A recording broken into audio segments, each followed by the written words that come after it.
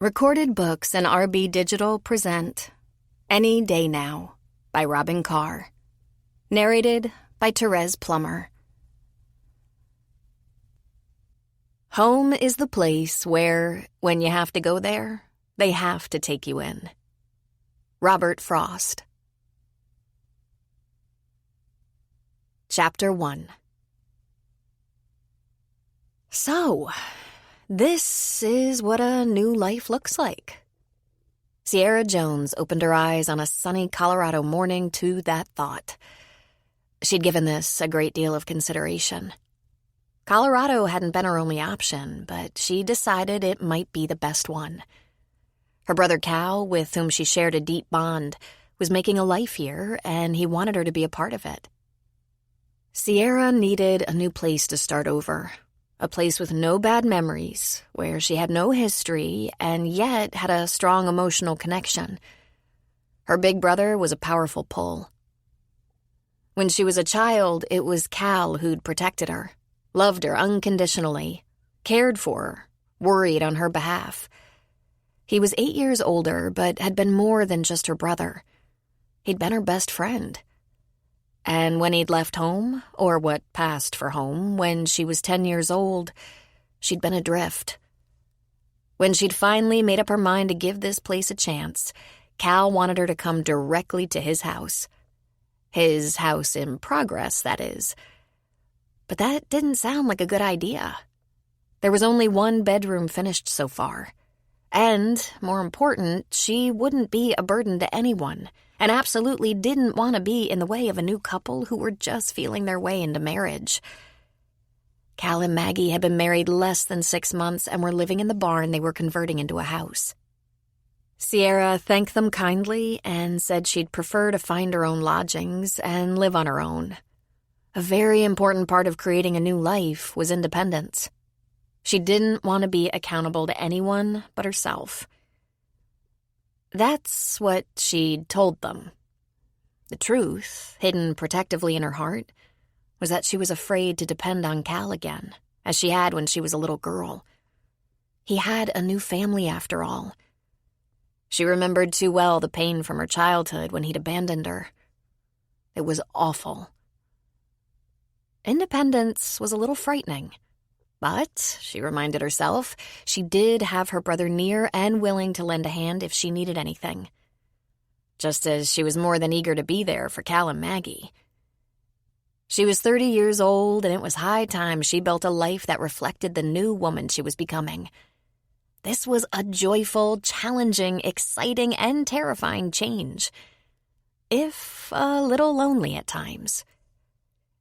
She had a short checklist of things she wanted to settle for herself before seeing Cal. First, she wanted to look around the area. Timber Lake was the town closest to where her brother and Maggie lived, and she thought it was adorable. It was a little touristy, a little on the Wild West side with its clapboard shop fronts and Victorian-style houses, surrounded by the beauty of snow-topped mountains and long, deep fields.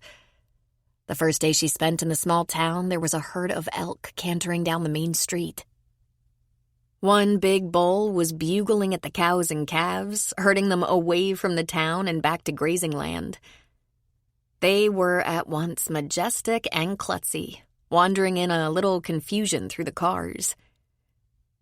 An old guy standing in front of a barber shop explained to her that with spring, they were moving to higher elevations.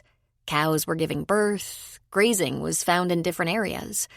And in the fall, he said, watch out for rutting season. Those bulls get real territorial.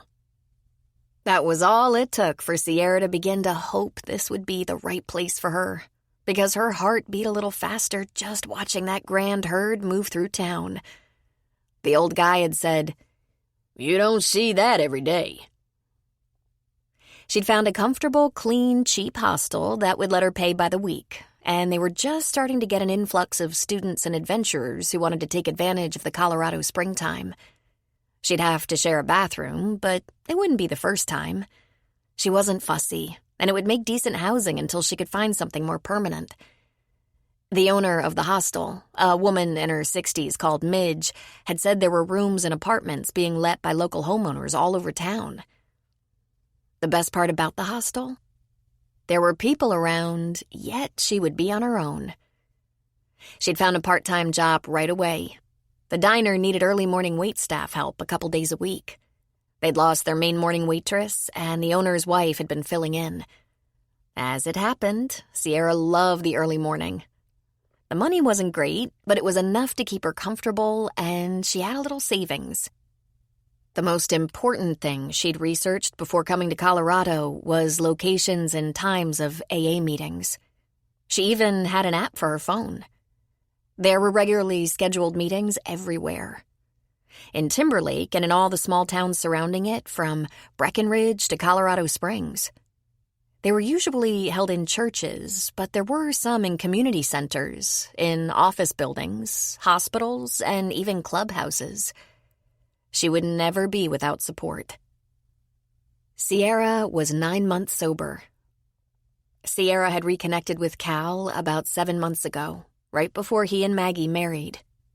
He'd visited her twice since and called her regularly. He'd begun lobbying for her move to Colorado a few months ago. For the 8 years previous, they'd been in touch, but not much a part of each other's lives, and for that she had regrets. Those years had been especially difficult for Cal. The past 5 years had been brutal. His first wife, Lynn, had suffered from scleroderma, a painful, fatal disease, and had passed away 3 years ago. Cal had been a lost soul. If she'd been a better sister, she might have offered her support. But that was in the past, and the future was her opportunity. She hoped they could rebuild the close relationship they'd once had and become family again. Right before she'd started the long trek south to Colorado, Cal had shared a secret. He was going to be a father. Sierra was thrilled for him. He would never know how much she looked forward to a baby. She would be an auntie. Since she would never have children of her own, this was an unexpected gift. Cal Jones lay back against the pillows, his fingers laced behind his head, sheet drawn to his waist. He watched Maggie preen naked in front of the full-length mirror, checking her profile. "We got a thing going on, me and Mrs. Jones," he said, his voice husky. She really didn't show much yet, just the tiniest curve where her waist had been. She kept smoothing her hand over it. "I passed the dreaded first 3 months with no issues," she said. She beamed at him, her eyes alive. "I'm not sick. I feel great. I'm going to tell my dad it's okay to tell his friends now." "Don't be too surprised if you find he already has." "I wouldn't be at all surprised." He watched her with pride. Thin as a reed with that little bump that he put there, her smile wistful and almost angelic. She wanted the baby as much as he did. She thrilled with each day it grew in her. This baby had healed something in her, and it filled him with a new hope. She was more beautiful now than she'd ever been. "Mrs. Jones, you have to either get dressed or come over here and do me." She laughed. "I already did you. Magnificently, I might add." "I said thank you." She reached for her underwear, then her jeans, then her sweatshirt. The show was over. Now he'd have to wait all day to have her alone again. "It's time for you to get to work. I need a house. Tom will be here anytime. I'm going over to Sully's store," Maggie said. There was much cleanup and restoration to do at her dad's general store and campground at Sullivan's Crossing. It was the 1st of March, and it wouldn't be long before the campers and hikers started coming in force. Cal and Maggie were living in the barn they were renovating into a big house with the guidance of Tom Canaday, a local with some amazing carpentry and other building skills. Tom had good subcontractors to help, speeding up the process. Maggie and Cal had married last October, and while the roof and exterior were being reinforced and sealed, dormers added to what were once haylofts, the wiring refreshed, the interior gutted, and windows installed where there had been none, they'd been living at Sully's in his basement. Tom, Cal, and a few extra hands had finally finished off a bedroom and functional bathroom, along with a semi-functional kitchen. That bedroom on the ground floor would eventually be Cal's office when the house was finished. The proper master bedroom would be upstairs. They had a good seal on their temporary bedroom door so they could sleep there and not be overcome by sawdust or the dirt of construction. They'd been in residence 2 weeks, thanks to warmer weather and a good space heater. Maggie spent most of her free time at the store helping her dad. Then there were those 3 or 4 days a week she was in Denver where she practiced neurosurgery. On her practice days, she stayed at the Denver house she'd owned for several years. During her days away, Cal and Tom did the things that were noisiest, smelliest, and messiest. The pounding and sawing, cutting granite and quartz, applying the noxious sealer, installing the floors, sanding and staining. Every time Maggie came home, it was like Christmas. She'd find new stairs to the second floor, a bathtub, a new kitchen sink, ceramic tile on the kitchen floor, half a fireplace. But the most precious addition of all was the shop vac. That little beauty kept dirt, sawdust, spillage, and debris manageable. It was their goal to have the house finished before the baby came, due in October. Tom Cannaday was at the house, his truck backed up to the door, before Cal had finished making Maggie breakfast. Very likely by design. Cal got the eggs back out and started making more breakfast. Tom brought his 20-year-old son Jackson, something he did whenever Jackson had a day free of classes.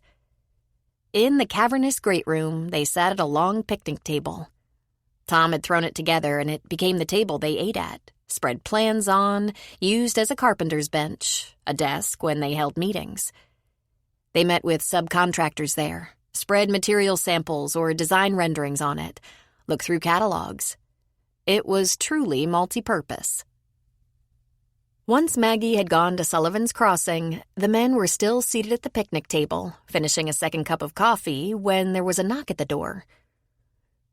"She forget something?" Tom asked. "Maggie wouldn't knock," Cal said, going to the front door. Standing just outside on the step was a pretty girl with light brown hair streaked with honey. She had peachy skin and a pretty mouth stretched into a smile. She wore tight jeans with fashionably torn knees, but Cal guessed hers weren't purchased that way. Her hoodie was tied around her neck. The sight of her made his eyes glitter with happiness. "Well, you finally got around to me," he said. He lifted her off the ground with his hug. "How are you?" "Good. Brand new. I love this place." "You might get a little tired of it this month. March is pretty sloppy." "Yeah, that happens," she said. He looked beyond her to the little orange VW parked on the road. Not new, that's for sure. He thought he saw a piece of twine holding the front bumper in place. Then he looked back at his sister. "The pumpkin," she said with a smile. "You must have looked hard for that thing," he said. "She came at a good price." "Hard to believe," he said facetiously. He always forgot how beautiful she was. She was 30 now, but still looked like a girl. He put a finger under her chin and tilted her face to look into her clear brown eyes. "How are you feeling?" he asked softly. "Never better," she said. "Really." "Are you going to stay here until you find something?" he asked. She shook her head. "Found something already. It's temporary, but clean, safe, comfortable, and convenient. The hostel in town. It'll keep me very well while I look around some more." Sierra looked past him. Wires were hanging from the ceiling and sticking out of walls. Building debris was scattered everywhere. Stacks of wallboard, tarps, doors leaning against walls, piles of supplies from plumbing fixtures to hinges. "Love what you've done to the place, California." Someone cleared his throat, and Cal turned to see Tom and Jackson staring at Sierra with open mouths and wide-eyed wonder. "Oh, sorry, guys. Tom, Jackson, this is my sister, Sierra. Sierra, that's Tom and his son, Jackson. We're building together, remodeling the barn. Like I told you the last time we talked, it's going to be our house by the time the baby comes." "Amazing," she said, looking around the massive interior. "Put up some walls, California. You don't want to be living in an arena." "Right," he said, smiling. "Listen, guys, Sierra and I have some catching up to do. I want to take her over to Sully's to see Maggie. I'll be gone for a couple of hours, but I'll be back. You okay without me?" Jackson grinned. "Sometimes we're better without you." "Way to pump my ego," Cal said. "See you in a while." He pulled the door closed and steered Sierra toward her car. "Can I drive?" "The pumpkin? I guess. But she's very sensitive. You'll have to be gentle. Don't grind the gears or pump the brakes." She pulled a key out of the pocket of her tight jeans. "But why?" He grabbed it. "Indulge me. I want to see how it handles on these mountain roads." She slid into the passenger seat. "Okay, but no matter how much you love her, you can't have her." The first thing he did was grind the gears. "Sorry," he said. She groaned. He was smoother then, driving around the foothills. There were a lot of sharp turns, uphill and downhill grades, narrow roads that briefly widened, and some amazing mountain vistas. At a widened lookout, Cal pulled the pumpkin right up to the edge and stopped. "Not bad, Sierra," he said. "Kinda creaky, isn't she?" "She likes me better," Sierra said. "I have a sweet touch, and you're a clod." "It suits you, this little orange ball. How was your drive down?" "Pretty. A little rainy. Colorado is beautiful." "I worried, thinking about you making that drive all alone when I could have ridden with you." She laughed outright. "God, I needed to be alone more than you'll ever know. Do you have any idea how rare time alone was for me the last 9 months?" "That wasn't one of the things I thought about," he admitted. He'd spent all his energy fearing her relapse, or worse. "I've been living with people for 9 months, first in rehab and then in a group home. It taught me a lot. I'm the first to admit that, but it also drove me crazy. For a long day on the road, I could actually hear the inside of my head. My first day in Timberlake, there were elk right in the town, on the main street, weaving through the cars." "I've never seen anything like that. I've heard it happens, but never saw it." He gave her knee a pat. "Tell me if there's anything you need. If there's anything I can do to make this move, this transition, easier for you." She shook her head. "Nothing at the moment. I planned it very carefully, down to the tiniest detail. If I need anything, I'll be sure to let you know." "You're being very brave," he said. "You left your support system and came all the way to—" "I have a phone, Cal. I'm in touch with my sponsor and will be going to meetings now and then, looking for a local sponsor. I'm in touch with a couple of the women in recovery I lived with the last 6 months. We shore each other up and—" She took a breath. "And I'm not fragile, all right? See? No sweaty palms. It's all cool. I'm excited about being here." "You never said what did it. What finally got you in rehab?" Cal and his late wife Lynn had tried an intervention, offering support if she'd consider sobriety, but it was a failure. Sierra wasn't interested. She said they were overreacting. "Listen, something you should understand. I didn't know I had a problem, okay? I should have, but I didn't. I thought I drank a little too much sometimes, like everyone. I kept meaning to do better, but it wouldn't last long. I mean, I hardly ever missed work. I never got a DUI, never got DTs when I didn't drink, and even though I did things I regretted because of alcohol, I thought that was my fault, not the booze. I decided to give rehab a try, but I honestly thought I'd go into treatment and learn that everyone else had a problem, and I was actually just an idiot who didn't always use good judgment.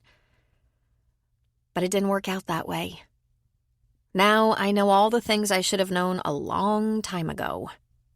She chuckled and looked out at the view. Imagine my surprise. "I thought you were doing a lot of drugs," he said. "Hardly ever," she said. "I didn't need drugs. I was busy drinking." He was quiet for a long moment. "I'm really proud of you," he finally said. 9 months is good," he said. "It's excellent, to tell the truth. And I'll be honest, in the early days, I wasn't very confident of 9 days. But here we are. Now you, tell me something. What does it feel like knowing you're going to be a daddy?" He felt his face grow into that silly smile he'd been wearing lately whenever he thought about Maggie. "Unbelievable. Overwhelming. I was getting used to the idea this wouldn't happen to me." "But it's not a surprise, is it?" she asked. "The baby?" "Nah. We wanted a family. Maggie's way more fertile than she bargained for. It happened right away. We're still getting used to the idea, but it feels great. You'll see someday." She was shaking her head. "I don't think so. Don't get me wrong, I look forward to being an auntie, but I'm not all that into the mommy scene. I didn't grow up looking after little kids like you did." "You saying you don't like kids?" he asked. "I love kids," she said, "when they're someone else's. But can I ask a personal question?" "Sure. Be gentle with me," he said, but he smiled when he said it. "Do you ever worry about the schizophrenia thing?" Their father, Jed, was schizophrenic, and he wasn't medicated. Rather, he was self-medicated. He smoked pot every day. It kept the delusions a little quieter. Jed was, quite honestly, crackers, and schizophrenia sometimes ran in families. "I worry about everything, including that. It appears Jed didn't inherit his disease or pass it on, unless someone's holding back information. But I have Maggie. She's much more logical and pragmatic. She began listing things we could worry about. The list was long. It covered everything from childhood cancers and illnesses to teenage pregnancy, and she suggested firmly that we deal with each problem as it appears. You have to remember, Maggie handles catastrophic head injuries and brain tumors for a living. You can't scare her. And if mental illness is one of our problems, trust me, we'll be managing it in a different way than Jed does." He paused. "How are they?" "I saw them briefly before I left, and they're exactly the same. Mom said she was glad I was going to be around you, that you probably needed me. I have no idea where she got that idea. I told her not to tell anyone but Sedona and Dakota where I was. I don't know who would ask, but I want to cut ties with that old life. I mean, I still have my Des Moines support, but we don't give out information on each other. Mom was fine. Dad was getting ready for a big security briefing of some kind. In other words, he's in Jed's world. You call them, don't you?" "I haven't talked to them in a couple of weeks. I've been busy with the barn. I'll check in." "Sierra, are there debts to clear or something?" "No," she assured him. "I just don't need anyone from rehab or my old party days tracking me down. I'm good." "If you have issues like that, tell me. Better to straighten it out than ignore it." "I don't have those kinds of issues, Cal." "Okay. But if I can help, just get settled." "I worry about them too, Cal," she said. "But there's nothing we can do," he reminded her. "Let's go find Maggie. She's dying to meet you in person." Sierra drove the pumpkin, following Cal's directions, to Sullivan's Crossing. As she oohed and ahed at the scenery, she thought one of the great things about rehab had been learning she wasn't the only person with a totally screwed-up family. Given the fact that her sister Sedona and brother Dakota were living functional and what appeared to be normal, conventional lives, it seemed to boil down to her parents. And all because Jed didn't want to be treated for his schizophrenia, and Marissa, her mother, didn't push him. Crazy parents weren't unusual in rehab. In fact, the number of people who'd been drinking or drugging their way through delusions was astonishing. She had told a small lie. She told it cheerfully and with good intentions. Truthfully, she wished she could have children. But there were multiple problems with that idea. First, she had a very bad history with men. She chose the worst ones imaginable. And second, not only did she have to deal with schizophrenia in the family tree, but also addiction, which also tended to run in families. How could she risk cursing a child with such afflictions? Add to that, you'd have to trust yourself a great deal to be a good parent, and she wasn't even close. Self-doubt was her constant companion. "You get to see this scenery every day," she said to her brother. "I was mainly coming here because you and Maggie are here, but it's an amazingly beautiful place." "I wonder if you ever get used to it," he said. "I still can't believe I'm lucky enough to live here." "How'd you end up here?" she asked. "You know," he said, "wandering, trying to find myself, sort of." "Sort of?" "I was roaming. It's in our genes. Plus," he hesitated, "I was looking for a place for Lynn, a place for her ashes. I gave her my word. I'd leave her in a beautiful place, and then I'd let her go." "And did you?" Sierra asked. He was quiet for a moment. "I found a beautiful place. By that time I'd met Maggie, and my life started over." He reached over and touched her knee. "Your turn to start over, kid." "Yeah," she said, suddenly feeling tired, scared. It came upon her at the weirdest times, that fear she'd turn out to be a failure. Again. Right, and looks like a great place to do that. "I think of this as home," Cal said. "We never really had a home." "We had the farm," she said. "Sort of." "You had more of that than I did," he said.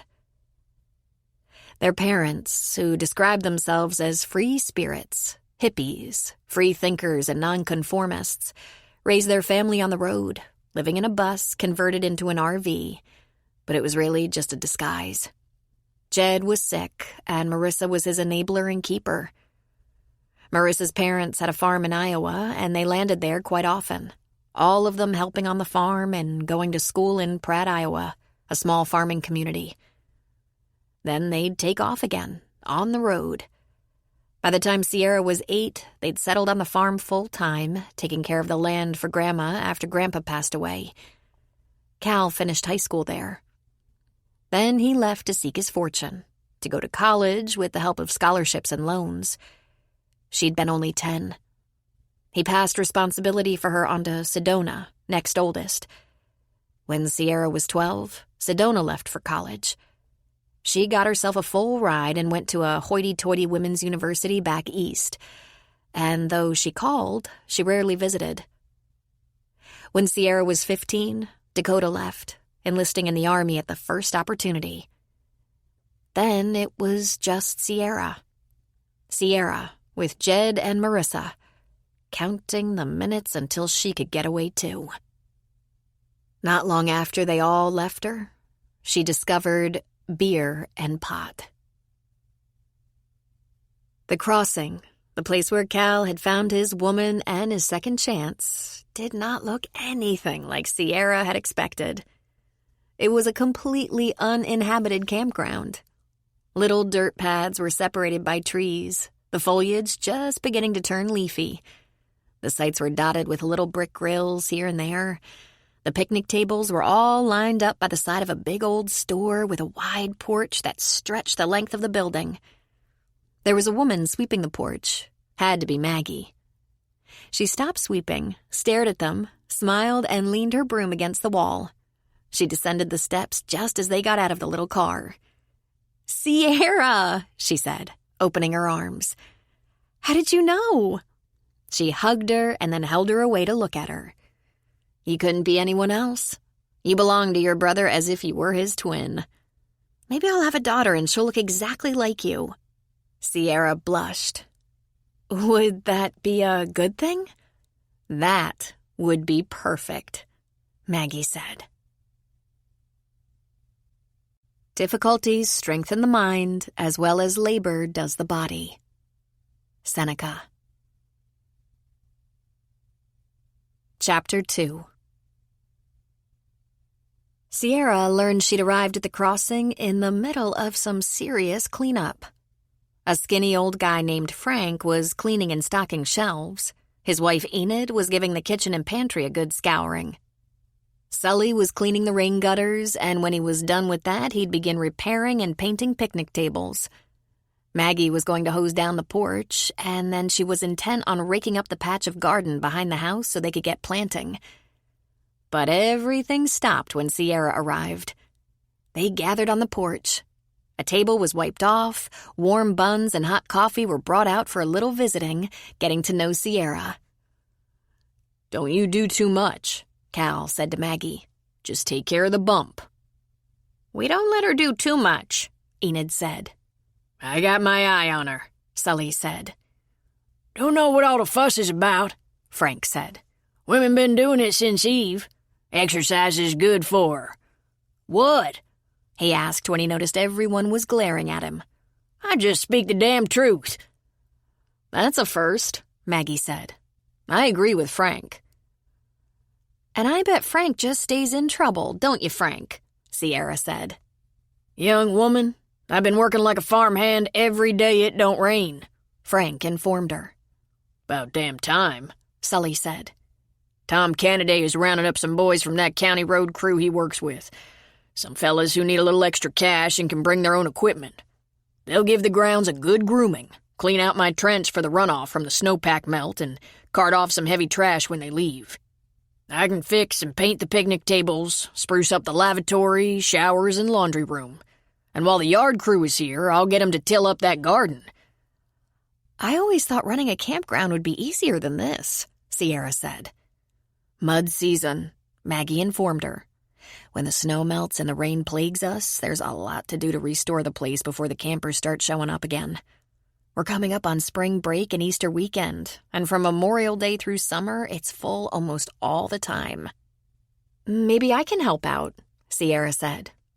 All eyes turned to her. It was quite a while before Sully spoke. "Could you use a little extra money, girl?" "I was thinking of being helpful," she said. "I have a job, but it's only part-time. I'm happy about that. I want some time to explore and, get settled in. I'd be happy to help out." "That's very sweet," Maggie said. "Are you going to stay with Cal and me?" "In the construction zone?" she asked. "Thanks, but I have a place." "Oh?" 3 people said at once. "A hostel in town," she said. "It's very nice. It's next to a bookstore. It's across from the diner where I'm going to work a few mornings a week." "Midge Singleton's place?" Sully asked. "That's it," Sierra said. Sully leaned forward. "Girl, that woman will stack bodies end on end, stuff as many people as she can in that place." "It seems decent enough. She seems very nice," Sierra said defensively. "I didn't say she wasn't nice," Sully said. "I've known Midge over 30 years. She opened up that place when her husband died a long while back, and she means to make a good living on it. You got extra beds in your room?" "Just one," Sierra said. "For a female in my general age range. She promised to let me have the room alone as long as she could, and that's just how a hostel works. I'd like to think she means that." "I'd like to think that too," Cal grumbled. "Here's another option," Sully said. "You go ahead and try that hostel, but watch your stuff. Let Midge lock things up for you. She'll do that. If you don't like it so much, I have empty cabins. There's a shower and bathroom in each one." "That's awful nice, but—" "You can have one of them if you want," Sully said. "I ain't gonna put another camper in your bed with you, no matter how full up we get." Cal laughed and Maggie winced. "What's the rent on one of those cabins?" Sierra asked. "Well, let me think," he said. He rubbed the back of his neck. "Bathroom needs regrouting. Picnic tables need paint. Porch on the store and at the house needs sealer painted on. Garden needs work and tending, and they're stocking daily in the store. 15 or 20 or so hours should cover a week. Easy. Then there's always the rumpus room, which is free. But you'd have to share a bathroom with an old man." "Rumpus room?" she asked. "Our old apartment," Cal said. "It's in the basement. The pipes clang sometimes, but it's comfortable. And no roommates." They visited for almost 2 hours when Sierra noticed that Sully was getting a little fidgety. Very likely he wasn't used to sitting around swilling coffee and yakking. "I think it's about time I got Cal back to the barn and to work, or Maggie will never get her house. And Sully, give me a couple of days to figure out my schedule and the town, and I'll come around to lend a hand." "I'm capable if you have better things to do," he said, standing up from the table and giving his jeans a yank up into place. Out of habit, Sierra picked up cups and napkins along with Maggie, carting them back to the kitchen. She stopped to look around a little bit, intrigued by the supplies that ranged from food to ropes to tools. There was even a bookshelf full of secondhand books. "This place is a popular stop-off for campers and hikers," Maggie said. "Through hikers who have taken on the Continental Divide Trail count on this place to restock and rest for a day or two. There's even a post office. They can pick up mail here." "Are there a lot of them?" Sierra asked. "All summer," Maggie said. "They're amazing. It's quite a conquest, the CDT. Is it a long trail?" "It's 3,100 miles from Mexico to Canada." Sierra gasped. "Are you kidding me?" Maggie shook her head. "It's a pretty interesting group that passes through here in the summer. Everyone from hikers and rock climbers to families camping for vacation. There are quite a few RVs and fifth wheels here from spring through fall. Lots of people enjoying the wildflowers, and then later the autumn foliage. It's a beautiful place." "You're so lucky to have grown up here," Sierra said. "I didn't grow up here. My parents divorced when I was only 6. I didn't see my dad for years, then only as a visitor. I lived for some time here. I've always loved this place. And now I'm going to raise a family here." She absently ran a hand over her stomach. "Pretty soon, too," Sierra observed. "I hope you get the barn remodeled in time." "Hopefully before the first snowfall on both. I'm going to have to make sure Cal gets a plow." Sierra went back to Timberlake and continued her exploration of the town. The hostel was right next door to the Little Colorado Bookstore, and like everyone in the Jones family, she felt the promise of books pulling her in. Books had always been their salvation, their only means of learning while they traveled, the only real entertainment they had. This store was tiny and packed to the rafters, specializing in books about Colorado, livestock and ranching, wildlife, history, mining, plants, crops, insects, anything and everything Colorado and its history, including lots of maps. They also carried fiction pertinent to the state. She learned that it wasn't a busy store, but the customers were steady. The owners were the Gibsons, Ernie and Bertrice, a couple in their 50s.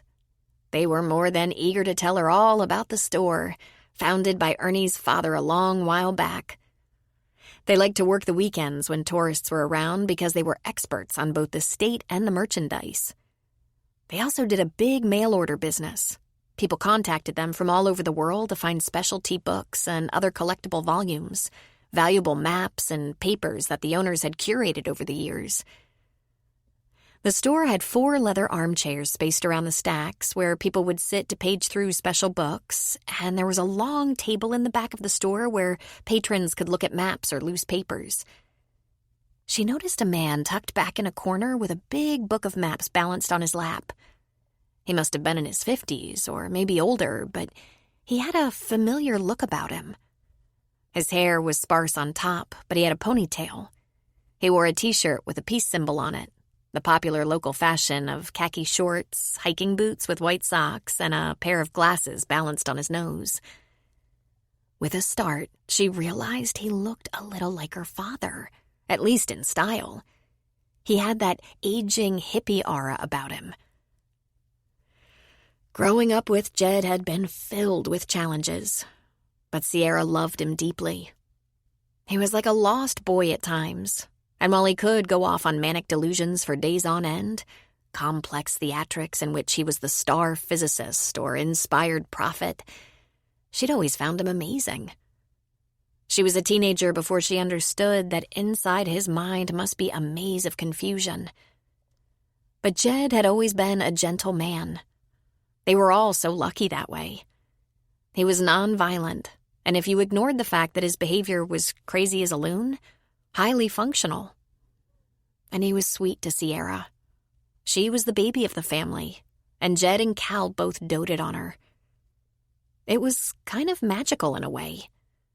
Jed was nuts, and Cal was like the white knight, always making sense out of chaos. The man in the chair looked up at her. Grumpy.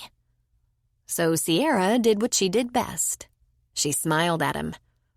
He smirked, but she knew she had melted him a little bit. Since she was a little girl, she'd known how to charm her way out of a bad situation. She walked around town a little bit, stopping in at the diner for a mid-afternoon ice cream. She chatted with the waitress, Lola, a 40-ish woman with 2 kids. Lola had been working in that diner for years. When she was married with small children, when she was divorced and a single mother, now still single, working 2 jobs and trying to finish her education by going to school part-time. Lola gave Sierra the gossip on the diner. What the boss was like, which fry cooks were dependable, who on the kitchen crew would back her up. She also told her where to buy the khaki shorts and white golf shirts that would be her uniform at the diner. Sierra wandered the town after that, dropping in at the drugstore, checking out the small grocery. She noted 2 law offices, a small storefront clinic, a hair salon and barber shop. There was a furniture store, custom designs. There were 3 small art galleries, 1 liquor store, 1 jewelry store, a bank, a consignment shop that tied up some time as she browsed, 2 churches, and the fire department. The guys were washing down one of the rigs in the drive. Nice eye candy. The police department was just across the street from the fire department. The next day, she drove to Leadville to buy her uniform and spent the day looking around that town. She found a bigger bookstore and a great little grill that served wonderful burgers. She then drove out to the barn to check in with Cal, who was up to his eyebrows in what appeared to be crown molding. There was a lot of hammering and sawing going on upstairs, and Cal was painting the molding. She told him all about Timber Lake and Leadville, as if he didn't know for himself. Maggie came back from Sully's, dirty from gardening, and informed Sierra she would be joining them for dinner, then went off to shower and change. The next few hours proceeded like a beautifully choreographed dance. Sierra ran the shop vac around, while Cal cleaned up his paintbrushes and folded up the tarps. Tom and his son came downstairs covered with sawdust, and Sierra laughingly vacuumed them off. Tom and Cal had a beer, and some corn chips and salsa were put out.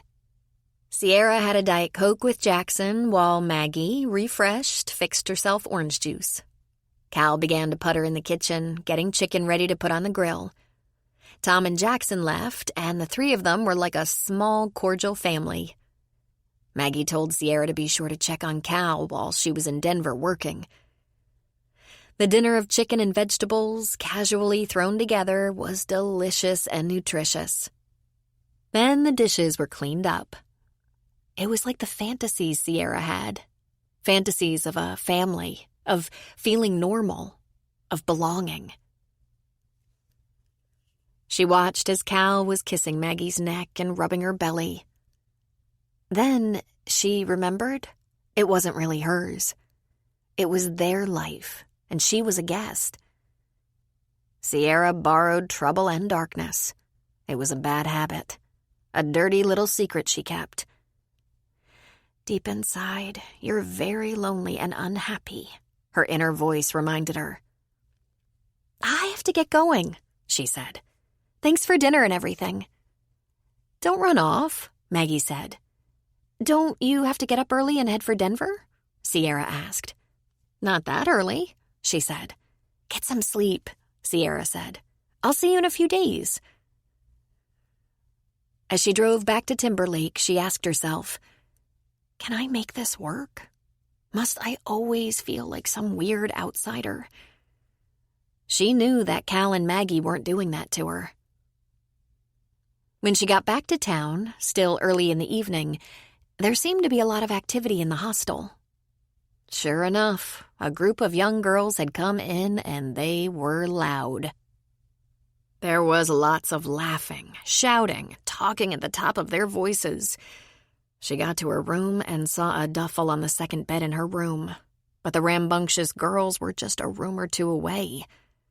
Well, Sierra wasn't going to undress for bed in that case. Most of her belongings were in her car, and she had only her backpack with her. She'd go back to her car in the morning for fresh clothing and shower and change then. This was the downside of staying in a hostel. It was a busy young people's kind of place, and one traded privacy for cheap housing. She sat on her bed and dug around in her backpack for something to read. Out in the car, she had several books on recovery that were nearly memorized by now. She didn't feel like that tonight. She pulled out her copy of Pride and Prejudice. It was battered all to hell. Sierra carried 3 novels: Pride and Prejudice, Forever Amber, and Gone with the Wind. That pretty much established her as a tragic but hopeful romantic. It had been hard to leave Wuthering Heights behind, and that was telling. No happy endings for Sierra. Not yet. The noise escalated, and Sierra hoped someone would complain. Mrs. Singleton didn't stay the night in the hostel. She had her own small house in town. The young man who was left in charge for the night was pretty social. He might not mind the noise, or the girls.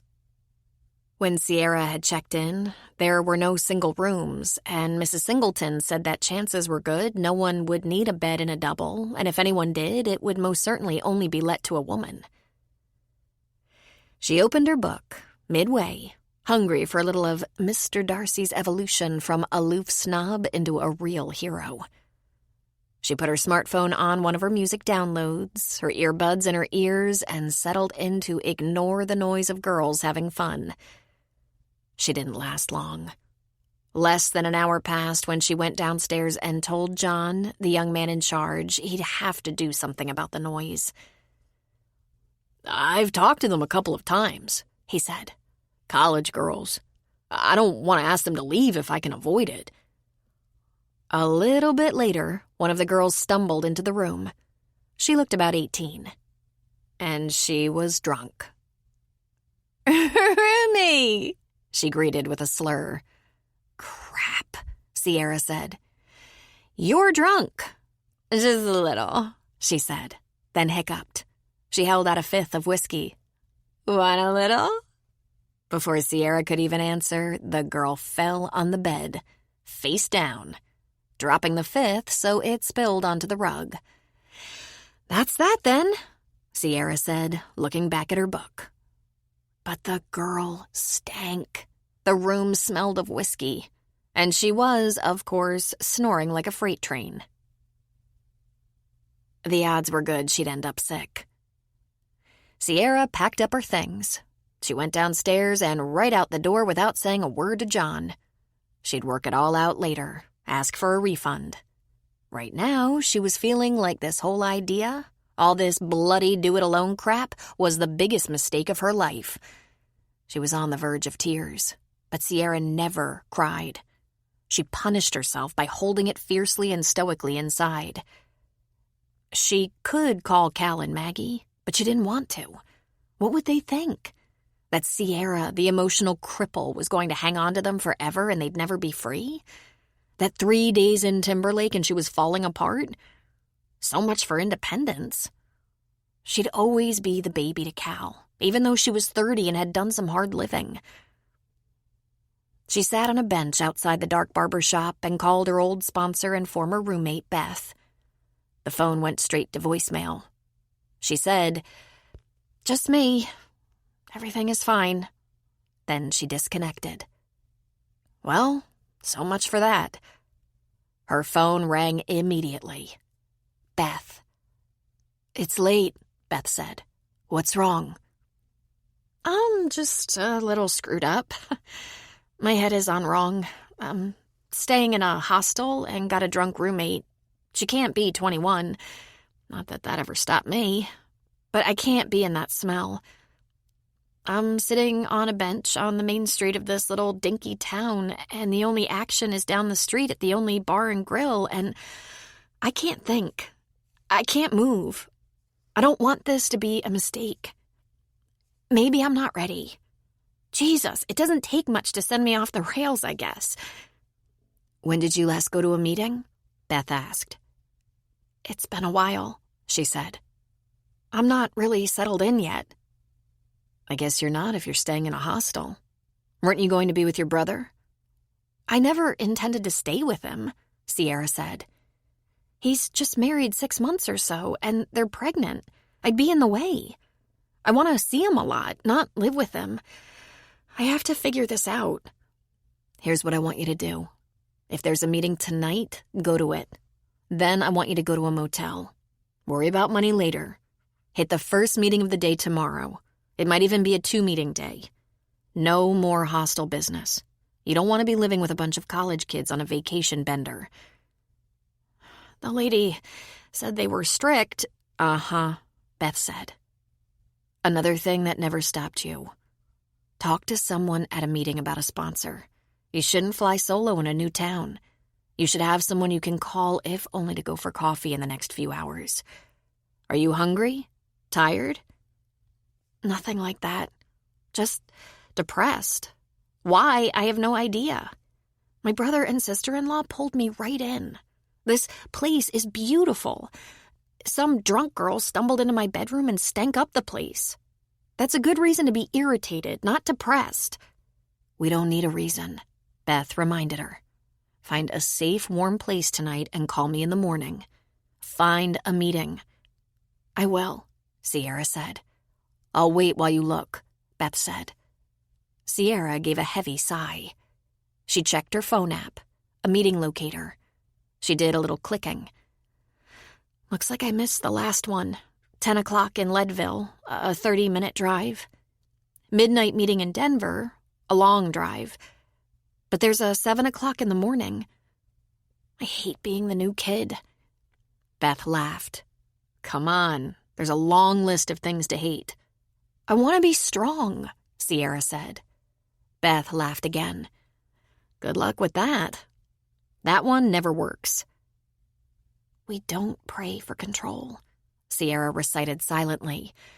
"We are powerless." "Think you can make that early one in the morning?" "Yeah, sure." "Can you find a place to stay?" "Yeah, there are places around. And there's always my brother.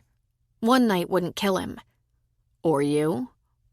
"Or me," she said. "Okay, I think I have a handle on it now."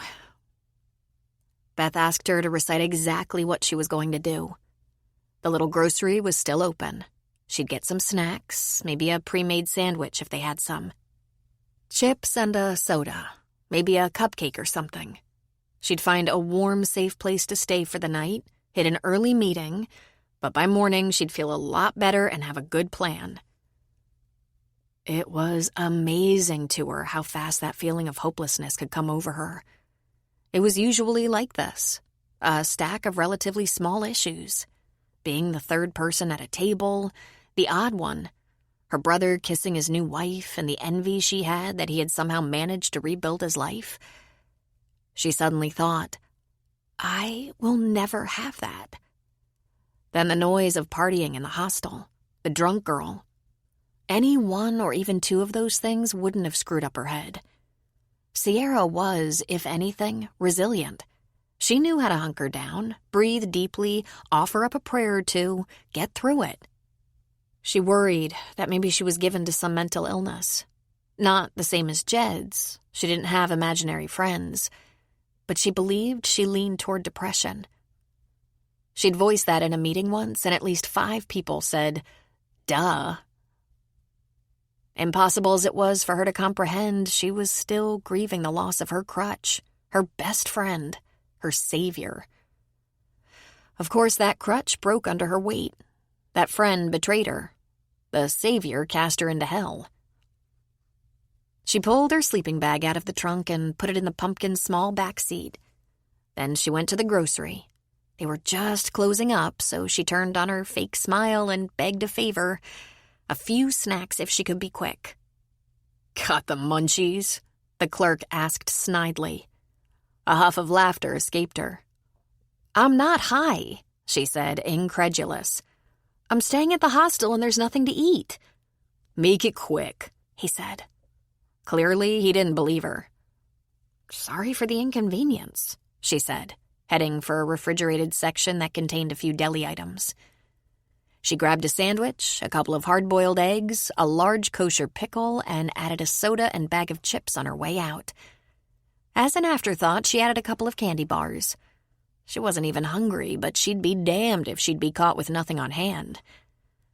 Just having some supplies made her feel more secure. There was no way she was going to Cal and Maggie, though she knew they'd be happy to find her a space. It was so important to her that Cal and Maggie think she had it together. She decided to go to the crossing. That Sully, he seemed like a pretty simple, straightforward guy. He wasn't too deep or complicated. She could see that. And it was a campground. She'd camp. It wasn't too cold, given her sweatshirt and sleeping bag. Her flashlight was charged. She had food and drink. There was a public bathroom. She'd snuggle up in the back seat, read her book and snack, and if she ran into any trouble, like a bear or something, she could outrun it in the pumpkin. Or she could lay on the horn until Sully woke up. "That's right, Sierra. Wake up a little old man to fight off your bear," she thought to herself. But nothing would go wrong. In the morning, she'd just tell him the hostel filled up with college kids and she wasn't the partying kind. She was more the kind to have a quiet and private night. Best to ask about that cabin. She'd be more than happy to work around the crossing for a room.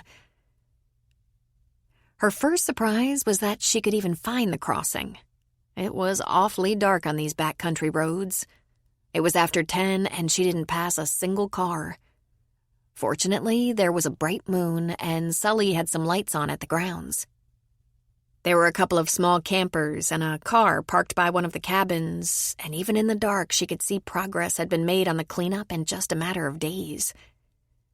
She parked right between the store and Sully's house where he would see her car first thing. She didn't want to shock or worry the old guy. Then she crawled into the back seat, snuggled into her sleeping bag, and looked at her phone. She still had plenty of charge for the night. She pulled out her nifty little book light that fit around her neck like a necklace shining in front of her. Her bag of groceries sat on the car floor on one side of the bump, her open backpack on the other. If nature called in the night, the light on her cell phone would get her to the loo. She pulled out Pride and Prejudice again. Just like her other favorite romances, the hero was very masculine and a little cruel, just like real life, Sierra style. Her throat hurt a little as she fought the release of tears. She denied herself tears. It was her penance for all her sins, the pain of holding in the tears. Someday, when she'd suffered enough, she imagined the floodgates would open and she'd cry till she drowned. But not tonight. She drank some soda to take the ache away. It wasn't long before she nodded off in her book, cozy as a bug in a rug. She was roused in what seemed like seconds by a tapping on her window. Startled, she woke to see Sully tapping with his flashlight. It was still dark. Was he frowning? Bo, the yellow lab, had his forelegs up on the door, panting excitedly. Bo seemed to be smiling. She opened the window a crack. "Coffee's on," Sully said. He walked into the store. The keenest sorrow is to recognize ourselves as the sole cause of all our adversities. Sophocles. Chapter 3. Sierra took a brief detour through the bathroom, backpack over one shoulder. She washed her face, brushed her teeth, and ran a brush through her hair. She wondered if Sully was angry. It was a campground, after all. She wandered into the store. In the back was the kitchen and a short breakfast bar with just 3 stools. Sully stood behind the bar, which also served as the checkout point for purchases. He was staring into a steaming cup of coffee. Behind him at the back door, Beau was inhaling his breakfast in great greedy gulps, tail wagging. Sierra climbed up on a stool a little sheepishly. Quiet. Sully took a swallow of his coffee and slowly turned toward the little kitchen. He brought her a cup of coffee, then pushed the cream and sugar toward her. "You mad?" she asked. He didn't look at her. Ain't worth a damn before my coffee. "Ah," she said. So she left him to it. She stirred some cream and sugar into her cup and took a slow, luxurious sip. Excellent coffee, she thought. It would be slightly more excellent if the sun was at least up. Maybe, if they became friends, she could point out to him that he might like the morning better if he slept until the sun at least began to rise. As for herself, it was as she'd predicted. She felt fresh and new. Apparently her demons decided to sleep in. "How's your neck?" Sully asked. "My neck? It's fine. Why?" "You were sleeping like a pretzel. Wasn't it a little cold?" "Nah, I was toasty. I had my sweatshirt on and my sleeping bag is great.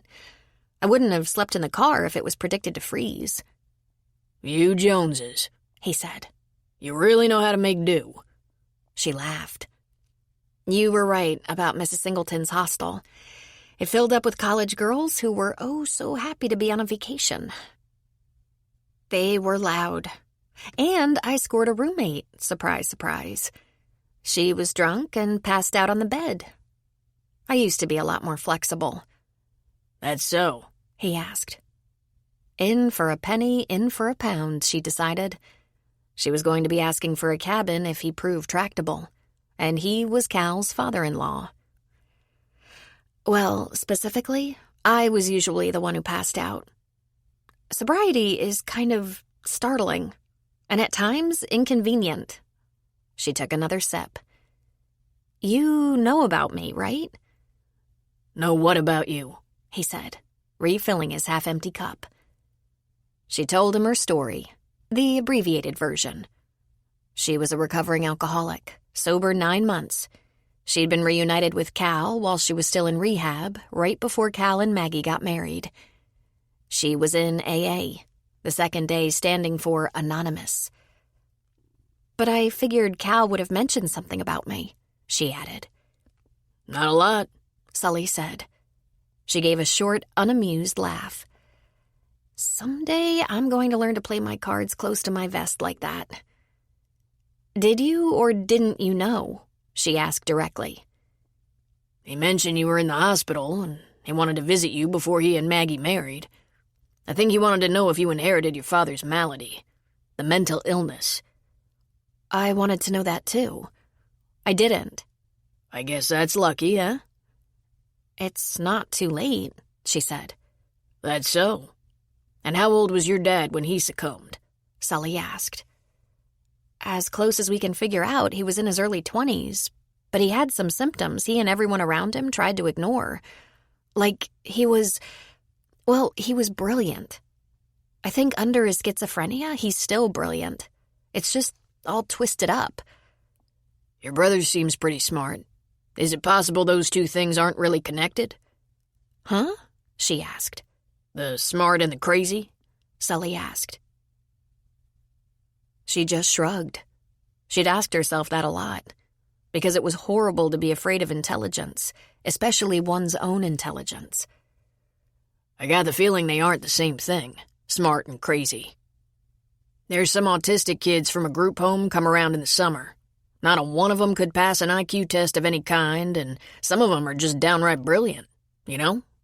Memories like steel traps, math skills you wouldn't believe, musical talents that knock me over. They're a hoot. You should know them. Do you know them? She asked. Some, he said. I get on with the autistic kids just fine. That's probably because I ain't all that smart to start with, but I have a talent or two. Not like them, that's for sure. We open the grounds up to some youth groups now and then. You just don't know how trapped they feel till you see 'em on the trails or in the lake. They cut loose. Then he grinned in a way that showed the pure joy in him. And Sierra fell in love. Right then.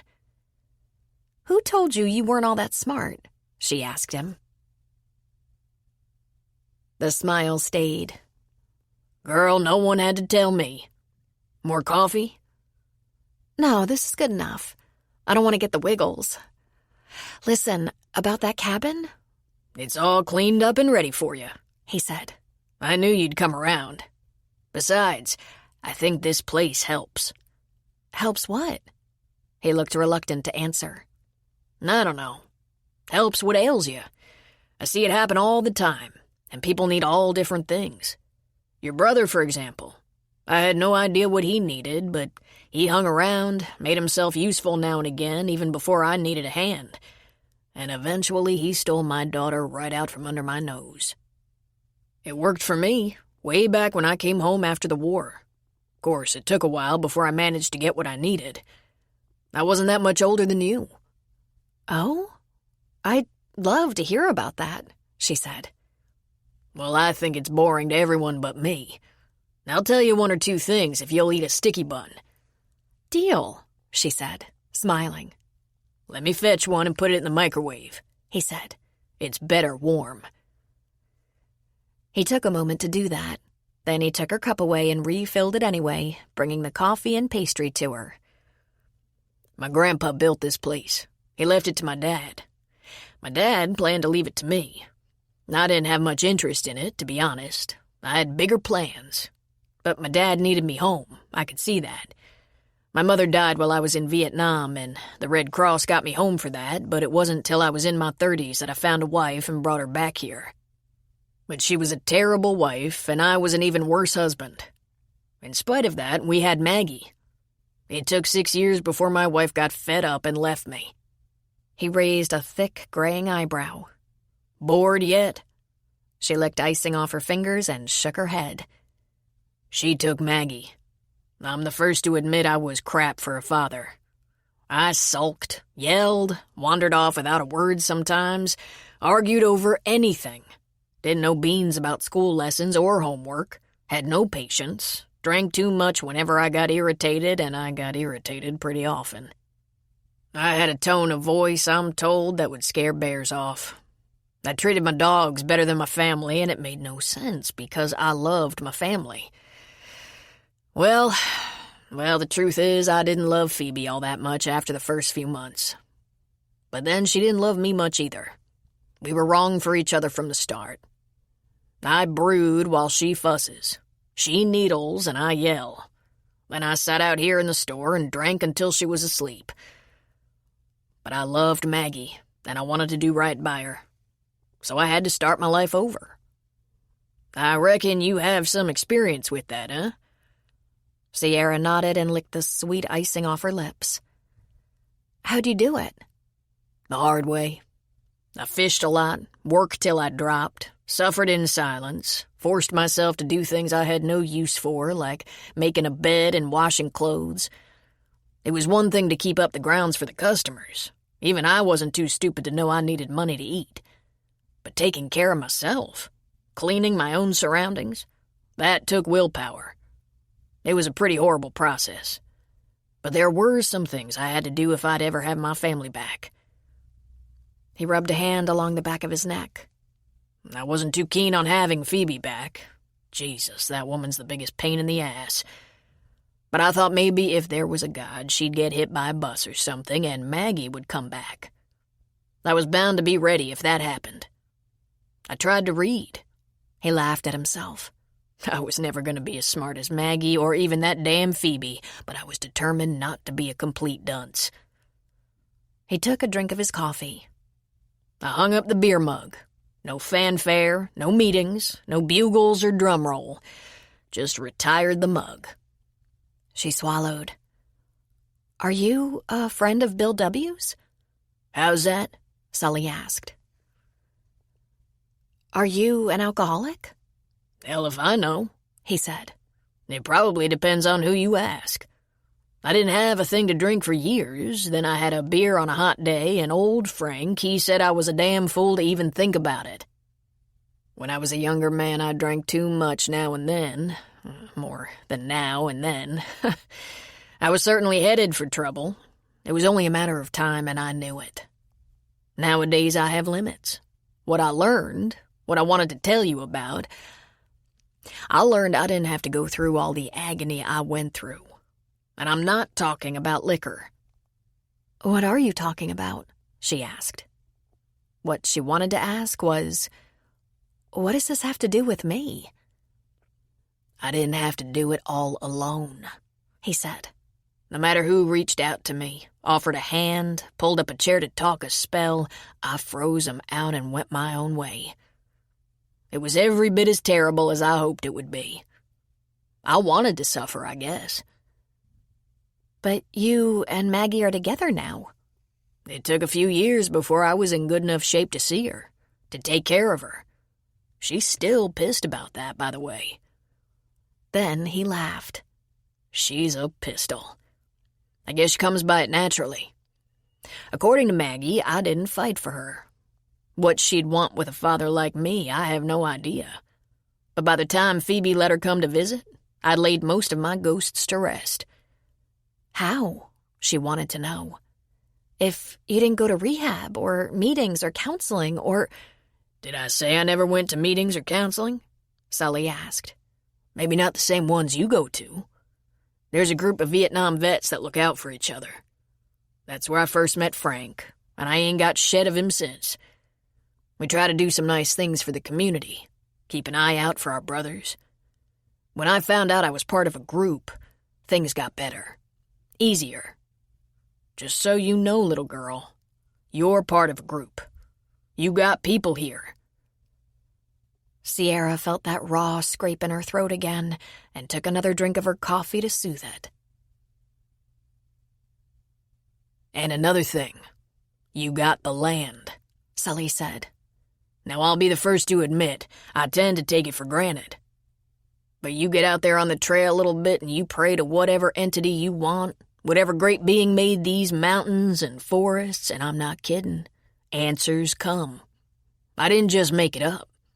All these lunatics that march through here all summer while they're taking on as much of the CDT as they can manage will tell you the same. Your brother did that, didn't he? It wasn't a question.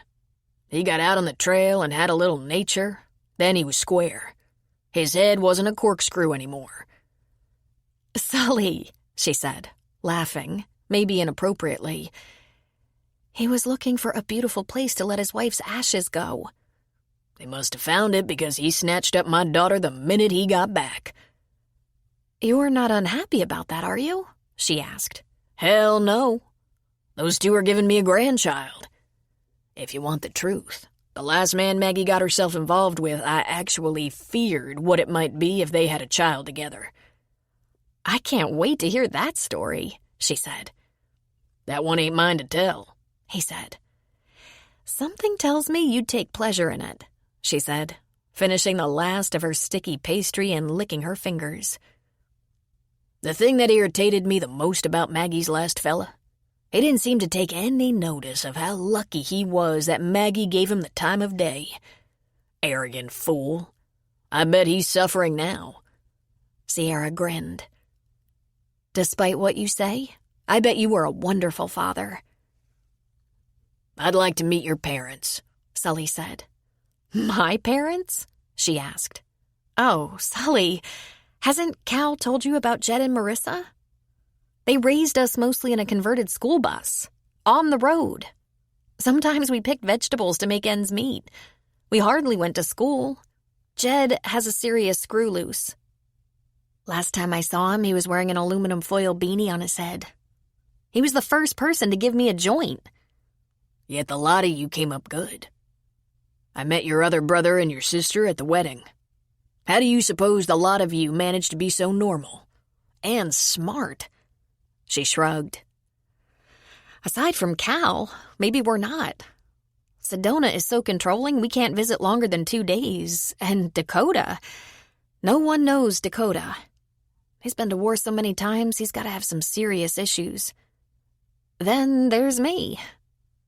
She decided to take another drink of her coffee rather than expound. "You're a little hard on yourself," he said. "That's okay. I understand that. But put that on your list of things to work out. What you got in your childhood to prepare you for this life. And what you might do to give yourself a break." Sierra wanted to sit at that lunch counter and visit with Sully all morning. But she had made commitments. She promised to call Beth, for one thing. She met Beth in recovery and asked her to be her sponsor. Beth had 5 years under her belt, but that was about all they had in common. Beth was 45, had 2 teenage sons. Talk about a reason to drink. A mean ex-husband, a large extended family, and her parents were elderly, but healthy and active. When Sierra finally decided to move to Colorado, she and Beth talked about staying in touch, at least for a while, but Sierra had promised to find a sponsor in her new home. There was a meeting in Leadville at 7. It was being held in a rec center, and when she arrived, she read the marquee at the front door for the room number. There was also a sleeve of pamphlets that listed all the classes and activities for the center. AA, yoga, Pilates, water aerobics, and a variety of other things. There were groups and classes for all ages all day long, but in the evenings there was a veritable smorgasbord of support. Solo parenting, grief group, singles, Nicotine Anonymous, AA, Al-Anon, and Alateen. She could smell the coffee. One thing about AA, the setting was almost always familiar. The folding chairs, the podium, the big box of donuts next to the disposable coffee cups. She was a little early, and there were only a few people milling around. One of them was that sourpuss from the bookstore. So she smiled at him again. His expression softened only slightly, but he approached her. "I don't think we've met," he said. "I'm Moody." "I'm so sorry," she said. "Didn't you sleep well?" "My name is Moody," he said, clearly unamused. Well, that would explain things. His mother named him Moody, and he spent the rest of his life living down to it. She put out her hand. "Sierra," she said. "I'm new in town. Well, not this town. I live near Timberlake, which is how I saw you in the bookstore." "How long have you been around here?" he asked. "Just a few days, but I found a job at that diner across from the bookstore. My brother and sister-in-law are nearby, and I was ready for a change. I lived in Iowa." "Coffee?" he asked. "Donut?" "I'm about coffeeed out already," she said. "I'll just sit down and wait till the meeting gets started." A few more people were straggling in. "Have you been coming to this meeting long?" "Long," he said. "Anything I can tell you about it?" She shrugged. "I'm pretty familiar with the program. I'm 9 months sober," she said. "Good for you," he said. His expression became more open, but he was stuck with that dour countenance. "I'm happy for you," he added. "You're young. Would you like to meet a few people?" "Maybe after," she said, noticing still more people entering the room. "Thanks, though. That's nice of you." She had hoped this might be a small meeting, 5 or 6 people. By the time Moody was ready to begin, there were at least 30. He had his agenda, typed in large print and slipped between protective plastic sleeves. Even that seemed almost universal. They had a prayer, recited the steps, called out to newcomers. Sierra jumped up just to get it out of the way. She still hated this part. "My name is Sierra," she said. "Hi, Sierra," they said in unison. I just moved to the area, looking for a meeting, just meeting people. She explained she was in recovery 9 months, and they clapped for her. There were a few comments. This meeting was a good one before work. They called themselves the Sunny Side Up. There were 2 more newcomers, a woman about 50, fresh out of rehab, a guy about 30, here by court order and needing 30 days of signed chits. And then a guy stood up and said his name was Mark. He didn't add that he was an alcoholic, but Sierra thought, "We have a winner." His coloring was pale with splotches. He was trembling. His eyes were red and watering. He was a little stooped. His gut hurt. Chances were good he was just coming off a bender. They were going to corral him right after the meeting, she bet. Nothing more was required of him, just that he listen. And he might bolt, but they were already on to him. Something might have happened to get him to a meeting. His wife might have finally left him. He could have lost his job or spent one too many nights in jail. He didn't look like he'd been in a fight, just real hungover. As usual, she asked herself if she'd ever looked that bad. When the meeting was over, people scattered pretty fast. This was, after all, a before-work meeting. Convenient. She met a couple of women who welcomed her and told her they hoped she'd join them again, and she said she probably would. But she wasn't sure of anything except one thing. She was going to scope out the locations and times of the meetings around her so she wasn't searching for one when she absolutely needed one. Maybe she'd come again. She liked Moody for no apparent reason. He might be grumpy, but he seemed steady. She went to Cal's to explain her new living space, and predictably he was thrilled to hear she'd be staying at the crossing. The next morning, she got up extra early knowing Sully would be up, but instead of rushing off to a meeting, she hung around at the breakfast bar until Enid and Frank showed up. After visiting with them for a while, she did a little cleanup in the store, then headed for the garden. After 2 hours in the garden, she took a nap, read her book for a while, washed some of her clothes, and offered to cook Sully's dinner. And she thought, my God, this is living. There was no television in her cabin, but Sully offered his if she wanted to watch TV. "Just lock the door when you go home," he said. "I'm surprised you lock doors around here," she said. "I forget most of the time, but lock yours. Every now and again we get a bad apple. Last spring, Maggie shot a lowlife who kidnapped a girl." "Really?" she asked, astonished and impressed. "I'll tell you about that sometime when we run out of stories." She didn't think they'd ever run out of stories. Cal and Maggie were around the crossing a little bit on the weekend. Maggie more than Cal. Cal worked on making a home every day. Then came Monday morning, and her new job began early. The diner didn't open until 7, but she was required to be there at 6:30 to set up. There was training for her, but she'd waitressed on and off so many times over the years, very little instruction was required. There were several early customers who she learned were mostly locals or business owners and workers from the town, and a bit later a few tourists. It was steady, but not what she'd call busy.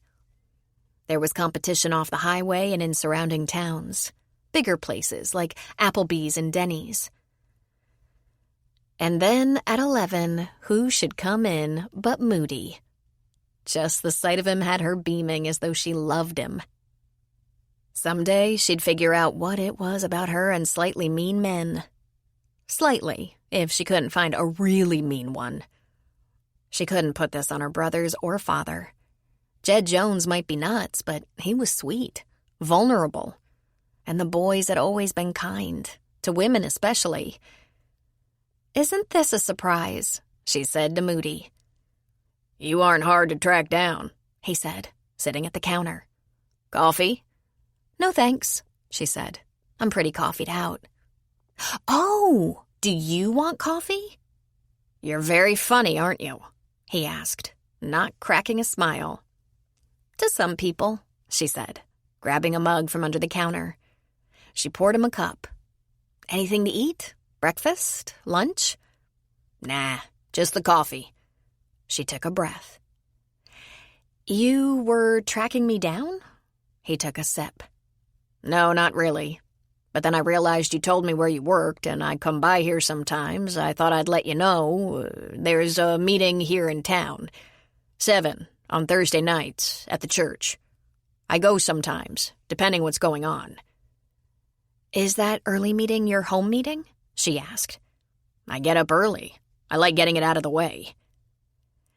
Is this a house call? She asked, teasingly. We don't make house calls, he said. We do reach out sometimes, but if you ask me not to... It's okay, she said. It's very nice, in fact. Then I'll take a chance and ask you if there's anything you need. I've been around here a long time, and I've been in the program a long time. She'd heard at the meeting. 30 years, she said. That's a long time, all right. Either you were pretty young or you're pretty old. There was the glimmer of a smile, but it was small and showed no teeth. Both. Either you know the ropes by now or you've been a real tough case. This time, he did show teeth. He even gave a huff of laughter. Both, he said again. Think you'll be around a while? I hope so, she said. My brother and his wife are expecting. I wouldn't want to miss that. But this was a leap of faith. It's quite a change. A beautiful change, but still. You staying with your brother then? He asked. She shook her head. My sister-in-law's dad owns a campground just outside of town, and he loaned me a cabin. So I have a place of my own, but I'm kind of with family at the same time. It's private, but... He lifted his eyebrows. Sully's place? You know Sully? She asked. I think everyone knows Sully. Maggie is your sister-in-law? And you know Maggie? Sierra, I live here. In 3 weeks, you'll know everyone. And you go to meetings here, in town? He nodded. I think the word is out on me. I don't talk about anyone else's business. You going to stick to Leadville? I don't know. I haven't thought that far ahead. I did notice they have a meeting for everything in Leadville. That's for sure. He agreed. So you have a place to stay, know where the meetings are, have family around. That can be good or not, depending. Anything you need right now? Not right now, she said. I'll be looking for a sponsor, but for right now I still have my last sponsor by phone. We talk all the time. He took out a pen, grabbed a napkin, and wrote his name and cell number on it. While you're checking things out and meeting people, here's my number. Why don't you use it sometime? Check in with me until you get a new sponsor. I don't expect to need anything, Moody, but... Then just check in to say hello, he said. It's a good idea to have an anchor or two. Floating around without connections can be risky. Okay, sure, she said, taking the napkin, folding it in half, and slipping it in the pocket of her shorts. But I'll probably see you around. How you doing on the steps? Oh, I ran through the steps. I'm spending a little extra time on number 8. And 10. Seems like there's an endless amount of accounting. He sipped his coffee. Remembering more or admitting more? He asked. When she didn't answer immediately, he said, Maybe we'll have coffee after a meeting sometime. Talk about the steps? I thought that might happen after the last meeting, but I guess everyone was either rushing off to work or maybe busy with that guy who was having a hard time. Mark? Mark shows up sometimes. I'm always glad to see him, Moody said. And he said nothing more. It was like a contract. These stories were shared in the meeting, but nowhere else. Not everyone played by the rules, but they were expected to nonetheless. The bell on the door tinkled, and in walked Adonis. Well, except he didn't have that black Greek hair. His hair was brown and his eyes so blue she could see them from the door. Sierra felt her heart catch. That meant he must be a bad idea. but the sheer height of him and the girth of his shoulders was almost shattering. His t-shirt was tight over his chest and arms. There was a firefighter's emblem on one pec. She had to concentrate to keep from sighing. She wondered, not for the first time, if absolute beauty was a requirement to be a firefighter. His eyes twinkled at her, but he said, "Hey, Moody," and he stretched out his hand toward Moody. "How's the weather?" "It's nice," he grumbled, "but it's bound to turn. Connie made a new waitress. Sierra, this is Connie. Connie, this is Sierra." "Conrad," he said. "Connie for short. Nice to meet you." That big, meaty hand swallowed up her small hand, and she gulped. Life is thickly sown with thorns, and I know no other remedy than to pass quickly through them. The longer we dwell on our misfortunes, the greater is their power to harm us. Voltaire. Chapter 4. Sierra had an unfortunate history of being involved with men who were not good for her. But a lot of that could be blamed on alcohol. Or maybe she started out with perfectly good men and destroyed the relationships with alcohol. At this point, it was pretty irrelevant, since there hadn't been a man in her life in a long time. Nor alcohol. The last one, Derek, had been so toxic and dangerous she not only swore off men, she ran to rehab. No one could get to you in rehab. Just the people you put on your list as approved visitors. She felt the calluses of Connie's strong, large hand, looked into those blue eyes, and told herself, "It doesn't really matter who he is. I'm off men." But she couldn't deny it. There was a tingle as his hand enveloped hers. "Nice to meet you. Do you prefer Conrad or Connie?" "Everyone calls me Connie no matter what I might prefer. I haven't seen you around here before." "I haven't been here long." "And what miracle had you choose Timberlake?" he asked, smiling. Smiling like a man who thought he might get laid. "Do you know Cal and Maggie Jones? I'm Cal's sister." The big man's smile vanished instantly. Nothing like an older brother to make a man rethink his objectives. Funny how that never went away, even with age. Sierra was 30 and Cal 38. You'd think by now a guy wouldn't be intimidated by a big brother. But it was just as well. "How do you like it around here so far?" he asked.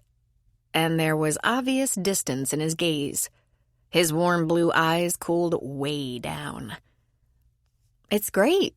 Amazing, in fact." "You can't be staying in that barn," he said. "You're right, I can't. But not because it's an unfinished house. Because I really don't want to live with my brother. They're newlyweds, for one thing. And I'm crazy about Cal, but he's my brother. I lived with him long enough growing up." Connie laughed. "I've felt that way about my brother. I'm here for an order. A big Caesar salad. You know about that?" "Oh, that's you? I'll get it." She'd been told it would be picked up. It was ready in the kitchen. She put it in a bag and rang it up for him. He left with a casual, "See you around."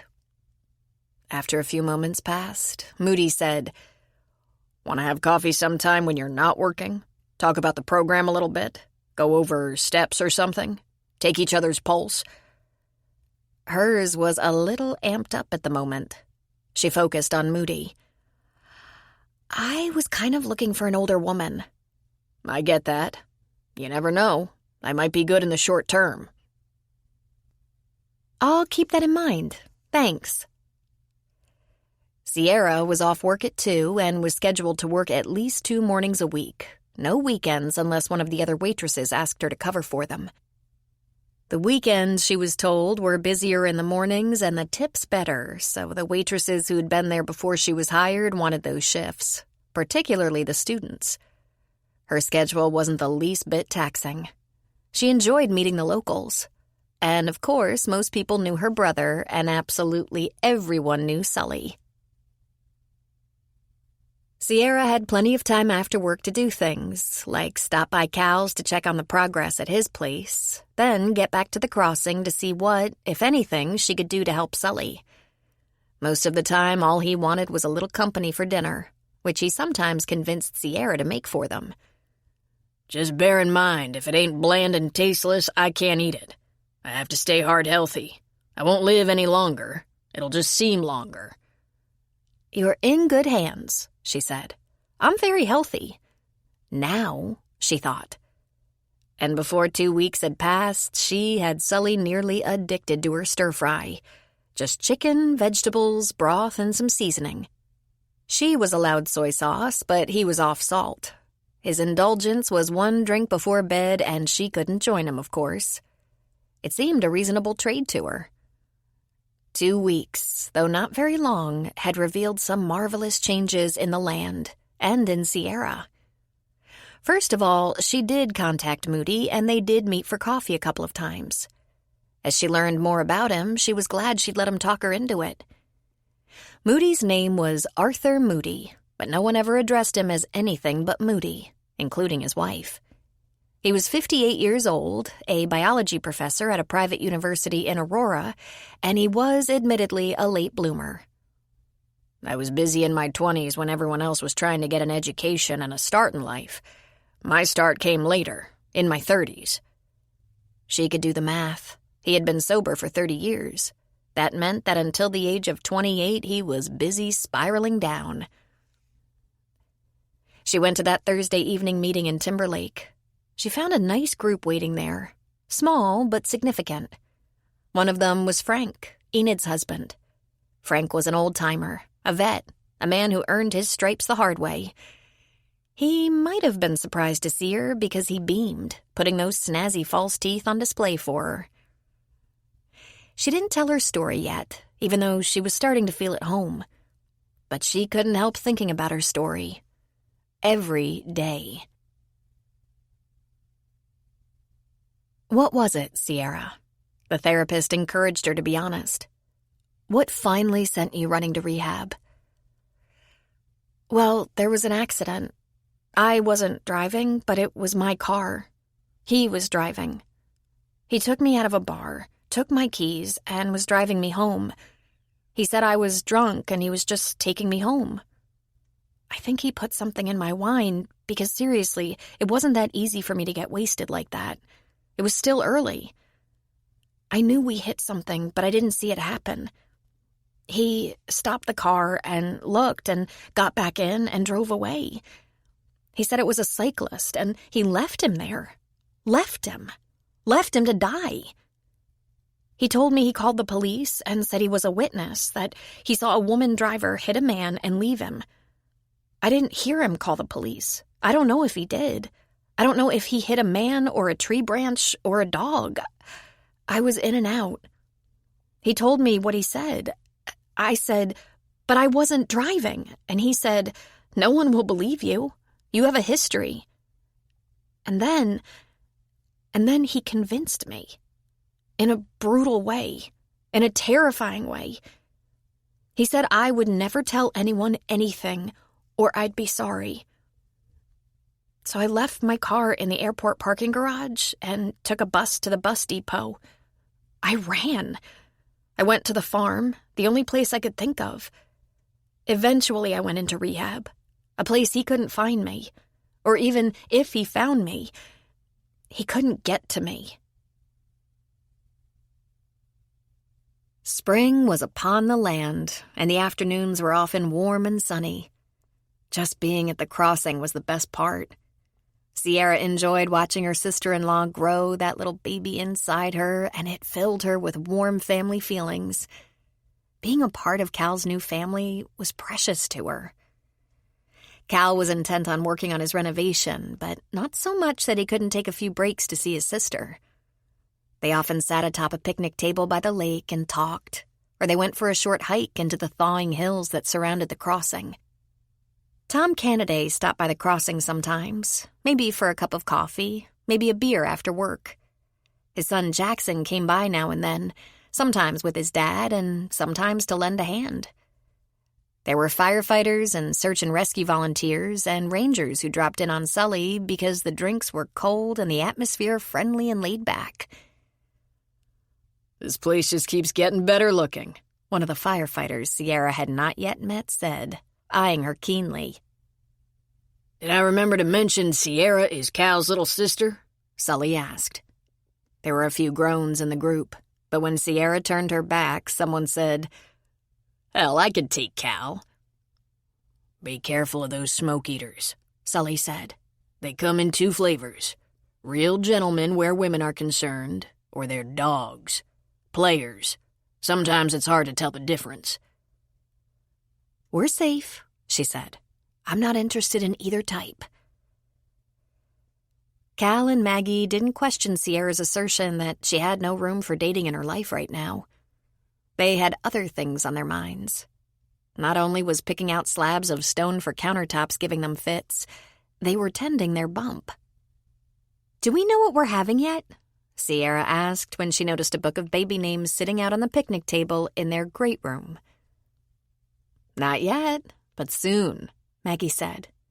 "No, I didn't mean boy or girl," she said with a laugh. "I meant state, city, or mountain range." The Jones kids were named California, Sedona, Dakota, and Sierra, in that order. "Hell no," Maggie said. "We'll be changing that trend." As the month of April drew near and the weather warmed, the wildflowers came out to play and were resplendent. Columbines, daisies, prairie phlox, and coppery mallow grew along the paths and carpeted the hillsides. Hikers had begun to show up at the crossing. Sierra found that, as Sully had promised, her own hikes worked wonders on her frame of mind. The exercise stimulated her and the sunshine renewed her. Freckles had begun to show up across her nose and on her cheeks. The time alone and all the thinking gave her a sense of inner peace. She felt closer to God, and she'd had very little training in religion, except for that relatively short period of time her father had believed he was Christ. As she came around a curve in the path, she looked up to see 3 men climbing the flat face of the hill on one side of the mountain. She moved closer until she could actually hear them, a little talking, a few grunts, the soft whisper of their climbing shoes sliding along the rock face and wedging in. As she got closer still, she realized she knew them. Connie, Rafe, and Charlie. She'd seen them in town, and they'd been around the crossing a few times. They were from Timberlake Fire and Rescue. She wondered if they were training or playing. They weren't wearing uniforms, and there didn't seem to be any fire trucks nearby. But those boys could certainly do lovely things to shorts and muscle shirts. She watched the clever shifting of their hips to give them lift. The muscles in their calves and arms were like art. Little buckets hung off their belts in the back, and they dipped into them for chalk, the sweat running down their necks and backs. My goodness, they were a lovely sight, slithering up that rock face, their shorts molding around their beautiful male butts. She couldn't help herself. She was thinking about sex. She had so much mental and spiritual work to do she wouldn't risk getting screwed up by falling for some guy. But it had been a bloody long time. The last man in her life, Crazy Derek, should have cured her of all men the way he'd cured her of drinking. She sat down on a rock to watch them for a while. She was achingly quiet and still, lest she make a noise and one of them fell. She was afraid to even drink from her water bottle. One of them seemed to briefly dangle in midair by his fingertips as his feet found a crevice to toe into, giving him another lift up the rock face. She held her breath through the whole maneuver. That's when she noticed he wasn't wearing a harness. That was Conrad. The other 2 were all trussed up, but he had no anchor. God, she was suddenly terrified and exhilarated. The freedom of it, moving up a dangerous rock without a net. She couldn't imagine how powerful he must feel, how uninhibited. It must feel like flying without a plane. It was the impossible, yet accomplished with an almost mellow, gliding movement. It didn't seem to take them very long, or maybe it was because she was mesmerized by the steady climb, but soon all three of them disappeared over the top of the rock. She let out her breath and gulped her water. She was exhausted and decided she'd had enough of a hike. She headed back to the campground. When she got there, it was early afternoon, the camp quiet, and Sully was sitting on the porch eating a sandwich. She ambled over and sat with him. Good hike? He asked. Beautiful. Isn't it late for your lunch? Oh, I got caught up in cleaning and painting trash cans. They were looking pretty awful. There were 3 guys rock climbing, she said. That really big flat rock face that looks like you shouldn't be able to find anything to hang on to, yet they slithered up to the top like lizards. What does it take to do something like that, Sully? He swallowed a mouthful. Insanity, if you ask me. I assume you haven't done that? I've done a little climbing, not up a flat rock like that. I've climbed where you can get a good solid foothold and grip, a decent angle. I'm not afraid of heights, but I'm not real comfortable with falling off a flat rock like that. He shook his head. They love that rock. Ever been to Yosemite? She shook her head. They climb El Capitan. It's flatter and way steeper than that. They pound in their spikes and anchors to hold their tents and camp hanging off the side. It's the damnedest thing I've ever seen. Look it up on your computer. Look up Climbing El Capitan. It'll scare the bejesus out of you. Watching them was terrifying and exciting, but I'm not afraid of heights. Cal doesn't much like heights. He has trouble even looking at pictures of scary heights. Sully grinned. When you get some pictures or a video, show it to him. I wonder if I could learn to do that, she muttered. No, you can't, Sully said. I forbid it. So that's what a real father sounds like, she thought. A normal father. Sane, decisive, controlling. She went to get her laptop and came back to the porch. Before she opened up and signed on, she asked Sully if he had any chores she could do for him. Nah, I got nothing much to do, he said. Where are you having dinner later? I'll be around here. Why? I got some salmon, rice, and asparagus. If I share it, will you make it for us? I'd be honored. Where'd you find asparagus this time of year? I paid top dollar at that green grocer in Timberlake. That's where. I don't know where it comes from, but the stalks are fat and juicy and plump up like steaks on the grill. You like that idea? I love that idea, she said. I'd love to share your dinner. I'll cook it and wash up the dishes after. What time would you like to eat? Since I'm just getting lunch, is 7 too late for you? Just right, she said. Gives me a little time to play on the computer and maybe read. It was about 4 when campers started coming back to the crossing, washing up after their day of exploring. Then a big Ford truck pulled up and 3 rock climbers piled out. They nodded to her and said hello as they passed to go into the store. Connie came back, holding his bottled water in one hand and an apple in the other. Without asking, he sat at her table. How you doing? I watched you climbing that steep, flat rock. Did you? We call that rock face Big Bad Betty. She's mean as the devil. I didn't see you, but we don't look around much. You have to be pretty focused. She closed her laptop. What does it sound like up there? She asked. When you're hanging on by your fingertips? What does it sound like? He smiled at her. There's a little wind, he said. The swooshing of hands and feet as you look for a good hold. Breathing.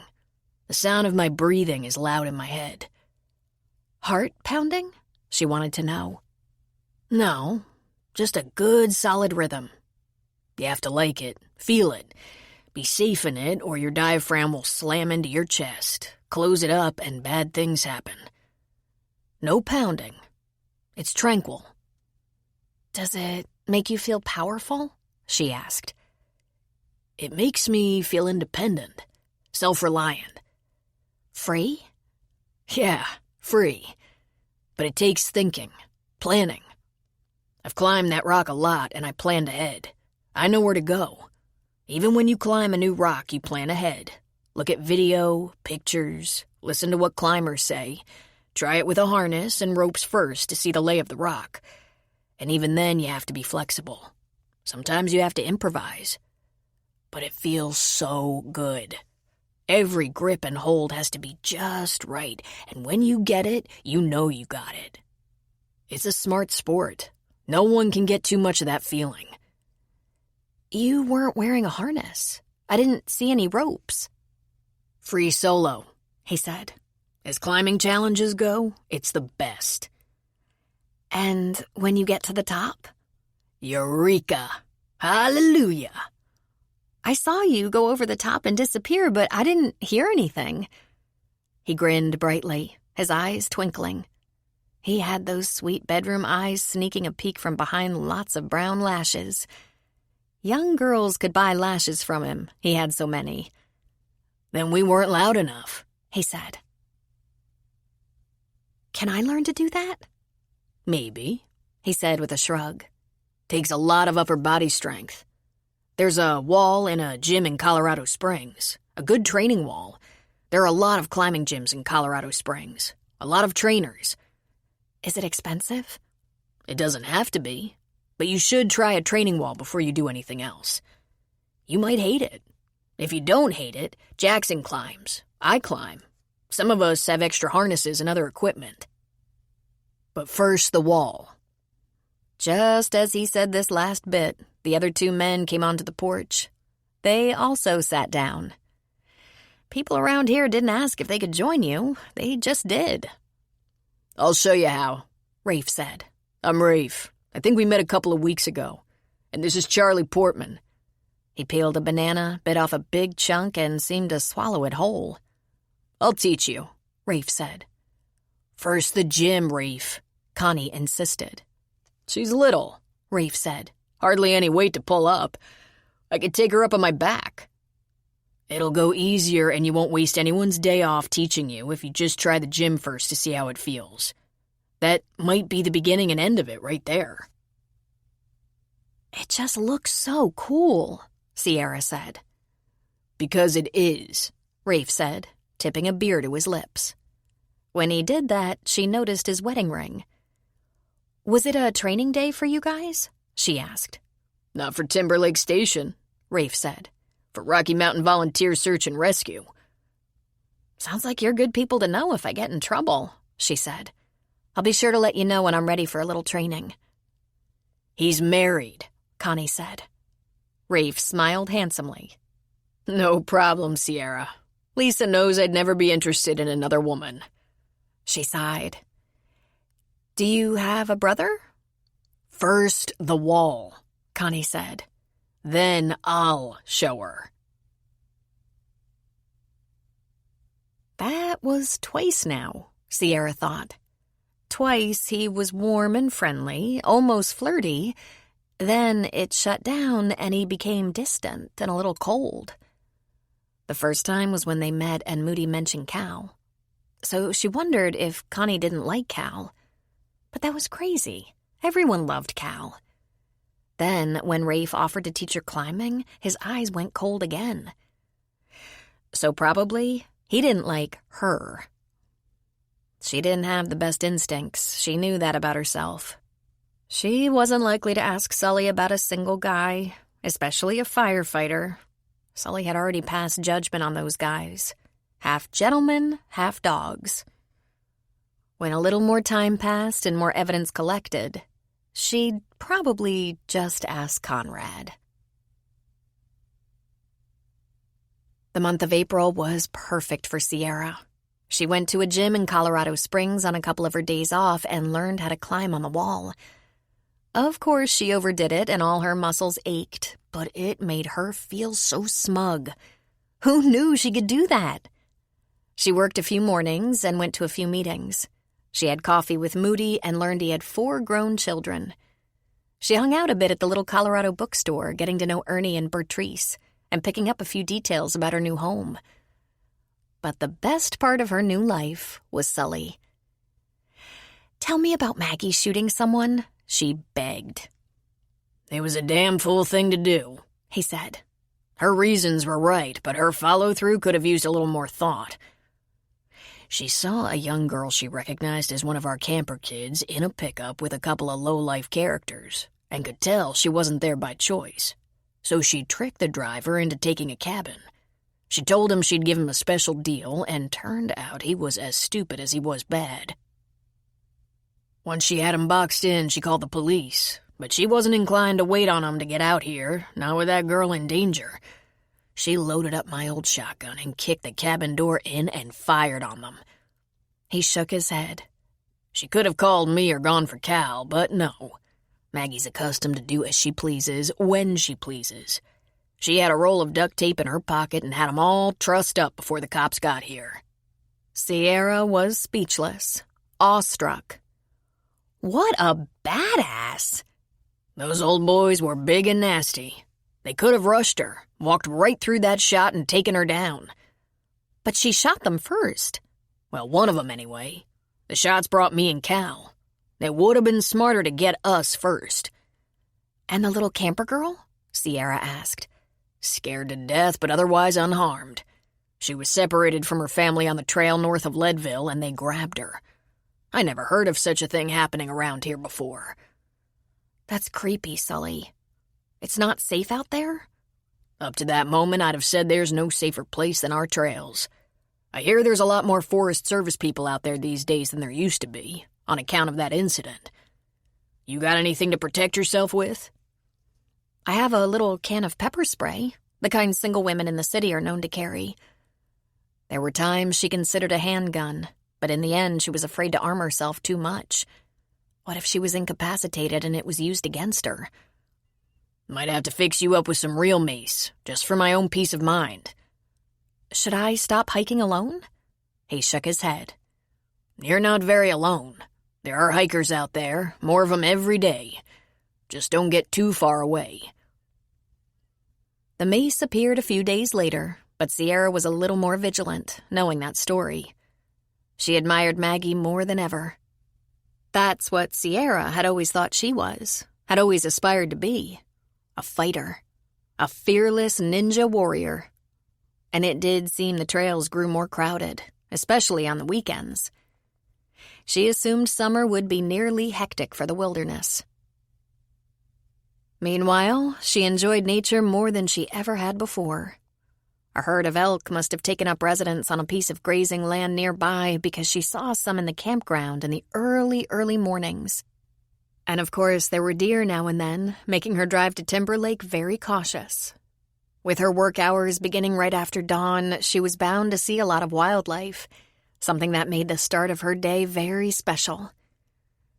Now that the weather was warmer, she and Sully were taking their morning coffee on the front porch. Since he had the pot on before the crack of dawn and she had to leave for the diner by 6:15, this became their morning ritual. She found herself rolling out of bed early even on days she didn't have to work at the diner. Sully was reaching a part of her that had long been neglected. She kept very close track of her hours of helping around the store and grounds, proud to note that she was more than deserving of that free cabin. She was at the crossing afternoons during the week and spent almost all weekend there. She could tell it worked out for Sully since the campground was busiest then, and she still had time for herself and to check on Cal's progress. The last weekend in April, the campground was over half full of cheerful, enthusiastic campers. The wildflowers were in full glory. The lake was still icy cold, but it didn't scare off boaters or even some floaters. There were lots of kids, some dogs that Beau watched very carefully, but they were either friendly family dogs or they were penned and leashed. Beau didn't mind sharing his territory with the occasional friend. There was a chocolate lab who Sully said was a regular guest, and she liked to swim with Beau. They played havoc on the ducks. A family appeared with a fifth wheel on Friday afternoon who were new to Sully, but he took notice of them right away because the 9-year-old boy behaved a bit oddly. Sully said he might be autistic. He clung close to his mother, but seemed to concentrate on his fingers and mutter all the time. There was a little girl, maybe 5 years old, who had much more energy and attentiveness than her brother, and a golden retriever pup around a year old. The golden was trapped in a kennel that was much too small for her, and when she was let out, she was wild and crazy. The man couldn't handle her, had her in a choke collar that he pulled on relentlessly, shouting, "Down! Down! Molly, get down! Sit! Sit!"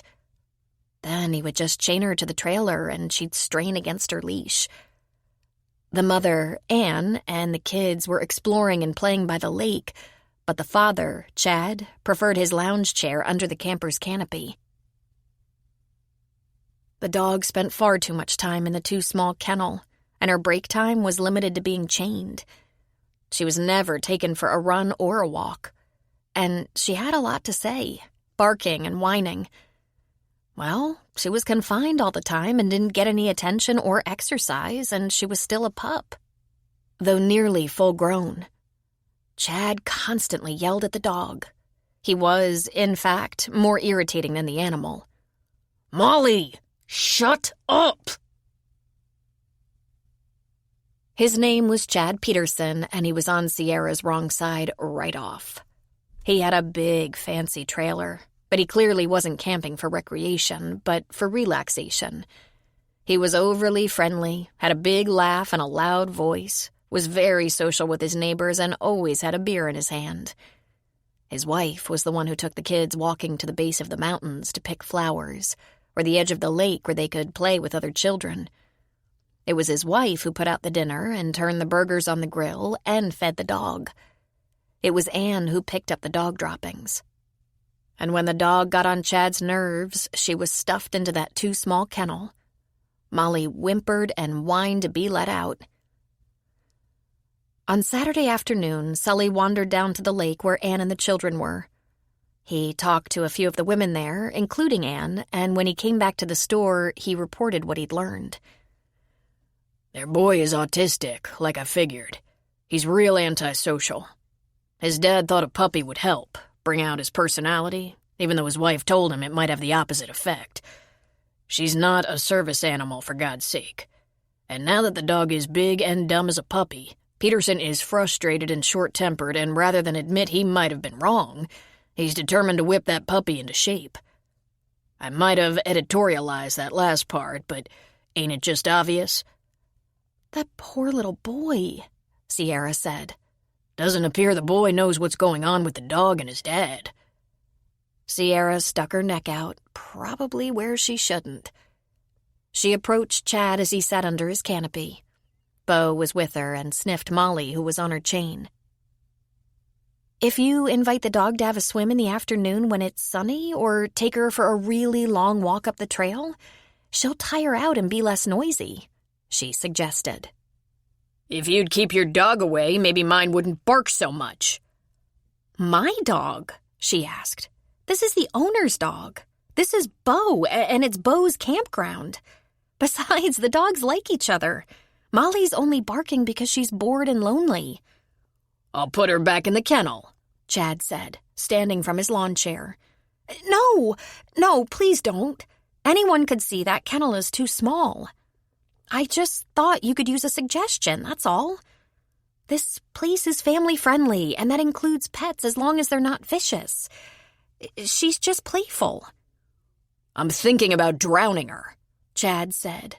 Then he grinned. "Oh, geez," Sierra said in disgust. "Come on, Bo." She went back to the store and located Sully behind the lunch counter. "Try to stay out of it," he advised before she even said anything. "They're not okay," Sierra said. "The wife and kids try not to get in his way. They give him a real wide berth, even that little boy. And the dog is barking and straining because she hasn't had any training. And he said he was thinking of drowning her. I hate him." "Don't waste your hate," Sully said. "Nobody's drowning anything at my campground. And how they conduct themselves is not our business unless they're breaking the law." "He's 1 inch from breaking the law. I can smell it on him," she said. The ruckus of the dog whining or barking and Peterson barking back continued while Sully and Sierra had their dinner on the porch. If a customer appeared, one of them or the other jumped up to go inside and wait on them. The few campers who came to the store remarked on the barking dog and the man with the booming voice. "Don't make the mistake of offering him advice," Sierra said. "I did, and he threatened to drown the dog." "Is there anything you can do?" one woman asked. "I think he's more annoying than the dog." "There's nothing we can do but ask him to leave and take his dog somewhere else," Sully said. "I hate doing that. I apologize for the noise." Things seemed to quiet around the campgrounds as the sun was lowering and people were stoking their evening fires. But every time a dog barked, poor Molly was set to answer. Then would come the noise of her owner. "Shut up, Molly!" Sierra was tormented by what was clearly animal abuse. The chain, the cage, the choke collar, a kennel, the right size for the dog complete with blanket and chewy toys, was a good training tool. Even Sierra knew that, though she hadn't had a dog. Not really. There'd been dogs on the farm when she was growing up, but that wasn't the same as a pet like Bo. She knew Sully was right. She should just mind her own business. He knows not his own strength who hath not met adversity. Samuel Johnson. Chapter 5. Sierra bid Sully good night at about 8, but she remained on the porch with a hot cup of tea. She took a great amount of comfort in routine. She usually got into bed with her water at her bedside and her book in her lap and read until she slept.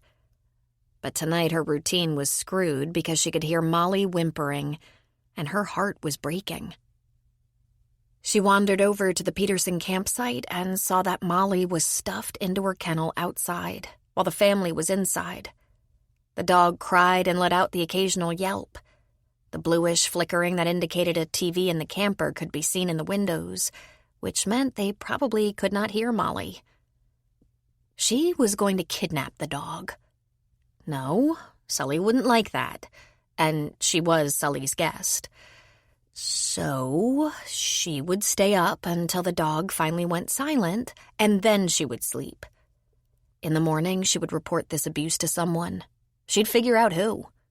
She would suggest to Mr. Peterson that he give her the dog to take to a no-kill shelter where she would surely find a wonderful forever home.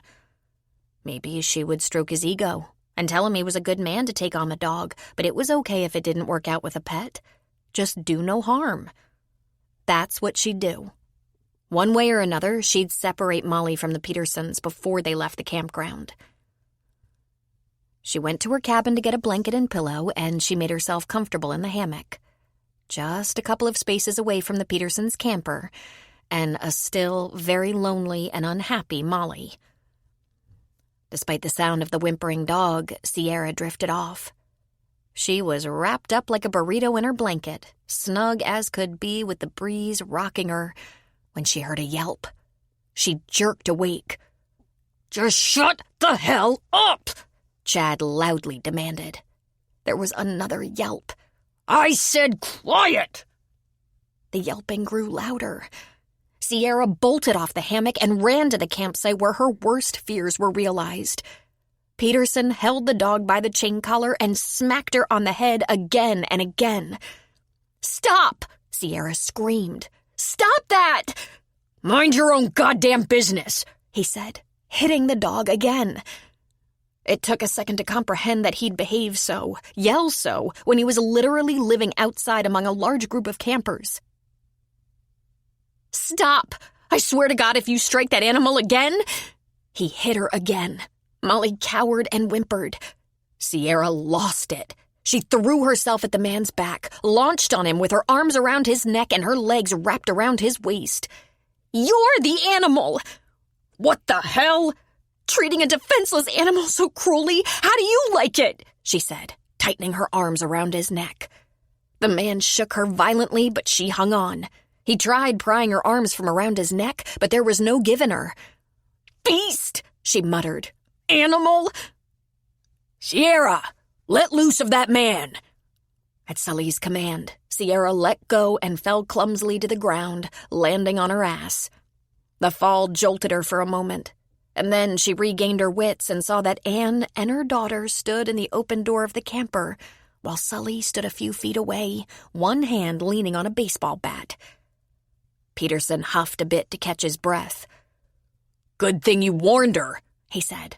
"I was close to forgetting she was a girl and give her what for." Sully hefted his bat. "You forget that was a defenseless animal, too? It's my animal. More's the pity. We got some pretty strict cruelty laws in this county, and that was plumb cruel. I called the police." "Well, good for you," he grumbled. "If you don't want that dog, I got a home for her," Sully said. "Bugger off, old man.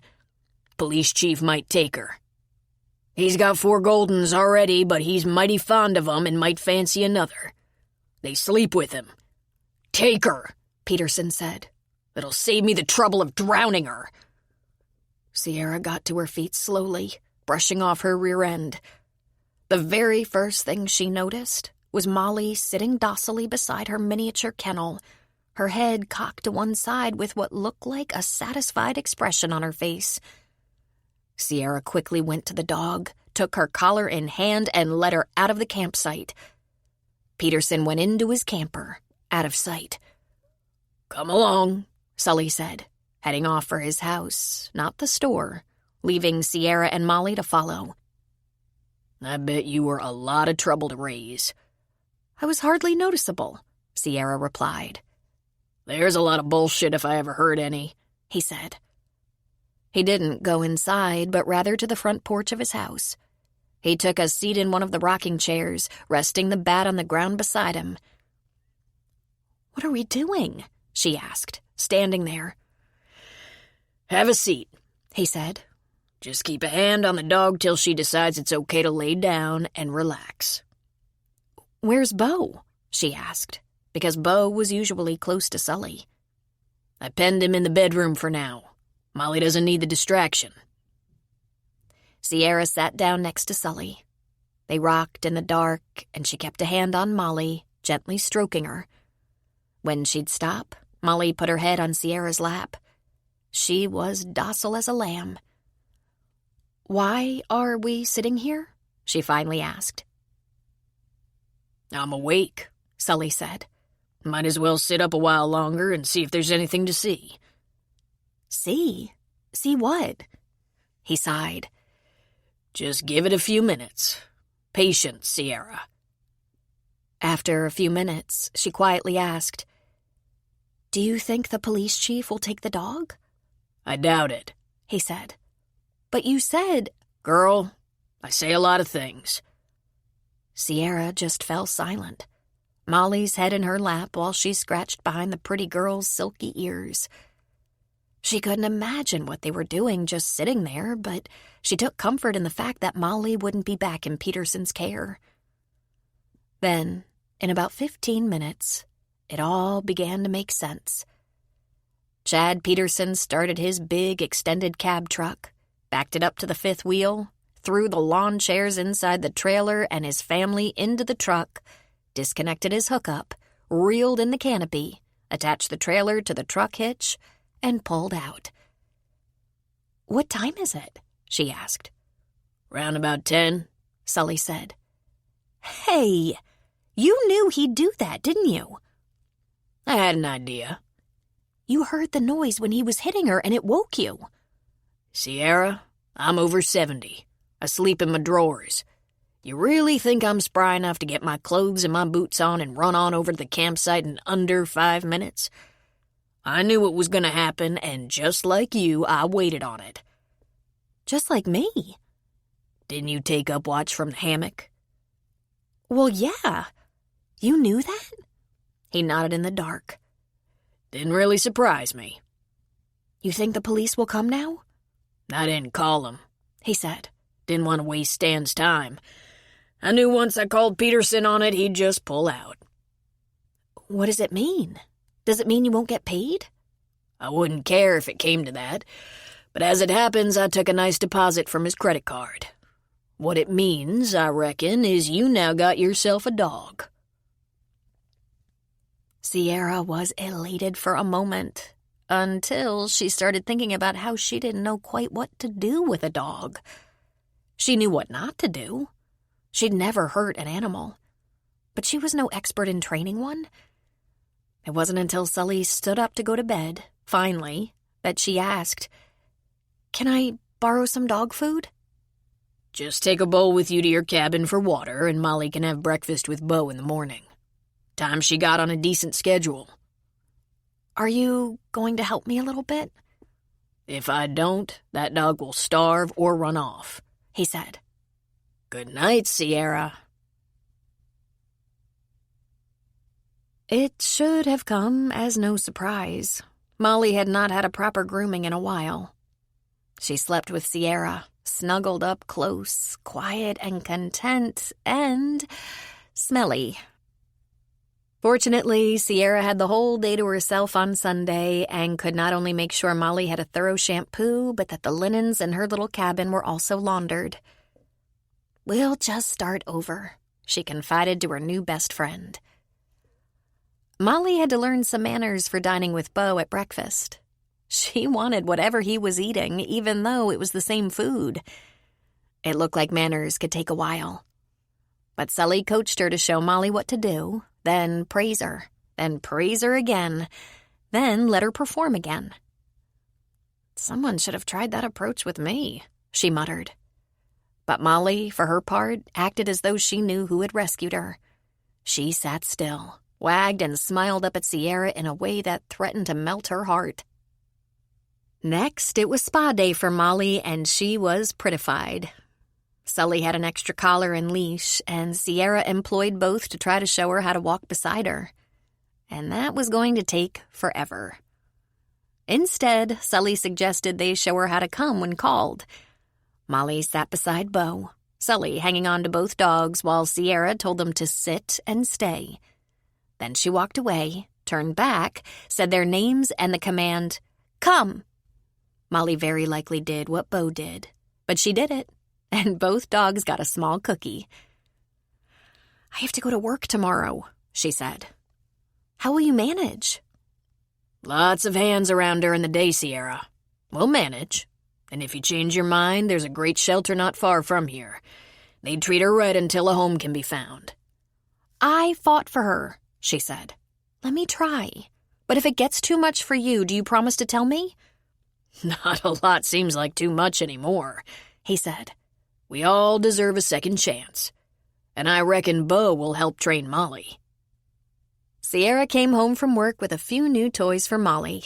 She made sure her cabin was puppy safe, nothing left out to get into trouble with.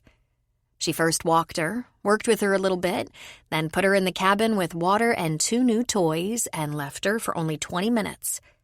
Then she rewarded her with lots of affection, paid attention to her for 20 minutes, and left her again. That went perfectly well 3 times.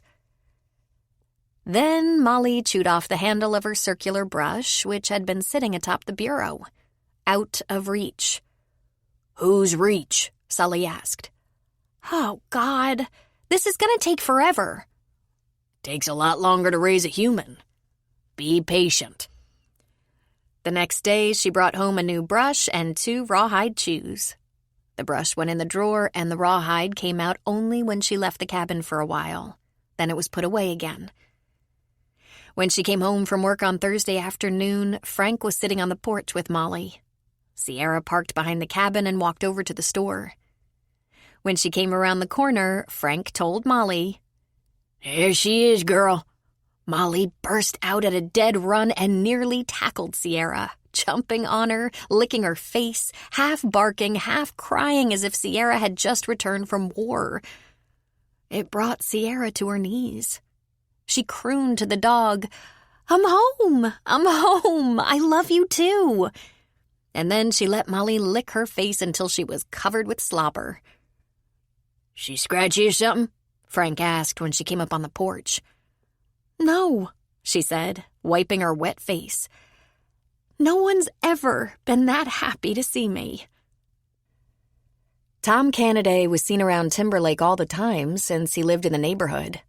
He was as involved in the kids' school activities as much as his schedule would allow, and all the local businesses knew him, even if he did travel a bit farther for most of his building supplies to get the best prices. He stopped in the diner now and then, maybe for a cup of coffee or a slice of pie. Really, he was a very sociable guy without a lot of time on his hands to be social. "Hey there, fella," Lola Anderson said. "Haven't seen you in a while." He sat up at the lunch counter and she automatically poured him a cup of coffee. "I didn't know it was your day," he said. "I'm working at Home Depot tomorrow and the next day," she said, speaking of her second job. "You have a day off?" "I've been putting in a lot of time at Cal's barn. I took the day to catch up on a few other things since Cal's spending the day in Denver with Maggie. Her car's in the shop and he drove her in on Wednesday and will bring her back tonight. While they're there, they're looking at tile, carpet, and flooring. It must be coming along nicely," she said. "Looking good, and pretty much on schedule. How's school?" "Slow and steady, but I only take a few credits a semester, and I'm taking the summer off from classes. I have a kid starting at community college in the fall. I can't believe that."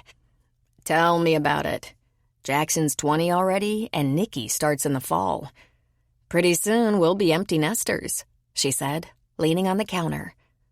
"Not for a while," Tom said. "I've got younger kids at home. But if we ever get caught up, we should try meeting for a movie or an ice cream or something. Something adult, but without kids." Lola smiled patiently. "I've heard talk like this before," she said. "I mean it. It's just finding the time, that's all."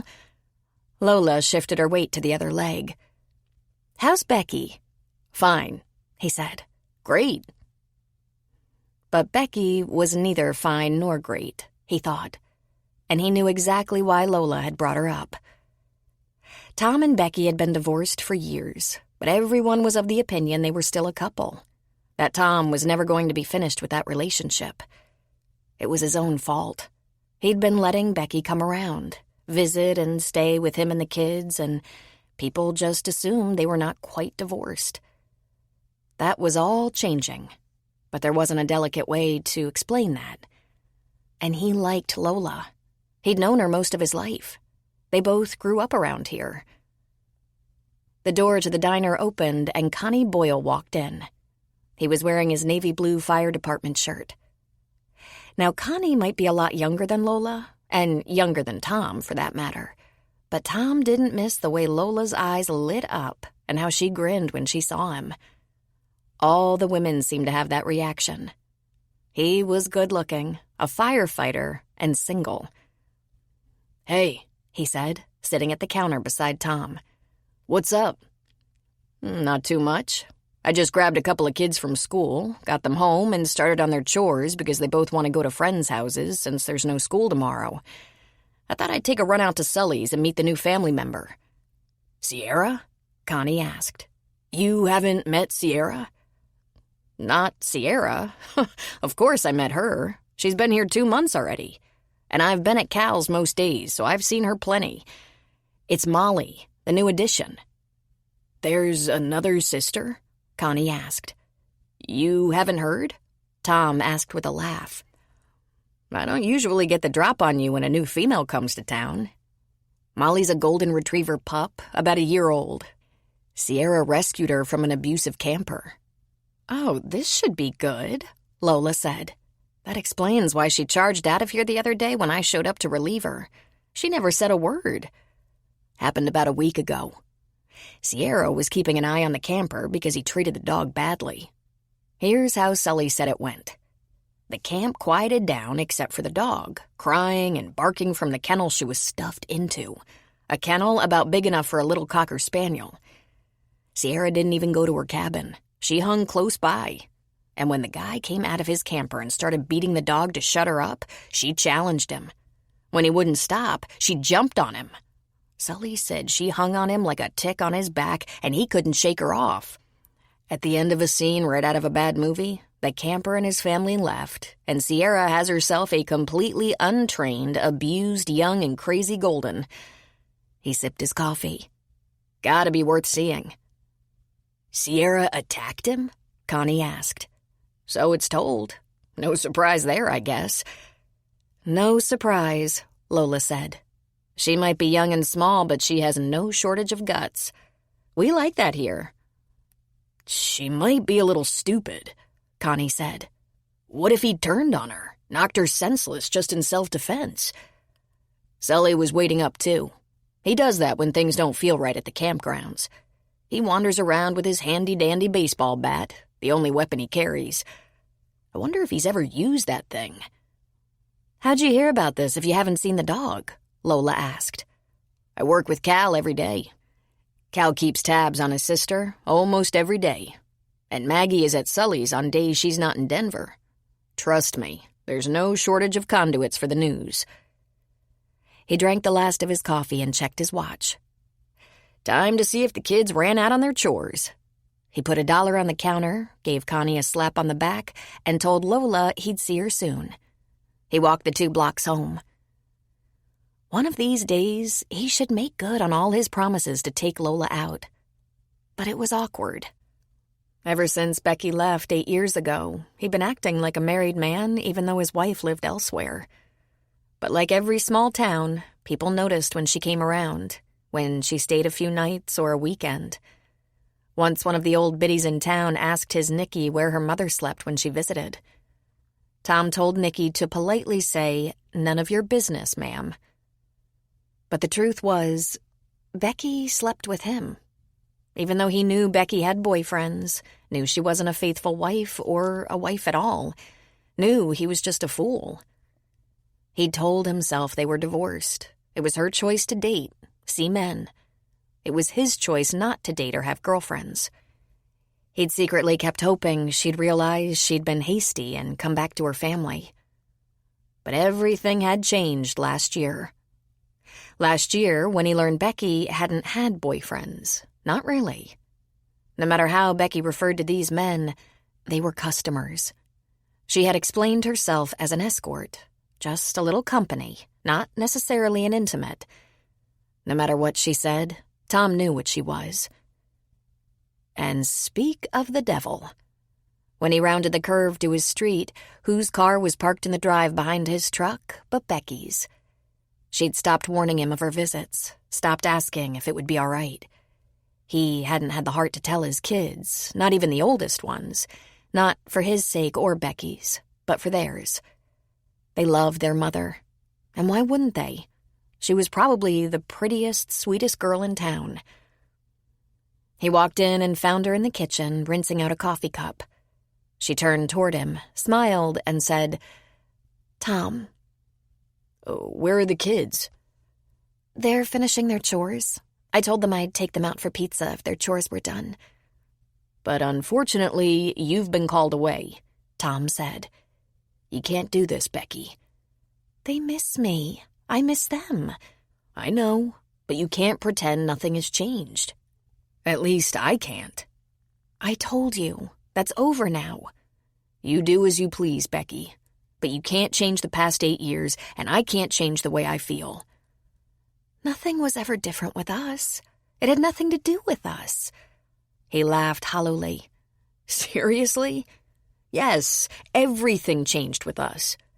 How many were there, do you think? 100? 200? "Not even close. Hardly any," she said. "Do you know how many women were in my life? From the day you left till now? 0. Well, there was you, pretending you were working in a doctor's office and going to yoga classes with girlfriends." She shook her head sadly and tossed her beautiful red hair that was not really red. Her blue eyes teared. She was the only blue-eyed redhead he'd ever known. She affected duplicity with such an air of innocence, it still shook him. "I was not pretending." "I won't let you do to them what you did to me, Becky.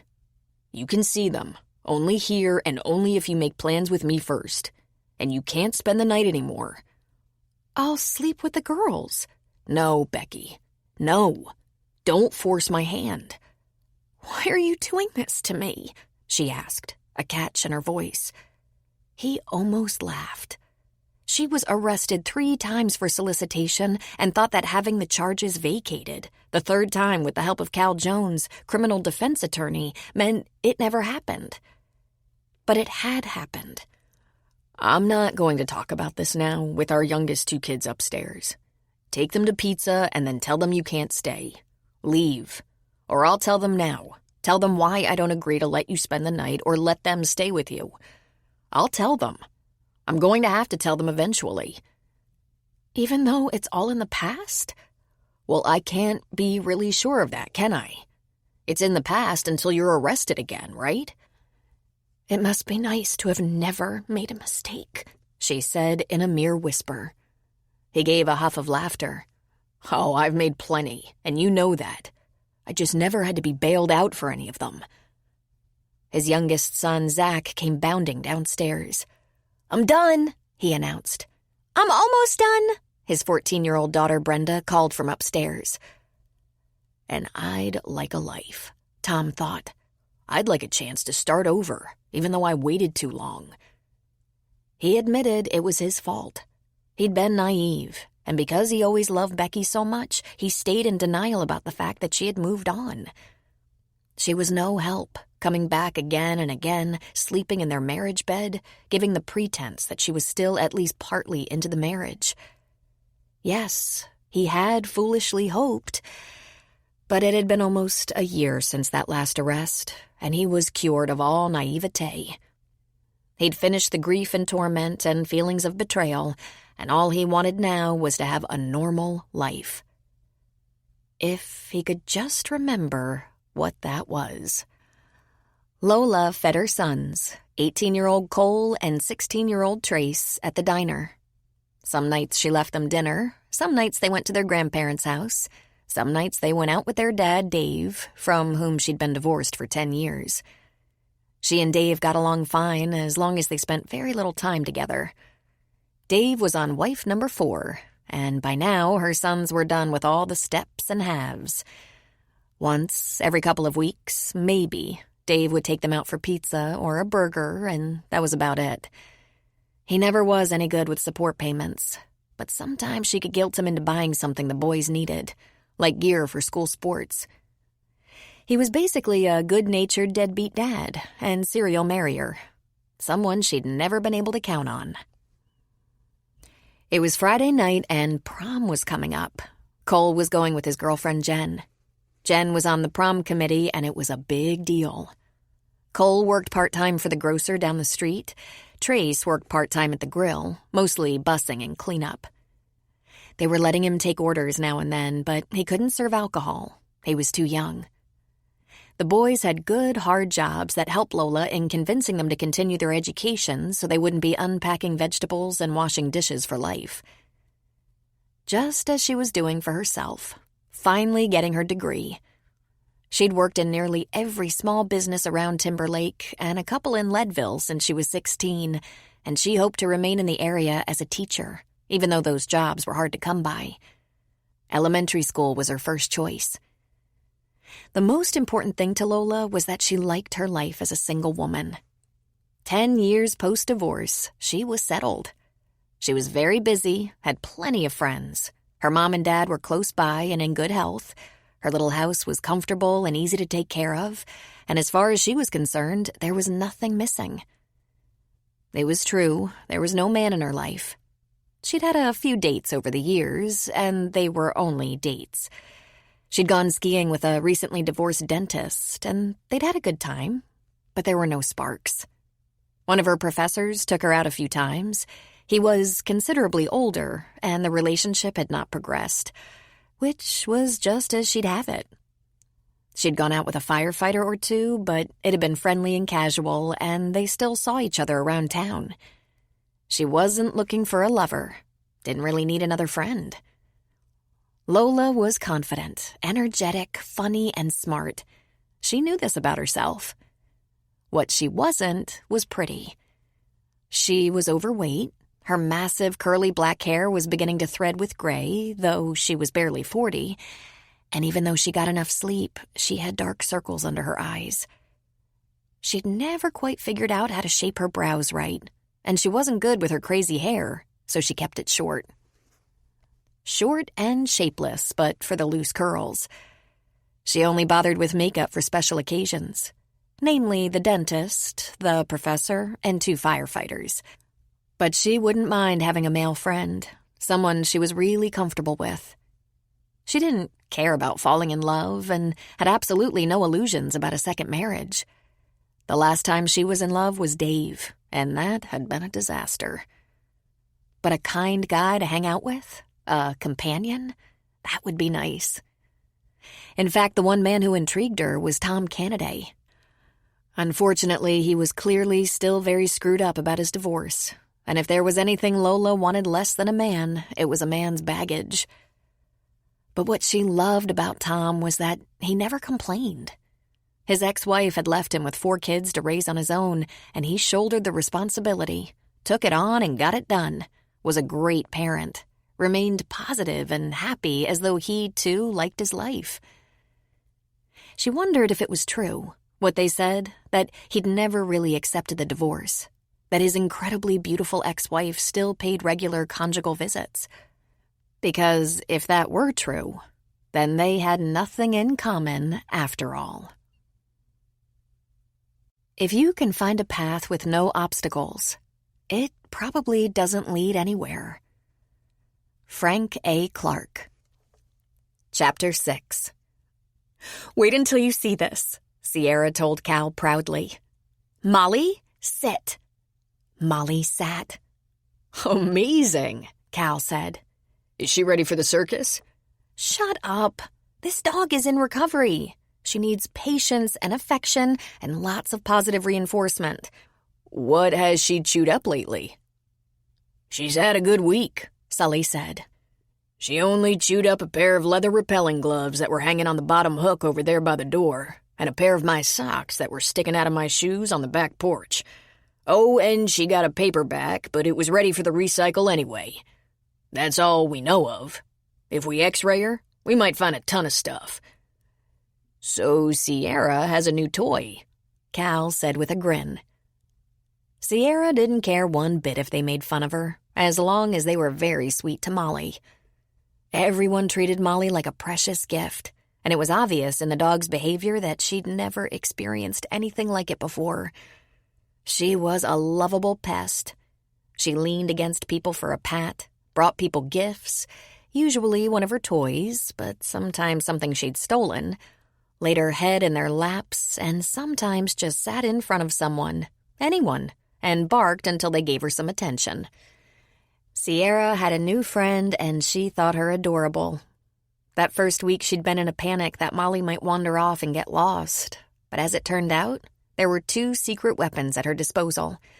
First, as Sully pointed out, Molly had that special dog's nose and could find her way back to the campground as long as she hadn't gotten too far away. And second, Bo was only too happy to go get her and bring her back. Bo was doing as much to train Molly as everyone else, and Molly might be a little bit in love because she hung close to the lab. When Conrad showed up on the weekend, Sierra knew word had traveled far and wide. So, this is the mutt you wrestled for? "You watch your mouth," Sierra said.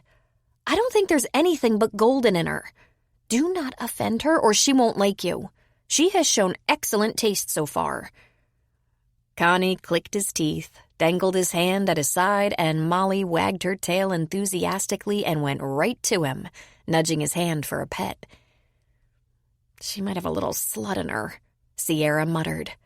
"The best of us do," Connie said, crouching to give the dog a serious scratch. "Isn't she beautiful?" "I guess she's kinda good-looking," Connie said. "She's my first dog," Sierra confessed. "Seriously? You didn't have dogs growing up?" "There were dogs on the farm, but they were outside dogs. Barn dogs, not dogs that slept on the bed. My grandma would have chased them out with a broom if they got in the house. My brother, Dakota, kind of claimed one of them, and that dog followed him everywhere. It was all we could do to keep him off the school bus." As she recalled, those times they landed back at the farm when she was very young, they lived in the bus. Her grandparents had a small farmhouse and couldn't really take on 6 extra people. so through spring, summer, and fall, they continued to sleep in the bus, but would eat their meals and shower and use the facilities in the house. In winter, they all crammed in the house together. When she was 8 and Cal was 16, they took up permanent residence at the farm because Grandpa had passed. Space was found, though not much more than they'd had before. Sierra went to get Molly's leash off the hook in the back of the store. When Molly saw it, she got all excited. The only dog in the history of the world who was free most of the time and got excited by the leash. But she was smart, and she knew it meant she was going somewhere. Bo ran to Sierra's side immediately. He liked to go along, but Bo didn't need a leash. "Would you like to join us?" she asked Connie. "I'll just hang out with Sully for a while," he said. "You and your little friends have fun."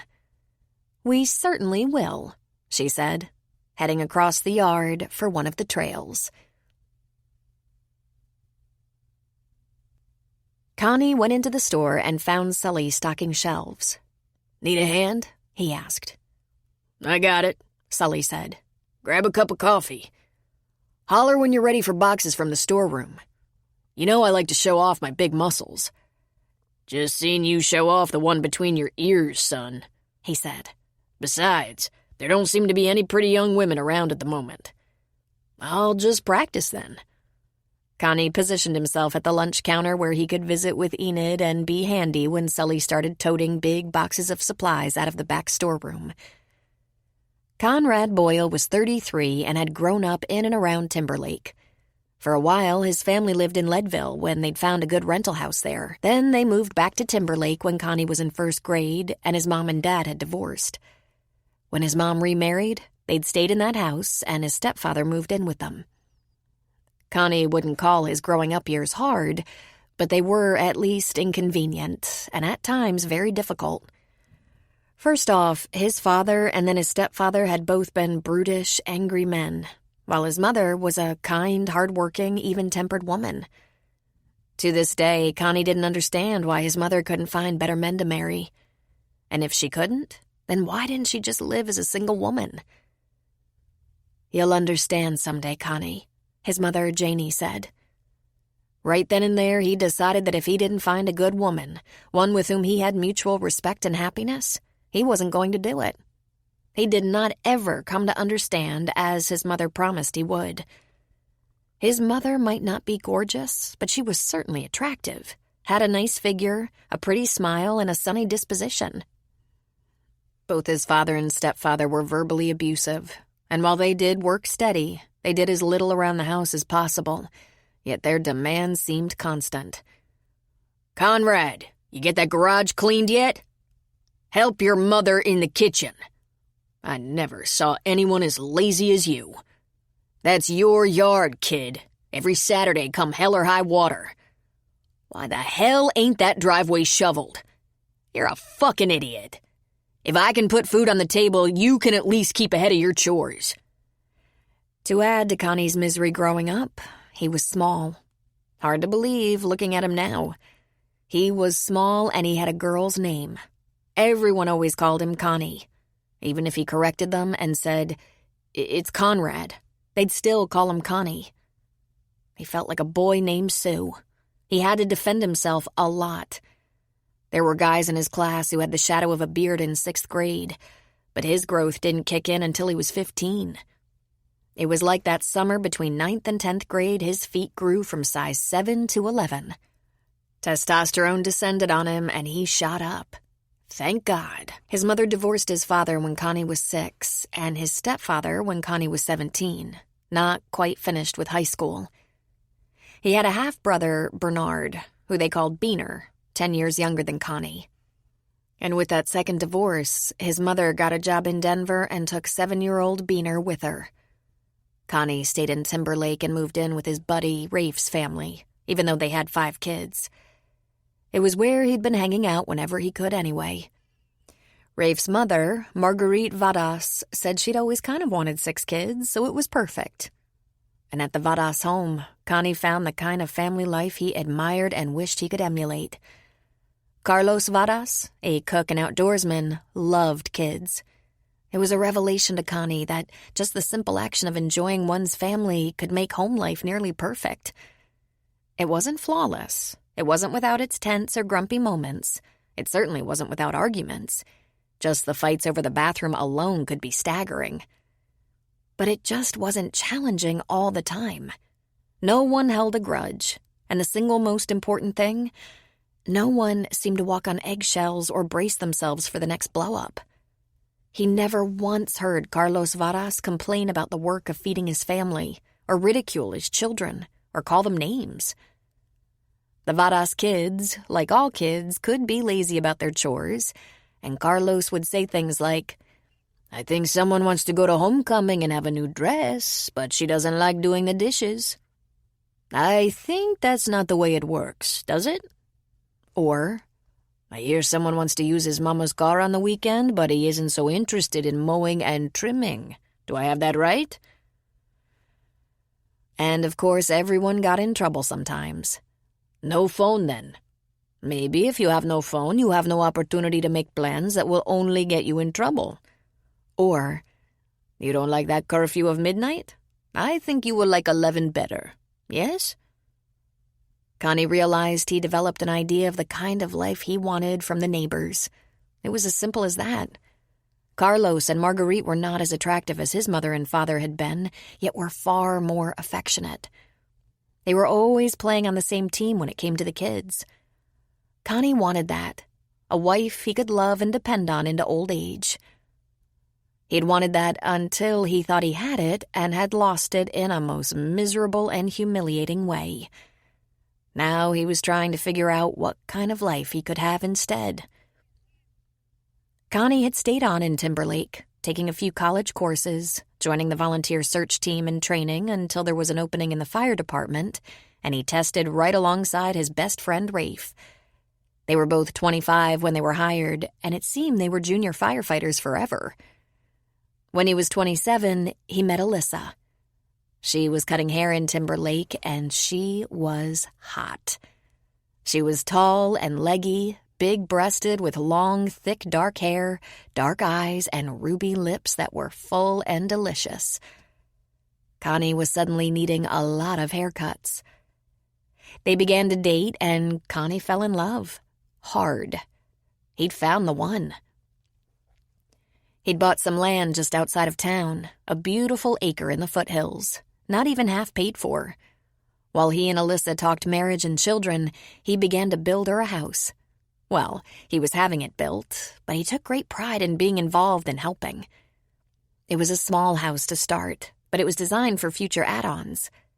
Within 2 years, they were living in it and planning a wedding. And then things went south. Alyssa grew moody and distant. He knew something was wrong, but she denied it. Yet there were red flags all over the place. She wasn't in the mood for sex. There was whispering into the phone. He caught her crying a couple of times. She blamed everything on her hormones. He decided to do something really nice for her, so he took her car and washed it and detailed it to surprise her. But he found a pair of her sexiest panties under the seat. He put them on the kitchen table and asked her just what the hell was going on. "Where'd those come from?" she'd asked. "Under the front seat of your car. Care to explain?" She'd claimed they'd been pinching her, so she'd slid them off and stuffed them under her seat, out of sight, and forgot about them. Then she'd laid into him for taking her car without telling her, and she was furious. Connie was getting desperate. He was close to asking Carlos for advice when it became unnecessary. He took some personal time from work one afternoon and went home with some flowers for Alyssa and a hope they might straighten some things out. But there in his drive was the car of a fellow firefighter, Christian Derringer. He was a little older than Connie, married with a couple of little kids, and he was a whore. He was a screw-around and didn't have any conscience about it. Connie found them in the bedroom. He grabbed Chris by the ankles, dragged him through the house and out the front door, hefted him up, and tossed his naked ass into the snow. All the way, Alyssa was screaming, clutching a sheet to her naked body, raging at Connie. And right at that moment, All of Connie's ideals and preconceived notions collapsed. "I'm going back to work," he told her. "I'm filing a complaint with the captain, and while I'm there, you move out. Be gone when I get home." "This is my house, too," she yelled. "You can't throw me out." "Oh, yes, I can," he said. "We're not married, thank God." "I'm keeping this house," she screamed. "At least half of it." "Sue me," he said. His captain had talked him out of filing a formal complaint, but he did move Chris out of Connie's unit. For a couple of years, it was kind of hard to tell whether Connie would pull Chris out of a burning building. They were never going to be able to work together again, but they were still from the same small town. Connie gave him a real wide berth. He sincerely hoped Chris would never be trapped on a ledge somewhere when Connie was on duty. The drama divided the firehouse. There were those who sided with Connie and thought he'd gone easy on the bastard. "I might have killed them both," Rafe said. Rafe was the gentlest man in Timberlake. And then there was the other team. They were kind of a mishmash. Some thought Connie should have taken out his wrath on Alyssa and not Chris. Some thought Chris was just screwing around and it shouldn't be such a melodrama. "Get over it already. You dodged a bullet," they'd say to Connie, like Alyssa was the only one at fault. And some thought all was fair in love and war. Chris had invaded Connie's territory, and Connie hated him for it. But he took the high road. He gave himself a reasonable period of time, maybe about 6 months, then decided Alyssa and Chris were in his past. They were dead to him. His secret was he might never be over it. Not as long as he could remember what it was like loving her while she was loving him.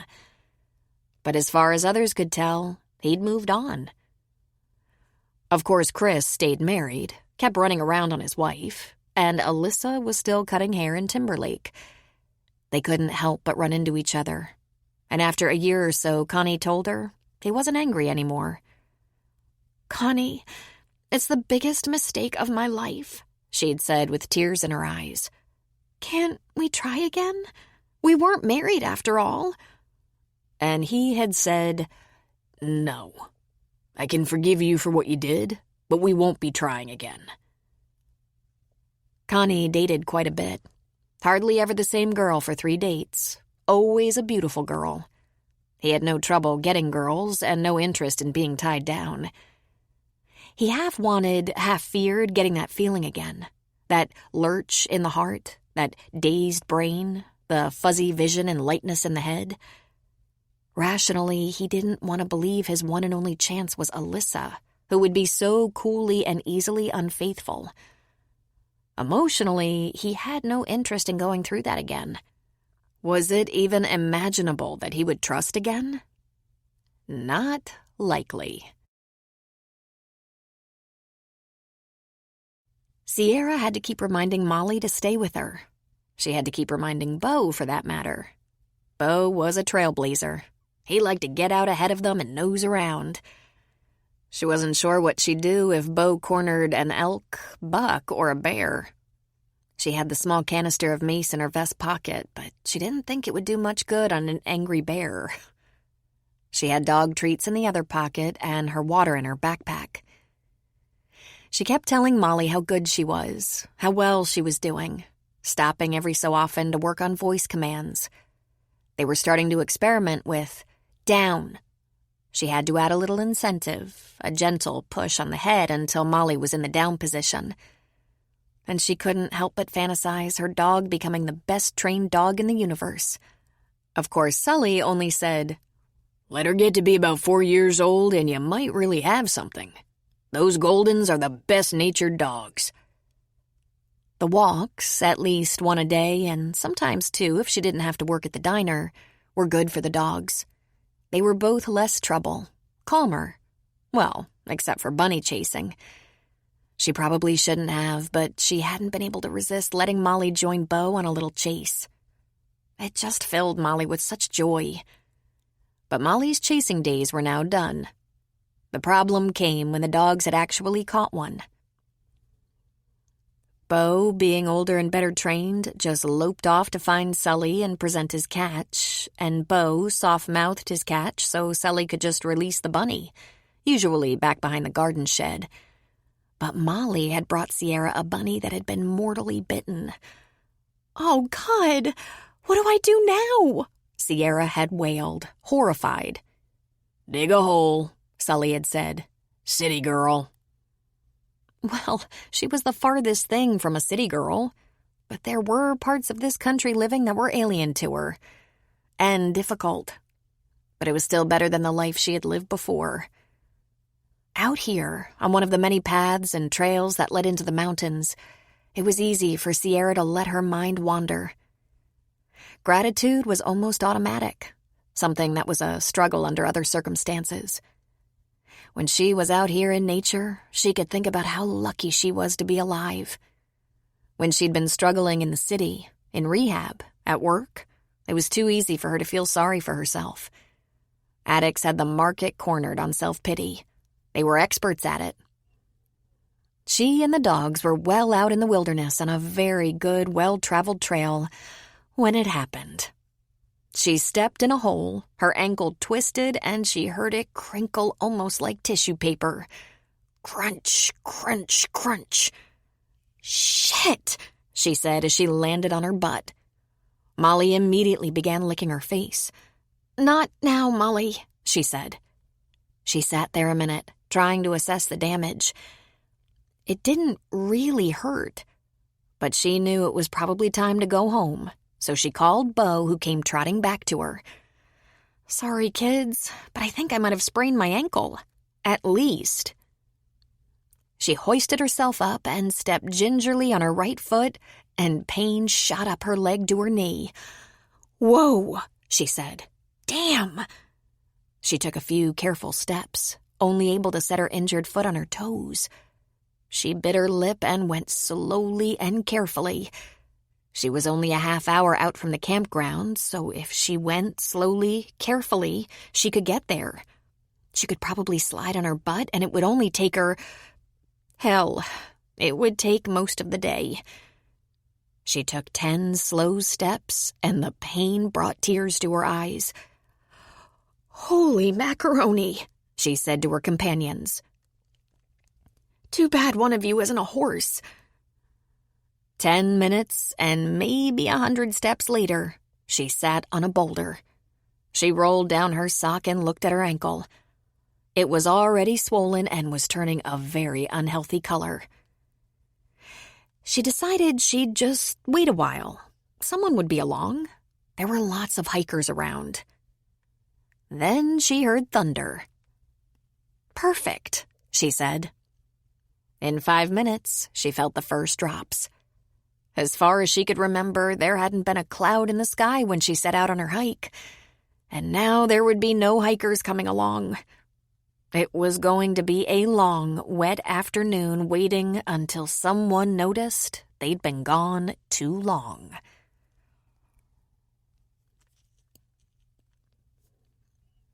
Connie moved to the front porch with his coffee cup. Personally, he loved the rain, but it was a little inconvenient around a campground. People were driven indoors, and most of the time that meant a tent. A couple of campers came jogging across the grounds to the store. They might buy snacks to help them hunker down in their tents, or they might decide the porch was a good place to wait it out. It wasn't long before Sully was on the porch, holding a cup of his own. He just sat down and watched the rain make a mess of the grounds. Surprisingly, it was only the two of them on the porch. "There's gonna be a wet girl and 2 wet mutts coming along pretty soon," Connie said. "Yep," Sully agreed. "They won't melt. The dogs'll love it. They're gonna track up everything. House, store, everything. Yep. I hate that part." 10 minutes later, Connie said, "You'd think she'd be making tracks, rain and all." "Hurrying won't make her less wet," Sully said. 10 minutes later, Connie said, "You suppose she holed up under a big tree, waiting for it to pass?" "Likely," Sully said. "You waiting around for her or something?" "Nah. I should probably just go. Unless I can lend you a hand. I got nothing to do I can't get done. We're going over to that barn for supper, me and Sierra. I'm closing the store at 6:30. I ought to make a run by that barn one of these days. See how it's coming along, Connie said. If you can tell, you're a better man than I am. They keep squawking about all the progress they're making, and it still looks like a barn under construction to me. I reckon we'll be eating at that indoor picnic table. Connie laughed at him. I built my house, you know. I mean, I had some help. I had a general contractor, mostly for looks and for getting inspections. But I did a lot of the work. Oh, I know, Sully said. Can't remember you talking about much else for a couple of years. I love that house, he said. He hadn't thought he could do so well, and he'd poured himself into it thinking one day he'd be telling his sons he'd built the home they lived in. His wife would tell her friends she picked out every detail, from faucets to door handles. Shortly after the house was done, he threw his woman out for cheating right in his own bed. He bought a new mattress and all new bedding. For the next year, Connie had hardly said a word about the house. The rain eased up to a dribble, ready to stop. She'll be along now, Connie said. You are waiting for her, Sully said. Well, I wasn't, but now I am. She and the 2 dogs have been missing in the rain for quite a while now, and I'll just feel better knowing she got back. That they all got back. That's a nice little dog she got herself. Molly isn't little, Sully said. She's 65 pounds at about a year old. She's gonna be a nice size. I'm betting 80 pounds, 70 of which will be hair. He whistled. Between Molly and Bo, we'll keep Hoover in business. I'll be getting out of here before the dog washing starts, Connie said. And about 5 minutes later, there was the sound of barking. Here she comes, then. Better run for your life, Sully said. Gonna be messy. I'm not going anywhere till I see her, he said. Bet she looks like a drowned rat. I know it's an easy laugh, but come on. Then Bo appeared looking like he'd been through combat. Mud up to his ears, hair slicked down and soaked. He pranced in front of the porch, barking, and Sully stood up from his chair. Where is she, Bo? He asked. And Bo answered by barking and prancing. Holy Jesus, he muttered, going into the store quickly. Connie followed him, watched as he gathered up bottled water, the first aid kit, rain slicker, some energy bars, and dog biscuits as incentive. What are you doing? Going to get her, he said. No, Sully, Connie said. I'm going. Will Bo take me? I don't know. I suppose he might. He's back and he's riled and he's soaked to the bone. I don't think he would have left her, unless he had to. I'm going, Sully. Why? Why you? I'm a paramedic, for God's sake. If she's hurt, you think you can carry her? I have a better first aid kit in the truck. I have walkie-talkies. You should stay here in case she comes back and you can radio me. I'll try to get Bo to take me to her. He ain't trained in that, you know. But I have sent him off to get Molly when she wanders a little far, and he could manage that. Connie made tracks to his truck. He loaded up his backpack, changed his shoes for boots, put a rappelling rope over one shoulder, put on a harness, and grabbed an extra in case. He wasn't sure he'd have to lower himself down a hill or cliff, but if he did have to, he wasn't going to come back for that stuff. He checked his GPS unit. Charged. Sully was on the porch. Want me to call the search group? Let's see what Bo gives me first, he said. I have a feeling he knows what he's talking about. He handed Sully a walkie-talkie. Then he looked at the dog, gave him a pet, and said, Take me to her, Bo. Many people will walk in and out of your life, but only true friends will leave footprints in your heart. Eleanor Roosevelt. Chapter 7. Sierra shivered and checked her watch every 2 minutes. She'd been sitting for over a half hour, and it was cold back in the woods. Bo had abandoned her and was probably chasing a deer or rolling around in bear poop somewhere. Her teeth chattered. Molly shivered, and Sierra held her close against her thigh, arm around her, trying to lend heat. At 40 minutes since Bo took off, she wondered if she should start to hobble or crawl or scoot on her butt. She checked her ankle almost as often as her watch. It was looking more repulsive by the minute, growing red and purple and fat. She took a drink of her water and then held Molly's chin up and squirted some in her mouth. Molly looked up at her with very sad, sympathetic eyes. "I'm sorry," she told her new best friend. "I put you in a terrible, scary situation. I should have been paying closer attention to the ground." Molly just licked her. "You are the nicest friend I've ever had," she told Molly. Soaking wet, all her fluff matted down with rain, she didn't seem to be very big. "Imagine, I could be out here alone. But I feel like I'll never be alone again now that I found you."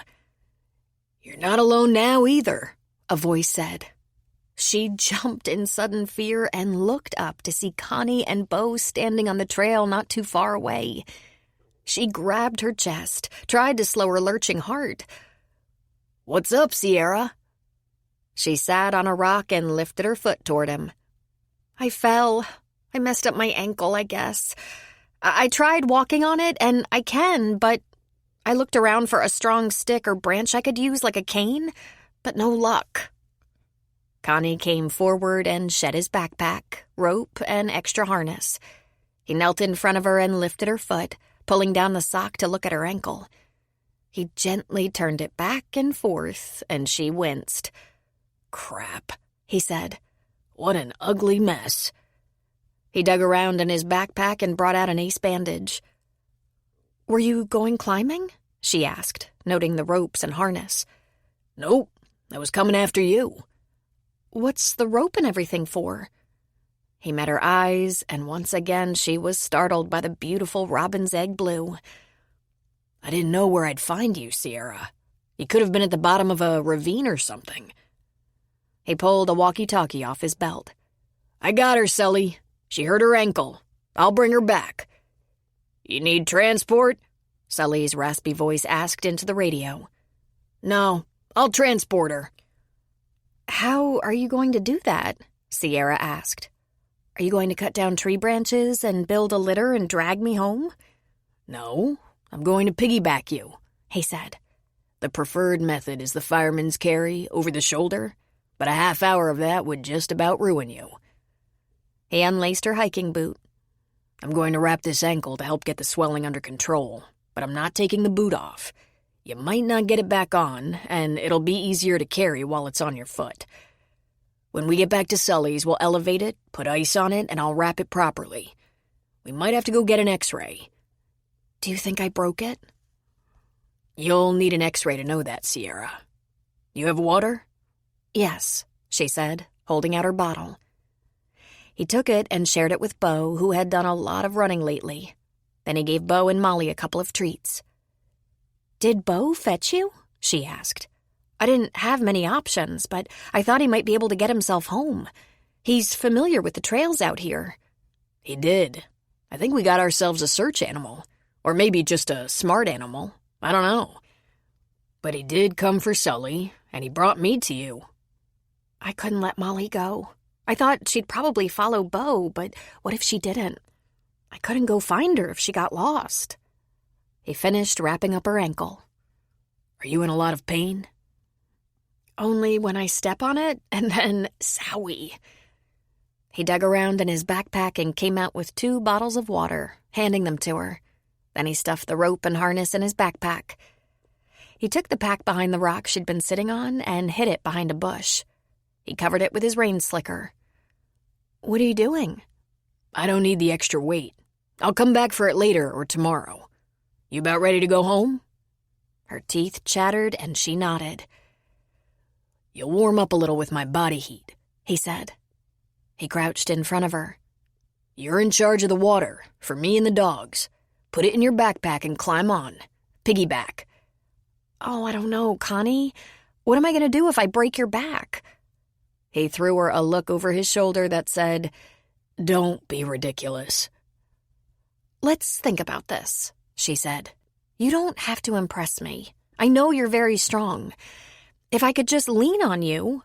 That'll take too long. Besides, I have to be able to carry 75 pounds up 15 stories to stay qualified. This will be easier, so let's do it. Come on. All right, she said. It's your funeral. That was unnecessary, he said. He hoisted her up, settled her with a couple of bounces. How's that feel? I feel fine. How do you feel? Like we're going for a long walk, he said. Hang on to Molly's leash. I'm not chasing her. Come on, Bo. Let's do it. And off he went. After 10 minutes or so, breathing harder than he had been, he stopped and lowered her to the ground. He was a little raspy. Little rest. Water, please. He shook out his limbs, stretched his back, drank some water, crouched in front of her again. Take a little more time, she said. I'm ready. Really? Take a little more... Come on, he said. I don't want to be doing this all day. All right. She climbed on. Is there anything I can do to make this easier? Tell me a story, he said. A story? Tell me your story, then. When did you decide to move out here, and from where? A couple of months before I got here. Cal had been after me. He and Maggie wanted me to come.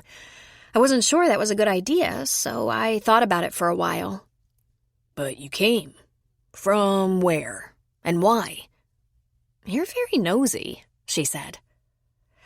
I was living in Des Moines in a little house with some roommates.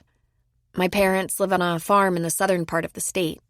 I'd been through a series of dead-end jobs, and I knew I needed to do something different. And I missed Cal. He's my favorite sibling, and we were really close growing up. What kind of jobs? He asked. She sighed. Seriously bad jobs. I had some college, about 3 years. That took me about 6 to get because I had to work. I went to school in Michigan, and when Cal's wife died and he left the state, Wait, his wife died? Connie asked. You didn't know that? No, I didn't know that. 3 years ago. They were married about 8 years, I think. She was a lawyer, too. They were very happy, but she had scleroderma. I know what it is, he said. It's awful. That's what it is. Yeah, the poor woman. My poor brother. After she died and he left Michigan, so did I. About 6 months later. But he was off on some odyssey to find himself, and there was no place for me in that. So I went back to Iowa, kicked around for a few months near the farm, took a couple of jobs I hated but paid decent and had benefits. Over the last year and a half, I waitressed, cleaned airport bathrooms, worked in a couple of nursing homes. The worst job was in a recycle center, separating stuff, handling garbage, basically. It was awful. My life was going nowhere, so coming out here to see if I could make sense of things didn't seem like a bad idea. Cal made sense of his. I think it all came together when he found Maggie. Maggie's cool, Connie said. Didn't you have a guy? She laughed. Oh, Connie. No, there wasn't a guy. Why'd you say it like that? Like it was a dumb question. It wasn't a dumb question, she said. I don't have a good answer, that's all. I went out with some guys, but... okay, here's the deal. I can't pick 'em. That's all. If I met some guy I liked, odds were excellent he was a loser. There you have it. Describe loser, he said. Come on, don't ask me that. You'll just find out how really incompetent I am, and I'd rather you think I'm smart and nice. I do. Describe loser. She took a deep breath. Liars, cheaters, guys with bad habits, or mean personalities, or nasty tempers. Or psychopathic stalkers, she thought. That was the real reason she'd left Des Moines suddenly. She thought she saw him there. She wasn't absolutely sure, but she saw a guy at a distance, about a block away, who was a dead ringer for Derek Cox. She decided this invitation of Cal's couldn't have come at a better time. Connie just marched on for a while, silent, contemplating. Not one good man? He finally asked. Well, the problem could be me, she said. I saw Colorado as an opportunity. For self-examination. For renewal. A fresh start. Because you'd like to find a good guy, he said. I'm not looking for a guy. Definitely don't want to find another loser, she said with a laugh. Really? I love my life as one person. And now that I have Molly, I feel so connected. Molly's so wonderful. A little naughty and in the most innocent way. The dog looked up at her. Yes, I'm talking about you. She loves to please. She smiles. She honestly does. When she emerges from puppyhood, she'll be the most magnificent dog alive. Connie grunted. Need a rest? She asked. Nah, I'm good. Just seems like since it takes so little to make you happy, you should have found the right guy years ago. Maybe I'm finally changing, Connie. Want to tell me about your girl? My what? Your girl. Don't you have a girl? He snorted. I have a lot of girls. She laughed. That figures. What do you mean, figures? I go out, okay? I have girls I go out with, but I'm not in a relationship. Well, that figures. He stopped walking and let her slide gently to the ground.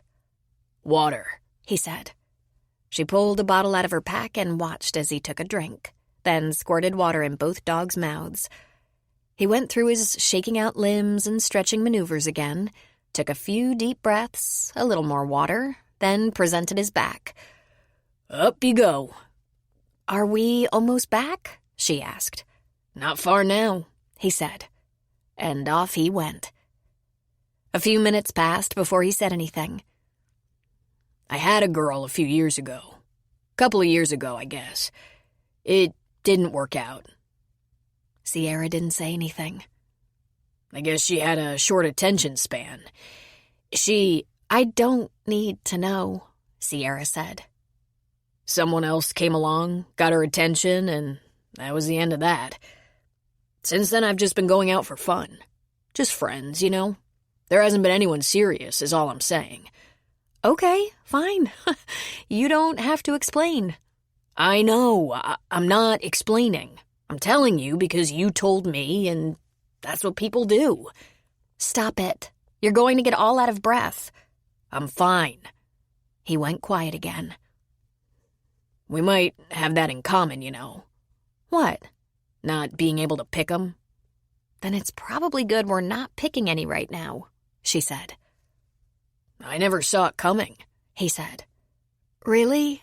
I don't need to know this. She cheated with a guy I knew, a guy I work with. Sierra groaned. So, it was pretty ugly, he said.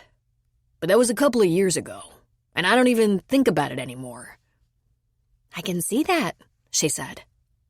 Look, I'm sorry that happened to you. Yeah, shit happens. Thank God the back of the store came into sight. Sully was standing outside the back door out by the garden. Bo ran to him, so she let Molly's leash drop. Okay, Molly, she said, and her best girl charged for Sully. When Connie reached Sully, Sierra could see he looked concerned, worried. What we got, Connie? A badly sprained ankle at least. It's gonna need an x-ray. He let her slide down to balance on one foot, leaning on him. You want to try to get a little cleaned up, Sierra?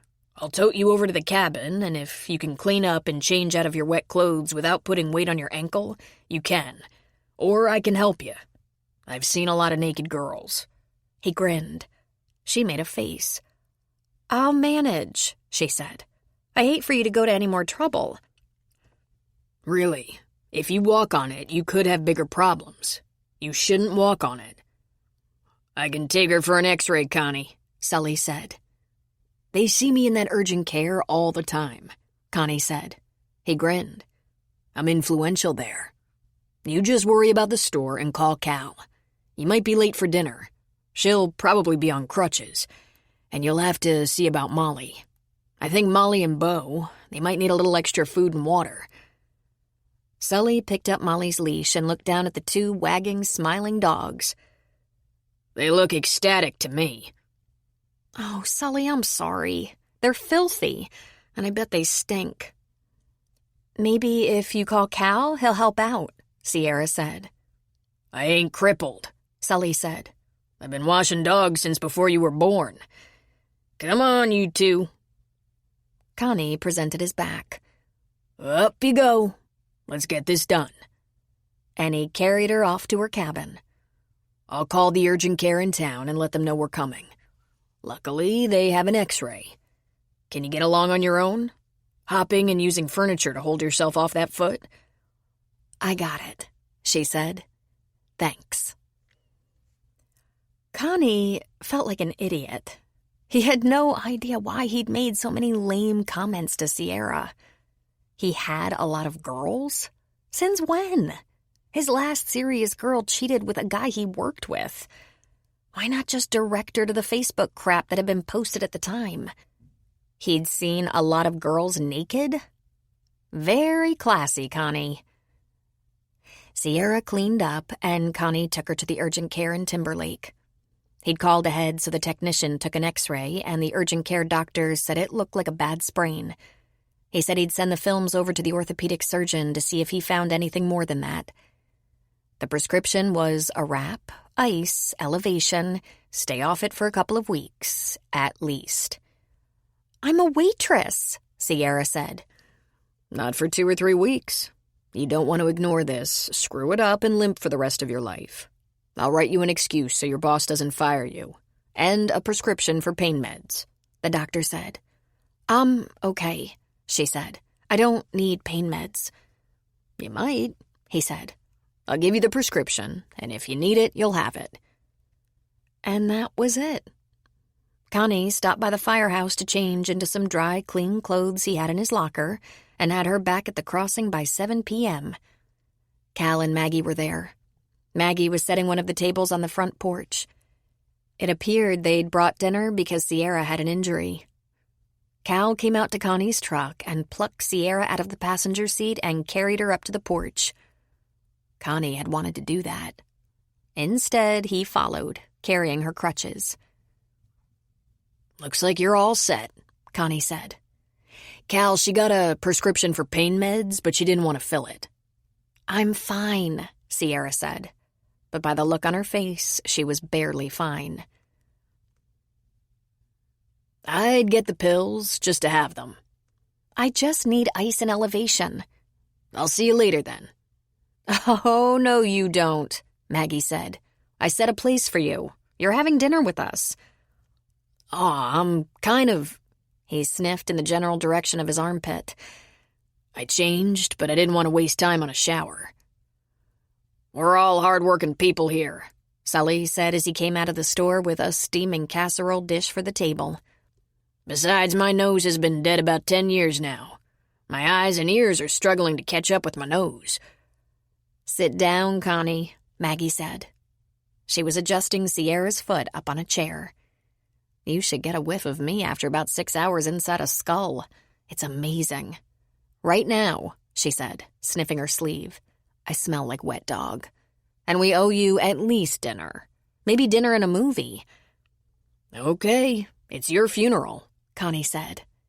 That was unnecessary, Sierra said, smiling at him. Come on, sit down. After all, you saved my life. We're bonded now. He saves lives for a living, Cal said. Don't give him too much attention. You weren't likely to die, Sierra, Connie said. Just get very wet and make your ankle more swollen. He pulled up a chair as far away from the group as possible, taking care to sit between Cal and Sully. He wanted to sit by Sierra, but opted instead to sit across from her. He could look right at her. Cal disappeared and returned with salad and French bread. Sully disappeared and returned with serving spoons and tongs. Everyone sat. Then no one moved. "What have we got here?" Connie asked, suddenly starving. Low-sodium vegetarian lasagna and gluten-free French bread, Maggie announced proudly. "Thrilling," Sully mumbled. "I hope I get to pick a last meal before I croak. Convicted killers get to—" "It's delicious," Maggie said. "Stop bitching." "Rejoice," Cal said. "Maggie doesn't cook." "I cook," she said. "But you cook better, and I'm okay with that." And thus the dinner progressed with stories, jokes, banter, debate. Connie liked the way Cal and Maggie poked at each other, the way Sully poked at everyone, and not the least of which was poking at himself. The lasagna was good, despite the fact that there wasn't any meat. Connie liked it, and it got him talking about his diet. He was a little obsessive about his food and his exercise. He'd always been, since he was 15 anyway. He avoided processed foods, he told them. Well, there was that period of time a couple of years ago when he'd been pretty dysfunctional. Didn't work out much, ate whatever was handy, got a little flabby and out of shape. People joked about the divorce diet, but in Connie's case, he'd actually gained fat, had a little floppy belly, couldn't sleep, couldn't concentrate. He didn't mention that part. He just said he was a little obsessive, having been small when he was a kid. It was only about 8 when he noticed Sierra was getting droopy. He met her eyes across the table. "I bet you're worn out," he said softly. "I think so." He pushed back his chair and stood. "Sierra's saying goodnight, and then so am I. Dinner was great, Maggie, but I need a shower. First, I'm gonna take my rescue back to her cabin, then I'll take off. Oh, someone will have to take her into town tomorrow if the orthopedist wants to see her. She can't drive with that bad ankle. If you need my help, just call." "I got it," Cal said. "I can take her to the cabin if—" "I'm good," Connie said. "By now she's almost an appendage." "I'll bring ice," Cal said. Connie scooped Sierra off her chair, swung her past the crutches leaning against the wall, clicked his teeth to Molly, told her to come on, and took Sierra down the steps and across the yard. She leaned her head against his chest, and he felt warm there. Warm and cozy and pleasant.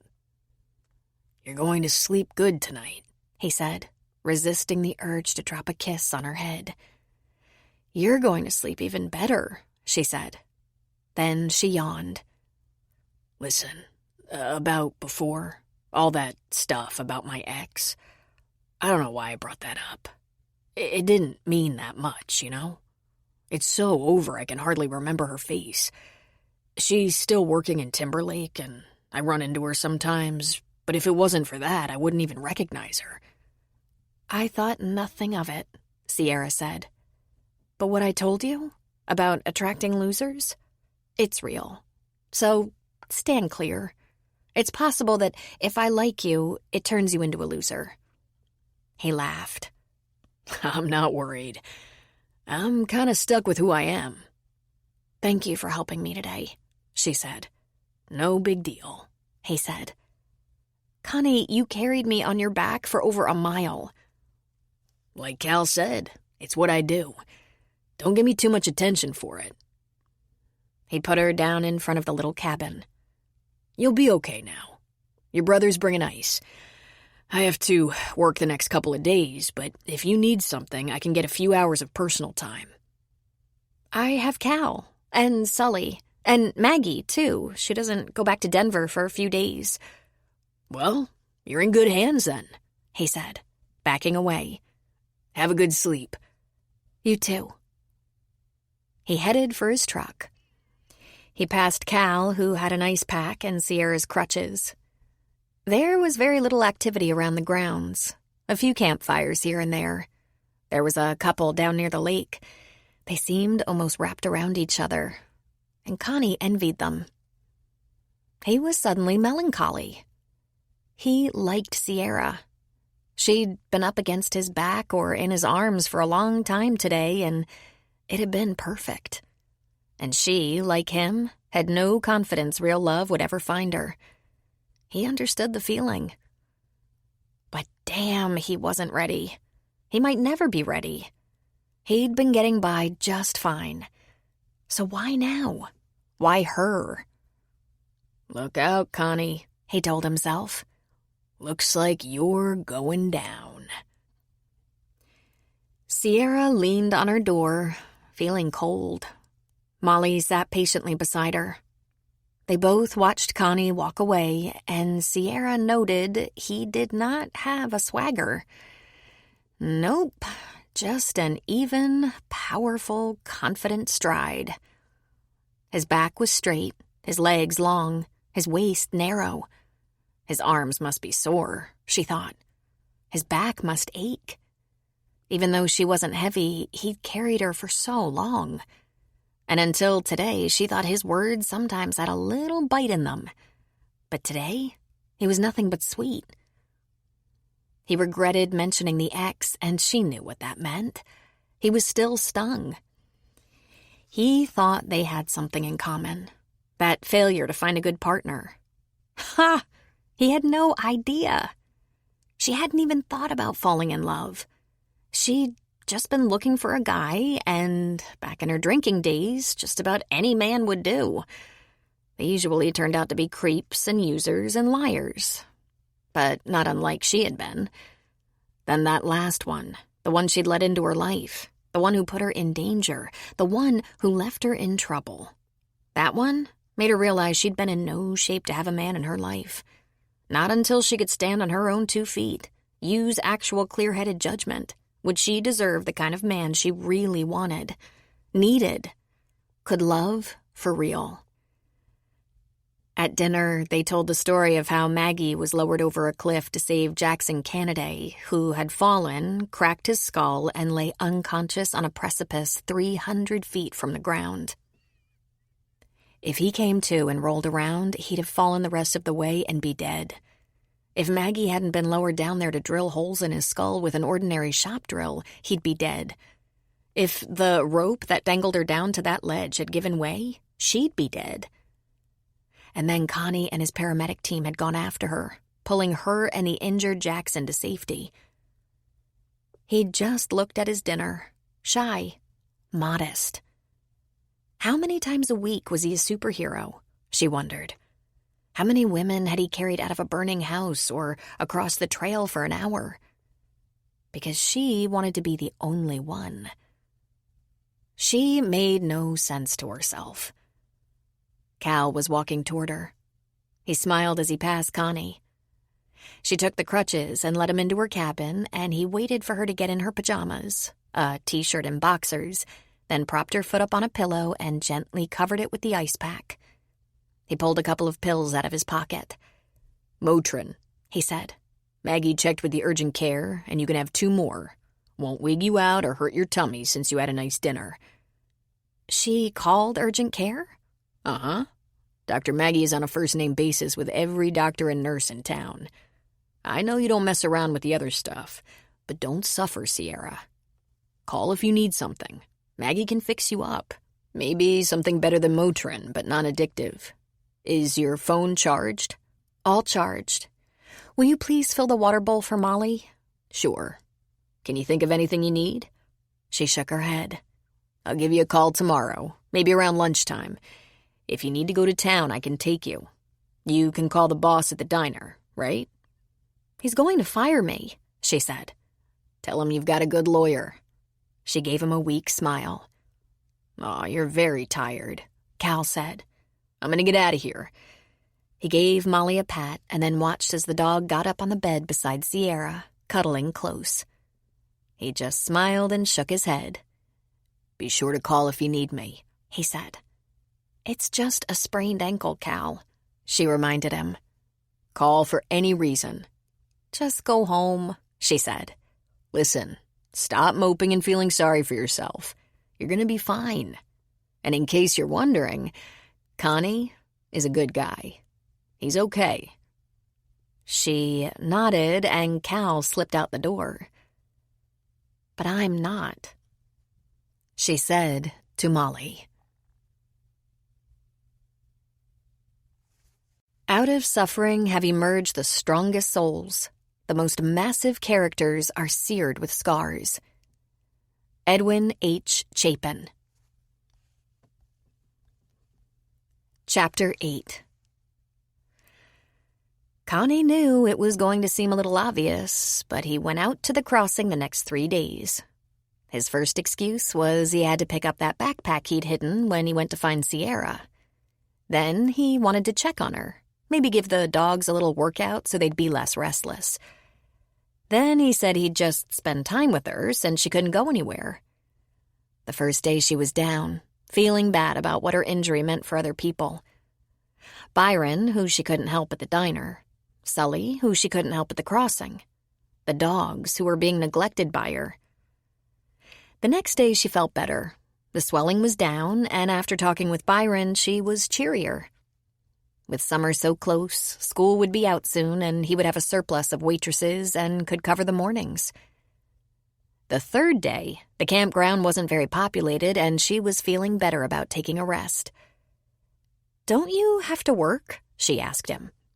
"I've worked 2 days this week so far and was off 1. I just took a couple of hours to come out and check on you," he said. "It's personal time." And he was there every day to see how things were going. If he had a lot of time, he helped out at the store and grounds.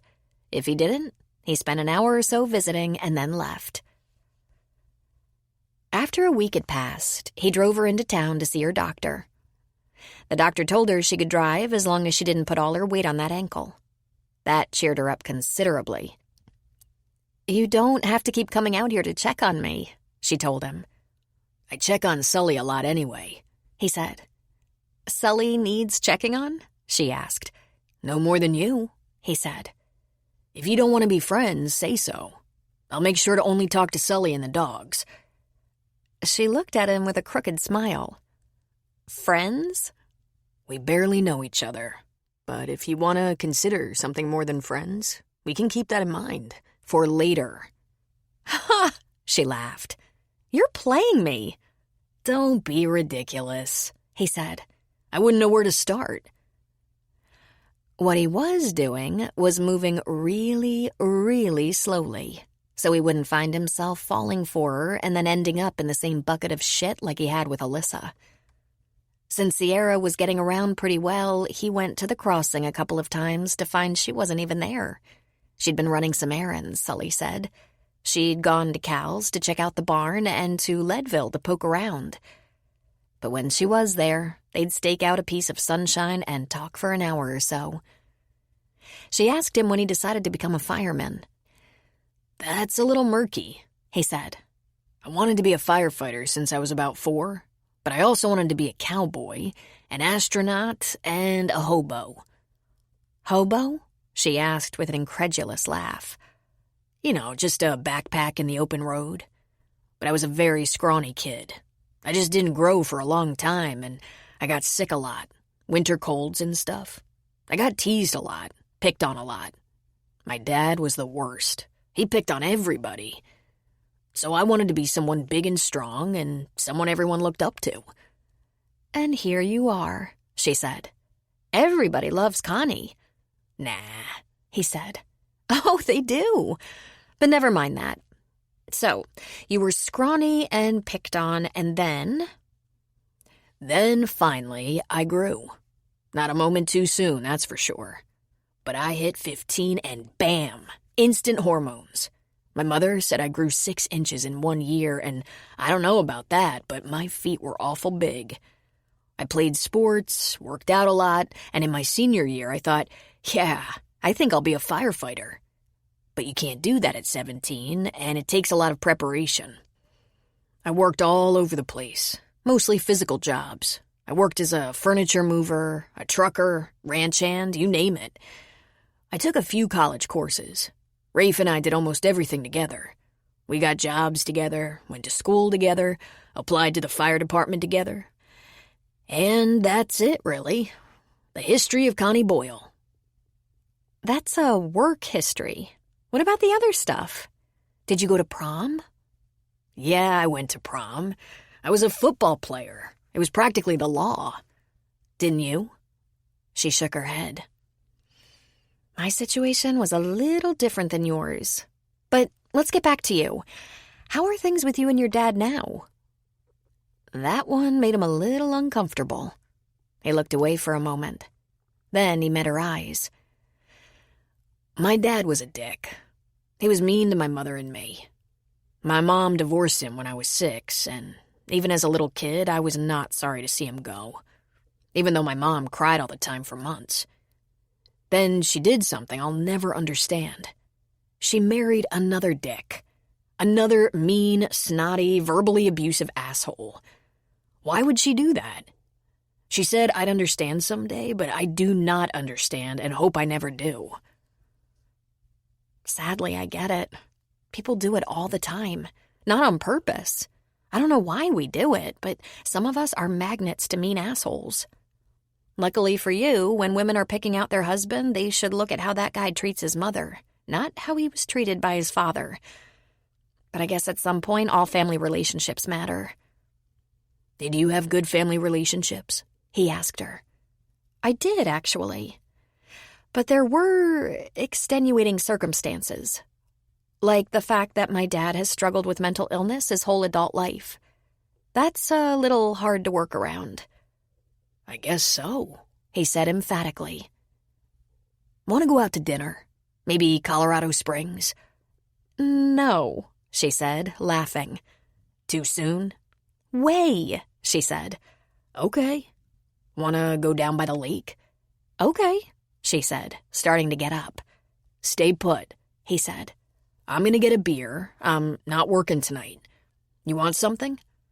Diet Coke? You got it. He went inside and bought a beer and a Diet Coke. He argued a little with Sully about paying for it since it was for Sierra, but in the end, Sully grudgingly took his money. He put the beer in one pocket, the Coke in the other, went back outside and scooped her up off her chair and carried her to the picnic table by the lake. She squealed and got the dogs barking and running circles around them. "What are you doing?" she laughed. You like it when I carry you. And then you're really nice to me. I'm always nice to you. You're nicer when I carry you. I have a devious plan. I'm gonna be nice and friendly, and you're gonna like me. I already like you, Connie. A lot, he said. You're gonna like me a lot. Sully warned me to look out for the firefighters. They're either real gentlemen with the women, or they're dogs. He stopped walking for a moment. He couldn't help that a little scowl showed up on his face. He's right. And I know who's who. Sierra knew Connie wasn't a dog. Not only did he have a fan club around Timberlake and the crossing, she could tell by his behavior. And while she hated to admit it to herself and absolutely wouldn't admit it to anyone else, she was enjoying his attention. She wasn't grateful for the sprained ankle, but one of the perks was Connie. It might have taken months for them to get friendly, much less have these cozy talks. Since she was able to drive, she met Moody for coffee at the diner. She was getting to know him better. The personal side of his story made him more real to her. She asked him if he still struggled with wanting a drink. While I was in rehab 30 years ago, my wife moved out of our house. I agreed with her decision. Our marriage was a troubled mess. I was a drunk, and she was a harpy. We had a lot of work to do. Oh, she came to family week at rehab. She was willing to do the work, but I'd worn her out, and we decided it was best if she moved out for a while. So she did. When I knew she was gone, I called a sober friend and asked him to go to the house and get rid of all the liquor before I went home because I felt so vulnerable without my harpy codependent wife to watch my every move. I told him I had bottles stashed everywhere. I told him to please get rid of all of it. When I went home, he had. And I spent the entire night tearing the house apart looking for the secret bottles he might have missed. Not so I could drink, but because it made me afraid, having them lurking there. I ransacked the house to find them and get rid of them. I never did find one. He shook his head. I was at a lot of meetings on that. But you know why? Really why? Because no one is conscious of the absence or presence of alcohol the way alcoholics are. We count people's drinks. We wonder how anyone can leave half a drink on the table. Other people don't worry about it. Other people can be done and walk away." "That hypervigilance is very tiring," she said. "I'm working on minding my own damn business. I don't want to wonder when someone looks at me if they know." "Well, sometimes they do know. Or guess. What other people think of me is none of my business. Some people guard their anonymity like it's a precious jewel that will blow up if they breach it, while others go on talk shows about it. What you do with yours is up to you. Just don't handle anybody else's." "Course not," she said. "When do I start to feel normal?" she asked. "When did you last feel normal?" She had never felt normal in her entire life. She bit her lower lip. "This could be problematic," she said. "Do you know what prayer I believe God hears the most? The very most?" Moody asked. "Dear God, why can't I be like everyone else?" "Do you feel normal?" He didn't answer right away and remained silent while their coffee was refilled. Moody took a minute to make adjustments with cream and sugar. He stared at his cup a minute. "There have been days I felt like the job I have ahead for the day is equal to emptying the ocean of water using a fork. And on stranger days, I thought everything was right with the world and God was in his heaven. What if this is the new normal?" "What if?" she echoed. "What's your most frequent prayer?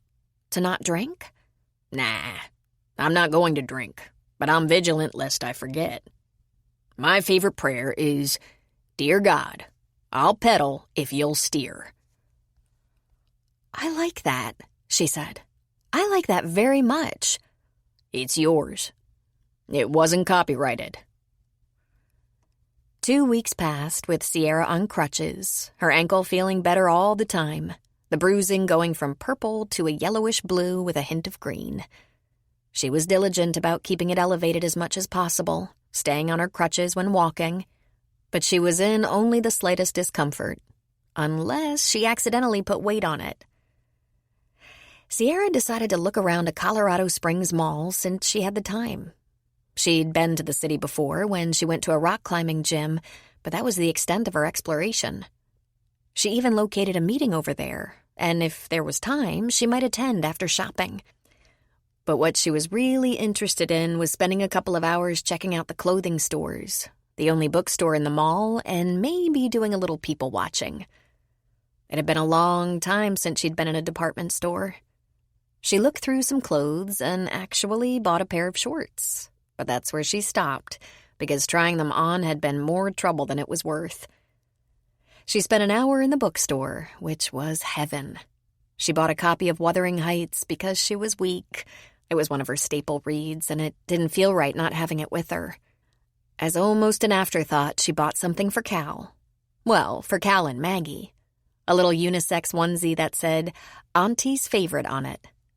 Sedona's kids would never know, and that was about all she could really carry while on crutches.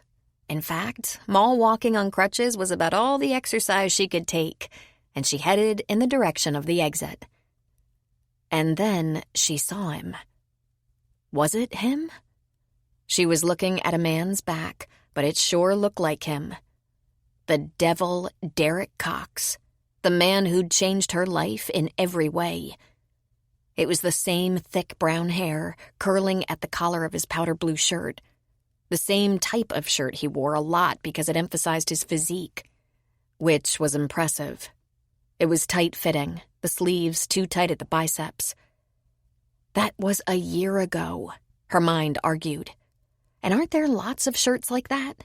Don't a lot of men wear them because they love their muscles? She thought about that every time she saw that. Couldn't they find a slightly larger shirt with sleeves that didn't pinch? Of course they could. That belt looked like his belt. She was a little too familiar with that belt. The shoes, she'd been with him when he bought them. Tommy Bahama. Just ordinary loafers, but they cost a fortune. She barely knew him then. It was the day of their one and only official date, and she'd been impressed. How many people could have that hair, that shirt, that belt, those shoes? the man was with a woman. A girl, really. His hand was gently guiding her at the small of her back, and she had long blonde hair. I had long blonde hair then, Sierra remembered. The girl was laughing, happy to be with him. Would she be happy tomorrow? Sierra worked those crutches hard, following him because as much as she didn't want him to know she was there, she needed to know if it was really him.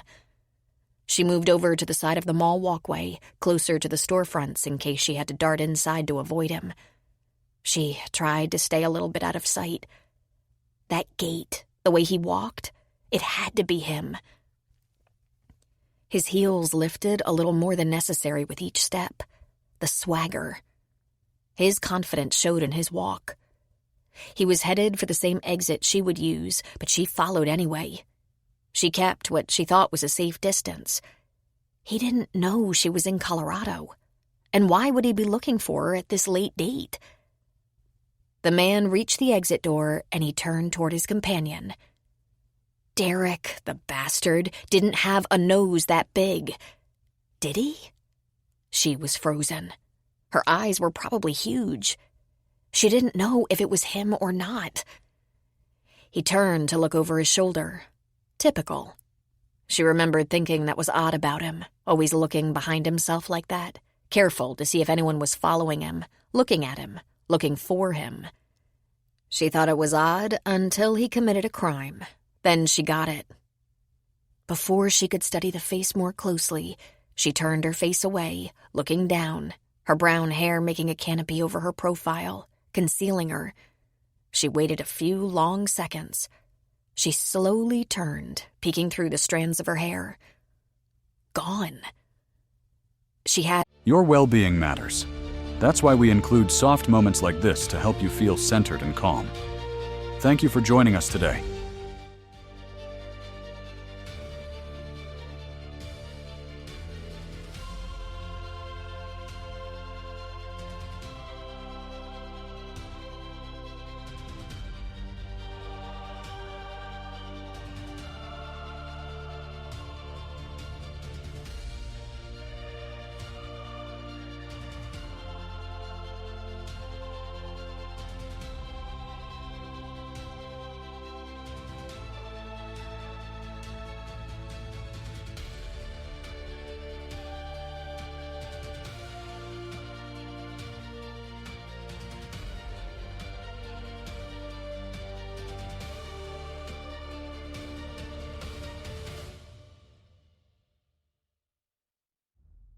to wait a bit before she could dare follow.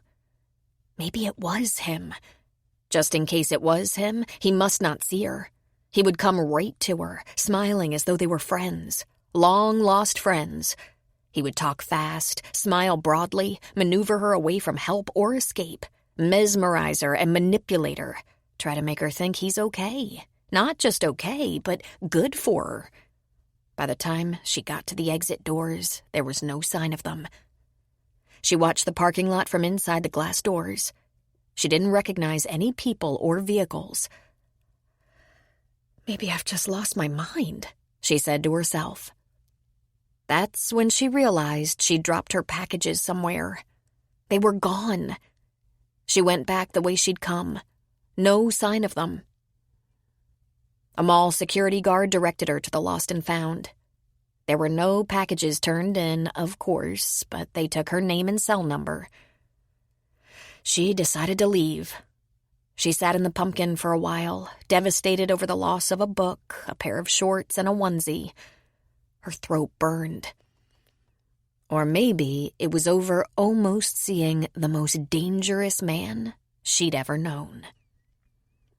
It was the first thaw of spring in Michigan. It was 55 degrees that afternoon, and she went to her favorite pub to enjoy drinks on the patio with her peeps. The new guy picked her out immediately, and they were together all evening. He was so handsome. All the girls were interested, but he chose her. She wouldn't let him come home with her, but she did give him her number, and she was pathetically thrilled when he called her the very next morning. He showed up at her office building where she worked in accounting for an independent insurance carrier. Her boss was annoyed, but then her boss, a middle-aged woman with a stick up her butt, was never happy anyway. Derek wanted to know if he could take her to lunch. Of course he could. It was much later that she wondered how he'd found her, picked her out like that. Had she told him where she worked? She must have. How else could he have found her? She brushed off the curiosity because who knew what she'd tell someone when she'd been a little lit up with mojitos. Mojitos, a spring drink. He met her after work. He got sulky when she wouldn't let him spend the night, so she tried to make it up to him by being extra sweet, and it worked. He went back into Prince Charming mode. Called and texted all the time. He was fascinating. He dropped out of law school to enlist. Since one of her brothers was a lawyer and the other a captain in the army, they had something to talk about. He told her how he went to Afghanistan and ended up being trained in special ops as an undercover officer. When he got out of the military, he worked under civilian contract as the civilian version of a spy, flying all over the world for special projects with a team of specialists. He'd grown up in an interesting family. His father was a race car driver. Not one of the famous ones, but he'd made a good living, and the family followed races all over. His mother sang backup in a country band, a pretty famous one. His grandfather, a chemist, actually invented the pregnancy test. He trained Malamutes for a while, bomb-sniffing Malamutes. At first, she teased him about being Forrest Gump. Then she began to wonder how a guy, barely 35, had time to accomplish all that. Then she stopped believing him. But it seemed like the other people in her crowd ate it up. From that first night, he was never far away. He called, he dropped by her office, he took her to lunch, he took her out in the evening. It wasn't long before he got into her panties, and it was awful. He had trouble getting and maintaining an erection, and he grew angrier and angrier until she told him to leave. He refused, and they fought until, miraculously, it rose. Then he was on a mission. He wanted to do it every which way. He wasn't ejaculating. It wasn't until she began to say enough is enough and pushed at him that he finally had success. Then he wouldn't leave. He left her to lie there beside him, wondering what the hell had happened. In the morning, she kicked him out so she could get ready for work and decided she wasn't going to be seeing him again. Of course, he pursued her immediately, so she told him over the phone. She wasn't interested in a relationship, especially one that included fighting. He twisted that to make it sound like a guy had a little trouble and wasn't a stud on their first night together, and that was it? No, she insisted. I don't want a relationship right now, especially one with fighting. She wanted space. No more surprise visits, no more calls, no more texting. She wanted him to move on. She stopped answering calls and texts, but he was waiting in parking lots and outside work, and he was everywhere. She told some of her friends he wouldn't leave her alone, so he stood back 6 feet, put his palms up, smiled eerily, and didn't exactly do anything. But he was creepy and frightening. He always knew where she was. She'd make plans to go to a different bar or club, and guess who would show up? She'd walk around a corner, and he was there. A few times, she actually bumped into him. Splat! One of her friends said she'd had a creep like that once, and you had to be firm and direct. She was as clear as she could be when she said, "Go away and leave me alone. I don't want to date you or anything." So he worked the crowd she hung out with. She was always aware of him, and she started needing an escort home. She went to the police to talk to someone about him. He was stalking her. She feared he meant her harm. He didn't have a record. "Stay out of bars," the officer told her. She asked if she could have a restraining order. "Has he done anything?" the officer asked. "Besides bother me constantly, watch me, follow me, creep me out? Does he have to do something to hurt me?" "Yes, or at least threaten you," the officer said. "Ignore him. Call the police if he does anything harmful or threatening." He began to ingratiate himself to other people in the bars, making them laugh, doing favors, buying drinks, giving them things. He had everything. Money, drugs, whatever. People thought he was a little strange, but harmless. She didn't know why he wanted her. She thought maybe he only wanted to hurt her. If she didn't go to her usual haunts, he would still find her wherever she went. Try to talk to her, ask her if she wanted a ride. Could he take her out for a decent dinner? "I'm a little concerned about you, Sierra," he said. "You're living dangerously." That's when she became stupider. When she should have stayed away from alcohol to remain vigilant and safe, for some reason, she just drank more. But she tried to stay around people. She had a roommate, Bobby Joe, but they weren't really friends, just two women who needed a roommate to share costs. They got along fine, though Bobby Joe wasn't around much, off doing her own thing. She had a boyfriend, and they were either in bed together or out or at his place. One night, she had a little too much to drink. Not exactly a red-letter day. That happened to her now and then. That night, she wasn't sure what had done it. It seemed like it had only been a glass or maybe a glass and a half of wine, but man, she was having trouble staying on her feet. Next thing she knew, she was in the car, her car, a 6-year-old Honda sedan, and she was dizzy and felt sick. Her head was spinning, her stomach flipping, her vision blurred. And the car was moving. She struggled to focus, to see what was happening, and, oh God, it was him, driving her car. Derek was laughing and talking to her and telling her they were going to have some fun. He was speeding, she thought. She didn't know why they were in her car. He was turning to look at her while he was driving, saying things that made no sense, like, "It's your turn now," and "Let's see if you can get out of this one." She couldn't understand what was happening. There was a thump, and the car skidded to a stop. He got out of the car, got back in, and just started driving again. She knew something bad had happened. "You hit something. Did you hit something?" she asked. And he laughed and said, "No, you hit something. Someone. But don't worry, he won't last long." She started to scream. His hand came out and struck her in the face so hard her neck snapped and everything went black. She was just coming to again when he pulled her car into the small detached garage beside the 60-year-old 2-bedroom house she shared with Bobby Joe.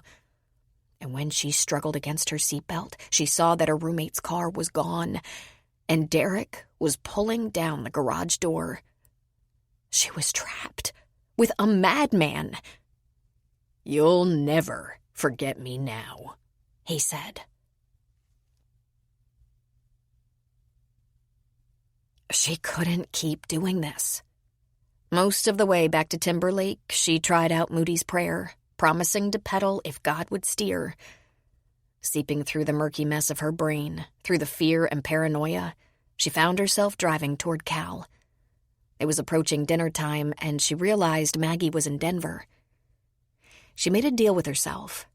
If Cal wasn't home or if there were people around, she would take that as a sign that she shouldn't talk to him about this. But if he was alone, she would tell him now. She had run from Michigan to get away from Derek. She had run from Iowa when she thought she saw him near where she was living. Where was she going to run to next if that really was him in Colorado Springs? She had to find a better plan. She had to tell someone.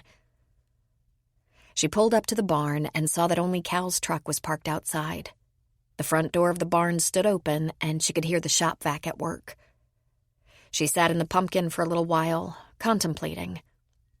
If it was Derek Cox in Colorado Springs, she was at risk and would need help. If there was anything she'd learned in the last 10 months, it was that it was dangerous to try to handle serious problems alone. There was no one she trusted more than Cal. He saw her standing in the doorway and shut off the vacuum cleaner.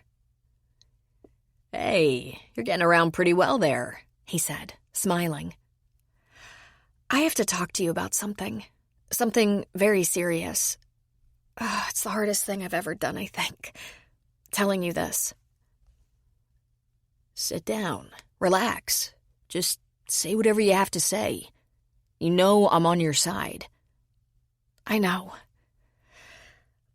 Back in Michigan, back before I went home to the farm in Iowa, I ran into some trouble, and no one could help me.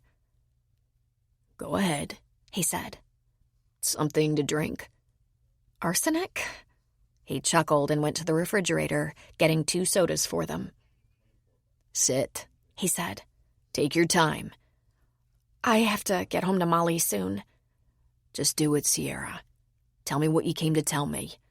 I think you know you can trust me. She toyed with the tab on the can, taking a couple of deep breaths. It might seem impossible to believe. Come on now, Sierra. You're stalling. She told him everything. From the first time Derek targeted her, hit on her, to the night that ended in her garage. Her brother's face grew pale, then crimson. She thought his hand was shaking as he lifted his soda can to his lips. His lawyer's poker face wasn't working so well as he listened to her. What I couldn't make sense of at the time, I'd been at a bar I went to sometimes where I knew people. I wasn't with anyone, but the bartender and waitress knew me. He must have drugged me, slipped something in my glass of wine, then took my keys and got behind the wheel of my car. I couldn't focus. I was sick. Believe it or not, that didn't happen to me a lot. I didn't get sick, didn't have blackouts.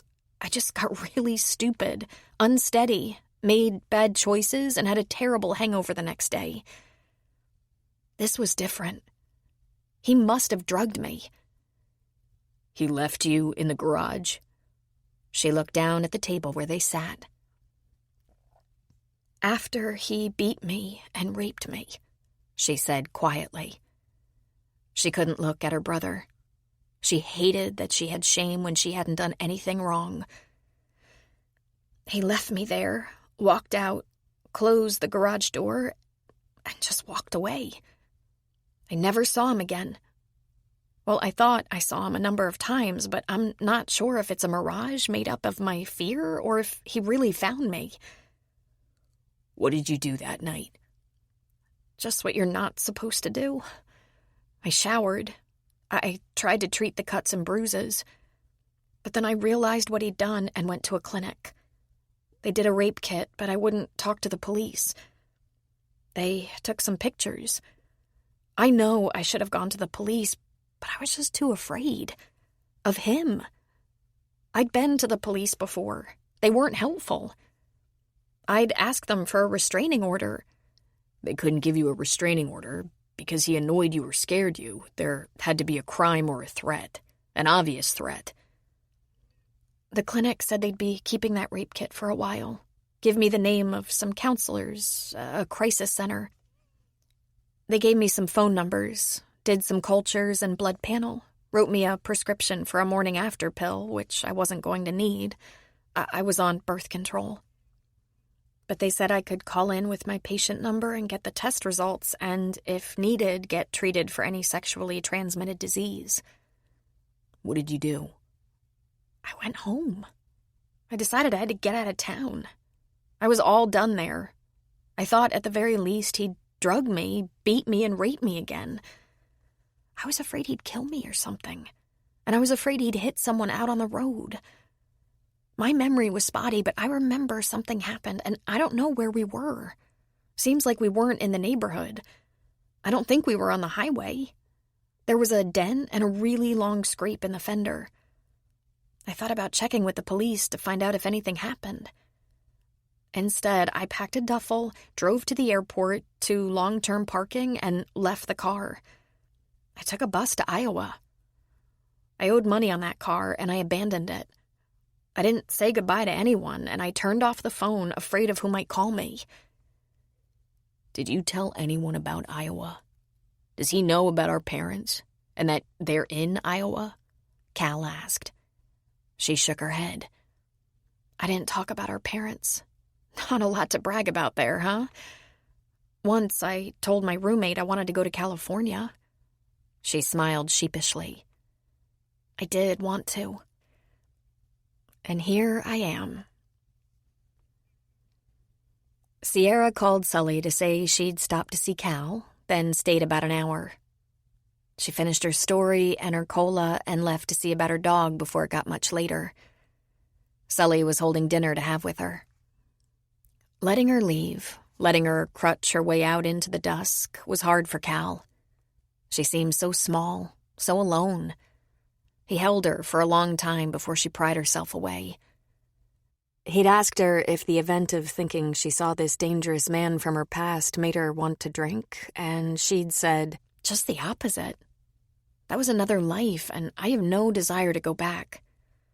But I think I will go to a meeting tomorrow morning. It never hurts, and it usually reaffirms everything I know to be real." He was so proud of her, scared for her.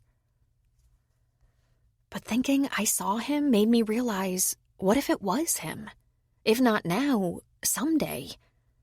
I could disappear for real without anyone knowing the details. I had to tell you. I had to tell someone. After she left, he went for a beer for himself. Boy, did he need it.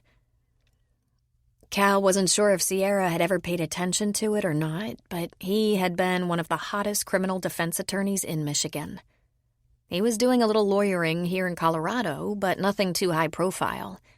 He was still licensed to practice in Michigan if it came to that, if she needed a defense. He wouldn't defend her, of course, but he knew the best of the best, and he could always sit second chair. Meanwhile, he could get information. Sierra wasn't sure she wanted to know, but it probably wouldn't hurt. Not only was his old detective available by phone, he was no slouch when it came to investigation. He could find out if there was an accident, any police investigation, if this Derek Cox had any kind of criminal record, if he was wanted for anything. He could find out if anyone was looking for him, or for Sierra. He didn't even have to ask her the make, model, and license number of that Honda she'd abandoned. He could find it. If anything came up, if she needed him, he would be ready. And then there was the issue. If there had been a broken law, they would have to face it or worry about the consequences of obstruction. She told him that she got a job with the county sorting through refuse in the recycle plant in Iowa. She borrowed Mom's truck to go to work and stop for groceries or whatever they needed on the way home. After a couple of months, maybe 3, she came home from work and her mother told her some man had come around asking about her, asking if she was there. Marissa, who had been dodging official-looking people her entire life to keep her schizophrenic husband safe, had said, "She's in Michigan, isn't she? I don't know when we last saw her." Good old Marissa. Sierra had laughed when she told Cal. Luckily, my benefits with the county kicked in, so I looked at rehab. Found one facility in Des Moines that would take my insurance. She didn't go into rehab to get sober. She went to hide out. One thing she knew, having had so many friends pass that way, everyone made a list of who they'd be willing to talk to, and no one else could get through. No information was given out about patients except to police officers with warrants. So she'd talk to Marissa only, she said, and she'd ask if anyone had been looking for her. Then, when the heat was off, maybe she would go to California. The state, not the brother. Funny how things worked out. Cal wanted her, and she thought she was as safe with him as anywhere. She'd been pretty sure she'd find out in rehab that she wasn't a real alcoholic, but just an active young woman who liked to party. "Imagine my surprise," she said to Cal, "when I found out I'm a drunk, and the choices for me are booze or death. I didn't even drink every day. I thought real alcoholics were much more ambitious." "You must have done some heavy drinking," he suggested. "Oh, there were times," she said. "But guess what else I learned? From a woman in rehab who'd been stalked. There might have been a device in my phone to track me. That might have been how Derek could always find me. I got rid of the old phone, so I'll never be able to find out, but it would make sense. To this day, I don't know if he left me on the floor of my garage and walked away, done with me, or if he followed me to Iowa. then to Colorado. Was that him who talked to Marissa? Or was that some law enforcement person because my car was in an accident? "I'll look into it," Cal told her. "I'll find out if there was an accident, and I won't have to mention your name to do it. But that might fall into the category of stuff you'd rather not know. It could be a very difficult situation." Cal, I'd feel terrible if something happened, but I didn't do it. I know I didn't do it. He reminded me the whole time he was assaulting me that there was no proof he'd even driven my car. I might have been drugged, but I heard that. It was his intention from the start. If anything happened, I would be the guilty one. "You're not afraid of jail?" he asked.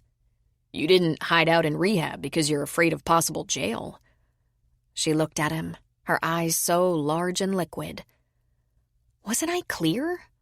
I didn't do anything wrong. I'm not afraid of going to jail. I'm afraid of him. There's just one thing that haunts me. Why? Why would he do that? As Cal remembered that, he took several swallows of his beer, but it didn't help. He leaned his elbows on his knees, gripped the beer in 2 hands, looked at the floor, and wept. His baby sister, his beautiful baby sister, tied with a belt, brutally raped and beaten, terrified. Talk about scared straight, she had said. Adopt the pace of nature. Her secret is patience. Ralph Waldo Emerson. Chapter 9. Sierra attended a couple of meetings, and they helped.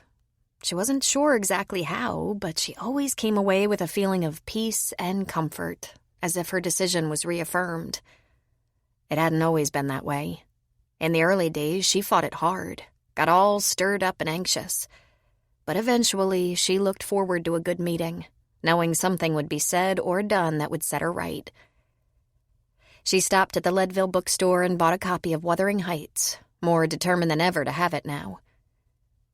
One day, she took Molly with her to a meeting, but she wiggled so much they had to leave. "You'll never pass that one off as a service animal," Moody said. No kidding, Sierra agreed. When Sierra and Molly were alone together, the dog was calm and quiet and so sweet. One thing that troubled Sierra was that there were times, though rare, when she lifted her hand to pet Molly, and Molly flinched a little, ducked, and Sierra was sure she knew what that meant. When it was Sierra, Sully, and Beau around her, Molly was quiet and only a little playful, trying to nudge Beau into some frolicking or leaning up against Sully to beg a pet. Molly was a cuddle bug. She now had her own blanket that Sierra spread on the bed to keep all those golden hairs off the comforter, and it became hers, so that wherever the blanket was spread, whether on the porch or the back seat of the pumpkin, Molly thought of it as her place. Of course, Molly was young and still got in trouble. She got into Sully's garden and ravaged some vegetables, digging up to her shoulders before Sully caught her. Luckily, there weren't many fatalities, and she hadn't gotten Sully's prized tomatoes.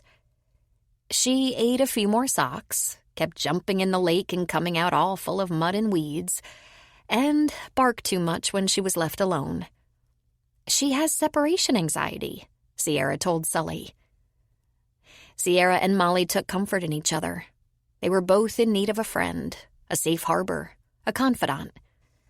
Sometimes Sierra told Molly secrets, and Molly listened attentively, showing Sierra those sad, deep eyes, indicating she understood and sympathized. Sierra and Molly were in the hammock together, Molly's head in the crook of Sierra's arm, gently swaying, when Connie snuck up on them. "Are you reading to that dog?" he asked.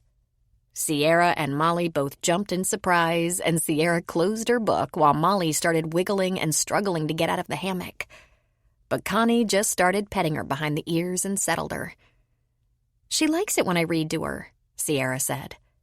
"Do you, Molly?" he asked the dog. But the traitor dog just leaned into Connie's big, loving hands and moaned in ecstasy. "What are you reading to her?" "Wuthering Heights," she said. "Bet you don't even know what that is." Connie sighed. Okay, so it wasn't my imagination. You're cranky. You've been moody all week, and I'm done having fun with this. Is something wrong? You have PMS or something? You mad at me? No, she said, a little meekly. No to all of that. Yes, I've been a little on the quiet side because I've been thinking. About you, as a matter of fact. He grinned like he'd just won something. Is that so? Can't get me off your mind? Not exactly, she said, making a face. If you can be serious, I'll confide in you. If you're going to screw around, I have nothing more to say. He walked around to the front of the hammock and squeezed onto it, pulling all 65 pounds of Molly onto his lap. He leaned back, settled in, and said, Stop being so bitchy, Sierra. I didn't do anything wrong, and you know it. She sighed. She knew it. He was right. She took a breath. If we're going to be friends, there are a couple of things you should know. For starters, I'm not like the other girls you've dated. He shrugged. We might put that in the plus column. The Jones kids have always known we were different. I was born in a bus, for God's sake. Well, not officially. Officially, I was born in a clinic. Being the fourth child, I guess I was in a hurry, and Marissa, my mother, hated to leave my father for even a little while. He could go off the deep end if she wasn't around. So when she was about to drop me, she went into the free clinic and, well, I didn't grow up the way most people do. I think none of us did, he said. And also, well, I'm an alcoholic. Oh? He asked. I've never even seen you drink. I'm recovering. Just recently made a year of sobriety. That's it, she said. You should know that. Why? It's a significant part of who I am. I don't understand, he said. How's that likely to affect our friendship? And then he added in an undertone, such as it is. I go to AA meetings and I don't drink alcohol. For a long time, I didn't even use mouthwash that had any alcohol content. He sat forward in the hammock a little, and Molly instantly put her head on his chest so he could pet her. Hey, is that why you wouldn't take the pain meds? That's exactly why, she said. But it worked out that I was just fine with the anti-inflammatories and ice. But see, I'm not just your average girl. I had a complicated childhood, and as it turns out, I have a complicated adulthood. Okay, he said. Is this worrying you? What? Telling me this stuff. Yes. No. I mean, think about it. We don't have much in common. He scratched Molly behind the ears, and she snuggled closer. Molly moaned almost seductively. And if my dog likes you better than me, you are banned. He couldn't help but laugh at her. Is this why you've been so cranky? Because you thought we should have this heart-to-heart? I thought you should know some of the more private and personal stuff about me before you get in too deep. And it's just not easy to do, okay? So you were almost born in a bus. You don't drink or take pain pills. You go to AA meetings, and you're very particular about who your dog loves best. Feel better now? He asked. Not very, she said. Are we gonna get in too deep? He asked hopefully. You really don't get it, do you? I'm not like you. Why would I want someone like me? Oh, hey, does it bother you if someone has a drink around you? Like, should I be careful not to drink a beer because it might, make you drool with longing or something? She rolled her eyes. It only bothers me to be around people who are getting toasted and obnoxious. Sully has his bedtime drink at night, and I have tea, and we're very compatible. In fact, he's the best friend I've had in a long while. You have good taste, Connie said. Sully is good people. So now can we go on a date? What for? She asked. For something to do, he said, turning Molly a bit so he could scratch her tummy. Sierra started to scratch her tummy too, and Molly stretched her neck and back legs, offering more of herself to be massaged. "I feel like you're not taking this seriously," Sierra said. "I'm an alcoholic with a very untidy history who has had troubled relationships, and you're just a guy who wants a date with the wrong girl. Think. Use your head." His hand stopped moving, and she looked up. Those blue eyes were boring into her. "Thank you for telling me. It's brave of you to tell me personal and private things. But here's what I'd like. I'd like to go do some fun stuff, so we're having a good time while we get to know each other better.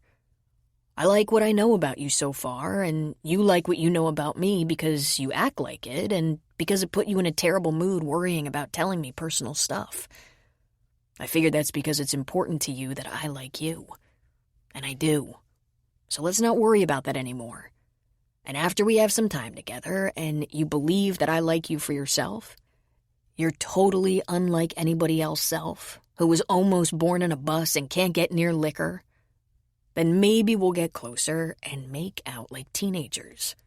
That would be good." She was quiet for a minute. "Oh, that was smooth, Conrad." "I guess I'm not like the other guys you know because I'm not real smooth with the girls," he said. "Sully said you've always got a girl," she informed him. "That's not true at all. I mean, I go out with girls sometimes. Okay, I go out with girls a lot. But they're not, relationships." "Do you have sex with them?" "I haven't had sex in so long, I forget which armpit it's under." She burst out laughing in spite of herself. "That could be your problem." "I'd like to have it with you, though," he said. She looked at him in wonder. "Do you always say exactly what's on your mind?" "I told you. You should know that by now. I'm pretty much an open book. No good moves. But here's what we have in common. We both had some bad experiences with the opposite sex, even though I don't know what kind yours were. But you told me you can't pick 'em. Me either, apparently. I figure that's a really good place to start." "Is that so?" "Yes. We're two people who really like each other, but are a little unsure about things like getting involved, because we've had some bad luck. So here's how I think it should go. We'll hang out some more, kiss some, maybe hold on to each other for a while and get all worked up and decide what's wrong with taking it a little further. It'll be soft and sweet, and we'll get wrapped around each other till we can't breathe. If it was winter and if we were in the truck, that little car of yours is out of the question, we'd steam up the windows big time. It would be better if we were somewhere private, lying down, though. So then we'll do it. If we do it, it will be so good, we'll talk about it for years, because we were two people who thought we might not ever match up, but we did. What do you think of that?" She was speechless. She couldn't believe her ears. "Did you make that up all by yourself?" she finally asked. "All by myself," he said. "And you think we'd be good together?" "Epic," he said, smiling. "No," she said. "It was worth a try," he said. Then he laughed and kissed the dog on her head. "Molly wants me, that's obvious." He put his big hand on Sierra's head and ruffled her hair as if she were a kid. "How's the ankle feeling?" "Good, as a matter of fact. This week I get to put a little weight on it, and if I have no problems, I can go back to work." He put his hand on her thigh. "Listen, I should have asked before. Is there anything you need? Like a loan or something? It must be kind of hard being out of work for so long. I'm sure you don't get comped at the diner, especially it not being a work-related injury." "A loan?" she repeated. "Really?" "I didn't even think of it until now," he said. "You've got expenses and probably doctor bills, and you're out of work. I have some savings, and no worries if it takes you a while on the repayment." Again, she couldn't find her voice. "Connie, you keep blindsiding me. A loan? No, I'm okay." I have some savings too, and I'm still helping Sully, though not as much as I was, but I can sit behind that counter and ring up sales all day and night. And if I run into trouble, there's always Cal. I thought of that, but he's got that house. I built a house. It can really be a pocket suck. You built a house? Uh-huh. The one I live in, just outside of town. I put money down on some land when I was just a kid. I was 22. I'm still paying on it. It'll be paid for when I'm 42. And the house when I'm 190. Must be some house, she said. It's a pretty simple house, but I'm a firefighter. We do all right, but we're not rolling in dough, though some of them act like they are. Thing is, it wouldn't put me out to help if you need it. Conrad Boyle. I think you must be about the nicest guy I've ever met. He grinned at her. See? You're coming around. That's good. Don't get any ideas. Sierra, I've had ideas since about the minute I met you. I figure it's only a matter of time. Is that why you offered me a loan? He made a face. Of course not. I thought you might need a hand, that's all. That's how you treat friends, Sierra. Don't be a pill. I do like you, Connie. That's why I wanted to be honest with you. I've had a lot of problems over the past few years, most of which I made myself. I'm going to be working my way out of them for a long time. I think you could do better than me. That's very nice of you to warn me, Sierra. Now let me make up my own mind about stuff like that. And you make up yours. What you see is what you get. And there's really nothing better than that, she found herself thinking. He was completely serious, and she knew it. Connie Boyle wanted to be her boyfriend.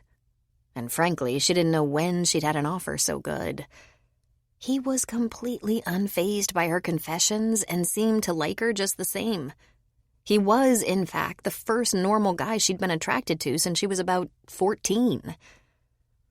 Over the next couple of weeks, just in the course of conversation, she learned something else about him that should have been obvious from the beginning. He'd been a firefighter for 7 years, and a paramedic, and a search and rescue volunteer almost as long. It was in his nature to help, to serve. But also, he'd seen some stuff, some ugly stuff. It's a little town, but we have a big highway, some vast rural land, huge mountains, and a lot of people passing through. The police handle the crime, but we usually get the mop-up after a crash or suicide or even homicide, except we haven't had one of those in a long time. If you think just because it's a small and friendly place that nothing interesting happens, think again. All people have complicated lives, get in trouble, have problems and emergencies. We're a busy little fire department. He had a medic's knowledge and perspective. His stories were daring and fascinating. One of their search and rescue guys fell out of a helicopter and was killed. They spent hours looking for his body. It was a freak accident. The guy with the best balance and safety record in the state somehow slid right out of the chopper. Then there was the time some dipshit blew up a house because of an unsettled debt and blew up himself in the process. He was cut in half, his upper body up in a tree 300 yards from his lower body. An old man died alone while eating a bowl of spaghetti, and it was a while before someone realized he might be sick or dead. Hikers and campers were continually lost. Farmers and ranchers had mishaps with heavy equipment. They rescued a 17-year-old from a grain silo, usually a death sentence, but they got him out. They even tracked a fugitive once. That was dicey. He was wanted. They worried about the complications of actually catching him, though he was supposed to be unarmed. Someone just decided to cut our losses and punched him in the face, knocked him out cold. No one can remember who did it, but he's behind bars again. No one can remember who did it? Did it ever occur to you to check the knuckles in the firehouse?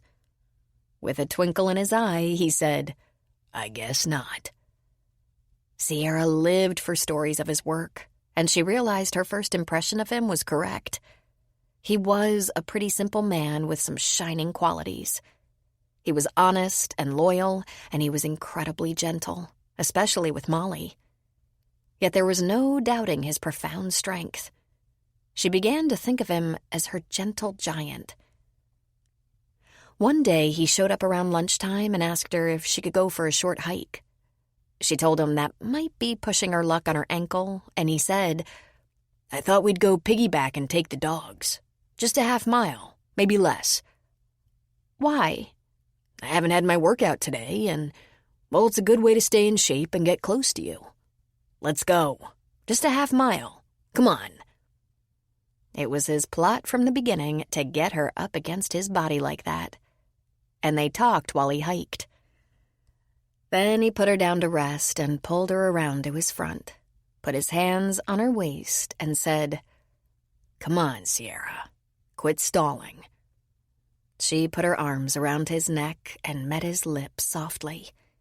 Then she pulled him tighter and went in for the kill, kissing that sweet mouth of his like a starving woman. She moved over his mouth with passion, letting him tongue her lips apart as he lifted her off her feet. The spectacular kiss didn't stop until Molly barked.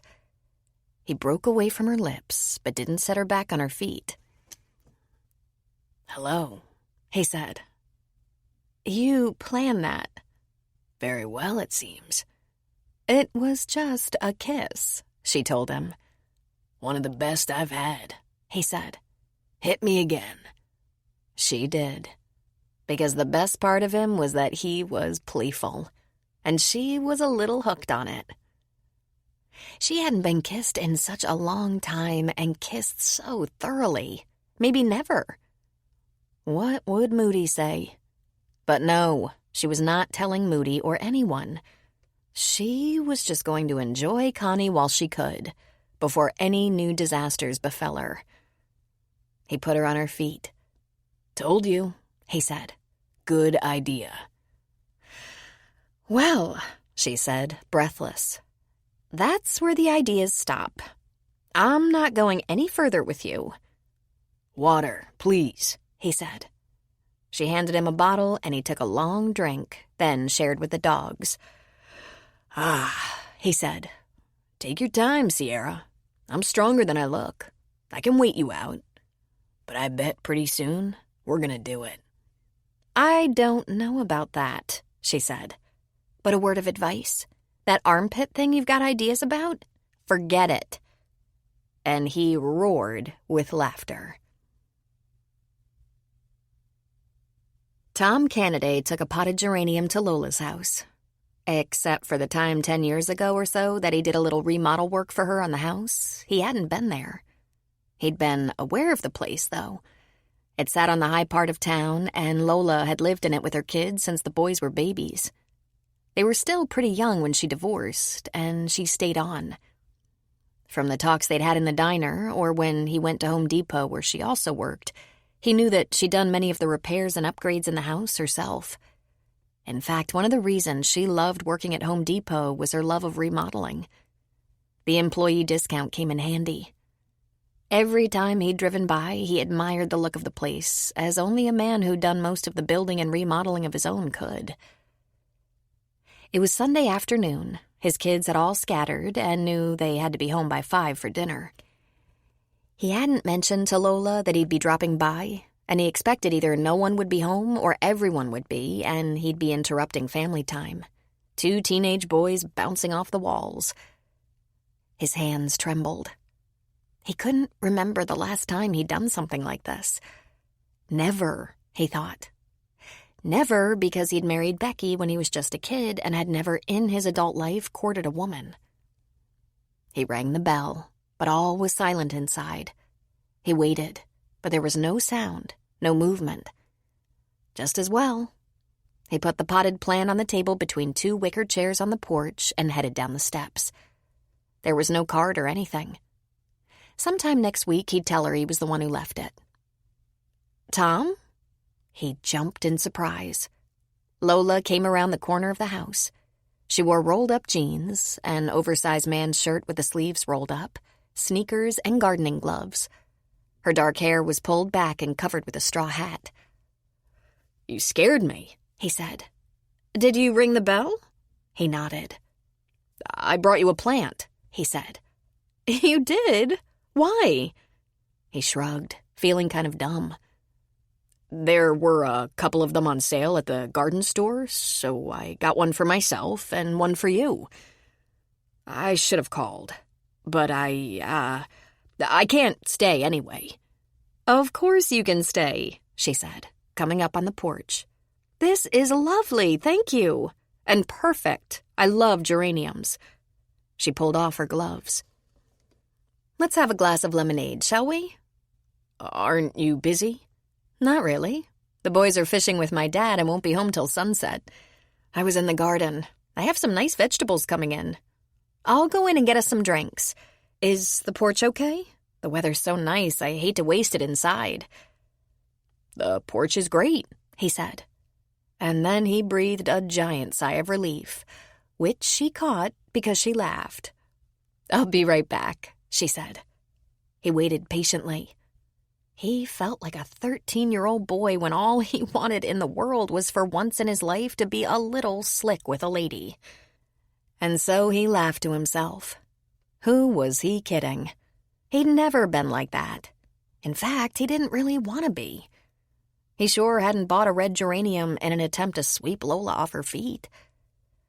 It might not be as sweet as you like it, she said as she was coming out the door with a tray and something under her arm.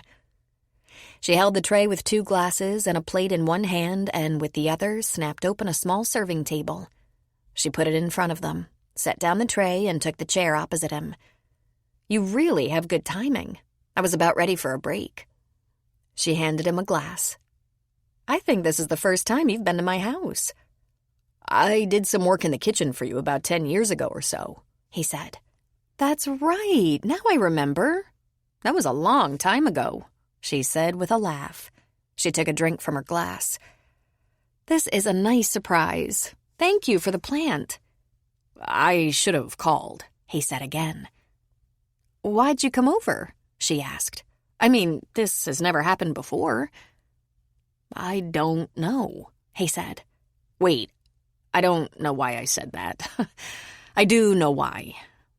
We always have nice conversations when I stop at Home Depot or the diner for coffee, but it's always busy. Half the time we can't finish a sentence because someone needs you for something, or else someone else wants to be in the conversation. And I started thinking, maybe I should really take you out to a movie. But then we wouldn't get to talk either. I thought it would be nice to have a conversation sometime without you being at work. He sipped the lemonade. This is good. We're both divorced. I know a lot of women, and then again, not very many. Now that makes very little sense, she said. I don't have any real close friends, that's all. When I think about who I'm comfortable with, the people who come to mind are Sully, Maggie, Cal, a few of the guys around town, and you. I've been divorced a long time now. But really? She asked. Really divorced? Because from what little I know, you and Becky were together regularly. That was my mistake, he said. She waited. I was treating it like a timeout when it was not a timeout. It was a divorce. I would be so far ahead if I'd treated it like one. That's a little vague. Sorry. I didn't realize there were other men in her life. I was naive. I wish I'd known, and I wish I'd moved on a long time ago. What do you want, Tom? She asked. He looked at her. He realized he loved looking at her. Oh, God, Lola, I don't want anything. I mean, I have no expectations. I don't. But we're a lot alike. We're single. We've been working at least 2 jobs, raising our kids on our own. No spouses. No significant others. I mean, you never said. I've dated, but we both get help from our parents sometimes. And I have a brother who's always there for me, and you have a sister, but I don't want anything, he said again. I just know I feel comfortable with you, and it's nice to have a woman friend. Maggie's a friend, but we don't ever have long conversations or anything. We don't talk about our lives. You and I, we talk about our lives. Our families, our folks, our kids, how aggravating it can be sometimes when there's no other parent in the house to back us up. We talk about this carpool nonsense, getting the kids everywhere they have to go. I don't have anyone else in my life like you. It's comfortable. I finally broke away from that dead marriage and realized you're the only person of the opposite sex I enjoy spending time with. That's very nice, Tom. But I've worked very hard to have an independent life. The kind I actually like. I'm not interested in dating. I don't want a boyfriend. I get along just fine without a lover. That made him smile. That's good. I don't think I'm a candidate for any of those jobs. Could we just be friends? We've been friends for years. I know.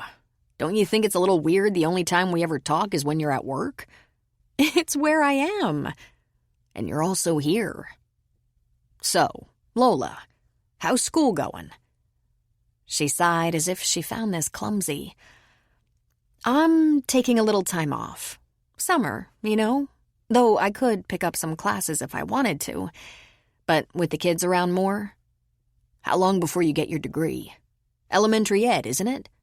That's right, she said. I think it's practical. I love kids. I'm actually very good with them. When it was time to choose a major, it was the best I could do. I should have a career, right? Something to take me into retirement. Something to spend my next 20 years on so I have a pension of some kind.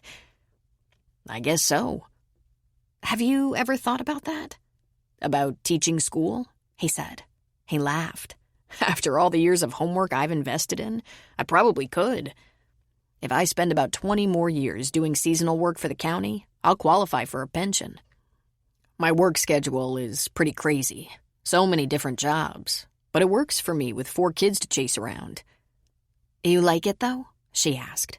Oh, I love it. I do a little of everything. I do chores for Sully in summer. I do a lot of building, mostly interiors. I plow, I pick up trash, mow fields, paint houses, do road work, you name it. Every day can be a new job, and believe it or not, I like them all. Even the garbage pickup. Right now, I'm almost full-time at Cal's house, foreman on his project, which means I do some of the work myself. Some we hire subs, some we work with the subs. I have to keep some days open for the county and for my friends. How do you keep track of it all? We have a very detailed calendar. Not only do I have to keep track of jobs, the kids have to know where I am, and I have to know where they are. If everyone keeps an eye on the calendar, it somehow works. I haven't misplaced a kid yet, though I've come close. How often do you have to get family to help? She asked. Because that's the hard part for me. My mom and dad aren't as young as they were, and they still work, too. I think I get help from my mom or dad or my brother almost every week. When we have to be 2 places at once, usually. I'd be lost without them. But I try hard as I can to give back. And so do the kids if I motivate them.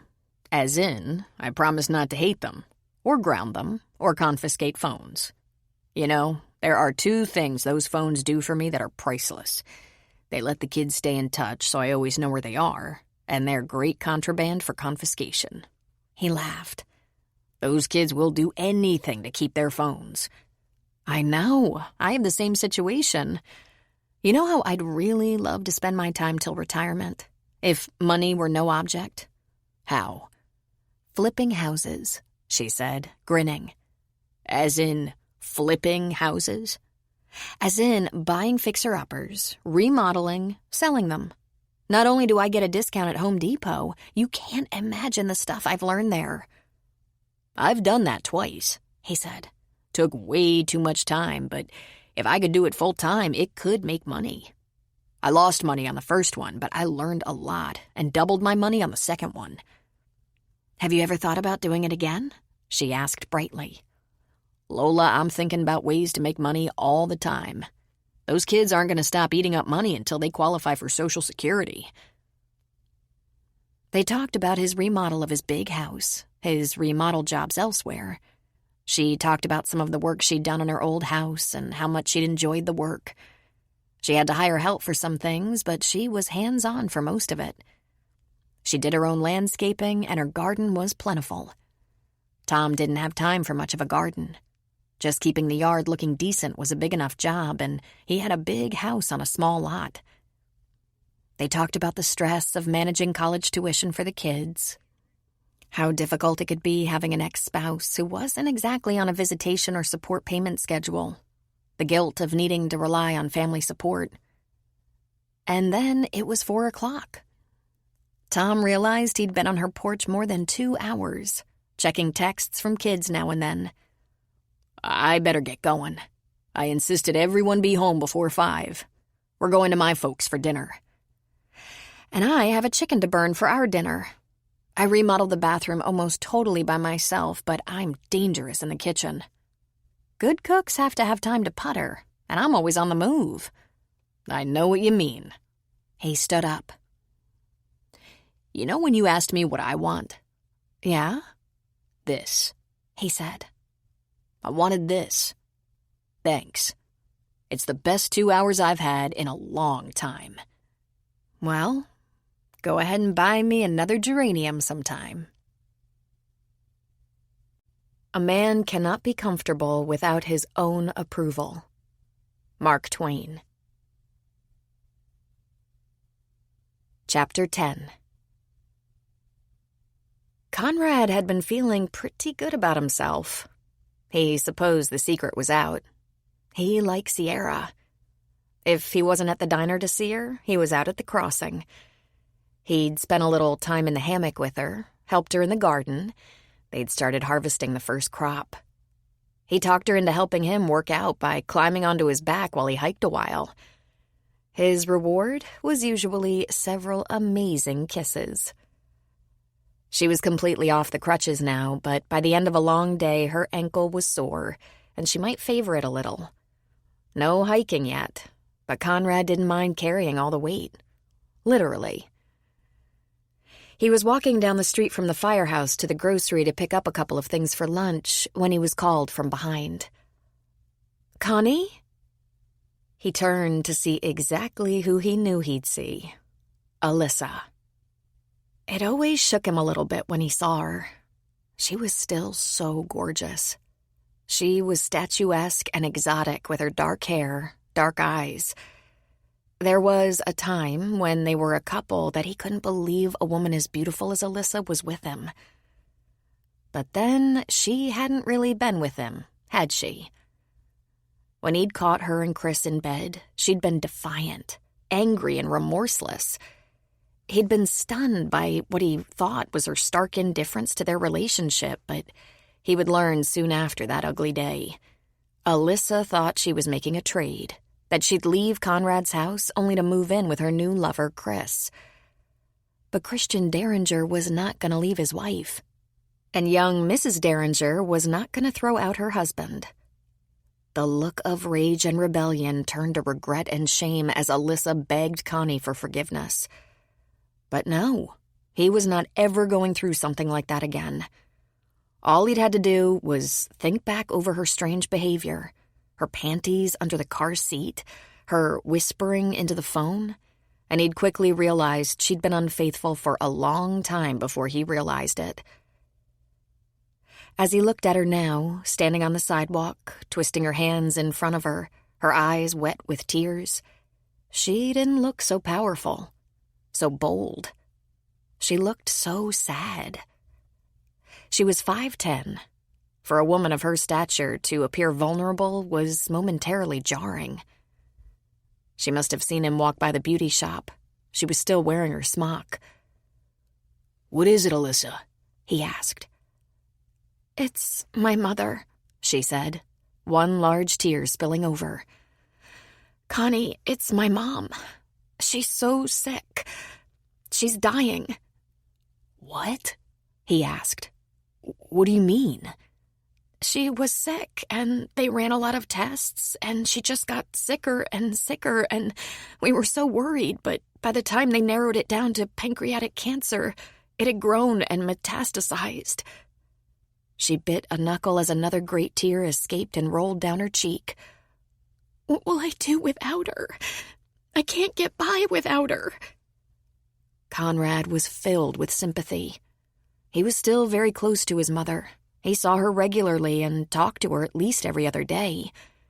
And he liked Alyssa's mother. He'd even stayed in touch with her after he and Alyssa broke up. For a while, anyway. He put a hand around her shoulder and drew her to him. She leaned against him and cried, and although one of his arms dangled at his side, he held her there for a moment. You're going to have to be very strong, Alyssa. You don't want Rachel to have the added burden of worrying about you. She's my best friend, she whispered. Have the doctors said how long they'd give her? Just a matter of weeks, maybe less, probably not more. You have Clay, Connie said. He's a good brother, a good son. How's your dad? Broken, she said, leaning against him again. She looked up at him with her tear-stained face. Will you visit her before it's over? Have you arranged for hospice care? Yes, she said, wiping off her cheeks. They're starting visits the end of this week. I'm living at home again to be with her. You won't regret that, he said. But you're working. It's the only thing that takes my mind off it for a while. My clients have been wonderful, so supportive. And I cut my hours. Connie, will you visit? Sure, of course. Meanwhile, tell your mom I'm so sorry to hear the news. I'll stop by one of these days, okay? That would help. Thanks. My mom loves you, you know. She's a good woman. This is awful. Can we just go get a cup of coffee or a soda or... He shook his head. It's not a good time, he said. It's never a good time, she complained with a sniff. She wiped a hand under her nose. Even now. Alyssa, I'm sorry you're hurting, and this news is awful for me, too. I'm crazy about your mom, about your family. I'll pay her a visit. How about me? Can't you be a friend to me? They'd been over this a few times. He'd been honest with her. He wasn't interested in getting back together. He didn't want to be friends. What they were was exes. That was all. He wasn't mad anymore. In fact, he felt terrible for her right now. It was true. She was really close to her mother. Her mother got her through most of the sticky or difficult times of her life. I'm seeing someone, Alyssa. I doubt she'd appreciate that. Who? Never mind. Listen, I'll call your house right away. I'll visit your mom as soon as I can. I have to get some stuff at the store. Lunch. The guys are waiting. She dropped her gaze. Sure, okay. Thanks. Her eyes still on the ground, she turned and went back down the sidewalk to the beauty shop. He watched her go and looked around. There were at least a dozen pairs of eyes on him. Some of them he knew. Lola from the diner, Jeff from the grocery outside straightening up the sidewalk baskets, Bertrice from the bookstore down the street. But there were others he didn't know, and to them, he supposed, he was a guy who just made a girl cry. He didn't care. He wanted to grab his lunch groceries and get back to the firehouse. He wanted to call his mom, see how she was doing today. He'd just talked to her yesterday, but it would feel good to talk to her again. Sierra could see the street from behind the lunch counter. She saw Conrad walk past. She smiled when she saw him. She almost always smiled at just the sight of him. He had that strong but leisurely gait. That was the thing about Connie. He was sure-footed in all things. His hands were in the pockets of his navy blue work trousers, that blue T-shirt snug on his broad shoulders. He could carry the weight of the world on those shoulders, and often did. She moved down to the end of the counter and watched him pass. she saw a woman step out of the beauty shop and call to him. He stopped and turned, and they walked toward each other. Of course, the ex. She felt pretty dim-witted. How had she failed to put two and two together like that? He'd mentioned she worked in town, and they ran into each other now and then. She was a hairdresser, and she was beautiful. At least from where Sierra stood, she appeared stunning. Tall, leggy, long ebony hair, sophisticated. Then he embraced her. He reached for her, pulled her close, held her for a long time before they parted a bit, talked a little bit longer, then separated and went on their way. He went left, she went right. What had he said? They ran into each other sometimes. No, he said if they didn't run into each other, he wouldn't even recognize her. Oh, but he recognized her. He had held her close. Lola came into the diner. "Hey there, how's it going?" she asked. She didn't wait for an answer, but went back to the kitchen area to stow her big purse and grab her apron. She was back at the sink giving her hands a scrub when Sierra joined her. "Did you see Conrad with that girl across the street?" "That's Alyssa. They used to be engaged or something." "Are they good friends now?" Lola shrugged. "I wouldn't know anything about that." "They seem to get along very well for used to be." Lola smiled. "Who doesn't get along with Connie? He's such a sweetheart." They hugged. It looked kind of romantic. "Oh," she said in a sympathetic tone. "You're interested in Connie?" "No," Sierra said. I mean, sure, but not the way you're thinking. I just wouldn't want to get in the way of anything. I mean, it's not just that I wouldn't want to complicate things for him. I wouldn't want to end up the silly one who gets let down. Know what I mean?" "You should just ask him about it then," Lola said. As though that was easily done. How do you do that? Do you say, "I saw you hugging this beautiful girl right on the street, and I don't want to be getting involved with you if you have something else going on"? But she had told him she wasn't going to get involved. So what was she saying then? That she was ready to get involved? Of course she was. But she had intended on keeping that to herself until she was sure. Sure of him, sure of herself. She mulled over every possibility for another hour, and then she texted Moody and asked if he was free any time today for a cup of coffee. Moody texted back that he was at the bookstore and would wait for her there. After she finished her shift and clocked out, she went to the bookstore. There was one student at the back table, and he had his earbuds in, listening to music while he studied. Moody was in the chair he loved most, a big book of maps spread across his knees. She said hello to Ernie, the store owner, who appeared to be absorbed in some paperwork at the checkout counter. "What are you involved in there?" she asked Moody.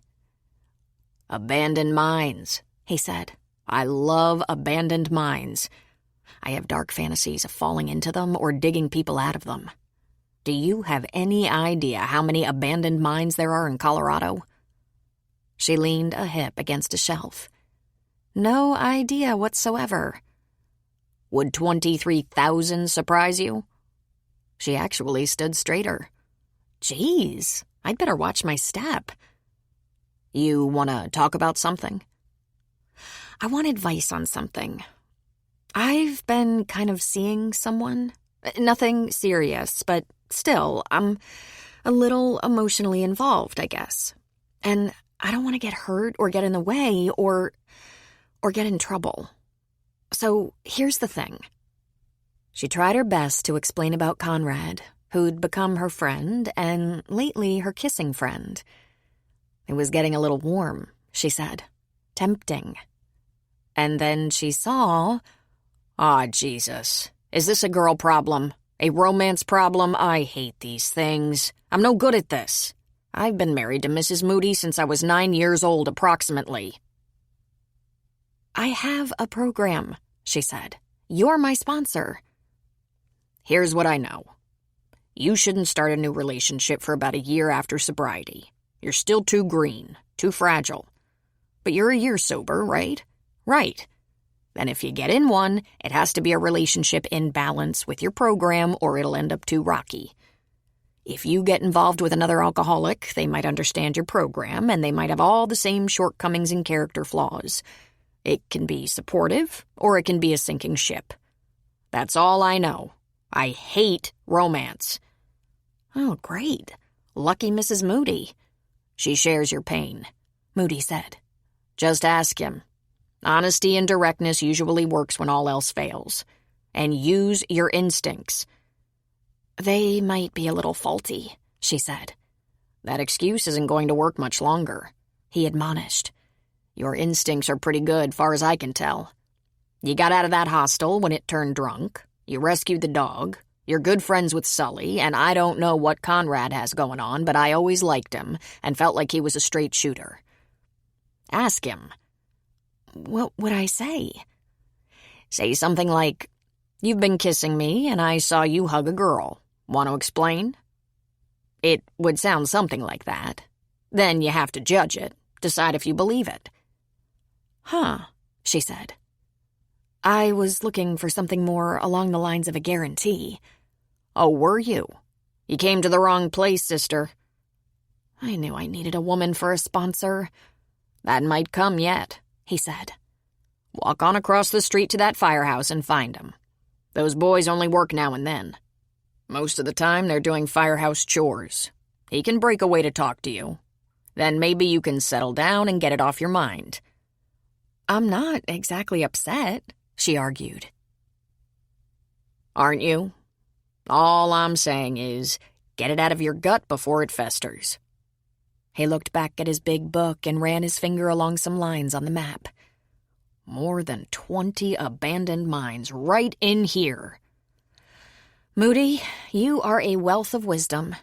I know it, he said. Even though she wasn't sure she agreed with his advice, she did walk across the street and found that Connie wasn't there. But Rafe was there. He said Connie took a little personal time at the end of the day. He's probably headed home or out to the crossing to see you. Doesn't he come to see you almost every day? In fact, he did, she said. She wondered if today might be different for some reason. So she went back to the crossing. But Connie wasn't there. She never paid much attention to his comings and goings, and now, having seen that embrace on the street, she had herself all screwed up. She vacillated between thinking he'd been just playing her, trying to make a conquest, to thinking, what if something's wrong and I never even asked for his phone number?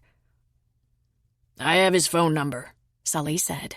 Did he say he was stopping by today? He never says, and I never asked. Call him then, Sully said. They went into the little store kitchen and came back with a phone number scrawled on a sticky note. As much time as Connie spends hanging around here, I don't reckon he'd mind a phone call from you. In fact, it'd probably light him up like a Christmas tree. Go ahead, make the boy's day. Her call went directly to voicemail, and her visions worsened. His phone was turned off because he was with someone. What did she expect, since she was so reluctant? All baggage aside, he was still a man, and he probably wanted to be with a woman sometimes. She used to understand that, but then certain events changed her thinking. The struggle to stay even, sober, and level.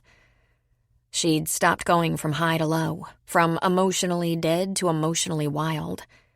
She'd begun to worship the lack of chaos. Her life had been so chaotic back in the drinking days, jumping from one crisis to the next.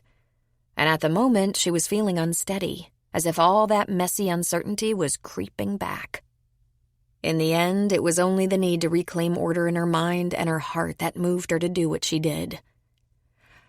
Do you know where Conrad lives? Course I do, Sully said. Want a little map? I think I'd like to drop in on him. Make sure everything's all right. Make sure I haven't done anything to... To what? Drive him into the arms of another woman? I don't know what's got you riled up, and I don't think I want to know, Sully said. He drew her a simple map on the back of a small paper bag. Go see him and get whatever it is taken care of. Do you think he'd be upset by me just dropping in on him?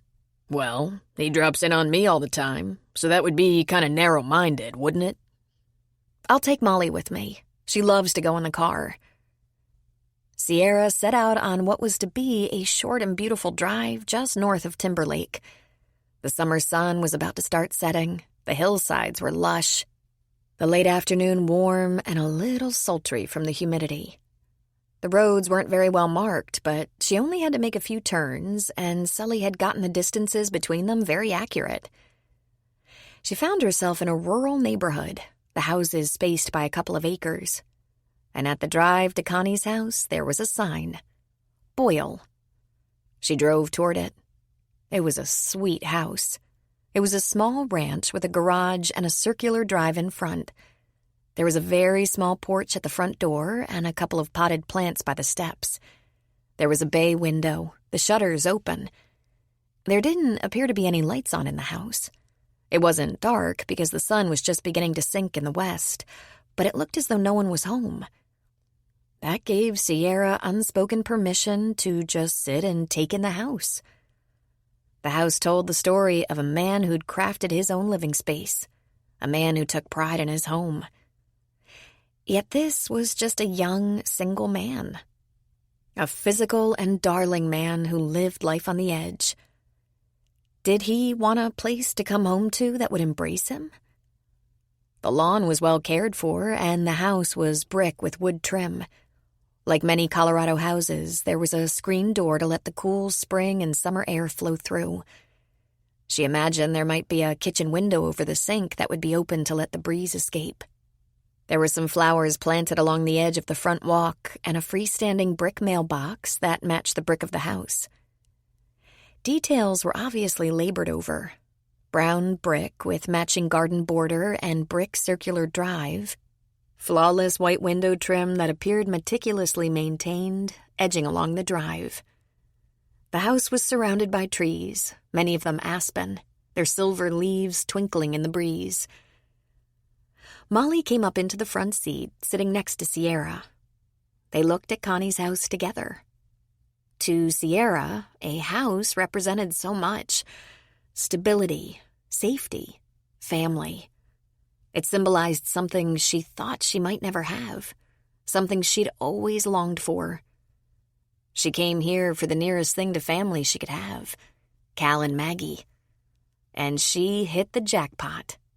She got Sully and the crossing, too. And, she reluctantly admitted, throw in Moody, Frank, and Enid, and Molly. If this was all she ever got, she could be content. Looking at that humble yet rich home, she found herself happy for Conrad. She leaned back in the seat and her hand wandered to Molly's head, petting. Obviously, Connie was not at home. Or maybe he was asleep. Asleep next to a beautiful brunette? Nah, there was no other car there. There would be no cause to hide a visitor's car in the garage. She had her windows down and enjoyed the cool early evening breeze while gazing at the fruits of Connie's labors and fantasizing what it would be like to have a real home. She heard an engine and turned in her seat to see Connie pull his big truck up to the garage. He got out and came immediately over to the pumpkin. Sierra opened her door to get out, and Molly instantly escaped, but she ran right to Connie, jumping on him. "Hey there, hey," he said to the dog, massaging her behind the ears, calming her. Sierra shook her head with a small laugh. Molly loved Conrad. Molly was such a tramp. She gave herself to the big man. And after a bit of canine foreplay, Molly sat like a good girl, looking up at him adoringly. The little traitor. "Sierra, what are you doing here?"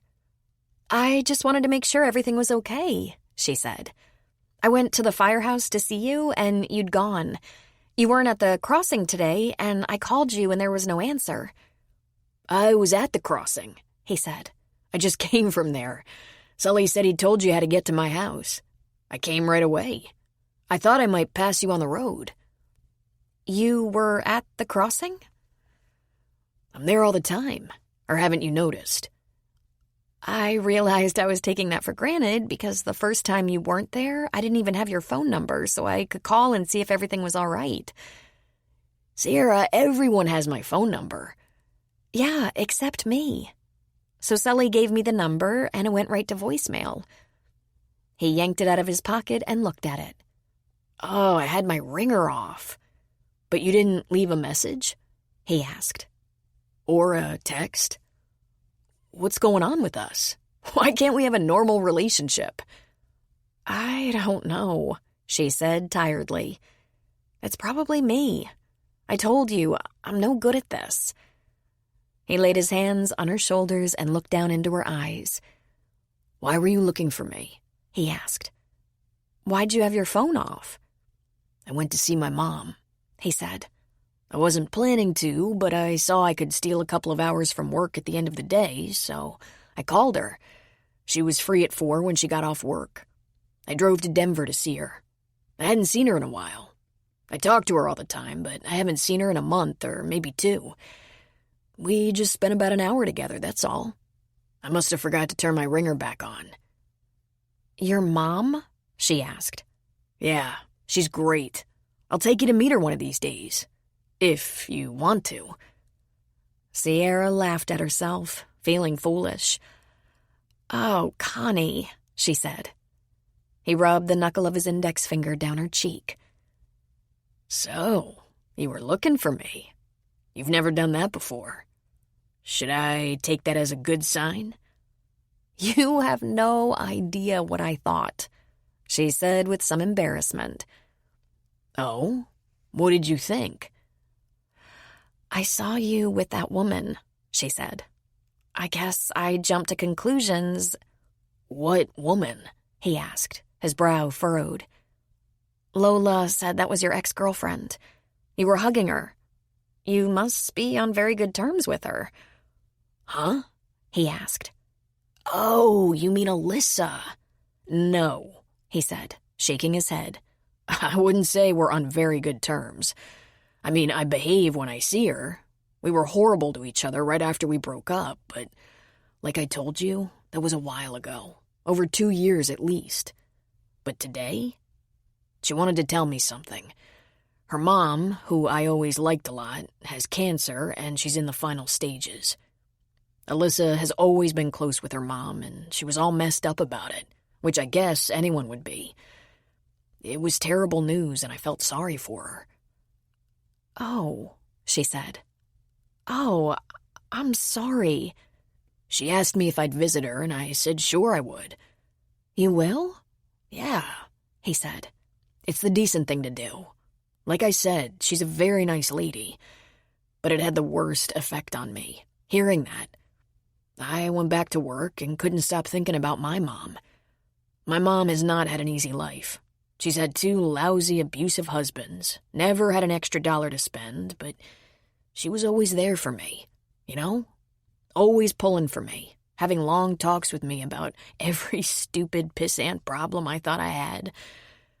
She's always doing a little extra for me, like making my favorite dinner if she knew it had been a big day. My brother, too. She made so many sacrifices for both of us. A lot of the time, it was just me and my mom. She's about the same age as Alyssa's mom, not even 60 years old. Just the thought of her suddenly getting sick and dying, it just hit me. I should do more for my mom. I should at least let her know how much I appreciate her, because you never know, right? Did you tell your mom why you wanted to see her? Sierra asked. Not till I got there, but she figured it out real fast that I don't drop everything and drive to Denver unless I have something on my mind. Something I couldn't figure out on my own. But why'd I have to do this at rush hour? I hate traffic. Oh, Connie, I'm just not used to a man like you, she said, touching his cheek. I hope that's not a bad thing, he said. Are you feeling better now? She asked. Yes. I'm not sorry you were worried, though.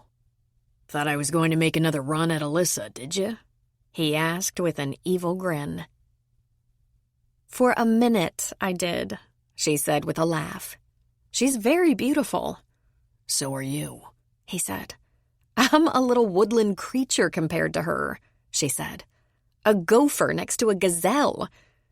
You're very beautiful compared to her. Not that any comparisons ever crossed my mind.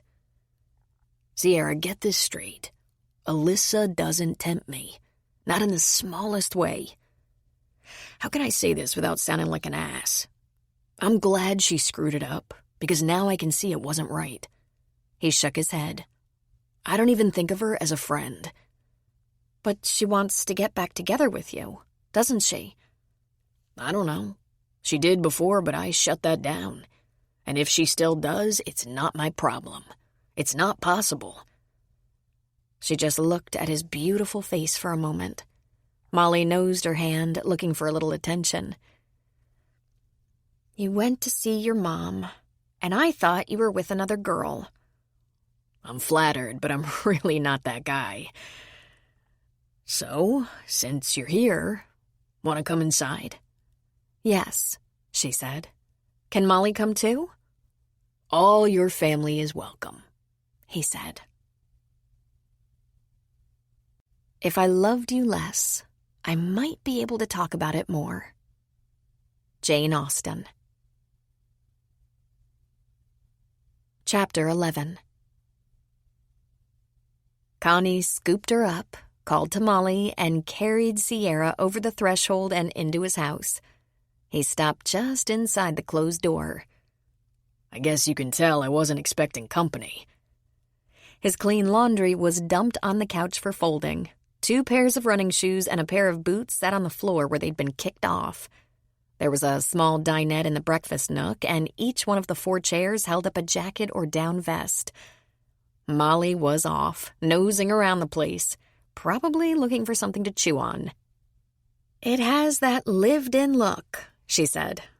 I don't spend much time here, he said, especially lately. He leaned toward her until their lips were almost touching, and with a gentle tongue outlined her lips. Her arms around his neck tightened just slightly. I wanted you in my house, he said softly. I want you in my bed. I don't know if I can, she said. My last time was... She didn't finish, but she did cast her eyes downward. Connie kissed her, softly at first, then with more pressure, yet tenderly. He pulled her lower lip between his, sucking it into his mouth. I have an idea, he said. Why don't you not think about the last time? In fact, don't think about any other time ever. And we'll go very slow. Very, very slow. So slow you'll ask me to go a little faster. But I won't. I'm just going to take my sweet time, and you're going to be in charge. I have a feeling it's going to be good. I mean epic. Then he buried his lips in her neck, kissing and sucking. Oh, God, she whispered. It's bound to happen one of these days, he said. If it doesn't happen now, let's at least play around a little. She couldn't help herself. She giggled. Seriously, I have to touch you, he said. I'm not going to rush you. Okay, she said weakly. I'm a little nervous. He gave her lips a little peck. Me too. He carried her into the bedroom where the bed was made. Amazing, she said. A bomb went off in your living room, but you made the bed? I like it that way. Have you been planning this? She asked as he put her down. Every day, he said. He toed off his shoes and got on the bed beside her, pulling her into his arms. Oh, Sierra said just as Molly jumped onto the bed. Not this time, Molly, he said. Down. The silly dog did exactly as Conrad instructed. You're going to have to show me how you did that, Sierra said. Later, he said, covering her lips with his. His hands moved from her back to her butt, to her hips, to her thighs, and back again. He untucked her shirt and slid his big hands underneath, moaning into her mouth as he massaged her back, her belly, her breasts. Her body immediately strained against his in a movement so natural it almost took her by surprise. He lifted her shirt over her head, got rid of her bra, and immediately transferred his kisses to her breasts, favoring one, then the other, gently taking a nipple into his mouth. "Okay," she whispered. "Okay, good idea."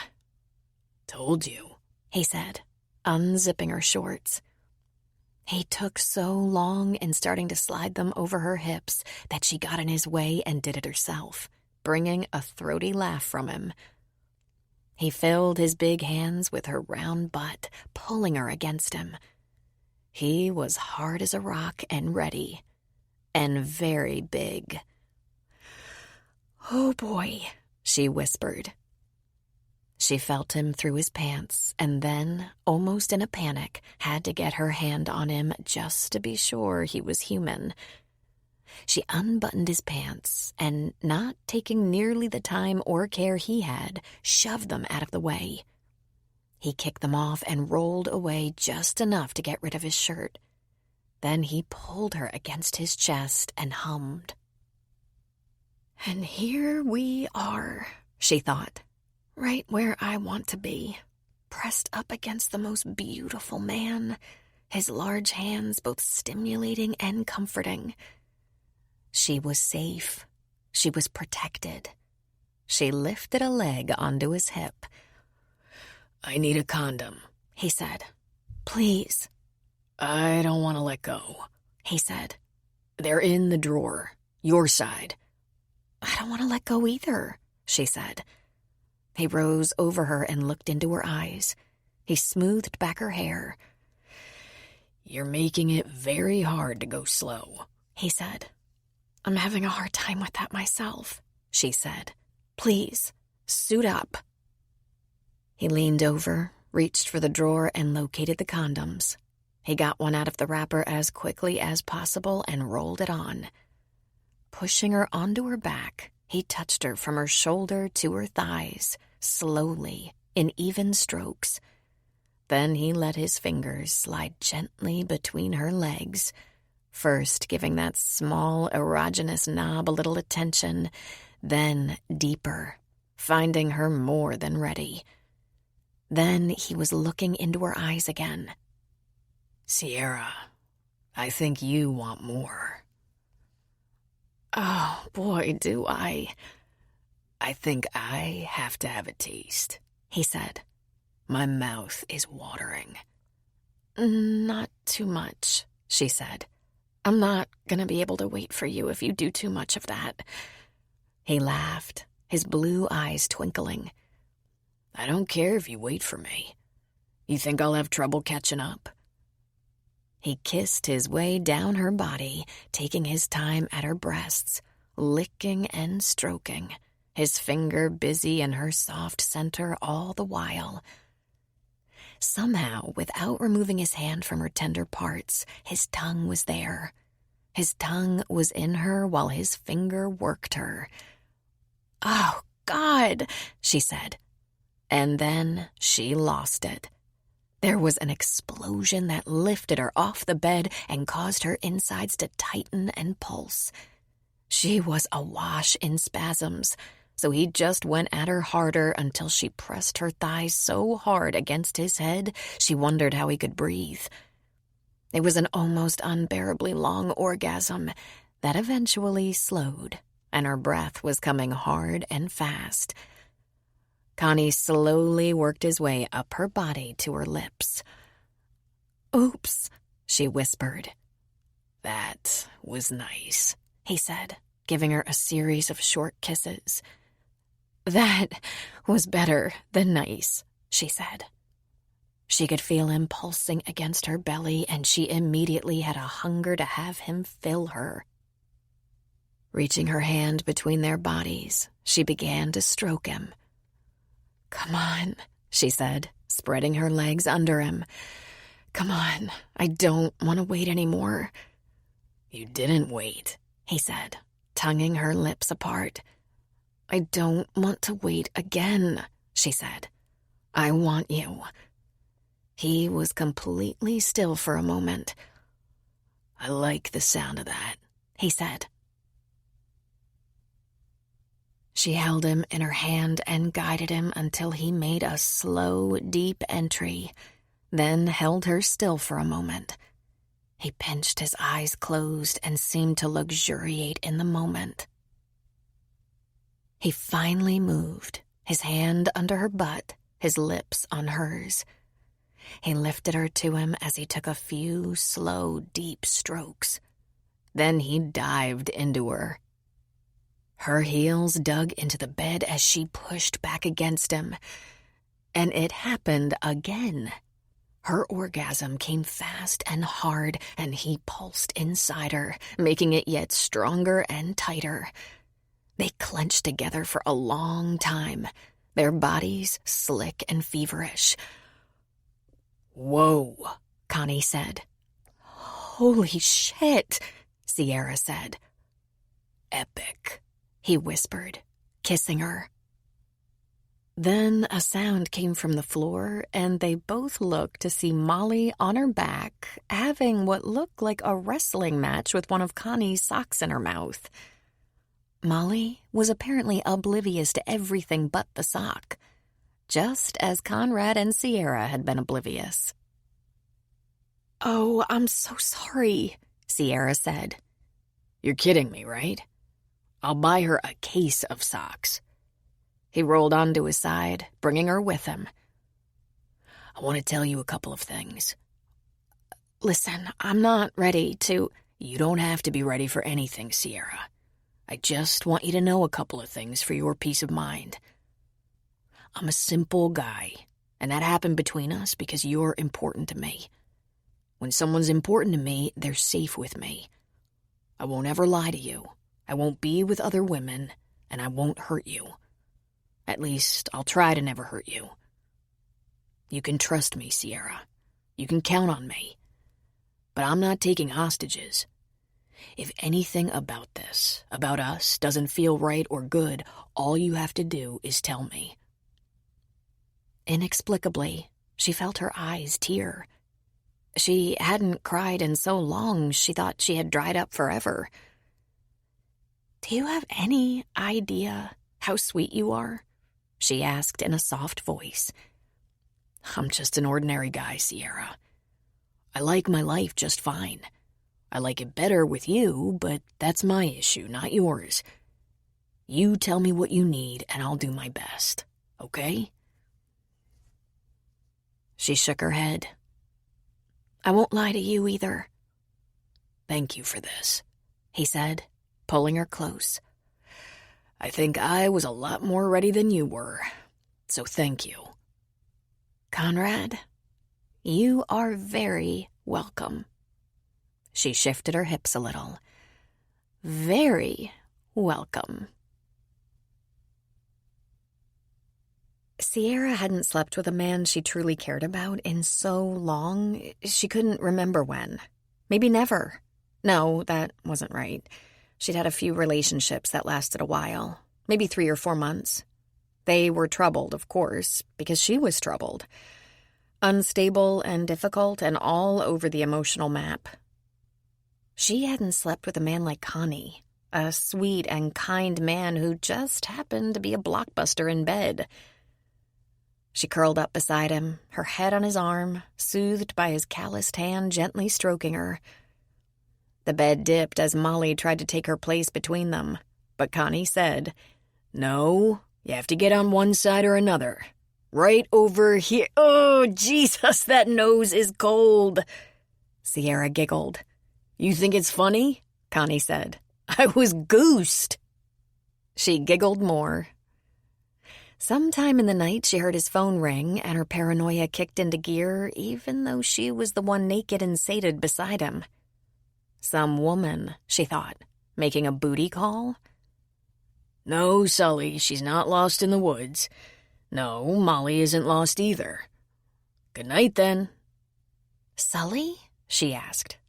He woke up and saw your car wasn't back. He couldn't resist. He's pretending he was concerned, but I think we both know he's nosy. In the very early morning, when the sky was just beginning to lighten, she was awakened by Molly barking and Connie yelling. She ran, stark bare-ass naked, to the back of the house to look out the kitchen window, where she saw Connie, clad in only boxers, holding on to Molly and shouting at 6 or 7 elk to get out of his yard. The elk didn't appear to be the least bit concerned with either Molly or Connie, and it made her laugh. She dashed for the bedroom to wrap the sheet around herself when they came back inside. She looked at the clock. It was only 5:30. But that wasn't too early for Molly. "I should probably get going," she said. "It's time for Molly's breakfast." He grabbed her around the waist, whirled her around, and lifting her slightly, kissed her. Your dog woke me up to go outside. Say thank you properly. And then he buried his lips in her neck and growled. For once in her life, Sierra chose not to kick good fortune in the teeth. She put her arms around his neck and let go of the sheet. It was caught between them and dragged, which of course made Molly think it was playtime. She bit at the sheet, pulled it, chewed it, and wouldn't let go. But Conrad wasn't discouraged. He reached into his bedside table, grabbed a condom, and then grabbed Sierra, pulling her into the bathroom and closing the door on Molly. He wasn't the least bit distracted or dissuaded by the barking, whining, and scratching at the door. He made sure Sierra was completely satisfied before he satisfied himself. "Oh, my God! Who taught you how to make love?" she asked him. No one taught me, he said. That's ridiculous. Nature taught me. Nature didn't show you how to back a woman up to a bathroom counter and melt her bones like that. Isn't it amazing what you can figure out when you have to? He gave her a kiss. Do you want a shower before you go? Breakfast? We could improvise for Molly. I'll take you up on that shower, alone. Then I'll get Molly home for breakfast and I'll have my coffee with Sully. I hate to let go of you, he said. The dog will starve if you don't. Can I be serious for a second? He asked. She felt a moment of dread. She wasn't ready for him to get too serious. Sure, she said. I think it was almost the best night of my life, he said. She smiled at him. You're just saying that because my dog goosed you, she teased. I'm saying it because it was. Can we talk later today? She nodded. Of course. Are you working? I'm helping out with a bunch of camp kids at the firehouse. Just a few hours. I'll come to the crossing later. Is that okay? You've been doing that almost since we met, Connie, she said. Oh, that's right. She took a breath. It was one of the best nights ever for me, too, she finally said. He slapped her on the ass. I don't know how it could be. The dog didn't goose you. There was another thing for which Sierra was grateful, if a little nervous at the same time. She had someone to come home to. Sully was waiting for her. Molly's dish was full and Beau hadn't touched it, though he'd eaten his own. Well, good morning, ladies, Sully said. And did we have a nice evening? I spent the night, she said. Big deal. Coffee? He asked while pouring a cup for her. I'm 30 years old, she said. Old enough to make adult decisions for myself. Did I say anything? He asked. You're judging me, she said. If I were judging you, which I am not, my judgment would be that you chose a good man to pal around with. I've known Connie since he was about 7. How about an omelet? With bacon. Are you supposed to have bacon? She asked. I'm making it for you. You probably need sustenance. So, how long are you going to have fun with this? She asked. I don't know, Sully said. I have a lot of stamina. Just ask your brother. She was planning to see Cal that afternoon, but talking to him about Conrad was the last thing she wanted to do. It occurs to me I have a shortage of women in my life, and a surplus of very bossy men. As it happens, I was thinking of going over to Cal's to see how the barn's coming along, but I wasn't planning to discuss my personal, business. Then you better wipe that glow off your cheeks. Your personal business is shining all over your face. I'll have an omelet, she said. Extra bacon, please. Sierra worked around the crossing in the morning, and after lunch she went to see her brother. Molly went with her, of course. Cal and Tom had made tremendous progress on the downstairs. The kitchen was complete, and most of the flooring was installed. The laundry room and mudroom were finished, complete with cabinetry. Cal had the cabinets made and brought to the house to install them all, an operation that took 3 days, but it gave the barn a classy, complete look. Except there was no furniture but for that picnic table, which, at the moment, was covered with catalogs and fabric samples. We're getting started on the furnishings. Some of it will take nearly a couple of months. I hope the baby doesn't come early for your sake, Sierra said. He tilted his head and peered at her. Did you get a little sun today? Probably, she said. I helped Sully this morning, since I didn't have to work. I'm going to help him this week as much as possible. The 4th of July is coming up, and the campground is full from Wednesday till Tuesday. Cal looked at her more closely. Could that be Whiskerburn? California? It's Whiskerburn, he said, grinning at her. I'll be damned. I thought Connie was going to have to work at it all summer. We're very good friends, she said. Sierra, don't get your back up. I don't care if you have a boyfriend. In fact, that makes me happy. After what you've been through. He doesn't know, she hastened to inform him. And that's okay, too, Cal said.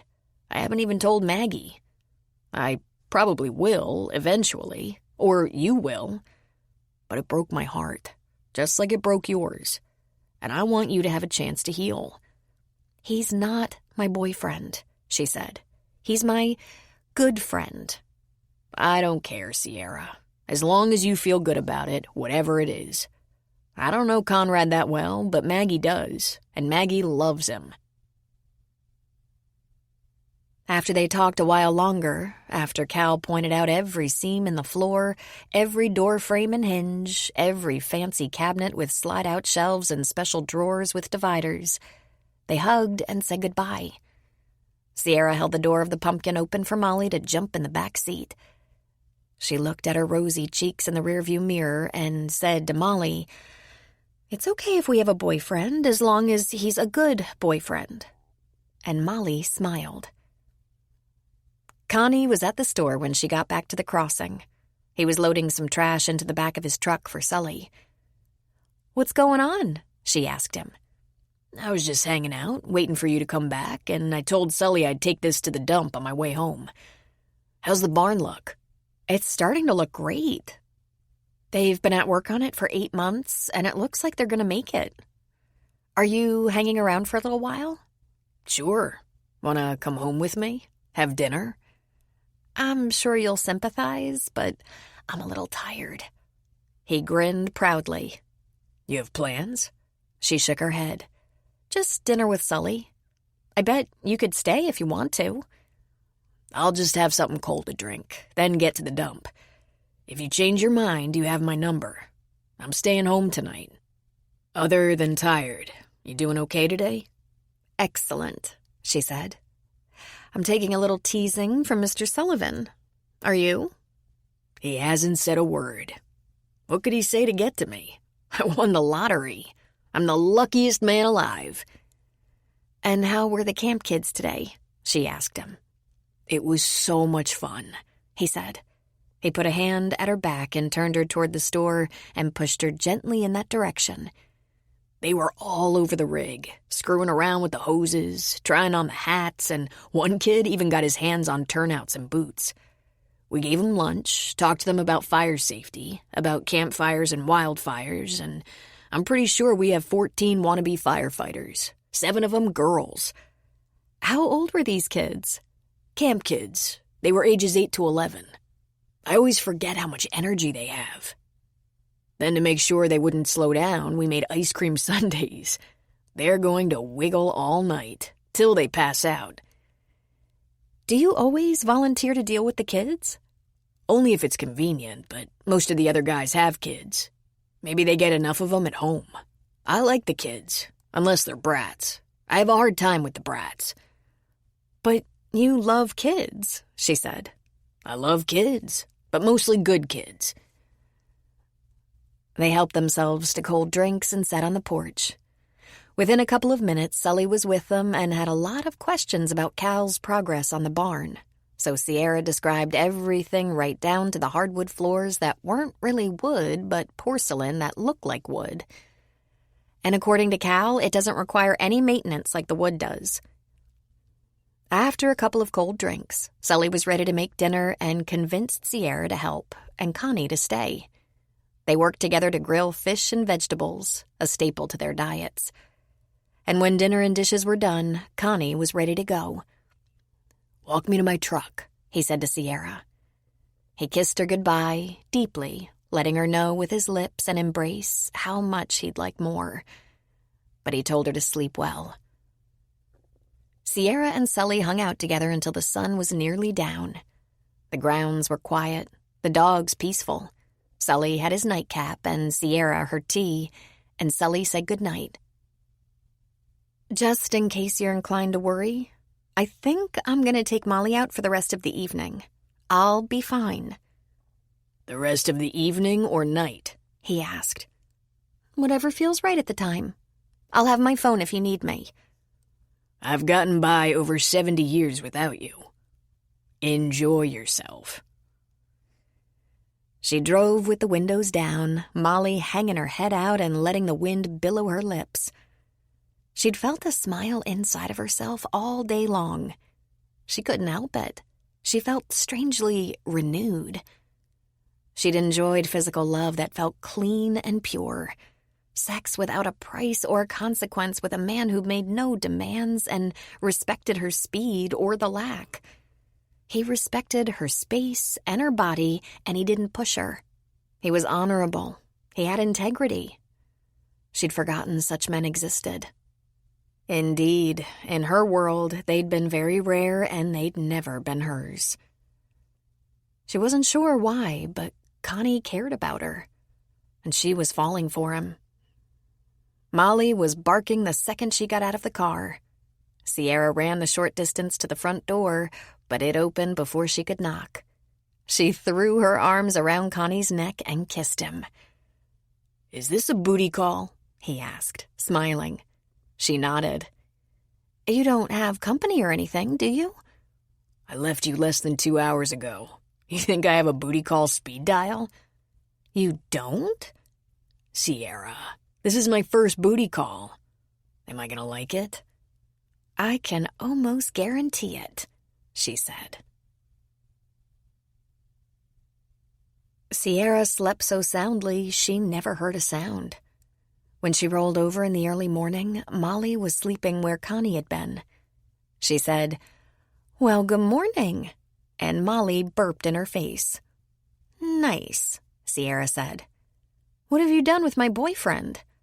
Molly stretched. Connie had whispered late last night that he'd be going to work early in the morning and said she should sleep. He'd be quiet.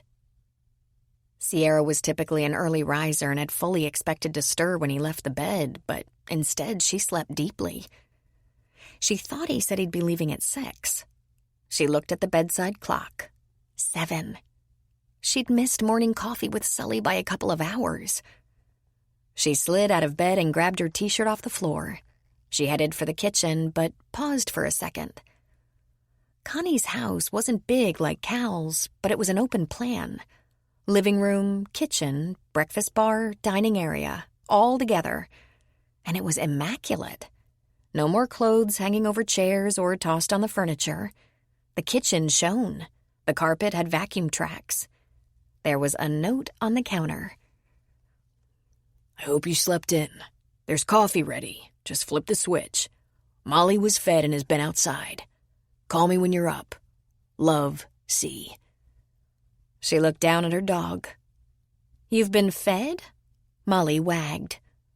She saw that by the door there were 2 dog bowls, one with water in it, the other empty. She went back to the bedroom to grab her phone. She called him. Conrad, when did you do all this? Ah, you're up. All what? The spotless house, the dog dishes, dog food? I had a little time yesterday before I met the camp kids, and I got the dishes and food on my way to work. Just in case. Just in case Molly spent the night again? She asked. Always prepared, he said. Then, in a lowered voice, he said, She didn't even goose me last night, but it was a great night anyway. Hey, there's cereal and milk and fruit and eggs. I'm going to get out to the crossing. I promised to help Sully this weekend. I'm on for 24 hours. I might be pretty tied up. And if I can steal a little personal time, I have that errand, that sad errand. I don't know what you mean, she said. I promised to look in on Alyssa's mother. I'm only planning to do that once, and I should do it before I'm too late. Not for Alyssa, because I always liked Rachel. She's a good woman. Of course, Sierra said. I'll talk to you when you have time. I'll call you if that's okay. Sure. And, Connie, thank you for the dog food. And everything. I'm really glad you came over, he said in a hushed voice. I could get used to that. Don't get used to it, she warned. Let's not set up a lot of expectations. Whatever you say, Sierra. I could get used to it, too, she said.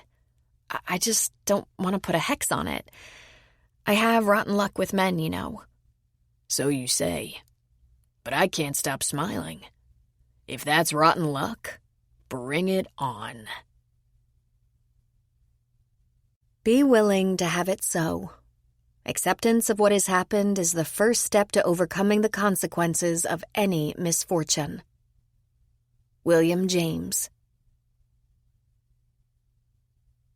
Chapter 12. Connie Boyle was in love. He'd been in love before, of course, but now, feeling the way he felt for Sierra, he was sure he'd just been going through the motions with Alyssa. Just following the steps. He started out thinking Alyssa was hot, that she turned him on and made him happy in bed and most other places. So they moved in together and began building the house and the idea of a family. It was different with Sierra. She was different. She just wasn't like other women. For one thing, she wasn't the type who'd been looking for a happily ever after and was certainly the first woman like that he'd ever known, including his mother. It's probably my program, she'd tried to explain. It's just about today for me. Just this one day.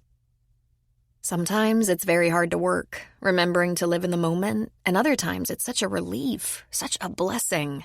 There's not very much pressure in it when I don't have to try to live up to any grandiose expectations.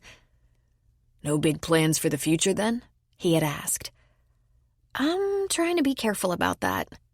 It's such a dream come true just to feel secure today. Can we be good with that? As long as I can be with you, I'm good, he'd said. And he meant it. He wasn't sure how long he could keep it to himself that he loved her. But he believed he'd know the right time and place to tell her. She was brilliant. It perplexed him that she didn't have her degree after about 6 years of college. She explained that she always had to keep an almost full-time job to afford college, even though she'd had some scholarships along the way. And she admitted she partied too much. But she'd studied so much on so many different subjects. She knew all about the solar system. She could explain nuclear fusion in a way he could understand. She'd found her niche in mathematics and for a while toyed with the notion of an advanced degree and teaching at the college level. But then she'd taken a fancy to philosophy. Not that unusual, she said. Albert Einstein was a physicist and philosopher. Some of his writings probably influenced me. And like all the Jones children, she had a great appreciation for literature. He loved it when she told him about the stories she'd read, infused with the emotion she'd felt while reading them. In fact, he couldn't believe the variety of things they talked about. Books, religion, philosophy, politics, wars, even medicine. Connie knew quite a bit about medical intervention, being a paramedic. "If I was smart enough, I wouldn't mind being a doctor," he had told her. Are you sure you're not smart enough? "I'm pretty convinced, yeah," he had said. He and Alyssa had only talked about what their future would look like, how many kids they'd have, where they'd go for entertainment, their friends, work. It felt like they talked all the time, but he was figuring out now they'd only talked about their schedules and plans. Oh, and there was gossip. Gossip had been pretty important to Alyssa. Who knew she'd become the subject? "Don't you have any gossip?" Connie had asked Sierra. Well, Cal's mother-in-law is coming around a lot these days, helping Maggie with decorating things, shopping for her, because Maggie hates that stuff, but she wants her house to be beautiful. And she drives Cal nuts. But she drives Maggie more nuts. It's kind of fun to watch. "You don't seem to like to talk trash too much," he'd observed. She'd shrugged and said, "I don't really have any dirt on anyone. And besides, I'm the trash that used to get talked about a lot. I'm willing to leave that behind and swear off gossip." So was Connie. For a while after Alyssa, he had to quit Facebook and Twitter. There were so many disparaging and destructive opinions about him, her, the state of their relationship, and their breakup. Even though he was the victim, the cheated upon, people were not shy with their opinions about what he must be lacking for his girl and his friend to hook up behind his back. He couldn't imagine ever being bored or irritated again in his life as long as Sierra was around. And she might shy away from proclamations of love and longing, but there was no disguising the healthy flush of her cheeks, her quick laughter, the soft way she unfolded when she was in his arms. He loved her with the greatest of care and the most practiced of skill, and she told him so. She was no docile lover herself. She met him more than halfway, driving him out of his mind with lust and drenching him in satisfaction. The deepest, most penetrating satisfaction he'd ever felt. She brought out the best in him. He'd never made finer love in his life. And when they had those long, deep intellectual discussions about things he knew so little about, he felt smart. Better than smart. He felt wise. They hardly ever made real plans. Once he'd asked her if she'd like to go to an outdoor jazz concert in Aurora. Dogs were welcome if they could behave. Sierra had been the one to suggest they invite Maggie and Cal. The four of them packed a cooler, brought lawn chairs, and plenty of dog treats. Molly was very well behaved, and they all had a wonderful time. And though he often asked her if she wanted to come to his house, she usually just surprised him. A couple of times, he'd knocked on her cabin door at night and had been admitted. Despite their lack of plans, they ended up sleeping together every night that Connie wasn't at the fire station. He was a simple man with simple needs. He enjoyed hard work and was filled with pride that he could serve as a firefighter and paramedic. He wanted a worthy woman to shower with love, and he wanted to be a good woman's strong arm. He believed he wanted the same thing Sierra wanted: security, love, stability, trust. He wasn't a man of mystery, and Sierra didn't seem to be a woman of mystery. She was incredibly straightforward and almost achingly honest. She might not want to admit how much she cared for him, but she had trouble disguising it. There was only one thing that gave him pause. I have some loose ends from my checkered past to tidy up, Connie. You'll have to be patient with me, she'd told him.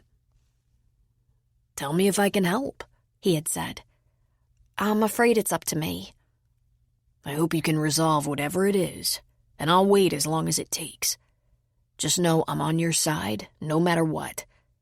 You can trust me. Cal was watching the summer pass by the size of Maggie's belly. By the end of July, she was over 7 months along with a little girl who was due to arrive in October. She'd taken to wearing constriction stockings while driving and working to keep the swelling in her ankles manageable. Cankles, she called them, because there was no real definition between her calves and her ankles. Her back was bothering her, and she was starting to have some heartburn. But aside from the generally accepted discomforts of pregnancy, she was feeling fine and in excellent humor. Except for the house and her mother. Those two things were driving her crazy. Apparently, the master bath was way more important to her than Cal ever supposed.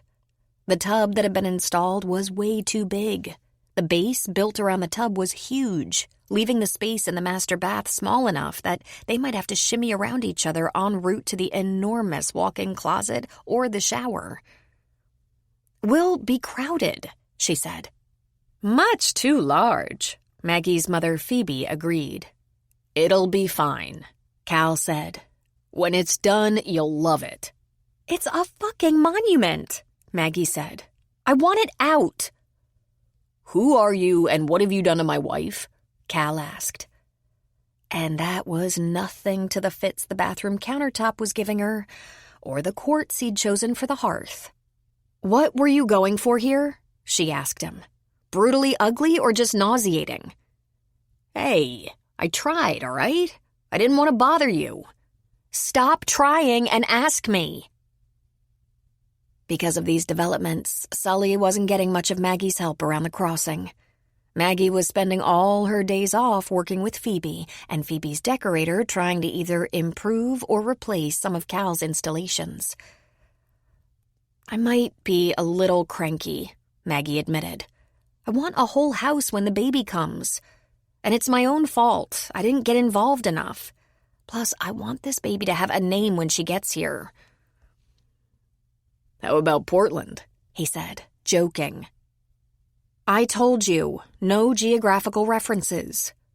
"What's wrong with Aurora?" "No Disney princesses. You have too much history there." "Not with Aurora," he said with a grin. Cal had had a brief and enjoyable career with the big theme park where he got involved with one of the princesses, off-duty, of course, but was fired because of it. He still maintained it was both unfair and quite pleasing. "I should have sued them. You can't fire people for engaging in adult activities on their own time." "We've been married almost a year," Maggie said. "Isn't it time you at least tell me which princess?"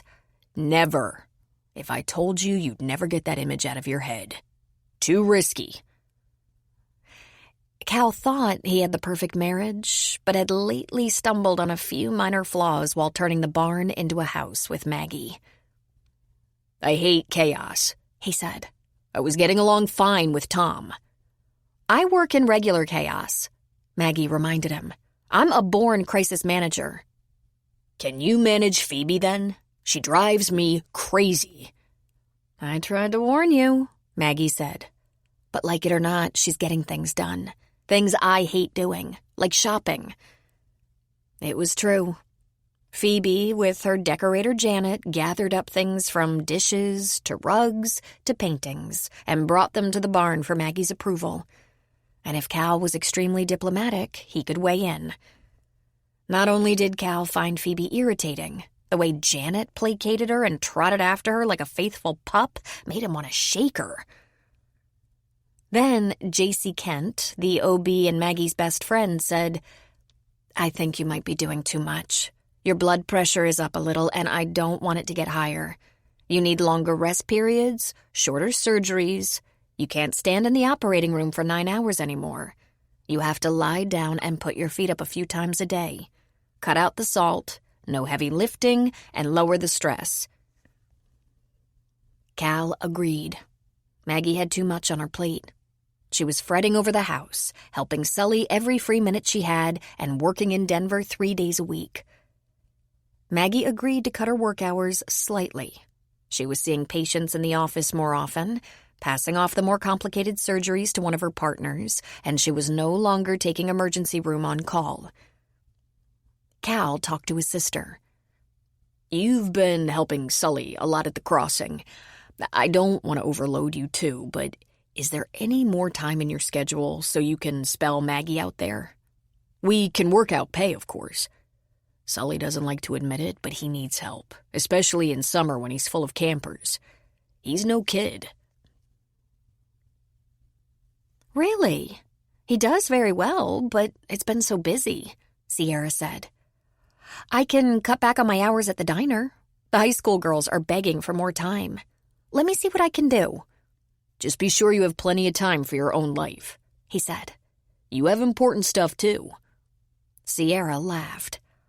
"I work with friendly people a few hours a week. The crossing isn't only outdoor work and exercise, it's fun. And Sully is my new best friend. He looks out for me. Everyone looks out for me.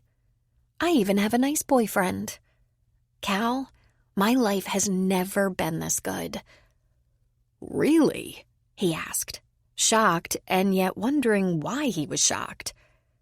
"More time at the crossing for the summer won't hurt me even a little bit. And I think Molly would love it." "And Connie would like it," Cal said. "Connie is a busy guy. He has way more commitments than I have. He works a couple of 24-hour shifts a week, goes out on search and rescue detail, trains, and then whenever there are fundraisers or kids at the firehouse, he's first in line. I like that about him." "Right now, all I want to do is take a little pressure off Maggie so she doesn't have to be such a bitch." "Cal!" she scolded in a laugh. "Well, she's very pregnant. Her blood pressure is up, her mother's hanging around too much, and I can tell she's afraid of the house. Afraid if she doesn't throw herself into it and make good choices, it's going to look like Sully's place." "Yeah, you don't need to spend much to get that look," Sierra said. "Not that I have a problem with that," Cal added, smiling. "So, you and Connie, is this the real deal?" "You know I can't answer that," she said. "For both of us, for right now, it's real enough. He's still coming off a bad relationship, and I'm coming off something worse. By the way..." "I haven't heard anything yet." "Okay, I haven't pushed on it too hard. Want me to push harder?" "I don't know," she said. "I suppose you should, but I don't want to be in jail when the baby comes." He reached out and smoothed her hair back behind her ear. "I'm pretty sure you're not going to jail. You didn't do anything besides fail to investigate. It could have been a tree branch or an animal." "Pretty sure isn't good enough," she said quietly. "If something bad happened..." What Cal didn't admit was that he'd been stalling. He took a cursory look at the public records, just enough to establish there'd been no fatal accidents on or around the date she provided. When a victim dies days or even weeks after the incident, it's upgraded to fatal. He was relieved enough to stop there, for the time being anyway. He didn't want Sierra to need him while Maggie needed him. There was no easy way to balance that. "Don't worry, we'll be okay. I have to say, Sierra, I was a little nervous about you coming here, and now I'm glad you did. It's been wonderful for us." "Wonderful for me too," she said. Having at least 2 jobs, new friends, a dog, and a boyfriend took a lot of time. Delightful time. She still made time for meetings here and there, but she wasn't seeing Moody for coffee quite as often. He was diligent in his role as a sponsor, acting like he wanted to keep the job. "I think it's time for a catch-up," he said when he called her. "There's an open meeting in Leadville with a good speaker. I've heard her before. Let's have dinner in Leadville at 5, then go to the 7 o'clock meeting." Want to meet at the cafe where they have the heavenly hamburger? Bring your notebook." She was devotedly reading her big book, going to at least 2 meetings a week, when, at one time while she was in rehab, it was at least 2 meetings a day. She was writing in her journal and in her notebook, but there were times lately she just didn't feel like it. There were times she wanted to forget that this was still a priority. Of course, she didn't dare, and even if she did dare, Moody would sternly remind her that her only chance was a green memory.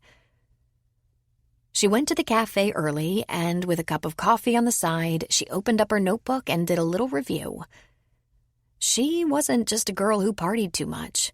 She got in trouble when she was drinking and had done some shameful things. Things that for her recovery she shouldn't forget. With as many mishaps and misdeeds as she'd had, she was going to be on step 8 for a long time. Alex D. I'm sorry about the car. Sorry I took it without permission just because I wanted a ride. Sorry about the fender, too. And your sunglasses, which I sold. Joel W. I told your wife you were screwing around on her. I was drunk, of course, but I was also malicious. She didn't deserve you. Of course, I didn't deserve you even more, but in my twisted mind, I thought I did. I sexted and sexted and sexted. I hate that I did that. I could never do that without being drunk. Not to mention all the drunk dialing. I can't wait to throw away this notebook, she thought to herself. Love to see someone hard at work, Moody said, sliding into the booth across from her. She loved his aging hippie look. His gray hair pulled into a ponytail. His bushy gray eyebrows were a little crazy. He was wearing his t-shirt with the peace symbol on it. You got room for the rest of your transgressions, or should I buy you a new notebook? This should do it, she said. Luckily, I have many memory failures. That does come in handy. Did you order dinner? Not yet, she said. But I'm ready for a hamburger. A big, greasy burger. I don't eat stuff like that with Sully, or minding his heart. Let's order. You read my mind. And a chocolate shake? Shouldn't you be watching your cholesterol? Don't be taking my temperature here, he said. The waitress, having seen him join Sierra, was at their table at once. You want a review of my transgressions? Sierra asked after they'd placed their order. I'm sure it's fascinating, Moody said. But what I'd rather hear about is what you've been doing with yourself these days. Word has it you cut back on your hours at the diner. And the word is also out. You're Connie's girl now. You told me to bring my notebook, she said. I thought it would remind you have a notebook and it needs attention. So, what's up? My pregnant sister-in-law can't help out at the crossing as much. Her ankles are swollen and her house is almost done, she said. I'm so happy to be doing that. Makes me feel better about that little cabin, which I love. I didn't think I needed a place of my own, but I was wrong. I've been rootless for such a long time, and I like having walls again. Walls I'm not sharing with anyone. It makes me feel grounded in a way. And I realized that when Cal said he needed me, it was pure joy. Sully calls me family, being Cal's sister. My concept of family is a little screwed up. How is it with your brother? He asked. Very good. He's very protective, she said. I kind of hung my addictions on him by telling him that everyone left me and I turned to booze. It appears he may have taken the bait. Then she smiled. That's a nice sister, he said. Do you plan on letting him off the hook, or are you going to add him to the list of people you've wronged? It would have to be both now, wouldn't it? She said. She had wronged Cal by blaming him for a problem that was entirely her own, and yes, she fully intended to make sure he understood that even though it came as a result of her childhood, her disease belonged to her. That's very mature, Moody said. She never knew when he was being funny, sarcastic, or genuine. She frowned. Wanting a drink? She shook her head. Not today, she said. "I know I might tomorrow, but I don't today." "What I wonder is, do you feel isolated out there, in your new home? Because you haven't called me lately." "Oh, Moody, I'm sorry. I should have been more honest with you. It's true Cal, Maggie, and Sully need me, but what time is left I'm spending with Connie. Every day. Most nights. It's been very nice. He's such a dream man."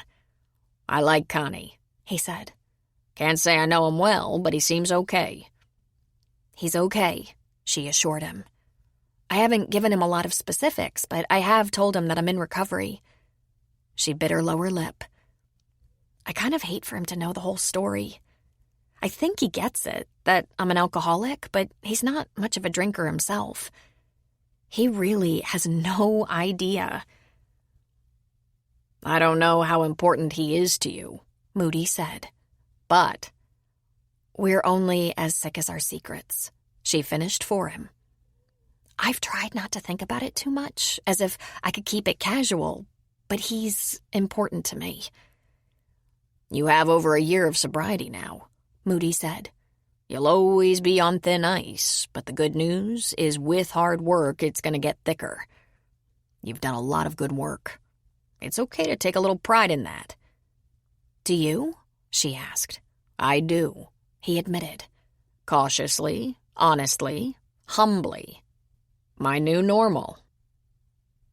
After burgers and a little talking about more mundane subjects, they went off to the meeting. It was crowded. It was an open meeting, which meant you didn't have to be in recovery, or hoping for recovery, to attend.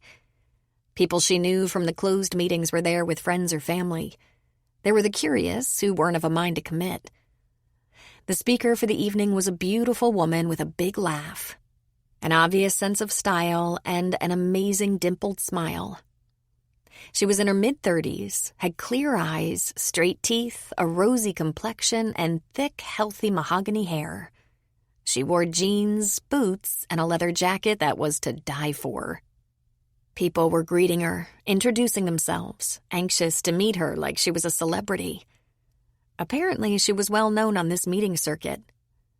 When it was finally time to begin, they started with a prayer, took care of some business, read over the steps, and the speaker was introduced. She took the podium.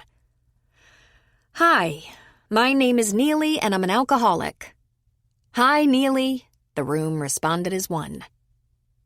"I had my first drink when I was 4 years old. My parents had friends over a lot. There were always half-filled beer bottles and glasses around, and I went through the family room and kitchen sipping at the leftovers. The first time I remember being seriously buzzed, I was about 10, and thus began my drinking career. I've been sober for 9 years now." No one gasped, no one groaned, no one whispered. They'd all heard this kind of story before. It wasn't even shocking. The new normal, indeed. This woman, Neely, was so confident, so captivating, such an engaging speaker, the kind that could make a person almost feel lucky to have this scourge of alcoholism because of all the wisdom brought by the growth. Neely was so sophisticated, so smart. Sierra felt a stirring of envy. She'd given her testimony several times, but nothing like this. This was a performance. When Neely was done, she was instantly surrounded by people praising her. She was something of a star. Sierra got to thinking. She'd known Connie since March. August was only days away. They'd been intimate since about the end of June. She knew him better than she'd known a man in maybe her whole life. It seemed like all the relationships before Connie had been shallow or dysfunctional or abusive or all of the above. In several of their long conversations, Connie had described himself as an ordinary man with simple needs. He was far from ordinary.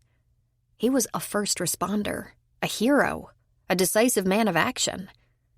He said all he'd ever wanted since he was a kid was to live and work in this part of the Colorado mountains. He wanted to help people. He wanted to be a family man. I get enough adventure at work, he had said. I'm not looking for a lot of craziness. Just a few good friends, a quiet and stable home. And, comfort. Oh, and good food. Good food is important. Connie was a keeper. She was afraid to make any kind of statement about that, even to herself. But one thing she knew, if he found her lacking in some important ways and decided they couldn't be together, it was going to sting. She'd rather not worry about that, anticipate it, fear it. The problem was, Connie wanted children. He hadn't come right out and said that was important to him, but what else was included in a home life, in a family? She knocked on his door purposefully. When he opened the door, he instantly grabbed her with a lusty growl, lifting her off her feet and burying his mouth in her neck. Connie, put me down. Why? He asked, not putting her down. I want to talk. Can we please talk? He still didn't put her down. Are you going to break up with me? No, I just want to talk about something. Something personal. Again? He asked. He reluctantly put her down on her feet. Where's Molly? Sierra gave a whistle and the dog came running. She was watering the bushes. That's good. If you dump me now, we might have custody issues. Why would I dump you? You're almost perfect. Almost? He asked, teasing her. You have a really bad big toe callus. It scratches sometimes. She looked past him.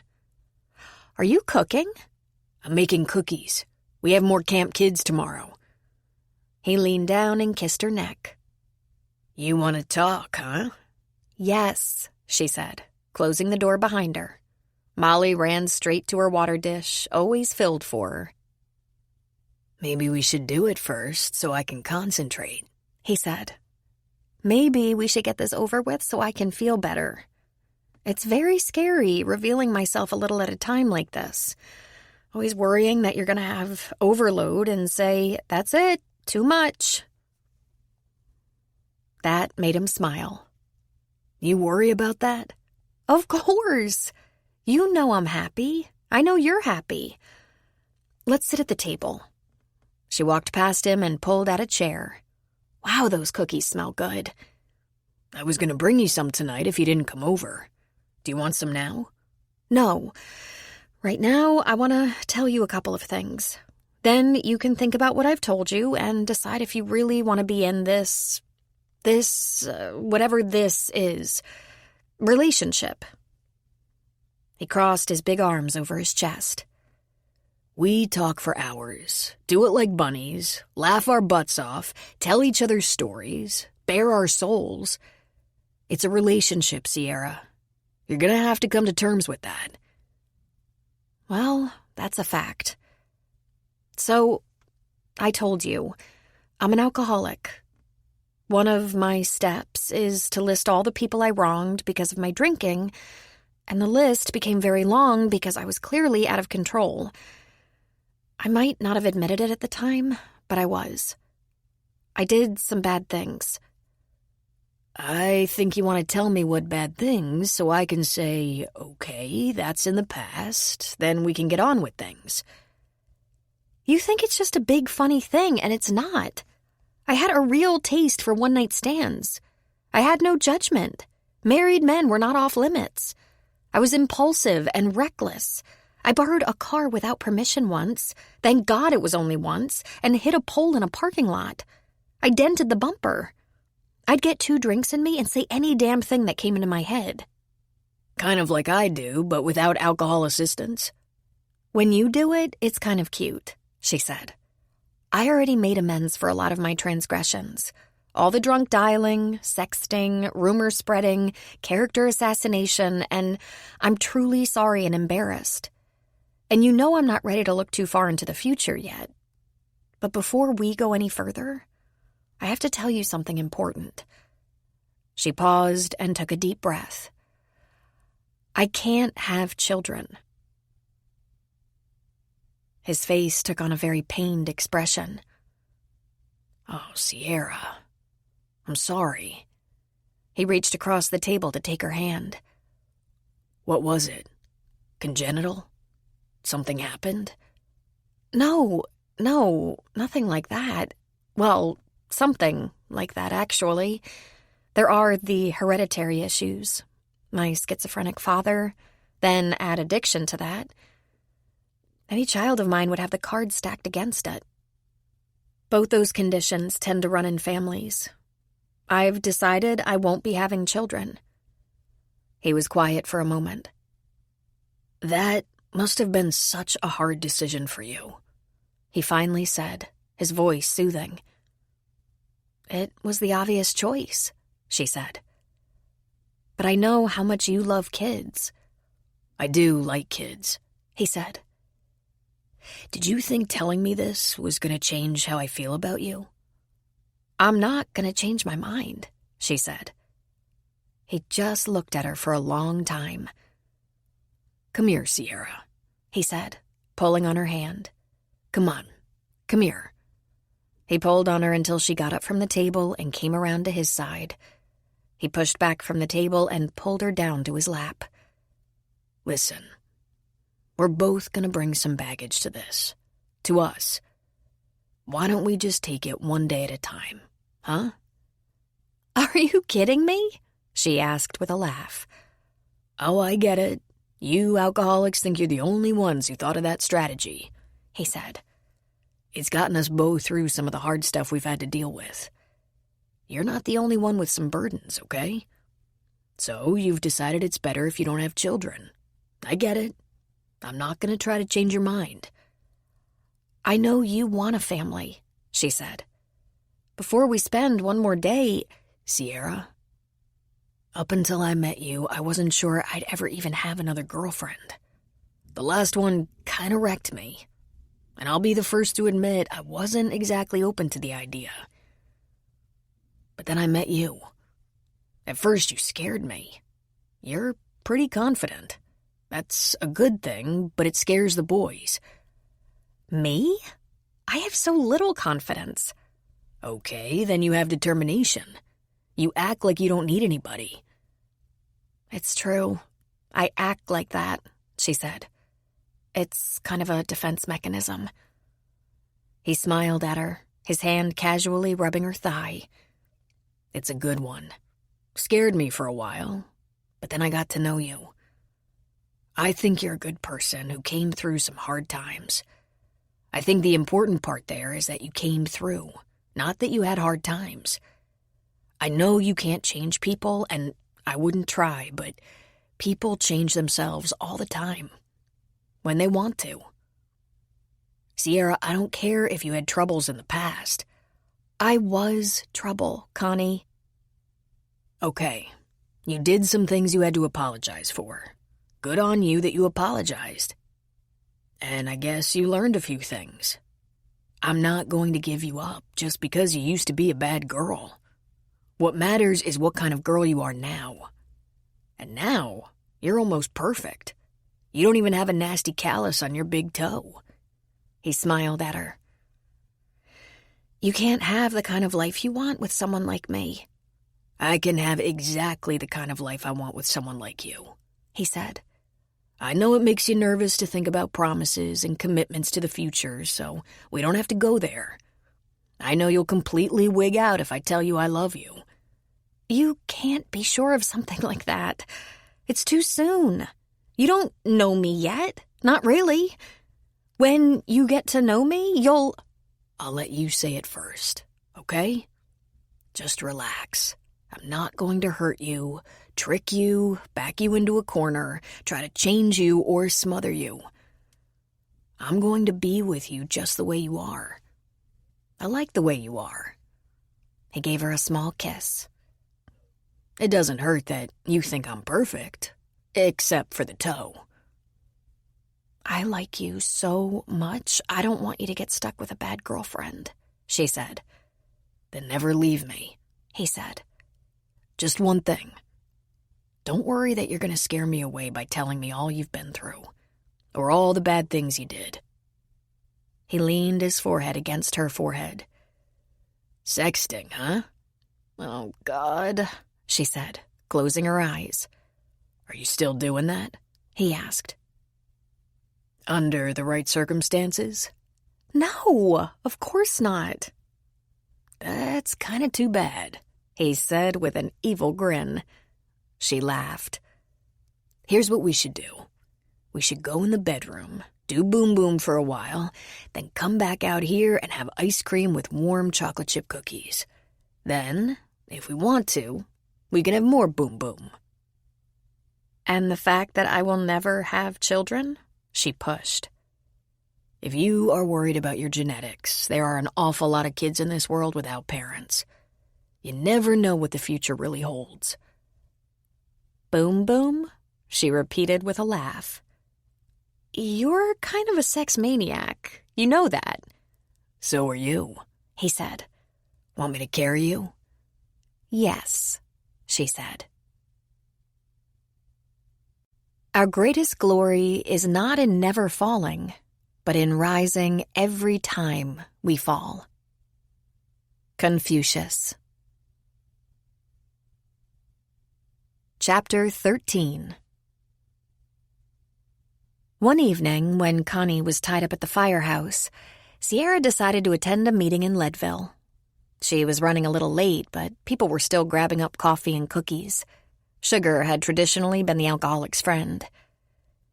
When she looked around the church basement for a comfortable spot, she saw a familiar face and headed that way. Neely was sitting in the second row.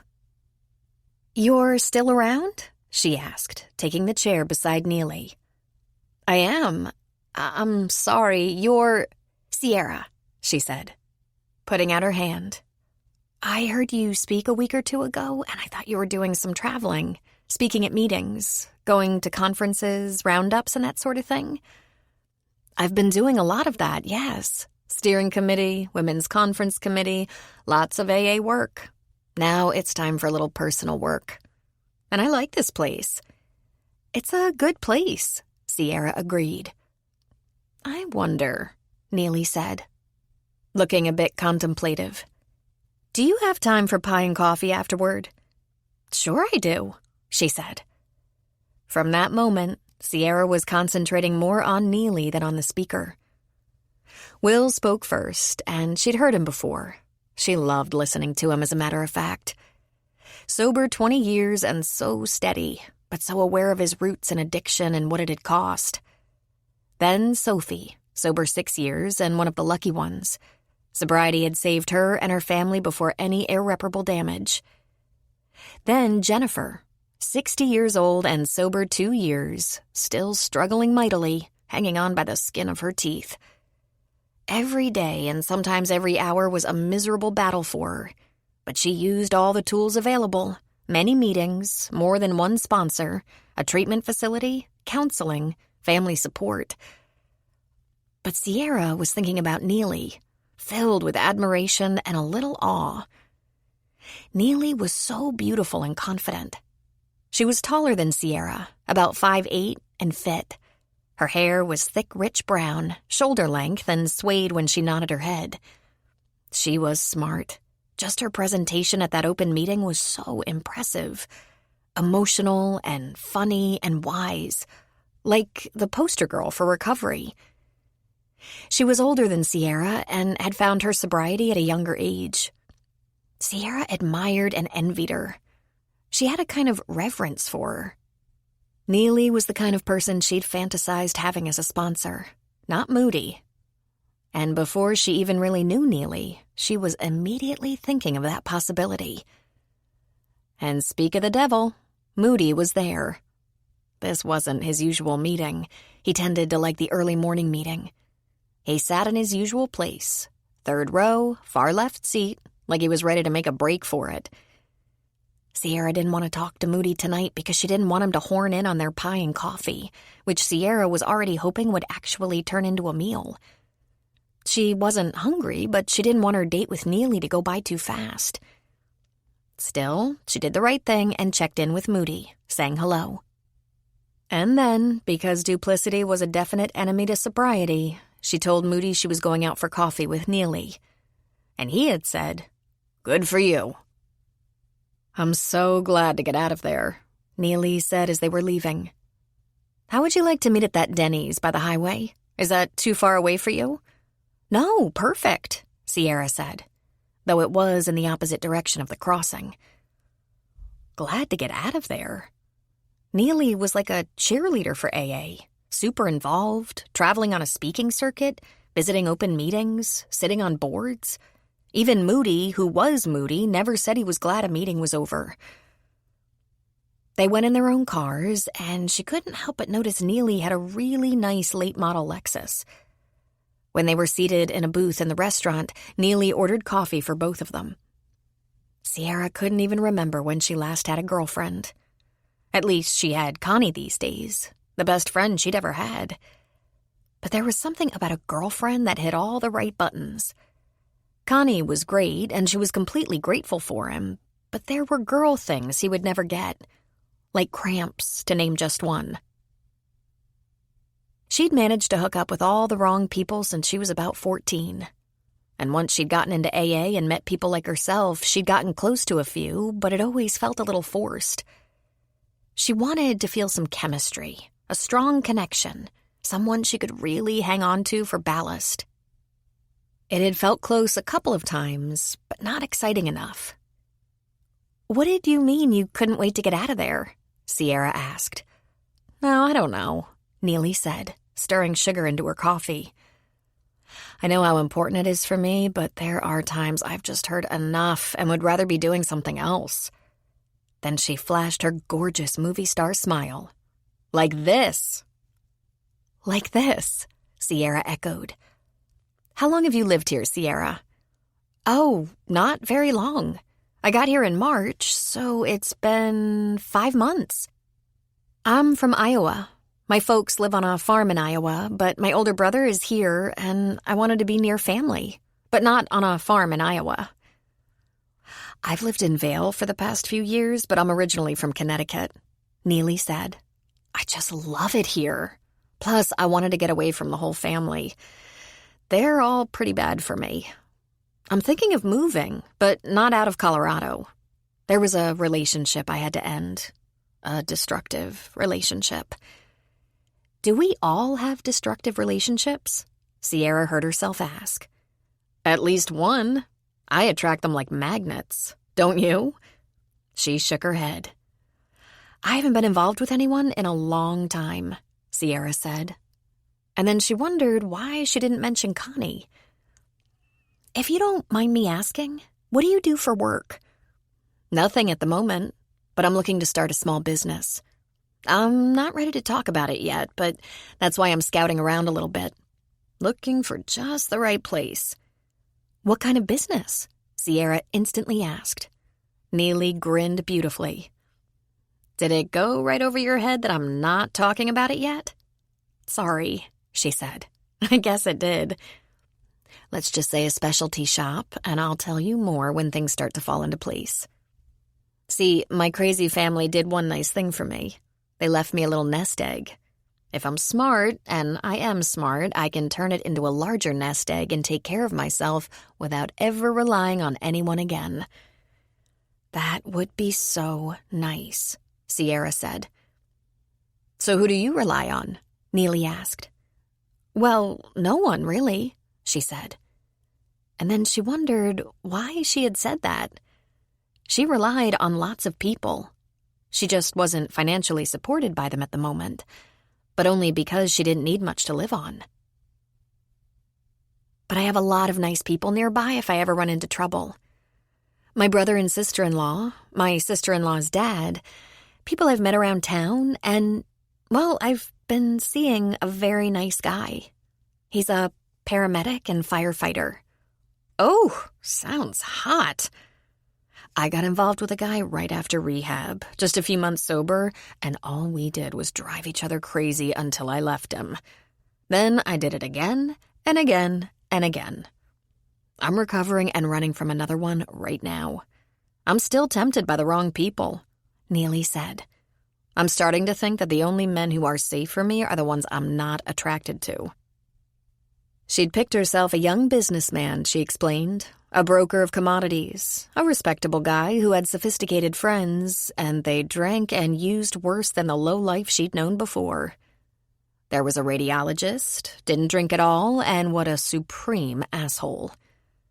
Then she tried a simple blue-collar guy, a mechanic, who was such a demanding, controlling freak she wondered if she'd ever get away.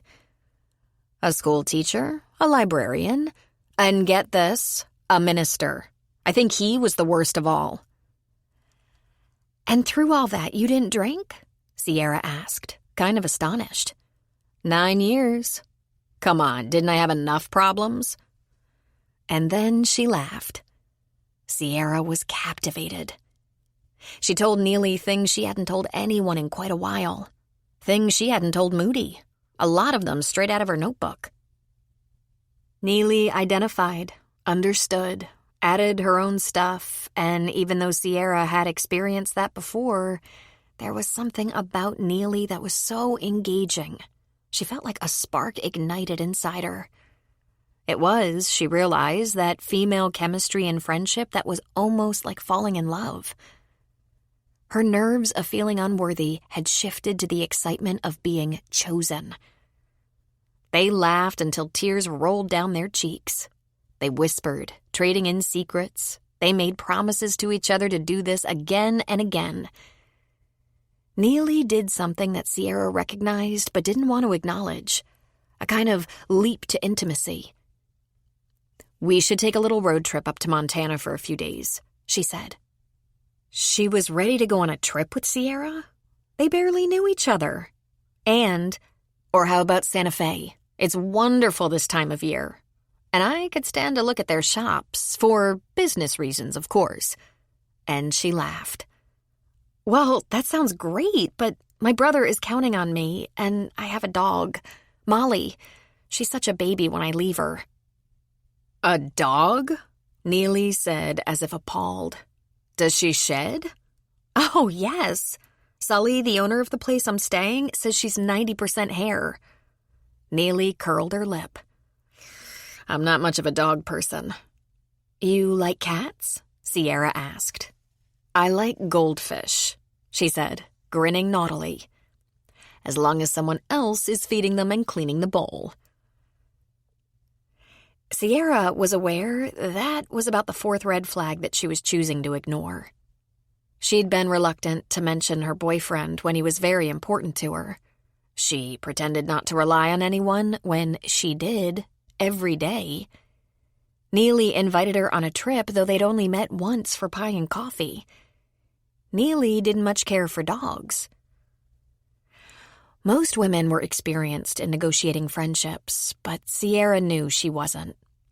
In a way, she'd been left behind. For her early years, she was confined to her family, isolated from the world at large as much as possible. For her teen years on the farm, and by the time her sister and brothers left, she'd discovered booze, taking her out of her reality quite often. While other girls had their bonded friendships, Sierra had not. At least not friendships that were very important. She'd never had a close girlfriend. She wondered if that meant she'd missed a fundamental step in her emotional growth. Sierra looked at her watch. They'd been there for 2.5 hours. "Oh, brother, I have to go. I left my dog with Sully, and he likes to turn in early." Then she bit her lip and rather timidly asked, "Do you think you'll be around a while?" "Probably. Let's exchange numbers. Unless you don't feel comfortable." "No, I like that idea," she said enthusiastically. They plugged their numbers into each other's phones, said farewell for now, and all the way back to the crossing, Sierra was filled with hope and fantasies of a bond, having a real girlfriend, being a part of something with someone she understood and who understood her. Connie accepted her, and for that she was grateful, but it would be nice to be friends with someone who got her. She fantasized doing normal, or at least almost normal things. Hiking, meeting for dinner, maybe going to one of those boring AA social events together. She told herself just because Neely didn't like dogs didn't mean they couldn't be good friends. She bragged to Connie. I met the coolest woman at the last meeting, and we went out for coffee. She's so classy, so funny and smart, and we hit it off.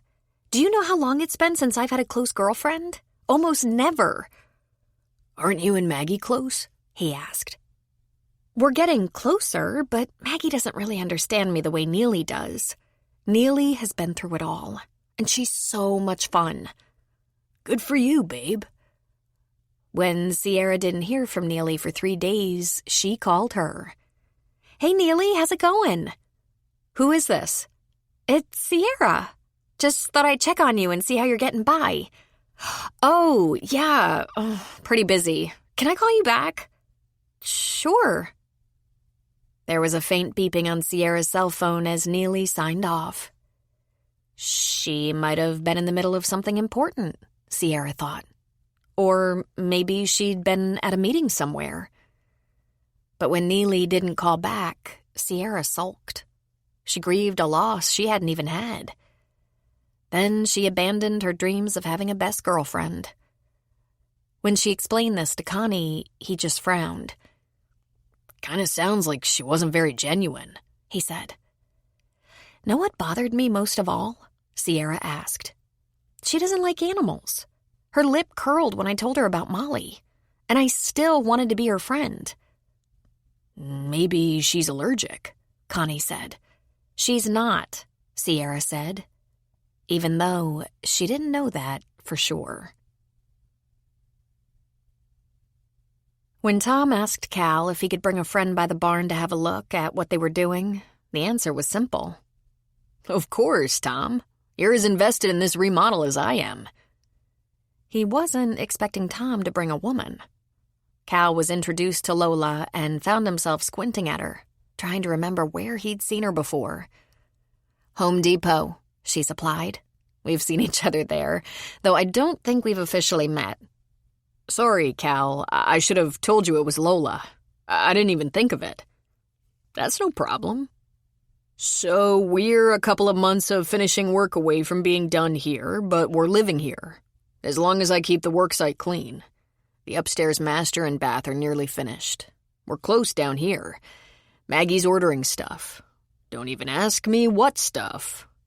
Hi, Lola, Maggie said, coming down the stairs, her belly leading the way. I didn't know Tom was bringing you out here. We discovered we have a shared interest in remodeling, Lola said. I've put a lot of work into that old house I live in, and it's looking pretty good. It's better than good, Tom said. It looks as good as my house, maybe better. When Tom started telling me about this barn remodel, I couldn't wait to see it. Thanks for letting me have a peek. We were talking about remodeling and found out it's kind of a passion with both of us. Tom has actually flipped a couple of fixer-uppers, and that's my dream job. I thought you were taking classes toward your degree, Maggie said. I thought the most practical thing for me would be a teaching degree, Lola said. I'm good with kids, and there's some security in teaching, not to mention a small pension. Plus, there's good vacation time I could put toward renovation, if I can find the right project. Let me show you the upstairs, Tom said. We're finishing the bathrooms up there, and when we're done with the tile and stone, we'll paint and carpet. That'll go fast. We've got some new materials for the countertops and floors. Not as porous. It doesn't stain. He was leading her up the stairs, and when they were out of sight, Cal turned to Maggie. He showed her a half smile and lifted brow. A shared passion for home renovation, Maggie said with a grin. They probably sound like us in bed, Cal said. Oh, how about travertine on the front walk? She put her arms around his neck, pressing up against him. Oh, baby, show me that marble with the waterfall edge. He got kicked by the baby. You're carrying a wild woman, he said. Have I told you how terrified I am? There's nothing to be afraid of, she reassured him. Little girls always love their daddy best. Should we go upstairs and help Tom show Lola all his handiwork? Give him a break, Cal said. Did he seem awkward to you? Not at all. Cal's phone rang and he picked it up off the kitchen counter. He looked at the screen and said, "This is work, babe. Make my apologies." "Sure," she said. Cal went into their bedroom, which would become his office in just a few weeks. For the time being, it was a bedroom that sometimes doubled as an office if he needed a room with a door that closed. This particular caller was a woman Cal had worked with when he was with the law firm in Detroit. Cal had reached out to her for help with Sierra's situation. Allison started off as a paralegal before Cal met her. By the time he joined the Detroit firm, she was doing a lot of their investigating, which turned out to be her niche and her passion. Being in criminal defense, he'd relied on her quite a bit. She was young, sharp, energetic, and resourceful. "Hey, Allison," he said. "What's up?" "Quite a lot more than you might expect," she said. He scribbled on a notepad while she ran down a list of the information she'd gathered, ending with, "Finally, this Derek Cox. I can't locate him. Let me rephrase. I've located several, none in the Detroit area, none in the age range we discussed. If his name is Derek Cox, and if he exists, he's in the wind. The police have listed Sierra as a person of interest in their investigation into a hit and run, but she isn't a suspect, at least not at this time. They haven't issued a warrant. Frankly, they suspect foul play in the disappearance of Sierra and the abandonment of her car, the car notably involved in the accident. As I told you before, that's one of the many reasons I'm looking into this. She saw a man here who looked like him. She couldn't confirm that it was him, but it shook her up enough to come to me with her story. She's afraid of him. How did you get this information?" "An accident report and a brief conversation with the sergeant in traffic. I don't get the feeling the case is getting a lot of attention. I hope I didn't stir things up by inquiring." "How did you inquire?" he asked, not entirely sure he wanted the answer. "Insurance companies always want a few clarifications about accident details. Is there anything else I can do?" "You can keep looking for this Cox," he said. "It would help to know where he is. It would help to know where he isn't, for that matter." "I'll need a little more information, Cal. If your sister could answer a few questions, where he worked, where he lived, where he's originally from. I need a little more to go on than he was driving her car that night." "I'll talk to her," he said. "I'll get back to you." He just sat for a moment after they disconnected. He was going to have to talk to Sierra. She had to know what he found out, and if he was to help her, he would have to probe. He didn't look forward to it. He left a message on Sierra's cell phone. "We have to talk whenever you're free. I have some information for you. Important stuff. Let me know when you have time. Time alone." He tried to slap on the professional lawyer face rather than the worried brother. Not only did he have to face Maggie, there was company in the house. He gave himself a few extra minutes. When he walked into the great room, Maggie, Tom, and Lola were all engrossed in studying the fireplace, something that had been installed before they'd moved in. "This was one of the first things we added," Tom was saying. "Barns don't usually have fireplaces, or so many windows." Cal wasn't listening. Sierra worked at the diner in the morning and then hurried back to the crossing for lunch and to meet Cal. When she'd returned his call last night, she'd asked him if it was about her car in Michigan, and he'd said, "Yes." "Is it all coming to a head now?" she'd asked. "All I have right now is information about the incident. The rest is still unknown to me." She was sure then. Sierra hadn't slept well. Her mind had been a little too busy. She'd spent years running away from things, but sobriety made her see the folly of that. She'd learned many useful things, but high on the list were the benefits in facing your mistakes, taking responsibility, and making amends. That was freedom. You couldn't run away to get free. You had to face the truth to be free. When Cal arrived at the crossing, he spent a few minutes visiting with Sully, then put his arm around Sierra's shoulders and walked her over to the front porch on Sully's house. Until the barn was finished, Cal met some clients at the crossing, either at Sully's kitchen table or on the front porch where they'd have a measure of privacy. "You have circles under your eyes," Cal said. "I had a little trouble sleeping," she said. "Just lay it on me. What do you know?" "There was an accident, just as you suspected and feared. A cyclist was critically injured, but he did make a full recovery. It's still a felony hit and run, but they know it was a man driving. Sierra, I can only think of one way they could know that. There must be a witness. The witness could be the victim.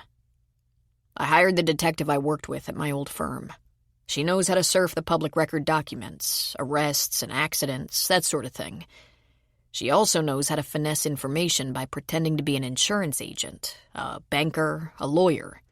She's very good, and very sneaky. The police know it was your car, a man at the wheel, that your car was abandoned, and that you disappeared. There's even been some conjecture of foul play in your disappearance, or the greater possibility that you and the driver ran off to avoid arrest. They want to talk to you. You're a person of interest in the case. Not a suspect, but a person of interest." "Who could become a suspect," she said. "If they have evidence to support that. They've been looking for the identity of a man. I suppose they're looking for this Derek Cox. My investigator couldn't find him.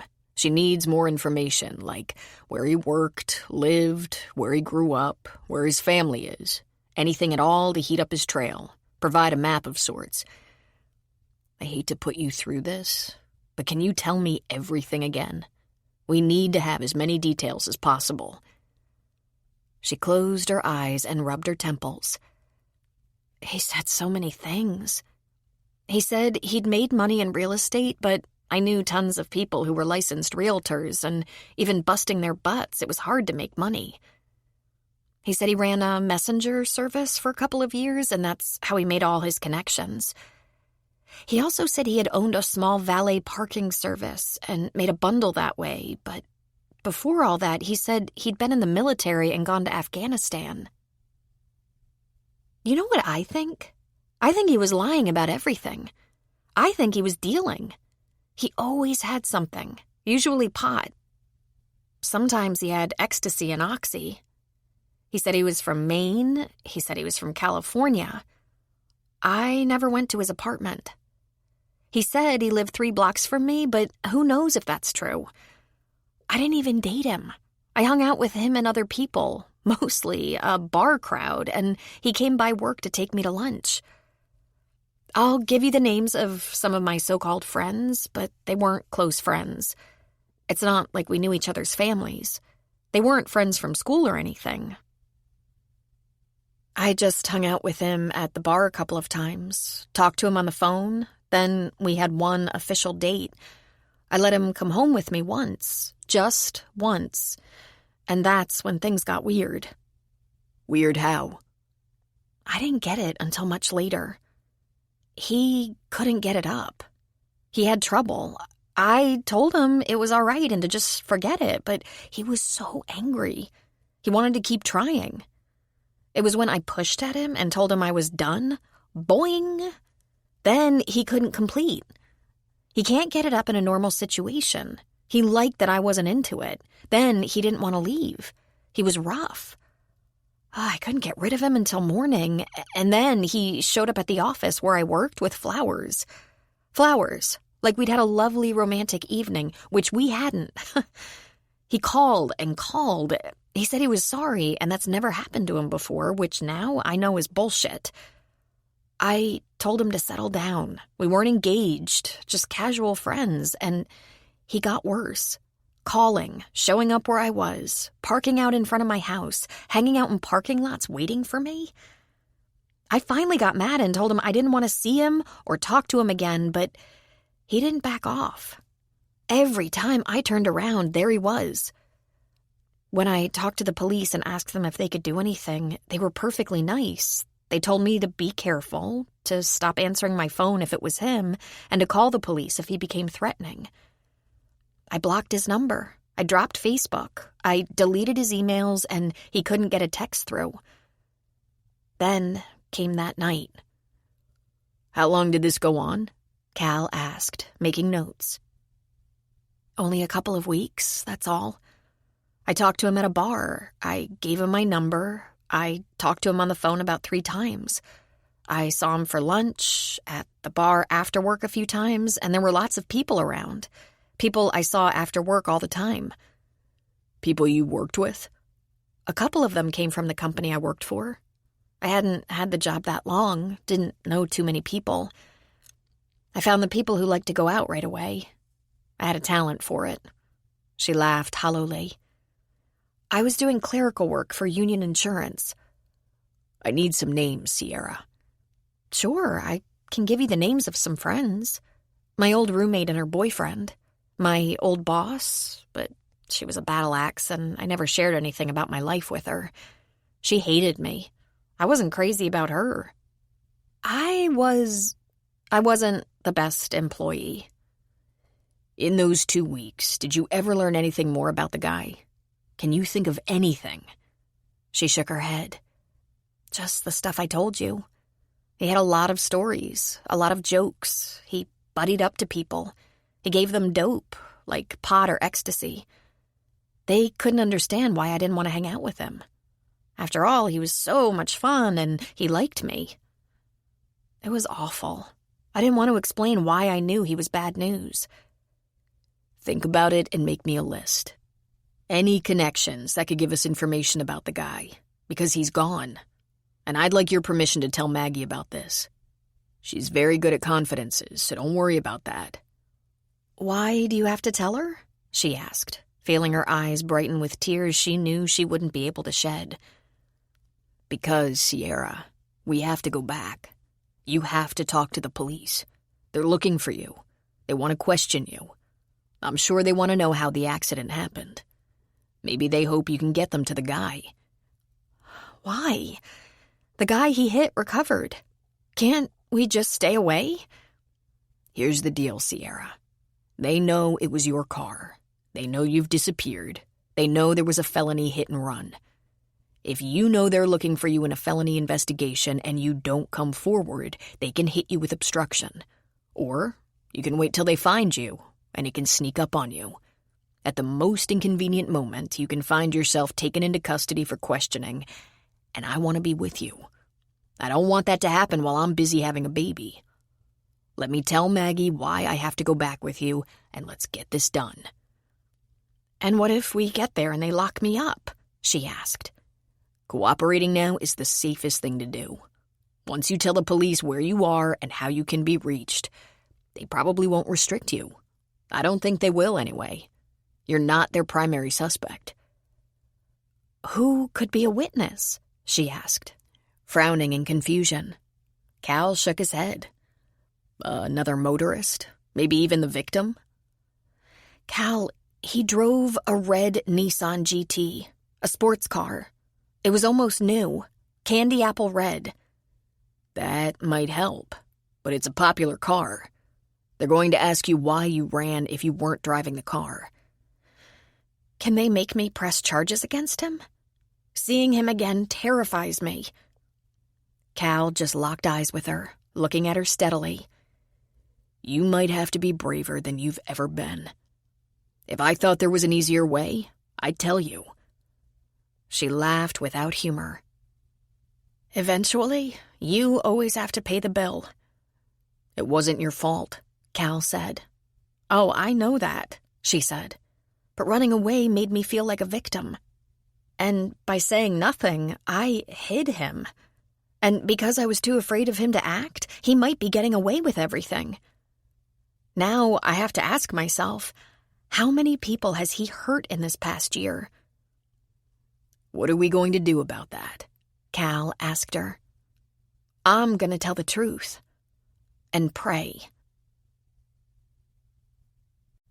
All changes, even the most longed for, have their melancholy. For what we leave behind us is a part of ourselves. We must die to one life before we can enter another.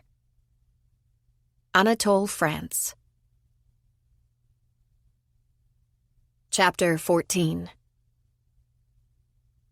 A year ago, Tom had wondered if he would ever have a full life. He had 4 great kids and was certainly blessed with work. While a lot of people couldn't find a job, it seemed like he had jobs coming out of his ears. He'd even accepted that he had a very unusual relationship with his wife. His ex-wife. They lived apart and he raised the children, but she was a regular presence for a few days at a time. Kind of like being married to an airline pilot. And then he had to face the hard truth. Becky wasn't just a divorcee who had occasional boyfriends. She was a prostitute. She called herself an escort, but the bottom line was always the same. She padded her pocketbook by sleeping with men. He conceded she was a pretty upscale hooker who made excellent money. He was even grateful she didn't seem to fit the profile he'd seen on most cop shows. She hadn't been driven into prostitution by a pimp or dependence on drugs. No, nothing as horrifying as that. She was just a beautiful woman who'd found a way to supplement her income with sex, which she enjoyed. Not with strangers, she'd argued. They were all gentlemen I was seeing, men I knew. If I hadn't taken money, I'd be just an average woman, dating, having sex sometimes, as adults do. I'm not buying it, Tom had said. And the house rules change, right now.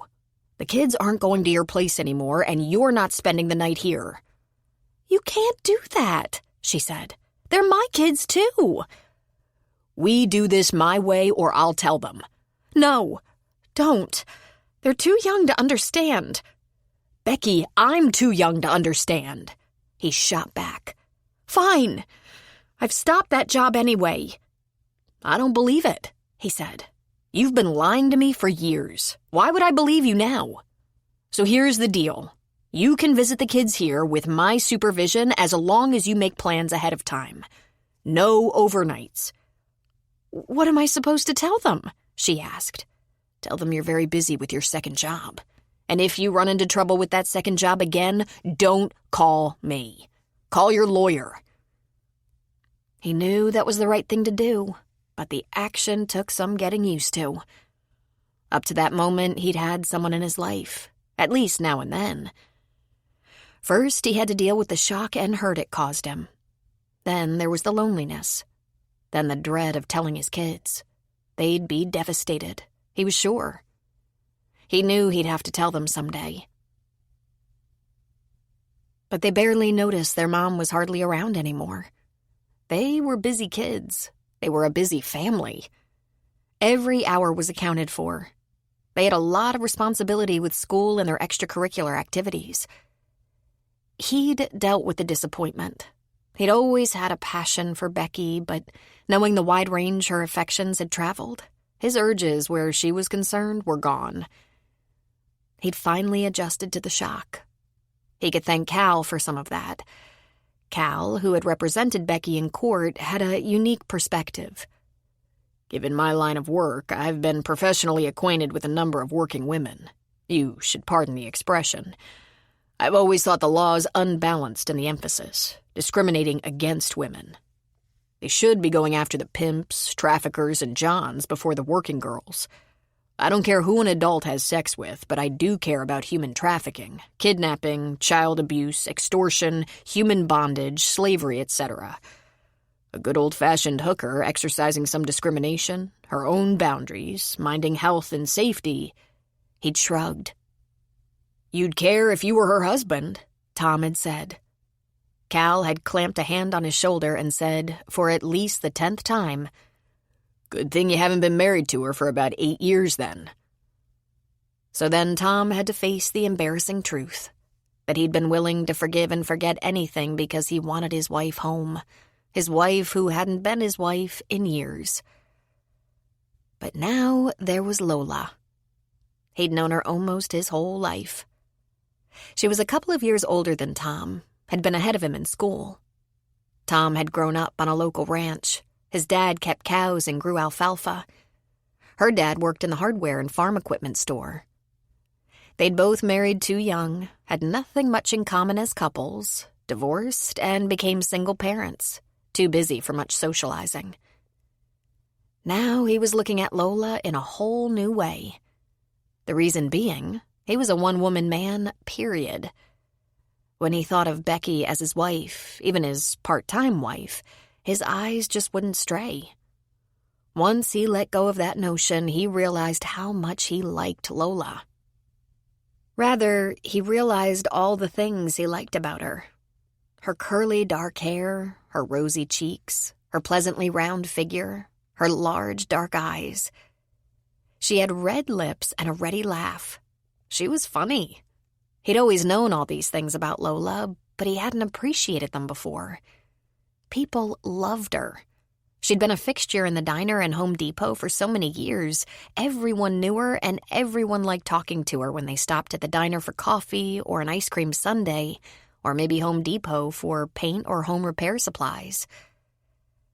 As far as Tom knew, there hadn't been a man in her life in years. He started off with a potted plant, then a second, then a phone call. He'd had to think for hours and hours what pretense he would use for calling her. "There's a home show in Colorado Springs, and I was thinking of going. Always good to keep up on that stuff. What's new, what's still popular, what's innovative. You have any interest in that?" Now there'd been 4 plants, many phone calls. He'd taken her out to see Cal's house in progress. He'd shown her his house, and they had a new hobby: looking at model homes and open houses. They could spend hours talking about construction, remodeling, new decorator items, paint. They invested almost an hour of porch time talking about sinks. That's when he held her hand, for the first time, and he laughed. "What's so funny?" Lola asked him. "I got butterflies," he admitted, adding a slight flush to the statement. "You know the last time I felt that? I was about 14. "I think we should talk," Lola said. "We've been talking nonstop." He said, "Almost every day." "I think we should talk about this. You're courting me? I thought we were single parents who liked being independent." "Am I making you feel less independent by holding your hand?" he asked, giving her hand a squeeze. "Just where do you think this is going?" she wanted to know. "I have no idea, but I'm enjoying it right now. How about you?" "I'm surprised, that's all. We've known each other for years, and now, suddenly, we're kind of dating. Even if our dates seem to be on the phone or looking at new hardware. I grew up around hardware." "That's what's so funny," he said. "I've known you for so long. I know your dad works in hardware and you work at Home Depot, and yet I never considered we'd have this shared interest. That's very cool. What are you worried about?" "Oh, I don't know. Getting too involved, I guess." "Well, take it easy. We'll only get as involved as you want." "Right," she said. "This is new territory for me." "Me too," he said, giving a nod. "I've hardly ever dated my whole life." "There was your wife, who is incredibly beautiful. I think she might be the most beautiful woman in the world." Tom laughed. "You mean my ex-wife? Yes, Becky is very pretty. We've been divorced for 8 years now." "But you remain very close." "I'd say we get along pretty well under the circumstances. But it's time for me to get on with my life. Becky has definitely gotten on with hers. Listen, if I'm making you feel uncomfortable or pressured or I'm not the kind of woman men pay attention to, that's all." "I resemble that remark," he said, laughing. "I'm not exactly being chased down by women, but that's okay by me. 4 kids, a bunch of jobs. Until a couple of years ago when Jackson graduated from high school and Nikki started driving, I don't know when I would have found the time. Things are getting a little less complicated, finally." Tom, you're a very handsome man. Thank you, Lola. And you're a very beautiful woman. She laughed at him. Me? Please. He frowned. I never suspected you for a lack of confidence. You always seem so sure of yourself. I am, but not in the looks department. Why the hell not? He asked. You're gorgeous. Stop it. I shouldn't be surprised, he said somewhat sadly. Becky never thought she was pretty enough, and there's no question about it. Well, this isn't about her. Here's what makes you beautiful, he said. Your hair is so silky, thick and curly, and it kind of makes a guy want to dig his hands in it. Your lips, they're kind of heart-shaped, and I don't think you ever wear makeup. You don't need to. You have that beautiful, smooth skin, kind of like the sateen paint I like. Velvet skin, red lips, big dark eyes, and you always smell a little bit like ivory soap. I've always liked that smell so much. It's so clean-smelling. And you're soft. I hope this isn't offensive. You're sexy and buxom in the most subtle, alluring way. I can't help but imagine what you'd feel like in my arms. That wasn't a pass. I just mean I can imagine you'd fill my arms, and I bet that's the most amazing, beautiful feeling. And then if it's not enough that you look beautiful, you act beautiful. All the time. You're sweet and funny and so supportive. I bet it's just the way you are because it never seems phony or like you have to try. You're kind. You treat people with such consideration. But you're strong. There's something about strength in a woman that's enviable. Admirable. You know what else I love? You seem fearless. I guess when a woman's been on her own with kids, she'd better be fearless or the earth would just swallow her up. Yes, Lola, you're sexy and beautiful, and I love looking at you. Holding you is probably even better. Her eyes welled up and tears spilled over. With a cry, she fled the porch. She ran into the house, leaving him alone. He sat for a minute. I guess I better practice my delivery a little, he said to no one. Sierra wasn't entirely surprised when Maggie called her, but she was a little surprised by the request. Can you come over? I have a couple of things to show you. She went as soon as she could. She found Cal in the kitchen chopping veggies, marinating salmon fillets. Maggie's in the bedroom. Go ahead. She gave a couple of taps before pushing the door open. She was immediately pulled into Maggie's arms for a loving hug. I guess Cal told you, Sierra said. Yep. I have some things for you to try on. I'm taller than you are, but they might not be too big. There were clothes spread on the bed. She held up a black sleeveless dress and matching jacket. We can have this shortened and taken in, and you can keep it. I'm due a new one, and I have no idea what size I'll be after the baby comes. JC said to count on an extra size. Every woman needs a suit. I used to call this my funeral suit, but it worked very well in court. Court? Oh, I'm sure you heard. I was the defendant in a wrongful death suit. It was a nightmare, really. I was terrified I might lose in spite of the fact I didn't do anything wrong. I didn't make any mistakes. I think I know the feeling, Sierra said. Well, you're not going to court. Don't worry about that. Then there are these, she said, holding up a pair of cream-colored dress slacks with a silky blouse and a matching vest. Next, there was a pencil skirt and a sweater set. What's this about? Sierra asked. Unless you're hiding something, your wardrobe is made up of jeans, shorts, sweats, t-shirts, and so forth. You should go to the police department looking classy. Smart. Your lawyer will be wearing a suit. He's delicious in a suit. I live for those days he puts on a suit. You can't go to the police department to be questioned about a felony looking like a homeless teenager. Cal will take you by a store for the right shoes. My feet are more like paddles than feet, or I'd loan you shoes. Tears gathered in Sierra's eyes. One of these days, she thought, I am going to actually break down and cry. I want to come with you, but I can't, Maggie said. But I bet I can help. I've been through about 1 million depositions as the alleged guilty party. It can be brutal. Oh, Maggie, you're gonna be all right, she said. Cal is brilliant. He is one of the most sought-after criminal defense attorneys in Michigan. Before Lynn died, he knows the ropes. I know, she said with a sniff. Well, come on, let's try it on, she said. She sat down on the bed, rubbing her belly. I know someone who can make alterations for us in a hurry, but we have a few days. I think he's got plane tickets for the weekend. Sunday, Sierra said. I took a week off at the diner.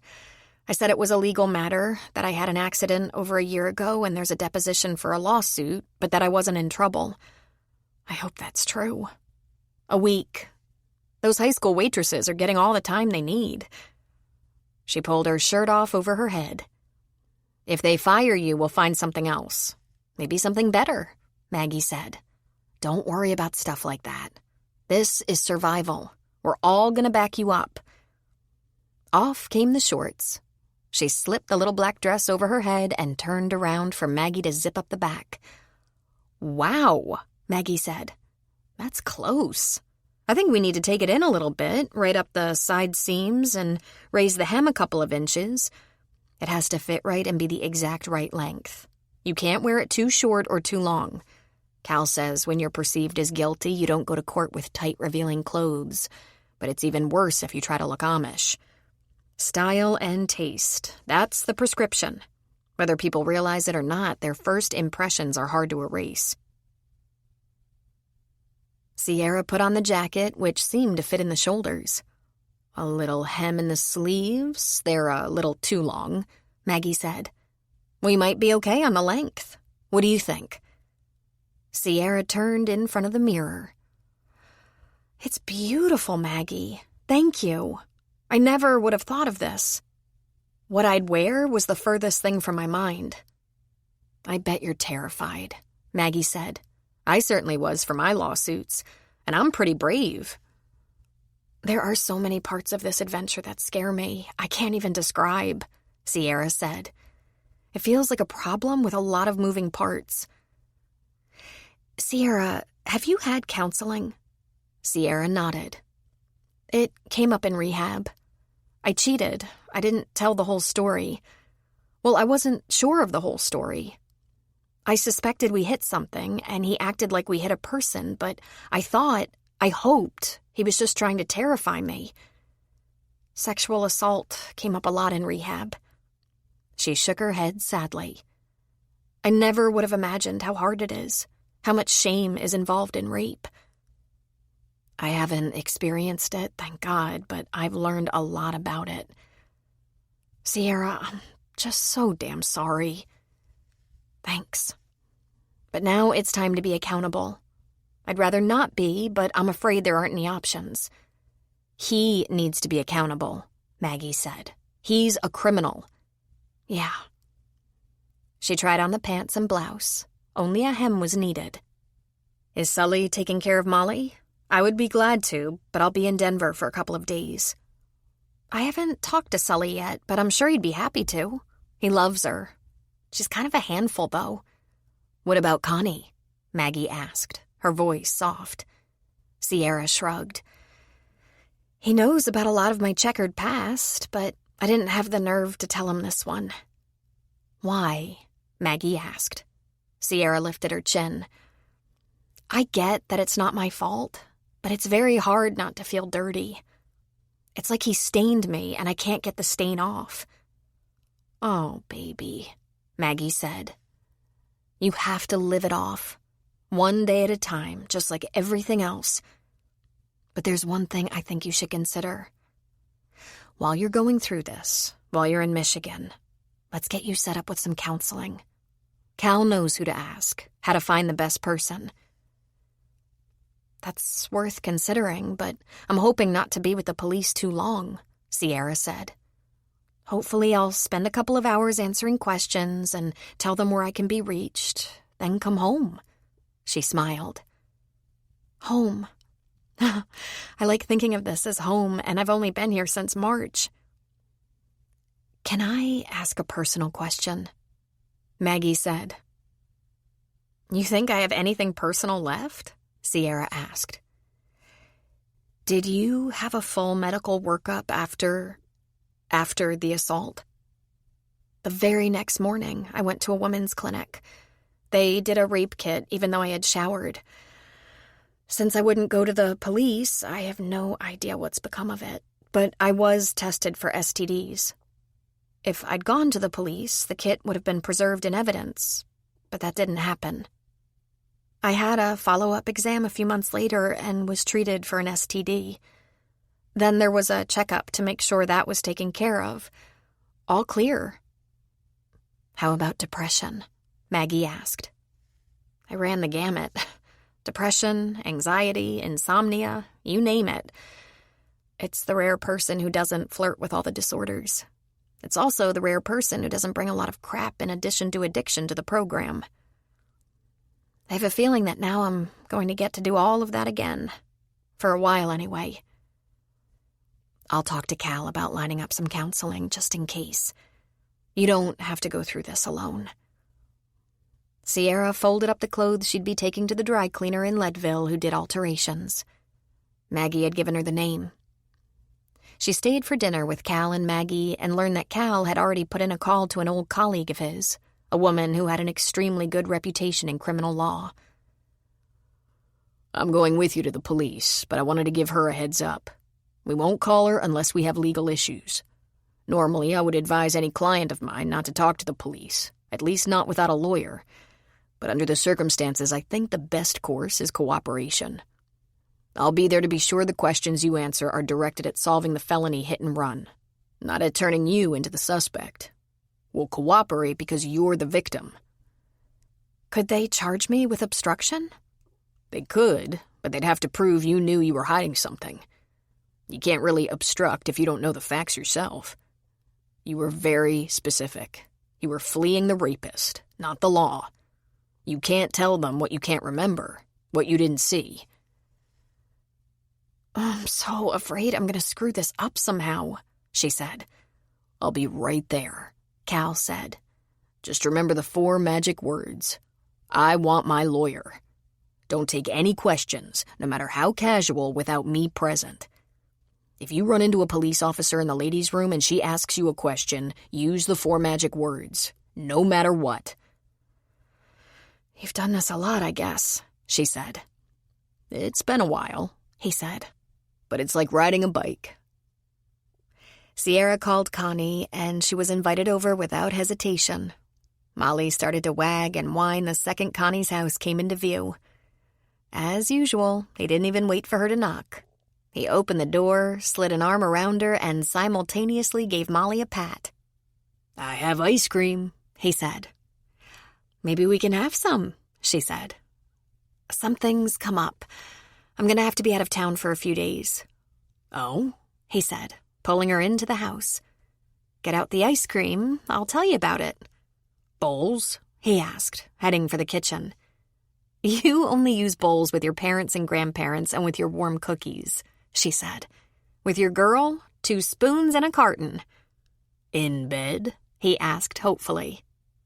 How about the couch? She suggested. They settled in, her legs draped over his, the ice cream carton on a dish towel. So, I was involved in a car accident back in Michigan. Someone was hurt, a guy on a bicycle. He's fine now, I'm told. I wasn't driving, but I guess the driver is still being sought by the police. I barely knew him and don't have much information, but I'm one of the only people who did. I need to go back, answer questions. So, was there a crime? He asked. Of course. He was a paramedic. He probably knew a lot about accidents. I guess it remains unresolved and the driver's long gone. So I have to go back, tell them anything I can, which is hardly anything. Cal is going with me to make sure I don't somehow get myself in trouble. I'll be gone just a few days. It shouldn't be too complicated. Do you have to pay a fine or anything? He asked. She shook her head. I don't think so, she said. Look, I told them at the diner it was a legal matter and I had to take a week off. I didn't want to mention the police. If you could manage not to mention this. He put a spoonful of ice cream in her mouth. I don't talk about you. What aren't you telling me? He asked. Can we wait on all the grim details? She said. There was a thing with the guy, the driver, that I still can't talk about, that I have trouble even thinking about. For right now, all I have to do is tell the police what I remember of the incident. It shouldn't take long. And your brother is going to make sure you're protected. Well, he's a lawyer. He's much smarter about things like accidents and laws than I am. Sierra, he said, filling her mouth with ice cream again. Are you coming back? She couldn't answer right away, her mouth full of ice cream. Of course. Are you taking Molly? I can't take her. We're flying. We're leaving Sunday and coming back on Thursday. I think Sully will be happy to watch her. And Maggie will be around the crossing some of that time, but she has to go to Denver. I'll check in on them, he said. Make sure they're doing okay with Molly. But Sierra, listen. Don't be afraid to tell me things. It's okay to trust me. I know. Let Molly stay with me, he said. I'll take her to Sully when I have to work. She might get into mischief. She might chase the elk if they show up. I'm gonna have separation anxiety if both of you go. Well, Connie, it's not as if we're always gonna be together 24/7, you know. I'm sure there will be times in the future when I'll want to go somewhere and can't take you. I know that, he said. But this is different. Why is it different? Because, for some reason you don't want to talk about, you're afraid. Sierra stayed the night with Conrad, of course. He told her that just because he wanted to make love to her all the time, that wasn't all he cared about. I care about you in a way so solid and sure, I don't doubt you at all. Not a shred of doubt. So you take all the time you need to get sure of me. I'll be right here when you are. As she lay in his arms, she decided. She loved him. She had since almost the beginning. She would go back to Michigan to see if she could clean up her mess, and then she would come back to him and tell him everything. It was only fair. He deserved a chance to decide if his feelings could hold up after everything was said.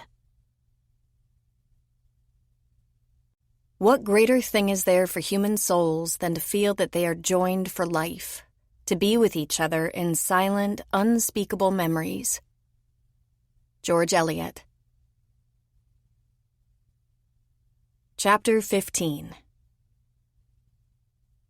Lola wasn't sure she would ever get over the embarrassment of bursting into tears at a compliment. A compliment? It was practically a tribute. And then her behavior only got worse and worse.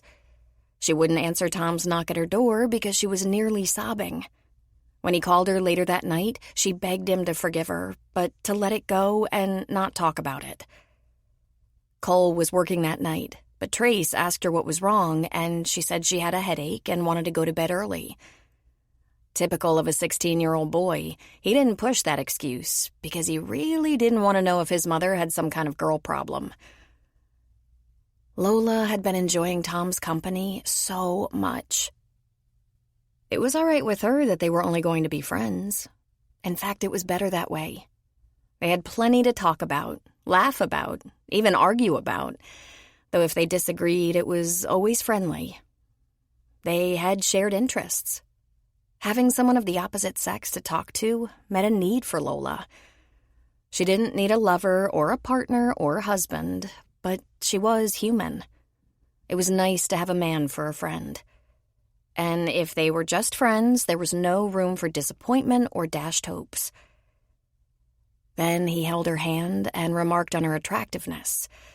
He made her sound like a beauty queen when she really was a plain, unfussy, unremarkable, overweight 40-year-old woman with 2 kids. Alone with 2 kids and an irresponsible ex who'd never been that much help. She didn't wear makeup, she cut her own hair, and had lately been looking at the hair color section of the drugstore. She didn't have enough money to be getting fancy dye jobs at the salon. Her clothes were the nicest she could find in the discount store, and she wore them long after the styles had advanced. She just didn't live up to all he was saying. And no one had ever said those kinds of things to her before. Not even when she was a pretty cute, slim, smart high school cheerleader. Maybe it would have been different if Tom was a dumpy, ordinary guy. But he wasn't. He was heart-stopping handsome. He had thick brown hair that showed no sign of getting thin, and he was a laborer with all the muscles and fitness of a man who used his strength every day. His smile melted her, and he had dimples for the love of God. And if it wasn't enough that he could be in films, he wasn't that shallow movie star or model type. He was kind-hearted, funny, smart. Tom was a good father, a responsible man who put his family first and took very good care of them. She was in awe of him. And being his friend was so lovely. It hadn't been easy to train herself to not look for that one special person, that constant and loving companion, a man who would love her through thick and thin, a man who would stay. And now, by saying what he'd said, she would get her hopes up and begin to dream of a beautiful man to wake up with, to go to sleep with, to hold on long, cold winter nights. She didn't want those fantasies, but she was only human.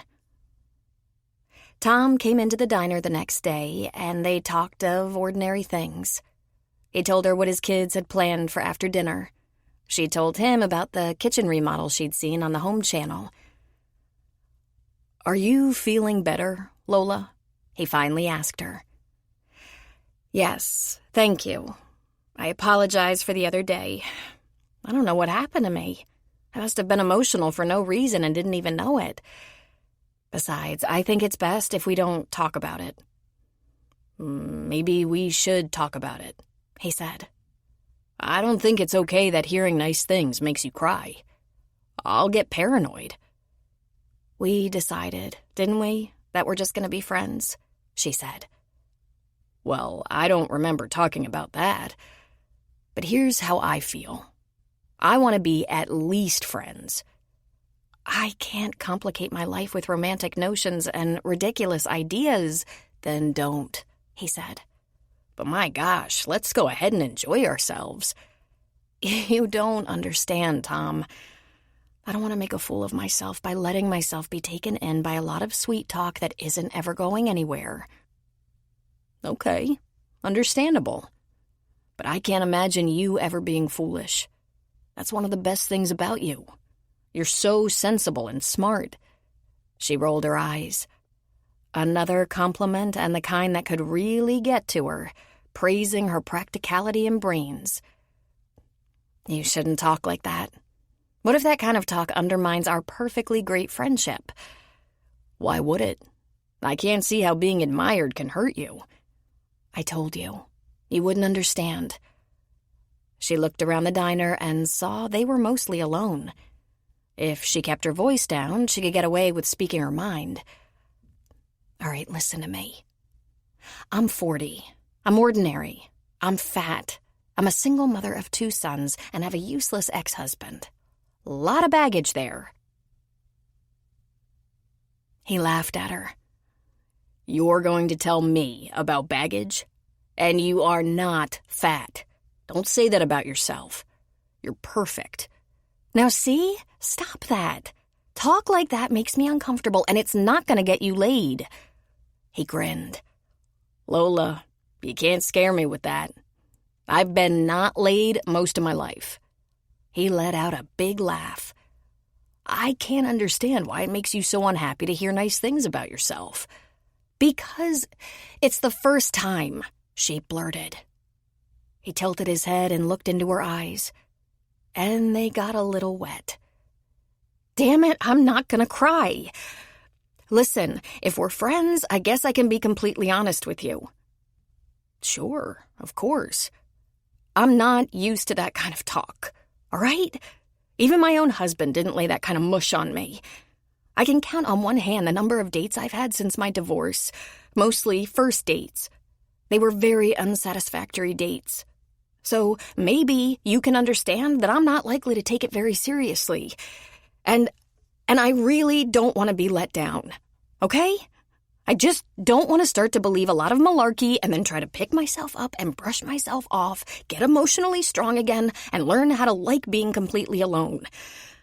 I've been through it. I understand, he said.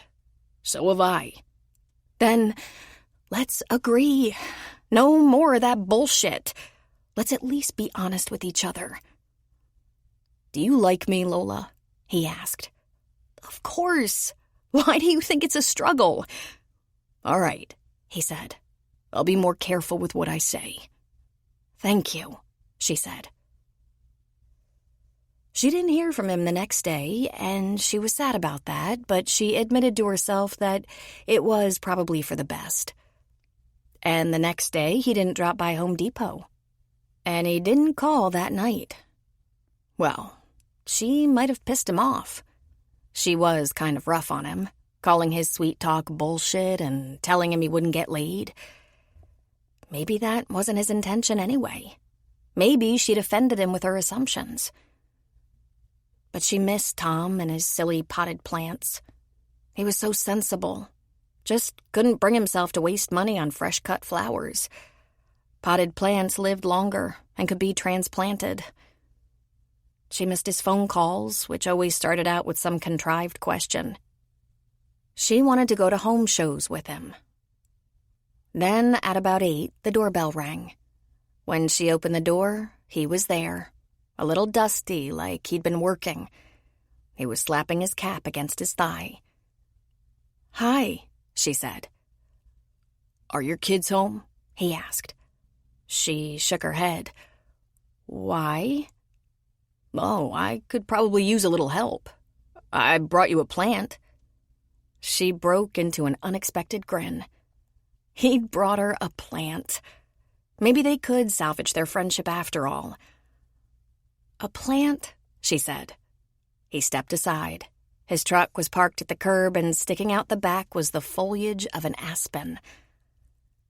"That looks like a tree," she said in some confusion. He shrugged. I figured I'm going to have to up the ante. If I don't want you saying I'm just full of bullshit. He ran a hand down her arm until he reached her hand. He held it. I thought the tree would look good on that sunny side of the house. You could see it from the porch. In fall, when the leaves turn yellow, it'll make the trim on the house stand out. "Tom." "It's 15 feet, he said. You'll have to help me get it out of the truck." He moved a little closer to her. "Kids aren't home, huh?" She shook her head. He lifted a hand to her hair and let his long fingers sink into her thick curls. "I wanted to do this," he said. He gently let his lips hover right over hers. "I do think you're beautiful, Lola, inside and out. Don't cry. My ego can't take it." "You're courting me," she said. Uh-huh. It's not going to be that much of a courtship. We have 6 kids between us, 3 in college so far. We'll be lucky if we have time to make out on the porch now and then. He gave her a brief kiss, and she let her eyes drift closed. He kissed her more deeply. He let go of her hand and slid it around her waist, pulling her closer. It made him moan, a soft, purring sound. Then she felt his tongue, and she was the one who moaned. She embraced him and moved under his lips. She thought, "I'm sunk now. It's now officially too late for me." "I love the way you taste," he whispered. "And you feel so good in my arms, just like I knew you would." She said, not opening her eyes. He gave her another kiss, a very thorough one, then a brief one. "Gotta stop now," he whispered. Me too." He pulled back slowly. "Should we pull that tree out? while I can still walk. Okay, she said. I'm a little weak in the knees, though. We'll be okay, he said. Except I'm gonna want to kiss you every day. Okay, she said. They broke apart and turned to go down the walk. Standing on the sidewalk was Trace. He was wearing cleats, carrying a bat and baseball mitt, all dusty and dirty and sweaty. His eyes were wide and his mouth was hanging open. "You're kissing Mr. Cannaday?" he said. "Why were you kissing Mr. Cannaday?" Lola shrugged and smiled. Because I like him, and he bought me a tree. "Wow," he said. He hit his cleats with his bat, knocking off some dirt. "Wait till I tell Cole." Then he walked up to the porch, past them, and opened the front door. "Hey," Lola said. "Go around to the back door and take off those dirty shoes." "Oh," he said. "Sorry. You kind of shook me up for a minute. Maybe you could give me a hand with that tree?" Tom said. "It's pretty heavy." "Sure," he said. "Jeez." He dropped the bat and glove, heading for the truck. "Should you be kissing my mom?" "Well, we're both single and over 21, and we're good friends." "Yeah, but she's my mom," he said. Lola winced inside. Trace was a great big kid, as tall as Tom and almost as broad in the shoulders, but he was her baby. Tom put a firm hand on Trace's shoulder and gave it a little shake. "Well, kiddo, she's not going to stop being your mom, so relax. Let's put the tree over there by the end of the porch. It's going to look so nice there." "You going to plant it?" Trace asked him. "Not tonight. Tomorrow. I have chores tonight. It'll keep till tomorrow. And you'll survive this crisis." Sierra wanted a little fluff up before traveling to Michigan. She thought it might help her in the confidence department. Maggie confessed that she liked to get her hair done by a favorite pricey hairdresser in Denver, but in a pinch she'd been known to drop into the local beauty shop, and they did a fine job at half the cost. She recalled a woman named Rhonda had done her hair. "I could do that, but I don't know. Connie's ex-fiancé works in there," Sierra said. Maggie got an impish grin on her face. "You don't want to get a look at her?" "I've seen her. She's incredibly pretty." "Well, you could spend an hour in the shop and see what she's like. But I don't think you should let her cut your hair. She probably won't even know who I am. Connie hasn't mentioned telling her about me." "Then do it," Maggie said, a little gleefully, "and report back." She made an appointment for the afternoon with Rhonda. She asked for a few blonde streaks and a trim of her ends. She was a little nervous about this bit of sneakiness, but she never could have prepared herself for what she found. Rhonda's chair was beside Alyssa's, and in Alyssa's chair was Neely. "Well, hello, stranger," Sierra said. "Oh, Sierra! What a coincidence! I was just going to give you a call." "I guess you've been pretty busy lately," Sierra said. She was not nearly over being brushed off after that whole friendship seduction. "I have, but I'm afraid it's been a real nightmare," Neely said. "A good friend's teenage son was in a terrible accident on 24. She lives in a little town south of Vail, and it wasn't far from her house. He was just 17 and was critical, taken to Denver by helicopter to the trauma center. Brandon barely hung on for 2 weeks before he died, and I've spent almost all that time sitting by his bedside. I didn't think I'd ever recover." "I didn't hear a word about it," Alyssa said. "Oh, small towns," Neely said. "They were barely aware." "That's not what I'm used to," Sierra said. "I spent half my life in a really small town in Iowa, and if there was a flat tire, everyone heard about it. A fatality would have been front-page news." "Oh, there was an article, but it was small. He was the only injury, and he was taken to Denver. And my friend, his mother, wasn't from that little town. She was just visiting friends. So it wasn't like it was one of their own." "But it was a horrible accident." If a helicopter rescue lands anywhere around here, we're all asking for details, Alyssa said. Well, it was the middle of the night, Neely said. It was just so horrible. I'm happy it's over. But I did want to explain my long silence. I know I promised to call. God, that's all right, Sierra said. I'm so sorry you went through all that. By the way, what brings you to Timberlake? Do you come all this way to get your hair done? No, she laughed. I'm a walk-in today. I was in town looking at some property. There's a shop at the end of the street, Daisy's Menagerie. She's looking at selling. I just wanted to look it over, talk to the owner. I think I told you I'm contemplating a specialty shop. What kind of shop? Alyssa asked. God bless her, Sierra thought. Was she going to get that I'm not ready to talk about it line? Possibly local art, not on a grand scale, but I must admit I'm beginning to be seduced by the new marijuana trade. Sierra almost choked, and Neely laughed merrily. I wouldn't work with the product, Neely said. I'd hire someone with experience in the industry. It's just that it's making so much money. Of all the privately owned small businesses in Colorado, marijuana is quickly leading the pack. Anyone with an interest in small business has to take that seriously. She turned in her chair to look at Sierra. So you live here? Sort of. I live outside of town. So does my brother and his wife. I'm new in the area, but I work part-time at the diner. And if everything works out, I'd like to stay. My brother's wife is expecting. Hey, what's the town where the accident happened? Alyssa asked. I think it was Fairplay, or it was a town right near Fairplay. I don't know, I never went there, Neely said. When my friend called, I went straight to Denver to the hospital. Neely turned to Sierra again. So, do you have time to grab a cup of coffee after you get finished here? Sierra nearly shook herself in surprise. She did, in fact, but she said, I'm sorry, I don't. I'm on the run today. And let's put you under the dryer for a few minutes to speed up this color, Rhonda said.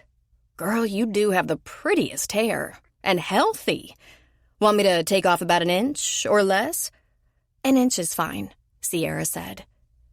She got under the dryer and considered Neely. What a lot of drama, she thought. Then she felt guilty. After all, the woman had just been through what must have been a terrible experience. But Sierra had the worst feeling about her. 10 minutes later, she was being shampooed, and when she got back in the chair, Neely was gone.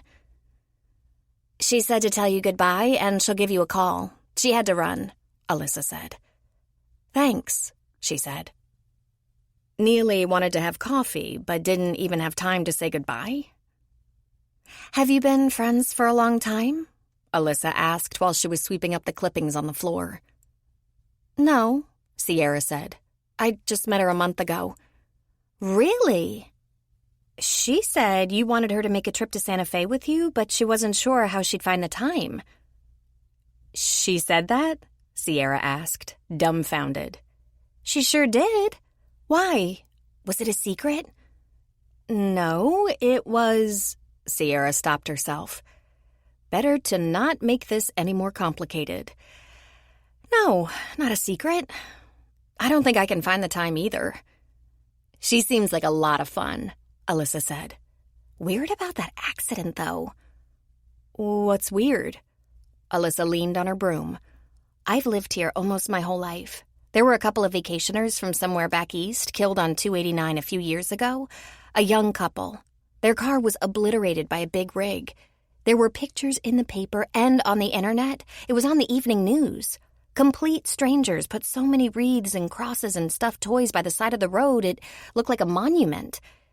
Things like that just don't usually go unnoticed. Interesting, was all she said. After her haircut, she found herself walking across the street to the fire department. She was in a bit of a daze. This was only the second time she'd gone looking for Connie, and this time she found him. He had a rag in his hand and was polishing up the chrome on the fire engine. Well, what a beautiful surprise, he said, coming out of the open garage doors to meet her. He gave her a little kiss on the forehead. I didn't expect to see you today.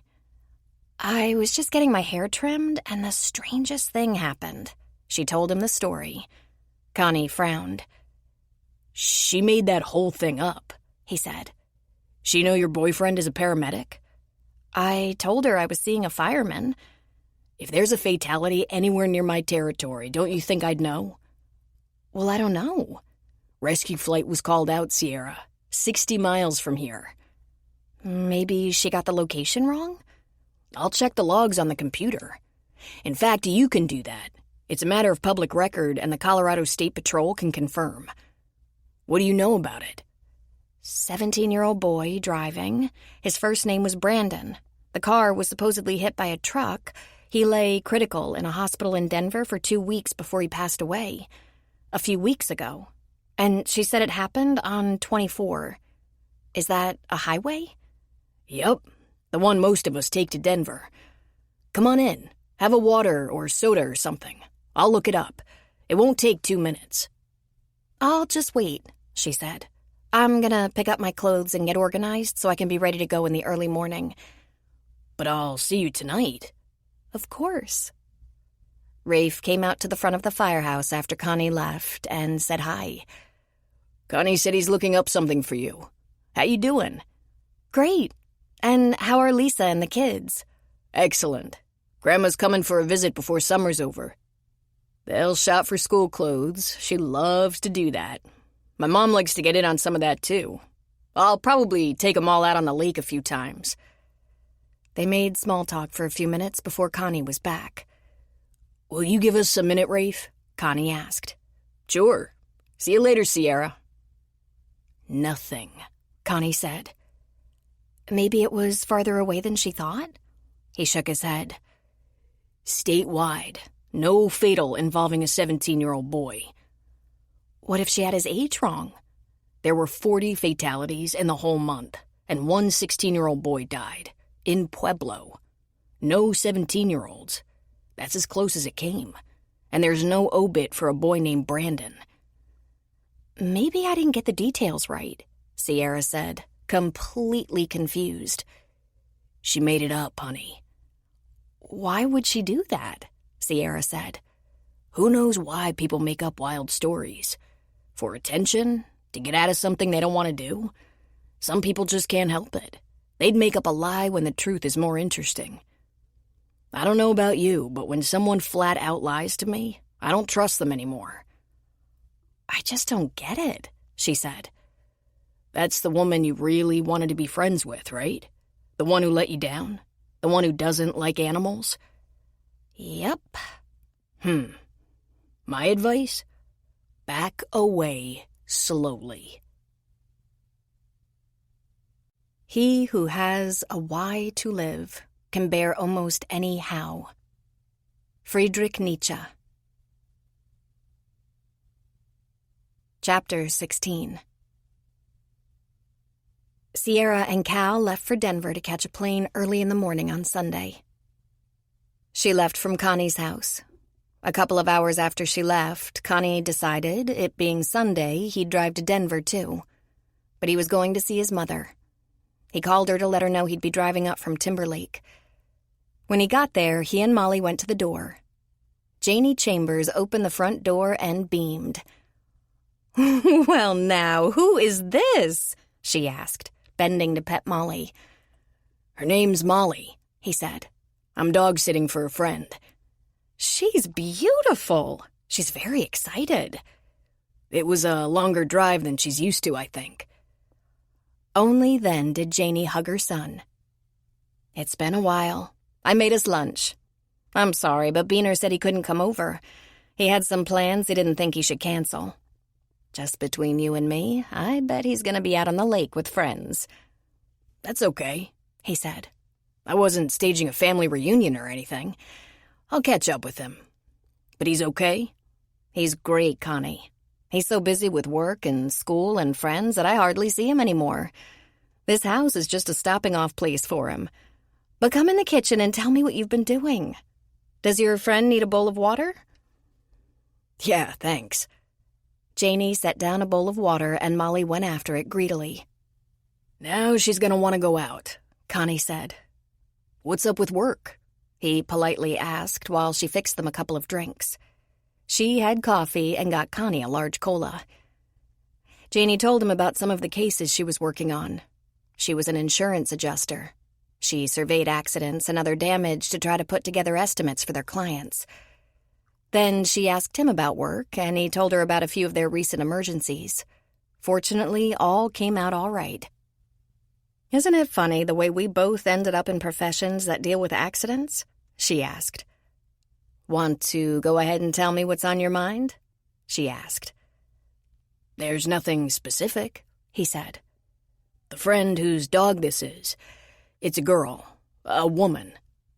Janie smiled at him. So, you're seeing someone? Yeah. Her name's Sierra. She's awesome. Connie, his mother said. Why don't you seem particularly happy about it?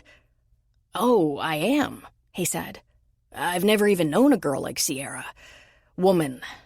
She's 30, so she's not a girl, right? Janie laughed. Some women get their undies in a twist about that. I might have even scolded you about that sort of thing when you were younger, but there are bigger fish to fry these days. If it's any consolation, I go out with the girls every other Friday night. The youngest of us is 45. Well, Sierra's really something. I met her back in March, several months ago. Hard to believe it's almost fall. She's the sister of a friend from Timberlake. She lives at Sully's place and helps him out around the crossing. Plus, she works at the diner in town a couple of days a week. Tell me all about her, Janie said.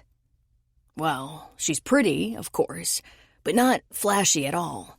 She likes jeans and shorts and stuff like that. She's probably the smartest girl I've ever met. She spent about 6 years in college, part-time because she had to work. She's funny. She's always reading. She rescued Molly here from a jerk who was mistreating her. And, I don't know. Connie, Janie urged gently. Listen, I'm probably in over my head already, so advice is out the window. But I think she's in trouble. Oh, no, Janie said. What kind of trouble? She's not coming right out with it. I mean, she's been letting information about herself, her past, dribble out a little at a time, like she's afraid one of these days I'm going to say I can't deal with it. And she's got some real challenging stuff. Like her dad has been struggling with mental illness his whole life. Complicated, right? She got in some messes before she came to Colorado, and she wanted me to know some personal stuff before we got, you know. Yes, Conrad, she said, smiling. I know. I guess you want to tell me to be careful here, right? She frowned and gave her head a slight shake. What do you mean? You and me. We both have had our issues with the opposite sex, he said. You had 2 lousy husbands, and I had one train wreck of a fiancé. Obviously, we can't pick 'em all that well. He laughed. And the funny thing is, Sierra thinks she can't pick 'em. Relax your shoulders, take a deep breath, and enjoy this moment of musical stillness with us. And thank you for watching this audiobook video.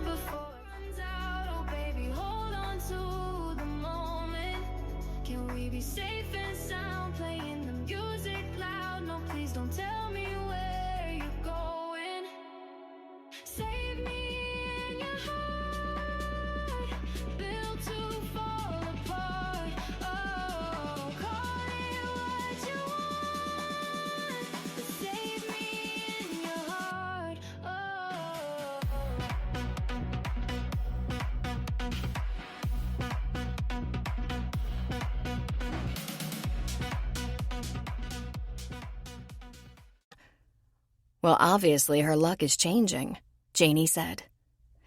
Now, Connie, are you going to blame me for your father and stepfather? Because I don't think it was my fault. You know, I had a lot of counseling. I might not have had the best psychic abilities, but those men seemed very nice when I first met them before they became verbally and emotionally abusive. I did my best, but I couldn't stay with either one of them. And I'm sorry if that just makes you paranoid about relationships. It wouldn't hurt you to get some counseling. I've had a few nice relationships since then." "What relationships? You didn't have relationships," he said. "Okay, I had a few steadies along the way. You haven't lived with me since my second divorce, remember? And I doubt Beaner would consider his mother's dates to be interesting news.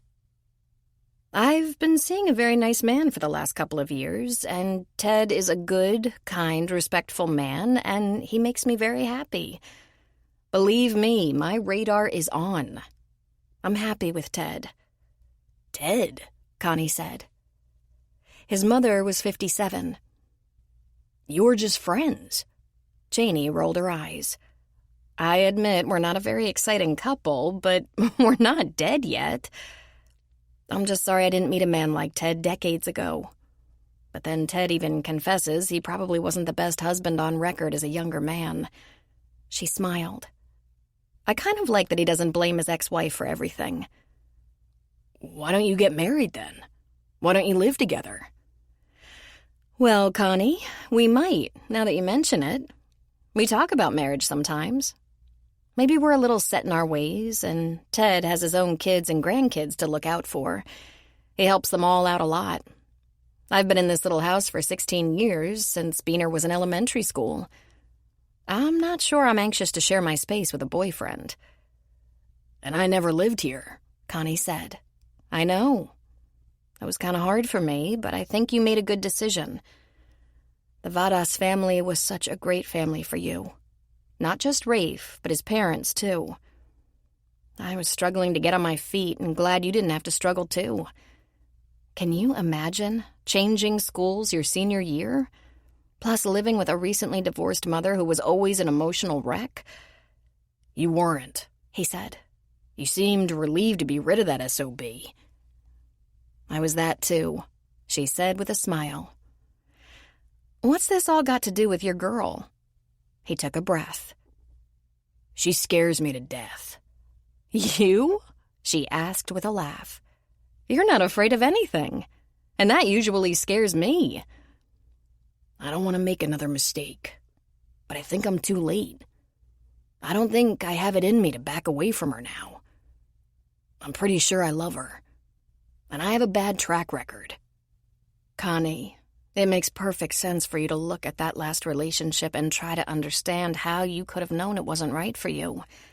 Or maybe there was something to understand about Alyssa that you ignored, something that might have saved you making the wrong choice. But frankly, I think it was Alyssa who made the mistake."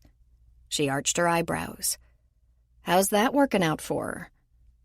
"She keeps trying to make up, as recently as a couple of weeks ago. But never," he swallowed. "All those feelings are gone." "And you're moving on?" He thought for a second. "To what?" he asked. Really, he was asking himself. It was the question he'd been struggling with. "When Alyssa broke the bond, I was furious. I hated her. I hated him more, but I was the one who suffered.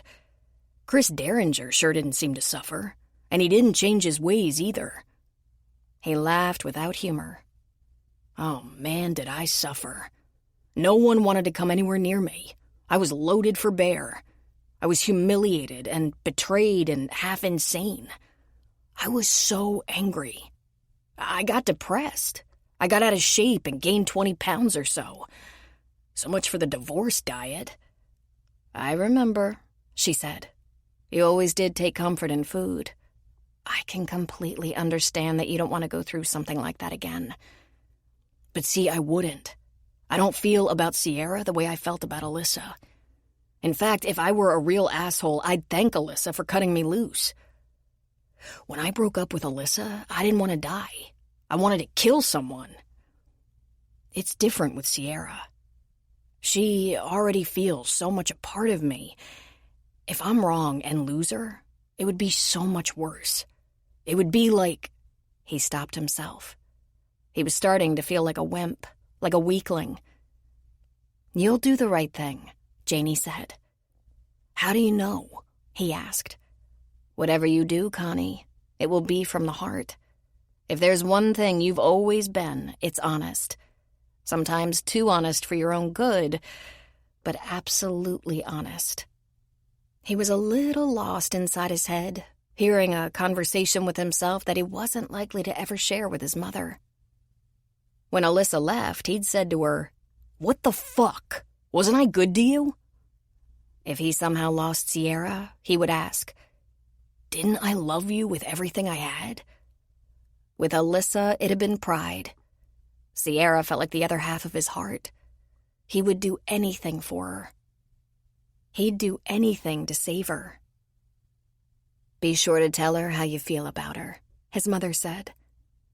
"It's not like I didn't love Alyssa," he said in defense of his own scrambled-up brain. "I tried to make her happy." "I know," she said. "Connie, hear me on this. Things tend to happen the way they're supposed to. I tried very hard to make my marriages work. I did everything I knew how to do. It wasn't enough, or it wasn't what was needed, or it wasn't meant to be. I don't know. But I felt as though I'd failed.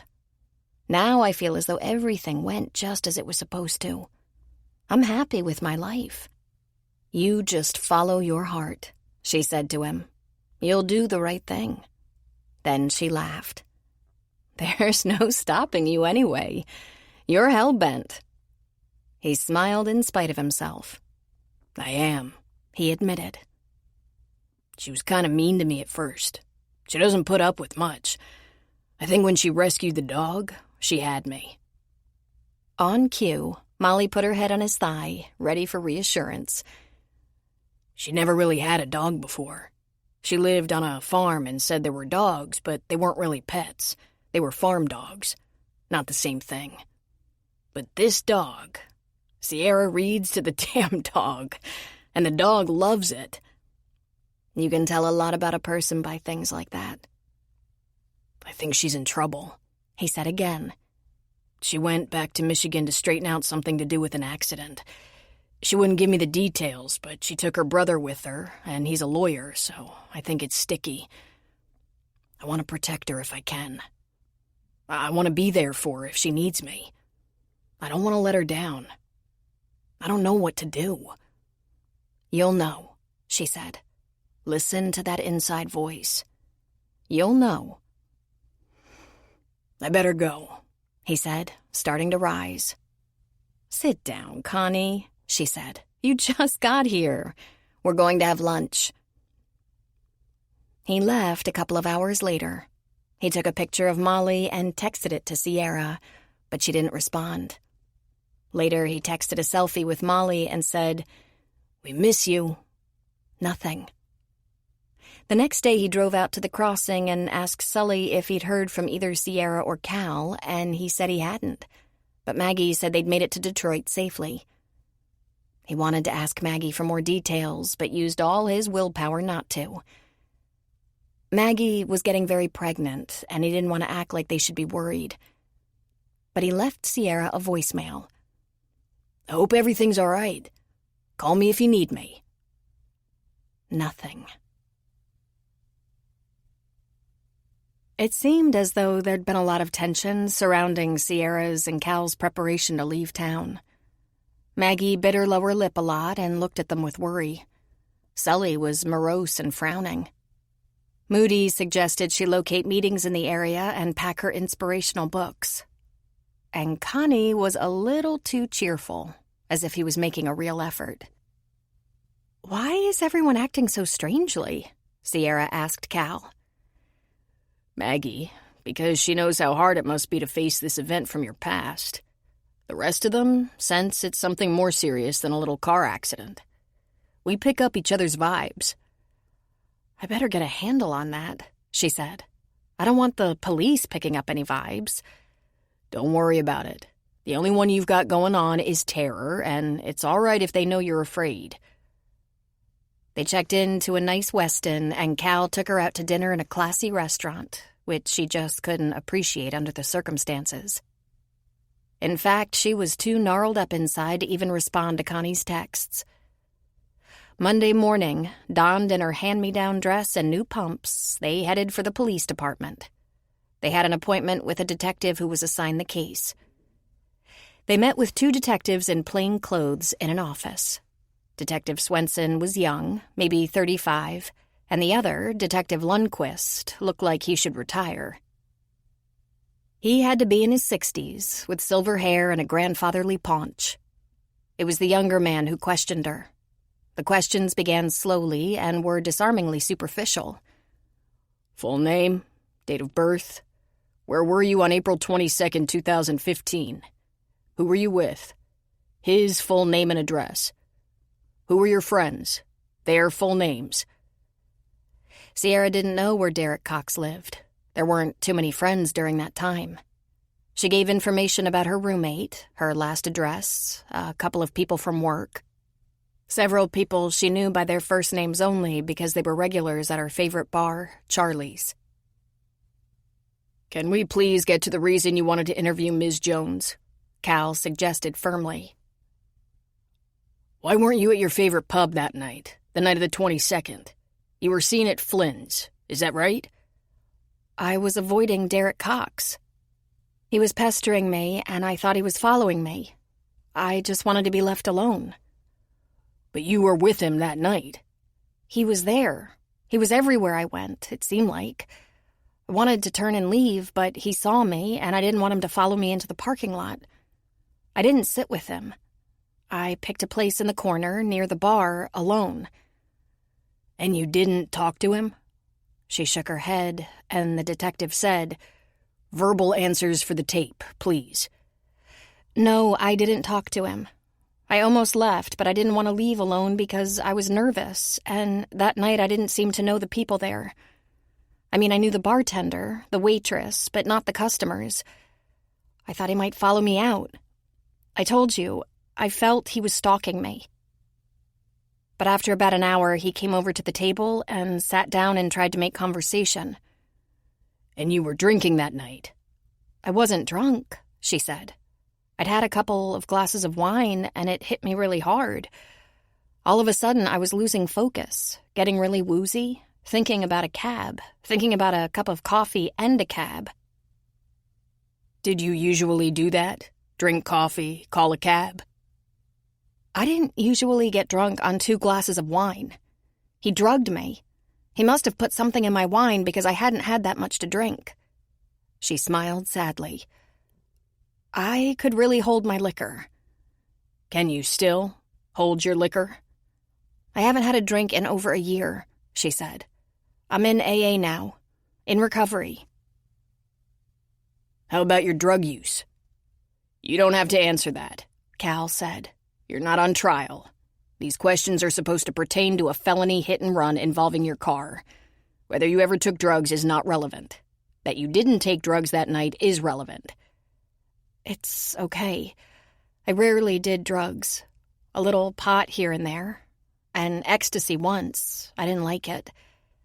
I admit that when the dentist gave me a Valium, I loved it, so I didn't do it again. No, I wasn't a druggie. Liquor was good enough to take me down. But back then, that night and before that night, you were drinking heavily? Yes, she said. I didn't think so, but yes. Could you have stopped somewhere before going to Flynn's? Maybe had a couple of glasses of wine or a drink somewhere else first? Again, she shook her head. Then she said, Not that I can recall. They asked her to look at a video. It was footage from a convenience store gas pump.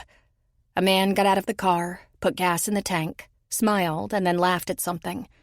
He got back into the car on the driver's side. The image was blurry, but she knew it was him. She was clearly sitting in the passenger seat of her car. The license plate was visible on the tape as the car pulled out. That's him. That's my car. I don't remember that. I don't remember a gas station. I don't remember stopping for gas. I only remember brief snatches. He must have taken me out of the bar to my car. Describe the day and night as you remember it, the detective instructed. She went through it, moment by moment, explaining again and again that she was moving in and out of consciousness, that he had abducted her, he had stolen her car, somehow got her in it, took her back to her house, to her garage, where he assaulted her. And when you hit the victim, I didn't know what happened. We hit something. I remember I got agitated and Derek looked to see what we hit. I think he hit me or I passed out again. I never saw anyone. your car was damaged, the front right bumper and side. Could have been a rock or a branch or a... Look, I didn't know what it was. And even if I had, I was in no condition to help. They made her retrace her movements for the past year and 5 months over and over again. Her fleeing to Iowa, her entry into rehab, her work history, her move to Colorado. Several times, Cal suggested she didn't have to answer questions that didn't pertain to the accident for which she was being questioned. Almost every time she answered anyway, trying to give them what they wanted, what they needed. They brought lunch, right when she was in the thick of it and she couldn't have eaten if her life depended on it. "I'm about to end this interview," Cal said. "Let's move this along quickly. It's probably in the best interest of your client to be patient for these questions and get it all behind her. The client is also my sister," he said, scowling. "It's okay," she said. "I need it to be over. If it can ever be over." "I put a call into the sexual assault unit," the detective said. "We have to establish whether there was another crime." She looked through a bunch of pictures, and bingo, there he was. She identified him, and they told her he had a record. Quite a few felony arrests for everything from robbery to battery to sexual assault. She told them he'd given her the creeps, but he didn't fit her image of a career criminal. He was so clean-cut, so preppy. After she'd spent a little time with him, she knew he was wrong. She never anticipated how wrong. The sexual assault sergeant introduced himself simply as Charles. He asked her to explain how she knew he was a deviant, or maybe just explain why she was dead set against seeing him. So she told them about that one night he was invited inside, how enraged he was with his dysfunction, how difficult it was for him to successfully complete intercourse. As far as they could determine, his name was actually Craig Dixon. They showed her an artist's rendering, too, a pencil sketch. "That's him," she said. "Why do you have this?" "He's committed other crimes. He has other victims." They asked her 7 times where he was. 7 times she told them she had no idea, that she ran from him, that she feared him. Charles was incredibly tall with giant feet that made her think of Goofy, the Disney character. He folded his legs uncomfortably under the desk. Detective Lundquist left the office briefly while the remaining 2 detectives questioned her. "You know it's best if we locate him and bring him in," Charles said. "If I could help you do that, I would, but I don't know where he is." "Is it possible you got drunk and you and your boyfriend ran down a cyclist and left him by the side of the road, critically injured?" "No," she said, much more calmly than she felt. "He's not, nor was he ever, my boyfriend. I'm telling you, I didn't even know where he lived. We had 1 official date, and he was stalking me after that. I'm afraid of him." "Have you seen him at all since that night?" "I think I see him a lot, but it's just my nerves. It always turns out it's not him. It must not be him. He hasn't bothered me at all. Why would he come all the way to Colorado if he didn't intend to hurt me again?" "Wait, Colorado?" "I thought I saw him in a mall in Colorado Springs, but he didn't see me. He finally turned, and I don't think it was him. His nose was too big." The sergeant fished out another mugshot, profile and forward, that was newer than the photo in the pencil sketch. "Oh, God," she said. "Is this the man you saw in Colorado?" "Maybe it was. He was kind of far away, but I followed him for a while because I thought it might be him, and I had to know. But I was on crutches. I had a sprained ankle. I wasn't moving very fast." He didn't approach you? No, and he was gone before I could verify it was him. The story of my life. Seeing my nightmare over and over and never being sure. Did he say anything that night? Anything memorable? I asked him what he hit while we were driving, and he said, "Don't worry about it. I wasn't driving. You were driving." But I wasn't. I couldn't have driven if my life depended on it. I believe that's enough for today, Cal said. Ms. Jones is not under arrest and doesn't have to. We could arrest you for obstruction, the detective said. You were with him in the car, and it was 1.7 miles from that gas station that the cyclist was hit. He might have died but for the fortuitous presence of a passerby with medical knowledge who came along less than a minute later. Obstruction from a girl who was drugged and raped? That will never get by a judge, Cal said. Her head is clearly lolling on the tape, and he gets behind the wheel. I have medical records, she said. I didn't report it to the police, but I went to a clinic. I was bruised and injured and afraid of disease. I'd showered, but they did a rape exam anyway. Since the police weren't involved, they didn't have evidence. But they have records. It was the Macmillan Women's Clinic. The detective looked at his watch. We've been at this all day, and it just occurred to you to mention medical records? I talked all day. I answered all your humiliating questions in front of my brother. She looked at him. Cal, I've had enough. We're done here. We won't be answering any more questions without a warrant. You pretty much squeezed her dry. If you have any more questions, we'll be in Colorado. He took Sierra's elbow to lead her away. Wait a minute, she said. My turn. You've been looking for him? For the hit and run? Among other things, the detective said. You're going to have to be very cautious, ma'am. Craig Dixon is a dangerous man. Why are you looking for him? Rape, for one thing. But I don't want to testify against him. He terrifies me. And if for any reason he isn't put in prison... Let's worry about that when we have him in custody, the sergeant said. For now, my advice is caution. Well, he was certainly right about one thing, she said. I'll never forget him. The detective sat stone still and silent. The sergeant from the sexual assault unit leaned forward. What were his exact words, please? He said, "You'll never forget me now." And then he walked away. The men looked at each other. That's a wrap. You can go. Make sure we're able to reach one or both of you. If you change cell numbers, please contact us. Thank you for your cooperation. Cal led her away. You all right? She shrugged. A little beat up. Why were they so hard on me if they know he's the bad guy? They had to be convinced you weren't a co-suspect in that hit and run. But more important, they want to know if you can lead them to their suspect. Lead them? Don't they understand? I'd be running in the other direction. I'm pretty sure they understand that now. I wondered why this much energy was being spent trying to find him for a hit and run when the victim has made a full recovery.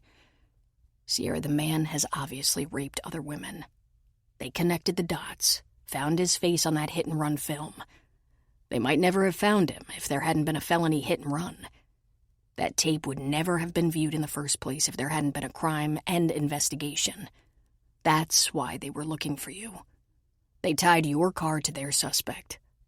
I have a feeling, based on what you've said and their questions, they're looking for a predator, a serial rapist, or worse. She couldn't speak. Finally, she said, "Won't the other victims bring him to justice?" she asked. And what if they can't? Cal said. Can't? She repeated shakily. Dear God. The privilege of a lifetime is to become who you truly are. C.G. Jung. Chapter 17. Sierra was just too tired to call Connie. She wasn't about to explain all this over the phone. But she saw his texts, and he'd added another one with a picture of him with Molly. She finally wrote back, "I miss you guys too. Sorry, I'm exhausted and hungry. Tomorrow will be better." He must have been sitting on the phone. He texted back instantly, "If you needed me, I would come." The sweetest man alive, she thought. She didn't think she deserved him. She texted back, "I'm okay. I'll be in touch tomorrow. Thank you for being so wonderful." They went out for dinner in the hotel, then to bed. She slept incredibly well for someone who'd just surmised that the only way this monster would go to jail was if she faced him and accused him, and she was sure she wouldn't be able to. But God was watching out for her. She didn't even dream. The next morning, they picked up a copy of her medical records.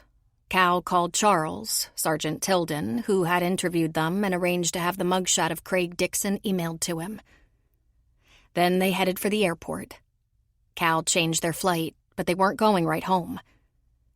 They flew to Des Moines and rented a car, making the 2-hour drive to the little farming village where Marissa and Jed Jones lived. Given their parents were overly sensitive to dropping guests, even their own children, Cal called and told his mother that he and Sierra were passing through and wanted to stop by and say hello in the morning. "Say hello?" Sierra asked with a laugh. "Is that what we're doing?"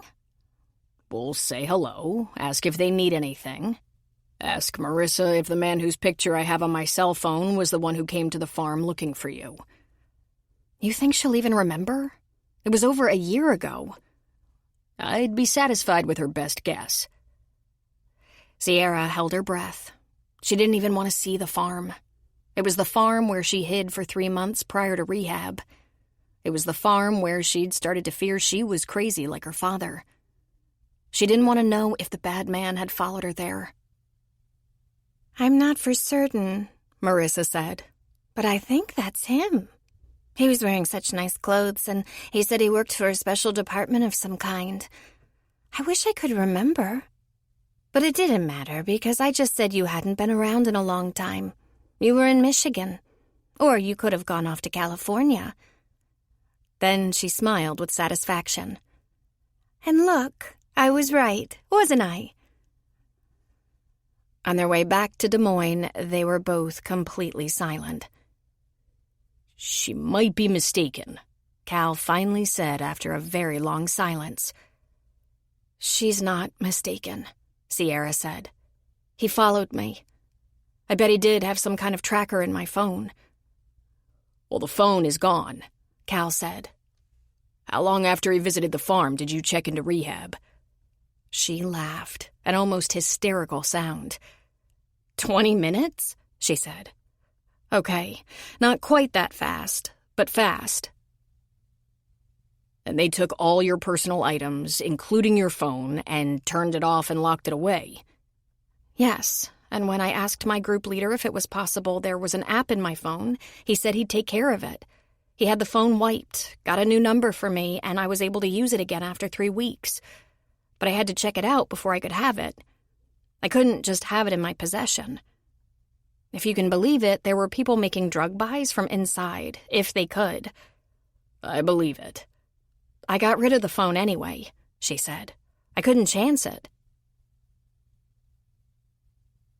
They got into Denver at 7 o'clock, and instead of driving home, they stopped at Maggie's house, now a very stylish crash pad for those nights she spent in Denver so she could work. It was then that Sierra finally caught up with Connie. "We're in Denver, staying overnight so Cal can sleep with his wife and unborn baby, but she has surgery early in the morning, so we'll be up and on our way." "I have to work, but I'll try to sneak away just to see you," he said. "Then, on the weekend, I'm all yours. Or maybe you're all mine." "Is Molly okay?" "I think she misses you," he said. "She keeps looking out the living room window. I'll be taking her to Sully in the morning before work, so she'll be waiting for you." "I can't wait to see her. Has she been a good girl?" "She found herself an elk cow and calf. All survived." "I'm looking forward to a quiet weekend." I just hope that whatever was upsetting you is past, he said. What if it's not? What if it's never past? Then I'll comfort you as much as I can, he said. Sierra had no doubt where Connie was concerned. Of course he would be supportive and comforting. Of course he was brave and loyal and wouldn't falter. But what if it turned out to be more than he signed on for? What if she one day saw regret in his eyes? "This is as much time as I've spent with you since I was a little kid," Sierra told Cal when they got back to the crossing. "I was thrilled by every second of it," he said. "And I hope we don't have to do it again anytime soon." "Ditto," she said. Her reunion with Molly and Sully was perfect. Molly attacked her with excitement, and Sully showed one of his rare toothy smiles. Cal dropped her and took off, eager to get back to building. She suspected he needed the work to clear his head. She had a cup of coffee with Sully on the porch. "Get everything taken care of?" he asked. "As much as possible," she said. "It's complicated. Let me just say there are still a few messes from the past that have to be attended to." "Girl, not a person alive who doesn't have messes from the past that could use cleaning up." "This one is pretty awful." "I meant awful messes," Sully said. "Might be time you figured something out. Your life hasn't always been a bowl of Fruit Loops, but you're smart and strong. And I don't know a single person who gets through this with nothing but giggles. Frank went to war 3 times, then he got cancer. Twice. He sent a son to war and buried him. And at my age, you start to realize someone like Frank isn't a rare thing. It's par for the course.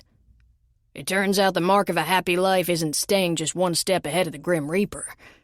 It's knowing you're strong." "Is that your best advice?" she asked. "Nope. My best advice is this. By the time you meet your maker, and may it be a long, long time from now, I hope you can close your eyes on a life where you did your damn best and tried your damn hardest. It's not winning that's really winning. It's never giving up." "Your life hasn't been easy, I know," she said. "Much of it my own making," he said. "But there were a few times I was flawless, and I ran into some rotten luck anyway. If there's any way I can help you with anything, you'll let me know." But he never asked what it was. She talked to Connie twice, but he was so busy at the firehouse she didn't see him. He wasn't working the weekend, and she made plans to go to his house after lunch, after helping Sully a little bit in the garden. She told Connie to get a little rest. The firehouse had been hectic. When she got to his house, she found him waiting, freshly showered and shaved. Molly ran around in circles and then to her water dish, but Connie pulled Sierra into his arms. "It was so hard being away from you," he said. "I'm afraid I'm going to suffocate you, be too possessive, scare you away." "Oh, Connie," she said. "I have so many secrets." He put her back on her feet. "You want to talk?" "I do. I have to talk." He shook his head. "Don't be afraid of me, Sierra. You know it's okay to talk to me. Nothing will chase me away. I love you." She thought her heart might explode. "You were going to let me say it first." "I couldn't wait," he said. "You might run for your life," she warned him. "Sierra, listen to yourself sell me short. I go into burning buildings for a living. I dangle over sheer cliffs to help people. And that's the half of what I do. What have you got to compete with that?" "I was raped," she said.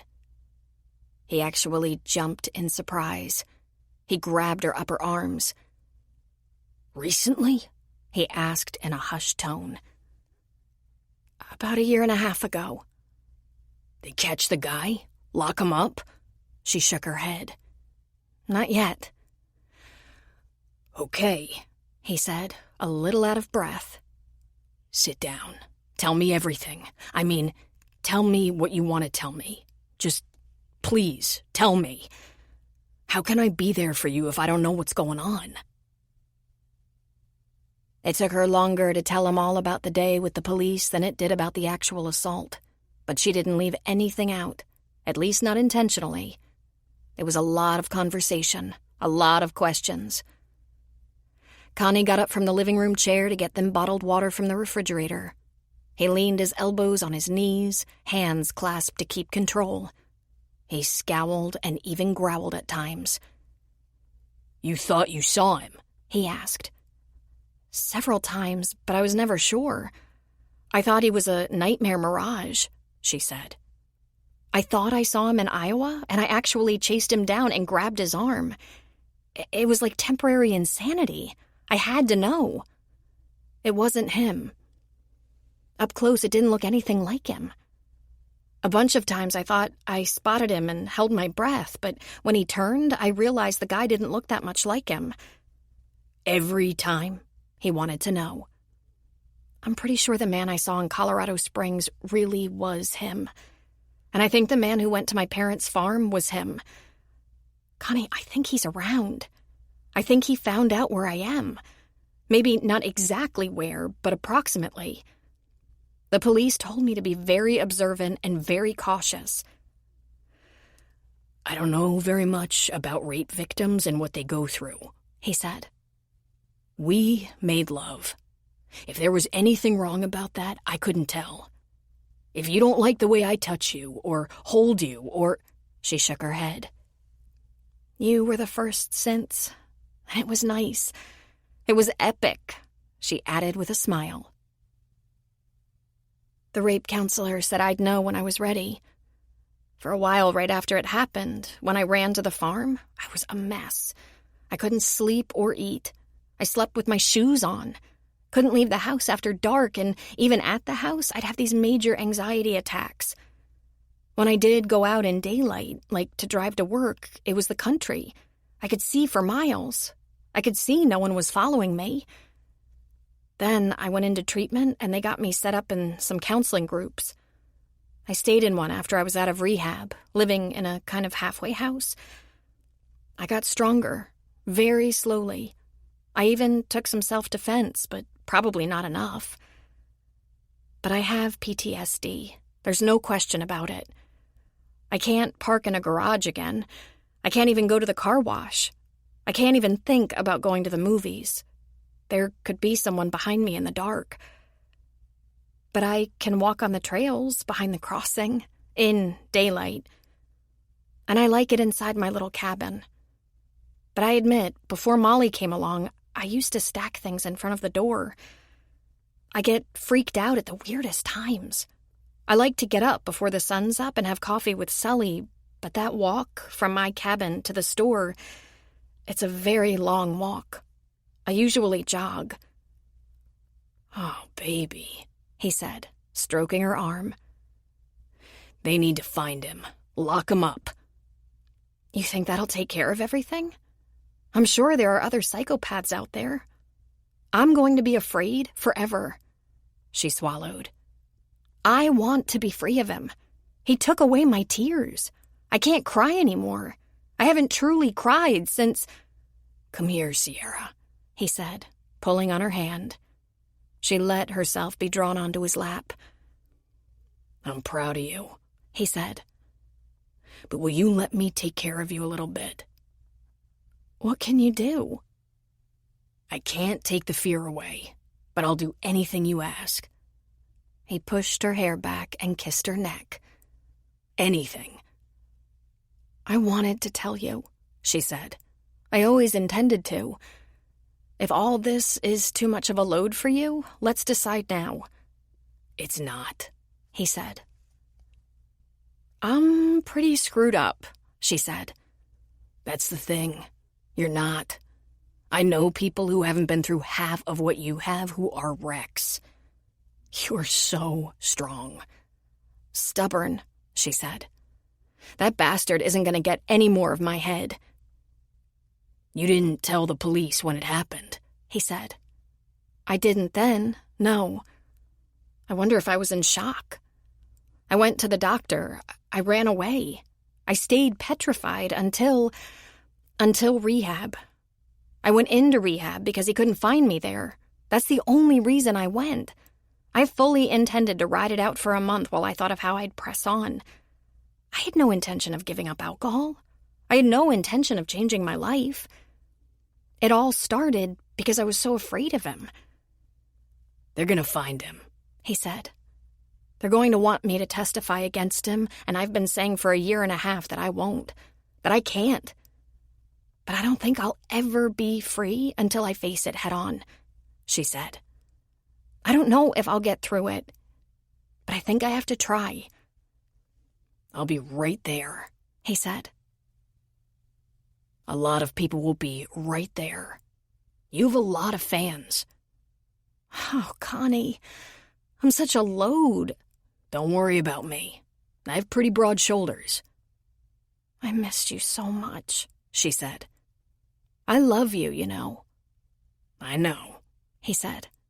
"You didn't even have to tell me." "How could you know?" "Oh, I must be psychic," he said with a smile. "Or maybe you treat everyone like you treat me." "I might give you some priority," she said, "because you're good to my dog." "I'm going to get you some pepper spray," he said. "and one of those alarm buttons they advertise on late-night TV. It's loud enough to bring down buildings." "I have pepper spray, but I'd really like one of those alarm buttons." "See? We make a good team. We'll be okay." For a few days, Sierra was tense and worried. Her visit with the police brought the whole event to the surface again, made her feel like a victim again. She called Sergeant Tilden of the Sexual Assault Unit 4 times, and each time she got a little more information. The latest news was that, because the suspect was in the wind and they had excellent probable cause to arrest him and prosecute him, they were getting a little help from the FBI. Colorado State Police were also notified. "Should I be calling the FBI for information?" she asked. "Nope," he said. "I'm still your point man. Call me anytime." She began to calm down, and she had a pair of strong arms around her. Connie brought her comfort and solace. Connie was also on a mission. He took her rock climbing a couple of times, which she found exhilarating. He took her to a gym in Denver where there was a self-defense instructor to give her a refresher on some of the moves she'd learned over 1 year ago. He also introduced her to a couple of new techniques. "Why are we doing all this?" she asked. "Because, Sierra, you need to bolster your confidence. That's half the battle." He supplied the alarm button she could attach to her keychain. They took it out in the country to test it, and it was deafening. It also alerted his cell phone with her location. A couple of weeks had passed since she'd been to Michigan when she told Sully about her situation. The hardest part was seeing this tough, cynical old guy shaken by the information. Later that same day, he presented her with a bat. "I thought we could use 2 bats on the job." "Did you go buy this for me?" she asked. "I did," he said. "Sleep with it under your bed. Put it in the backseat of your car when you're out." "Thank you," she said. "Please don't be upset. I'm working through it." "Of course you are," he said. "Don't aim at his head. If he's got reflexes worth a damn, he'll stop it with his hands. Aim at his knees. Be crafty. Make it look like you're trying to hit him in the head, then swing lower. Fast. You have to be fast." She smiled at him. "Practice," he said. "And on those nights you're not with Connie, would you oblige an old man by staying in my house? Just until we can safely put the matter of that bastard's whereabouts behind us?" "I can," she said. As much as she longed to establish her independence, now might not be the wisest time to push something like that. Sierra, with Sully, Connie, and Cal all looking out for her, felt a growing sense of confidence. Not enough to relax, but enough so that not quite 50 of every 60 seconds was dedicated to the tension and fear of feeling hunted. Then even that began to give way. The month of August was busy in every possible way. She was picking up time in the diner as some of the high school waitresses were looking for more afternoons to accommodate their school schedule, and there was heavy tourist traffic in the campground, in the town, on the lake, on the trails and roads. The campground was teeming with people, and the store was busy. Sully was grateful for Sierra's help, and Sierra was glad to be distracted by the activity. She felt a little safer, never being alone. The last days of summer would peak with Labor Day weekend, and after that, life would be quieter. "Except for the rut season," Sully said. "You'll hear a lot of bugling among the bulls, a few fights over especially attractive cows. Rut season peaks around the end of September. We'll be seeing some hunters. Bow season first, starting in September, and then comes the rifle hunters. Around here, mostly bow. At least it's quieter. And along with the archery season, the leaf peepers show up." Sierra looked forward to observing some of that, at a safe distance. The last weeks of summer brought other changes to the little town. For one thing, Connie was so present around Sierra, so affectionate and tender, there was no longer any question as to the disposition of their relationship. He either held her hand or had an arm around her shoulders. She was just leaving the diner when he was returning to the firehouse, and he gave her a brief kiss. Across the street, Alyssa was standing on the sidewalk in front of the beauty shop and saw them. Her mouth fell open. She whirled and fled back into the shop. "Oops," Sierra said. "I guess she wasn't expecting that." "I told her I was seeing someone," he said with a shrug. "I don't think she believed you," Sierra said. "You didn't tell her it was me? Why not?" "Because I'm not going to discuss my love life with her. I don't owe her any explanations." "I heard her mother passed away last week," Sierra said. "Was there a funeral or celebration of life of some kind?" "A funeral. Alyssa left a message for me at the firehouse. I sent a bouquet and made a donation to cancer research, but I didn't go." "I hope you didn't skip it because of me," she said. "I wouldn't have questioned that." "No, babe. Not because of you. Because of me. I'm not mad at Alyssa anymore, but I don't want to be any closer than we are right now. And I thought what mattered was visiting Rachel when she was alive. I'm glad I did that. The only thing left was to pay my respects to the family when she passed. I did that too." There were other things going on in and around Timberlake.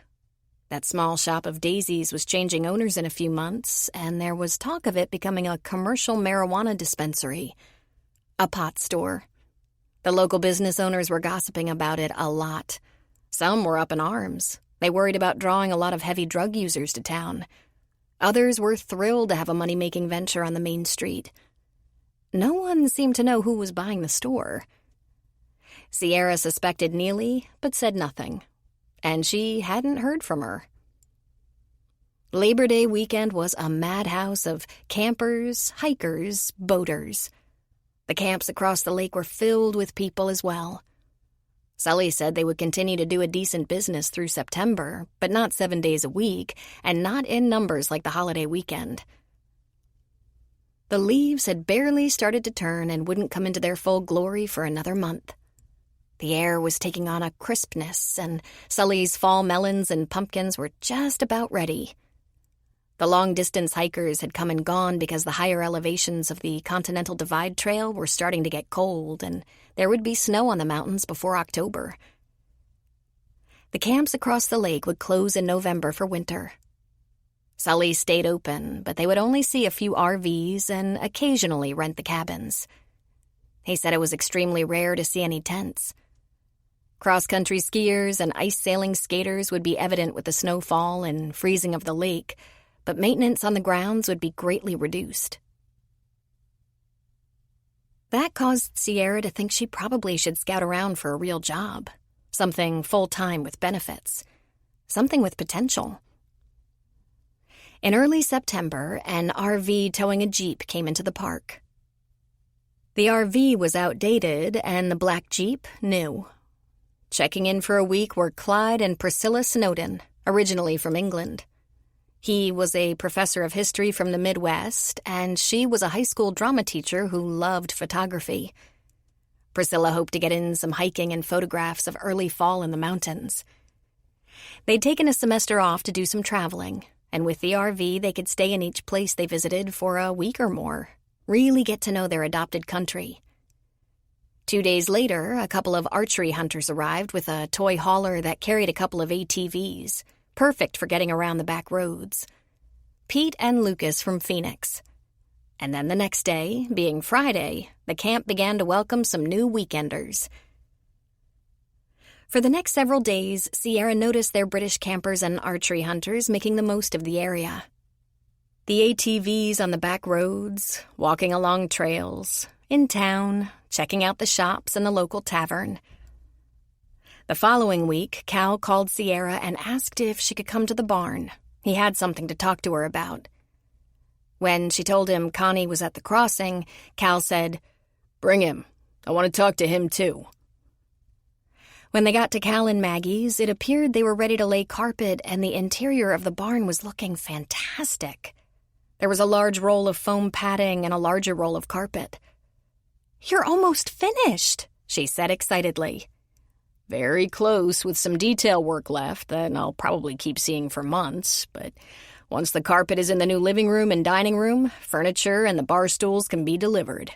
I have a couple of walls to paint and paper to hang in the nursery." "Maggie!" he called. She popped out on the landing at the top of the stairs. "Hi," she said. "Want to see the master in the nursery?" "Sure," Sierra said. "You're sleeping upstairs now?" "Wait a minute. I wanted to talk to you about something. Then you can have the grand tour." Dakota called. He's deploying again in 2 weeks.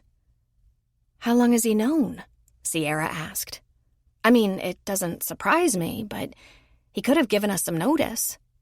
"I take it it's very short notice. Maggie's headed to Denver on Wednesday morning, home Friday late afternoon, so I'm going to pack a bag and shoot down to Fort Hood to see him before he goes. I'm going to make it a real quick trip. I want to be back here when Maggie gets back. If she weren't working this week, I wouldn't be leaving, but she'll be in Denver with her obstetrician.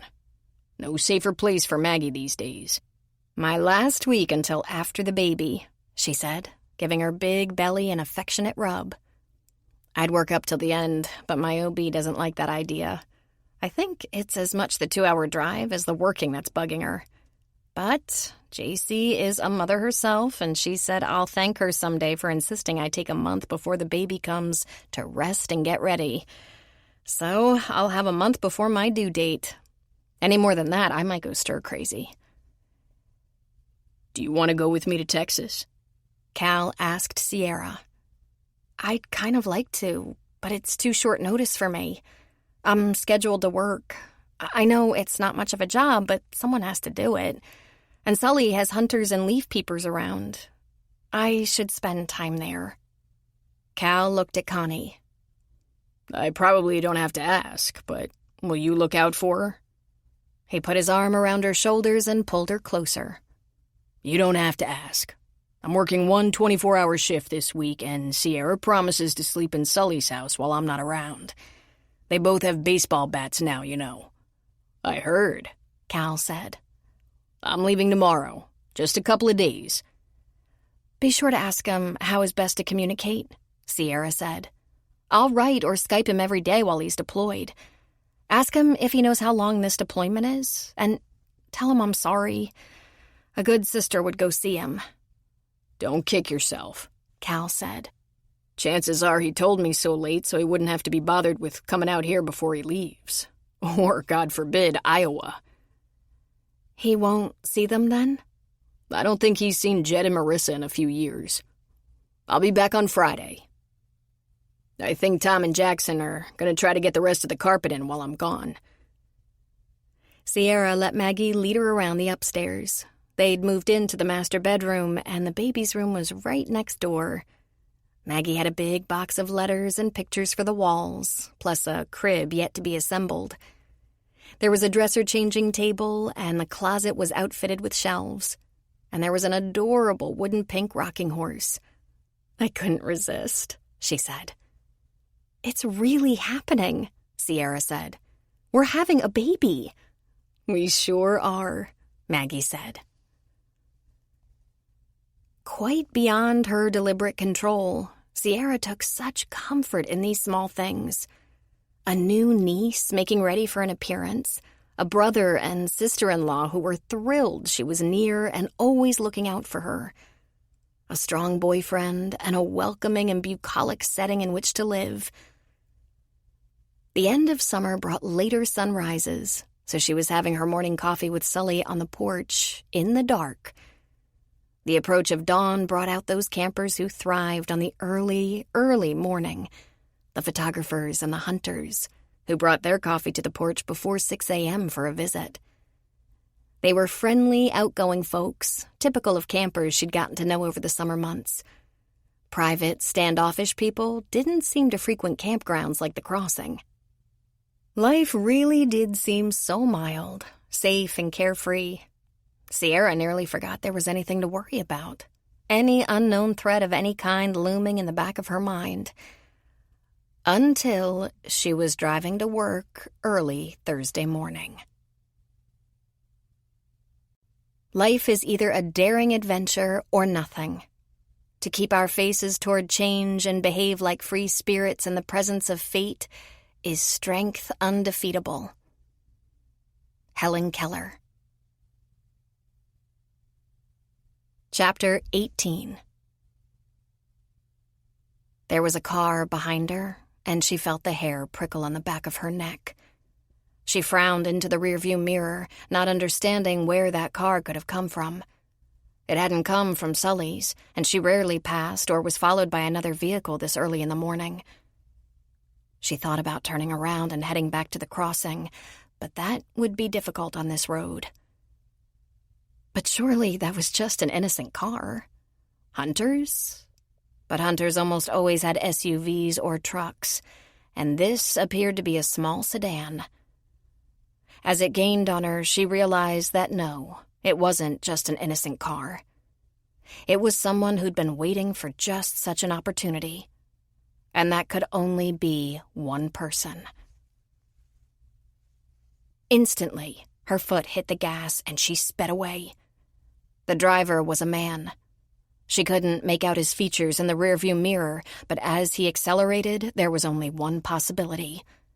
And his car almost caught up to her so easily because she was in the Pumpkin. And the poor dear Pumpkin just didn't have the kind of power most late-model cars had. And she was still so far from town, unsure she'd make it before he could crash into her or run her off the road. On a whim, she took the turnoff to Cal's barn. It was closer than town. There was no one there unless Tom was getting a very early start since he wouldn't be waking the occupants. But she could get inside and lock herself in. She had a key to Cal's house right on her keyring. And once in the house, she could call for help. She could press her alarm button. The noise wouldn't serve any purpose, lost in the countryside, but it would signal Connie's cell phone, if Connie even had his cell phone nearby. For all she knew, he could be out on a call, some early morning heart attack out on a ranch. But never mind. It was only important to get herself into a safe fortress and hope to be able to hold him off until help could arrive. She roared down the road toward her brother's house. Mother Nature was trying her best to foil her. The road was blocked by a small herd of elk, and she laid on the horn with all her might. They barely moved, and she scooted that little pumpkin onto the shoulder and wove carefully through them. 7 of them, 1 bull, and apparently in no hurry. She heard a horn and looked into the rearview mirror. They had closed ranks around him, and he couldn't move. She sped down the road, digging in her purse as she drove. She grabbed her cell phone and her pepper spray, and less than 5 minutes later, pulled right up to the door and ran from the car so fast she didn't even put it in park. He was just pulling into the clearing as she fumbled with the keys. A small squeak of panic escaped her as she tried to get the key in the lock. The door open. Just as she was getting inside, she saw him running toward her, and yes, it was him. Derek, or Craig, or whoever else he was now pretending to be. She whirled inside and locked the door behind her. She depressed the alarm button and sent the noise screaming into the air. He rattled the door immediately. She backed away from it. She went as far back into the house as she dared to get away from the noise and yet be able to see the door. She dialed 911. "Emergency," the operator said. "This is Sierra Jones, and I'm being pursued by a rapist. I think his name is Craig Dixon, and the police are after him. He followed me, and I'm locked in my brother's house." "Address?" "Crap," she said. "I have no idea. Conrad Boyle, firefighter in Timberlake. He knows. Please, please, he's trying to get in. Please." "Where is the house, ma'am?" the operator asked. "It's a barn turned into a house, and it's in the country, isolated, right between Sullivan's Crossing and Timberlake. Crap!" She shoved her phone in her pocket and ran to the kitchen and lifted the cordless. She dialed 911 again. "Emergency," the operator said. "Help!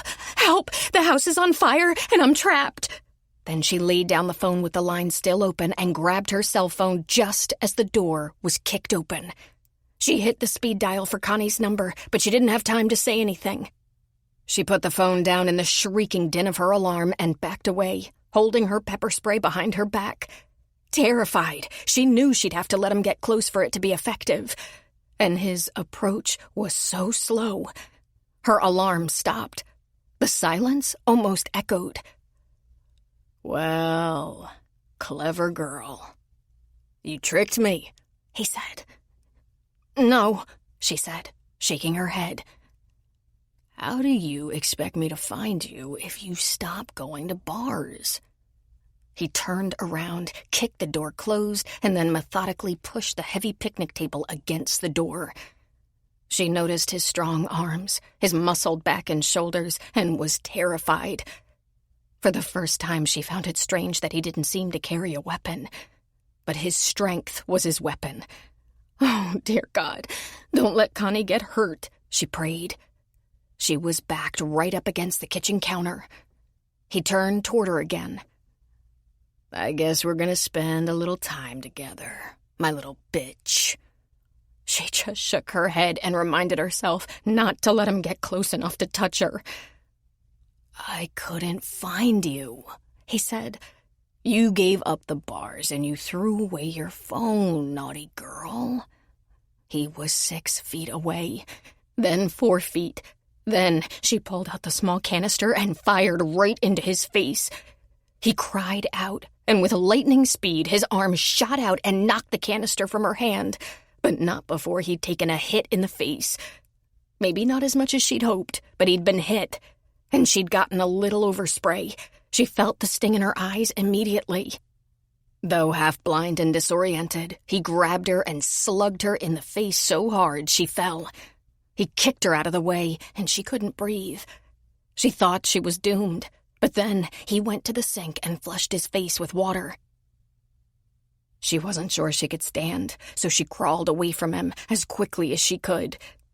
When she had a little distance from him, she pulled herself upright, but looked despairingly at the picnic table against the door, her eyes tearing madly. If she broke a window, could she somehow outrun him? Was his vision bad enough to give her a chance? Because after being kicked in the stomach, she wasn't going to be very fast. She couldn't afford to think about it for long. She took to the stairs. She would be cornered up there, but her only hope was to stay alive long enough for help to come. She'd made 3 calls for help. Cal's house wasn't close to first responders, and it would take them a little while, 10 or 15 minutes.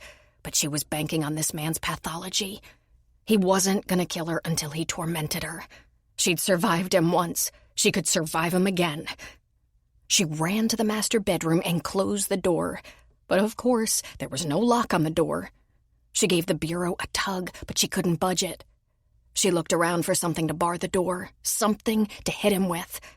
She looked in the master closet, so large it was almost a room unto itself. Cal and Maggie hadn't moved their things into the closet yet because Tom was still in the process of finishing it with custom shelves and hanger rods. The finished wood was cut to the right sizes, stacked, and about half the closet finished.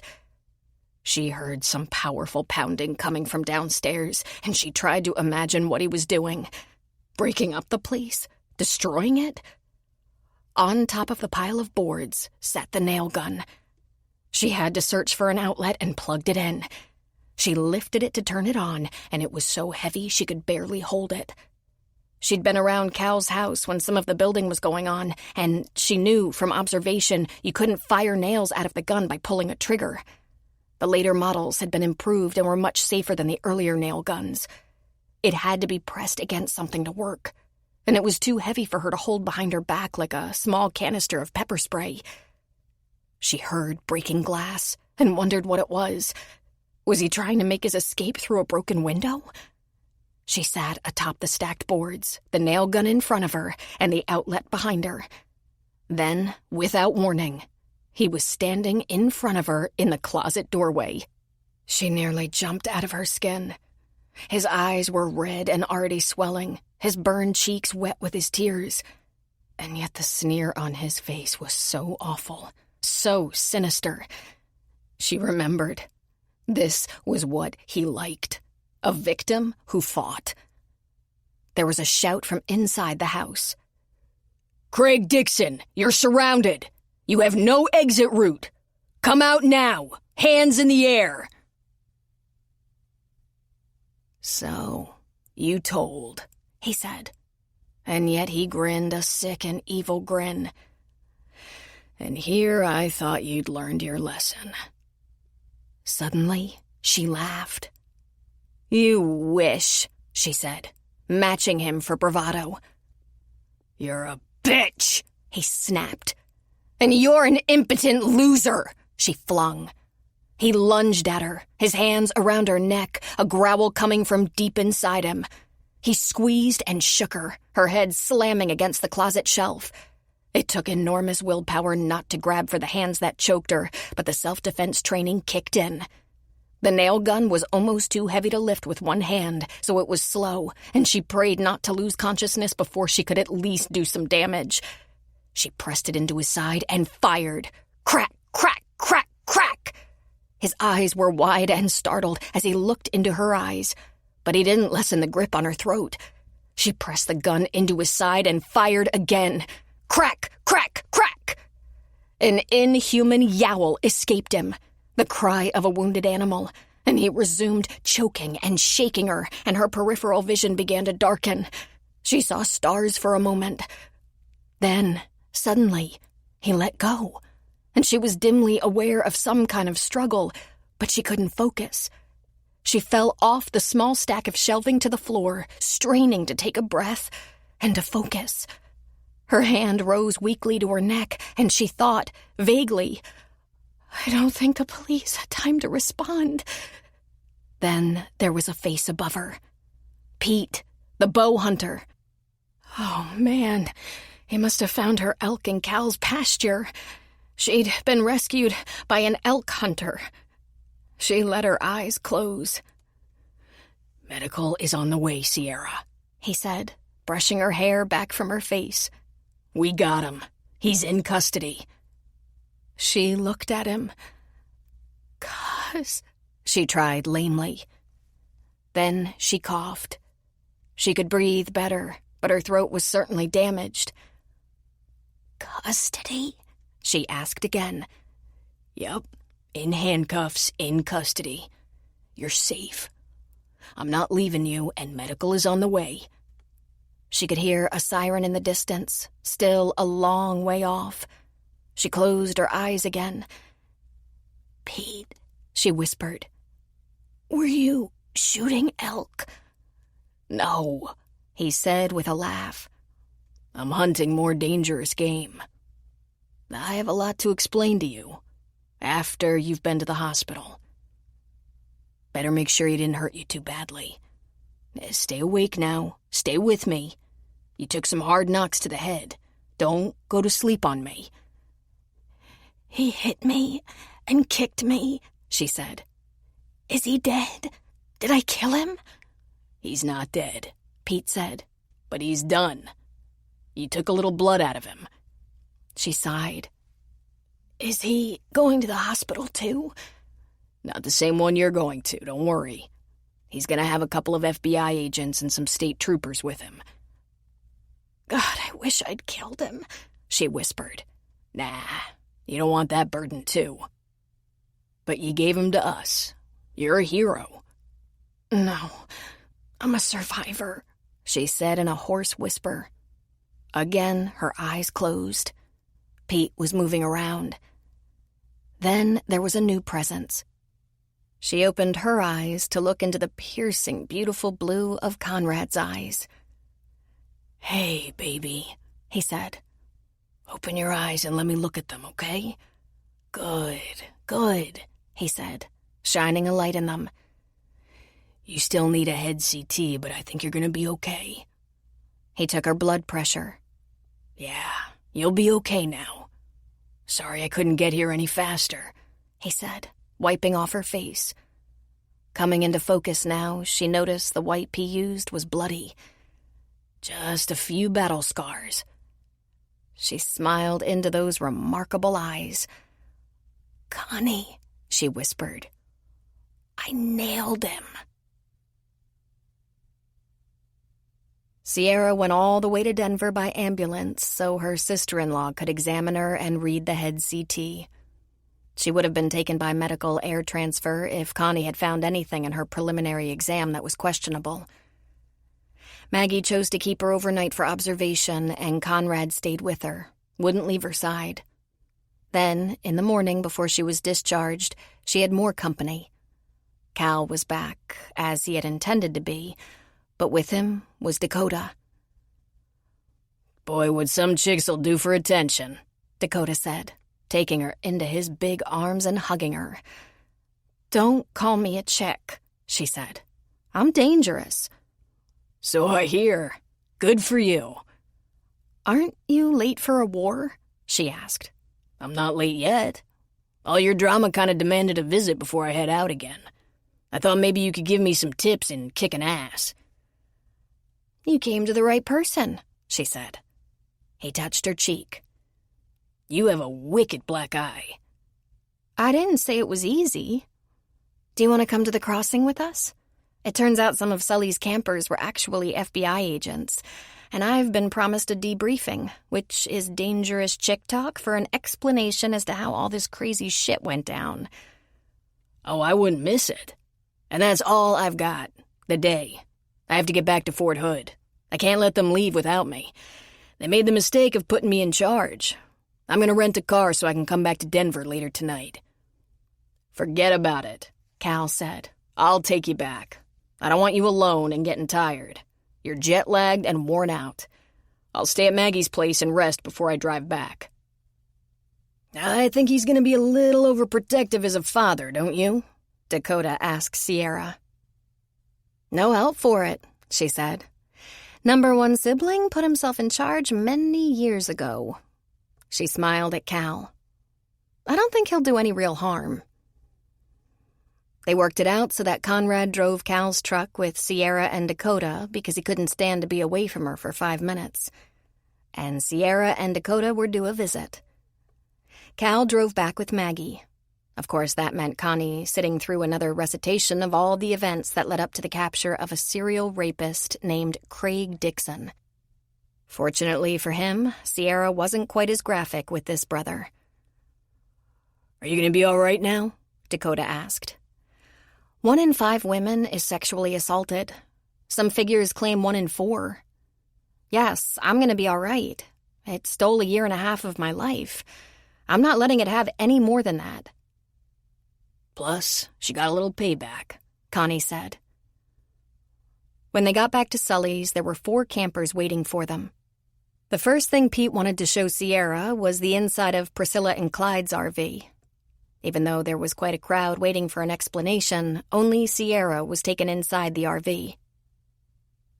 Behind a closet pocket door were some computer screens that were operated by electricity and Wi-Fi, controlled by laptop computer and tablets and smartphones. This is a surveillance van, Pete said. You had him under surveillance? Sierra asked. No, we had you under surveillance, he said. Our suspect had a pattern. He picked up strangers in bars all over the map, played the role of a rescuer in taking them home when they appeared to have had too much to drink, brutalized and raped them, threatened their lives if they told anyone, stalk them, and then to be absolutely sure, he found an opportunity to assault them again, proving to them he was in control and they would be punished for going to the police. At last count, we know he assaulted 7 women in 3 states. I'm sure there were more, probably at least twice as many. His first known victim was 15 years ago when he was a heating and AC repairman, age 20. But you were the only one who ran, that we know of, and you ran far and deep. You really threw him off his game. Not only did he have trouble finding you, but when he got in the general vicinity, you were never vulnerable. You didn't live alone. You didn't go out to bars. You were always one step ahead of him. Sierra, we think he was obsessed with carrying out his ritual, for lack of a better word. So you were stalking me? She asked. He nodded. Priscilla and Clyde took turns watching the screens. We had a tracking device on your car, cameras in a few of your commonly visited locations. The crossing, Conrad's house, the street outside the diner. It wasn't just to keep you safe, I'm afraid, although that was intended to be a fortunate byproduct. We knew he was in Colorado. We had positive ID. We couldn't locate him or his vehicle, but he'd been seen and identified. We thought he'd eventually find you, and we were going to be ready for him. You didn't have a camera at Cal's house, she said. He shook his head. But we had your location. You were traveling at high speed, changed your direction abruptly, and stopped. We knew where you were, but didn't know why, since your brother wasn't there. It looked like it could be a confrontation with Dixon. He must have been lying in wait for me, she said. I think once he learned where and when you worked in town, that was his only option. Has he murdered anyone? She asked. Not that we know of. But after we have him in custody and conduct a thorough forensic investigation at the federal level, there's no telling what might turn up. Each of the states in which he committed crimes has his DNA from the few victims who came forward. He put a hand on her arm. Let's go have something to drink with your family. We can answer a few of their questions, and then I'm afraid we have to leave. Where's he going? Dixon? He's going back to Detroit. Federal agents there will book him, and the federal prosecutor will press charges and take him to trial, unless there's a full confession, in which case he'll go to federal prison. It's a much more secure and punitive establishment than state or county detention. I wish you had told me you were watching me, she said. I was terrified and had no idea help was on the way. If we'd told you beforehand, everything might have progressed differently. I haven't seen a criminal as slippery and invisible as Dixon in my career. If you'd known, he'd have smelled it. I'm sorry it had to be that way. I'm glad the plan worked. There was something comforting about all the questions Sierra's friends and family had for the agents. There were 10 of them in all. 4 agents, Sully, Maggie, Cal, Sierra, Dakota, and Connie. Some of their questions had to go unanswered. Police procedure that wasn't discussed, or the future of the prosecution that was at best unknown. She learned that Lucas and Pete got around the back roads and through fields on those ATVs, often sitting near roads that led to the crossing or into town, or that long, isolated road to Connie's house. It had seemed she'd seen these agents around town because she had. While she was working, they were poking around town looking for familiar faces. And she also learned that Pete was well known as Sneaky Pete, a seasoned undercover agent. The agents praised her for her quick thinking and resourcefulness. She did some damage, it turned out. Too bad that nail gun didn't hold the 4-inch nails used for framing. But you did pop a couple end for end and drive 'em deeper, Clyde said. And Clyde and Priscilla no longer had those lovely British accents. They didn't stay long. They had some coffee and sandwiches, and by 2 p.m, they were ready to be on the road. Priscilla and Clyde were driving the surveillance RV back to Chicago, where it had come from. Detroit didn't have one, but they were quick to point out they had an army of FBI SWAT vehicles and equipment. Lucas and Pete were going back to Detroit, where they were currently assigned. There was a lot of hugging when they were leaving. Pete held her close for a long moment. "Thank you," she said. "If it wasn't for you, I'd be dead now." You know what, Sierra? I don't know about that. You've got some amazing fight in you. Not to mention smarts and incredible instinct. As long as you remember that, you're safer than 90% of the world. You trust your gut and you fight, young lady. Big battles, little battles, you refuse to give up. You hear me? She bit her lip and nodded. Her eyes welled with tears and a couple spilled over, running down her cheeks. I haven't been able to cry since that night, she said in a soft whisper. Well, now you can. The danger from that night is gone. And once he's locked up, we're throwing away the key. I think I'm changed forever, she said tearfully. I want you to remember something, Sierra. It was something that happened to you. It's not who you are. Permission to move forward. Then he smiled and said, Yes, Sierra. You're a badass. Own it. Jackson Canaday showed up at the crossing to work, and Sully happily left him in charge. The family and dogs went to Cal's house to find Tom was there, a screwdriver and tube of caulk in hand. He'd replaced the window that had been kicked open by federal agents and repaired the lock on the door. They said it wasn't a crime scene anymore or anything, so I thought I'd fix it up before you got back. Geez, Sierra, you're the frickin' talk of the frickin' town. Great, she said, but she laughed a little in spite of herself. There's some blood on the floor of the master bedroom closet. I'll replace the carpet before I finish the built-ins, Tom said. A lot of blood? Maggie asked. Nah, some good quarter-sized spots, though. Very noticeable. Oh, hell. I'll have those out in 15 minutes. Hydrogen peroxide. Tom's eyebrows popped up. You're kidding. After all those bloody noses at my house, I could have used hydrogen peroxide? How'd you know that? I'm a surgeon, Tom, she said with a laugh. We're very closely acquainted with blood. Gee, I should have asked you how to get out blood a long time ago. Well, if there's even a shadow left, tell me and I can switch out that carpet really fast. Cal asked Tom if he could stay for dinner, but he was off to feed his kids and check homework. Maggie and Cal got busy in the kitchen. Since they hadn't been prepared for a big crowd, they'd pillaged through Sully's refrigerator, their freezer, and the last of the garden. They sat around the picnic table for a pizza dinner with bruschetta and salad. What was left of the baguette was sliced and slathered with garlic butter. It was a celebration. When the meal was almost done, Connie clinked his glass. I have a request, since everyone's gathered. I don't know when I'll have Sierra's big brothers in the same room together again, so I'm sorry if this seems a little unusual. He looked at Sierra, an arm around her shoulders. Sorry, honey. Nothing required of you. This is between me and the big brothers. Then, looking back at those men, he said, I'd like your blessing to ask Sierra to marry me. I haven't done it yet, but I've wanted to. Now, if you give your blessing, I'll ask her when she's had a little more time to recover and a little more time with me. You know, not too long, not too fast. So? Dakota shrugged. Okay by me, he said. I heartily approve, if that's what Sierra wants, Cal said. Nobody asked me, but I like the idea, Sully said. I'm in, Maggie said. I've known Connie since he was a kid, and he's okay. I mean, he's really okay. That's nice, Connie said, smiling. Then he looked at Sierra.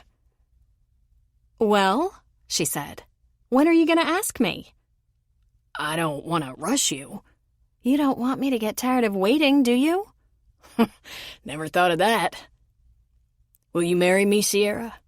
Because I love you a lot, more than you can imagine. She grinned hugely. I absolutely will. I love you a lot, too. More than I thought possible. Oh, God, really? He said. Oh, yes, she said. You're one of the greatest men I know. I want to be with you forever. Then some more. "Oh, man," he said. Then he grabbed her and planted a big, deep, sloppy kiss on her to the cheers of everyone in the room. When he broke that lip lock, he still had a hand on her cheek, holding her face close to his. "I love you so much," he whispered. "Me too," she whispered back. "Well," he said, straightening up and looking at the dinner table. "We hate to eat and run, but—" The room dissolved in laughter as Connie pulled Sierra along. She broke away just long enough to hug Dakota and tell him she loved him and would miss him and would email every day. Then she hugged everyone else and was literally whisked out of the house by Connie, her future husband, the man who believed in her and was truly her knight. If a book is well written, I always find it too short. Jane Austen. Epilogue. When the fall foliage was in full glory in mid-October, Maggie and Cal drove to Denver together. She was in the very early stages of labor, but a long drive in advanced labor would be too uncomfortable. So she called her dad and explained they'd be waiting it out in her Denver house. Cal called his sister with the same message. They called Maggie's mom and stepdad, Phoebe and Walter. Everyone asked for an update call when they went to the hospital, and they happily obliged. "Elizabeth Margaret Jones will be arriving sometime today. First babies are in no hurry, so be patient." Patience, it turned out, wasn't a common trait among Cal or Maggie's family. Without conferring with each other, they fell like dominoes. Sully called Enid and Frank and Jackson Canaday. There were only some leaf peepers and 2 hunters in the campground, and the store wasn't at all busy. It could be closed at 6. And Sully headed for Denver to meet his first grandchild. Sierra and Connie tried to distract themselves by putting on a good movie, but it wasn't working. Connie had 2 days off anyway, so they took Molly to Rafe's house to play with Rafe's kids for the day, and off they went to sit baby watch in Denver. Phoebe and Walter didn't even try to wait. And of course, when word got out that Dr. Sullivan and her husband were in the labor and delivery suite, her best friends and biggest fans gathered. "You're at 8 centimeters, JC said. "Nice work. And they're all here." "All who?" Maggie said with a groan. "Everyone. Sully, your sister-in-law, and Connie, your mom and Walter. Half the ER staff and some neurosurgery folks. Waiting, partying out in the lounge." "Oh, God," she moaned. "You want anyone in the room?" "Only California Jones," she said. "Cal, go talk to them. Tell them you'll let them know when the baby's here." "Oh, God," she groaned again. "And hurry back." Thus it was that an hour and a half later, a very sleepy Maggie with swaddled Elizabeth in her arms welcomed what seemed like a throng of well-wishers and relatives. They all congratulated the mom and dad, gave Maggie a kiss, and were slowly leaving. "Sierra, wait a minute," Maggie said. "Sure. Can I get you something?" she asked. "Pull up a chair," she said. "You've really had a wild ride the past couple of years." "Oh, yeah," she said, "only to get crazier. I've agreed to testify when he's brought to trial. That man has to be put out of business." "Are you afraid?" Maggie asked. "It doesn't matter," she said. "It has to be done, and I'm the one to do it. I've watched you evolve into the most amazing woman I know. A hero, a Wonder Woman." She lifted the baby and passed her to Sierra. "My daughter needs a guardian angel, mentor, teacher, friend, a role model, someone who is her strength, someone she can always depend on and look up to. I'm so glad she has you." Sierra took the baby so carefully, holding her close. "Wow, Maggie, No one's ever said anything like that to me before. They're all thinking it. I'm so proud of you. I'm in awe of you. Will you be Elizabeth's godmother and her fairy godmother, protector and nurturer? I will always be there for her. I give you my word. Maggie smiled fondly. I'll never lose a minute of sleep then. Sierra's heart was as full as her arms. She was home.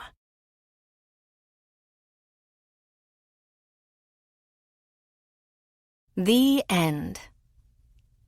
This book was read for you by Therese Plummer, a member of SAG-AFTRA. We hope you've enjoyed this production of Any Day Now by Robin Carr. Recorded Books offers a wide selection of bestsellers, mysteries, classics, histories, and more. So look for us at your public library or on download sites online. And thank you for being a Recorded Books reader.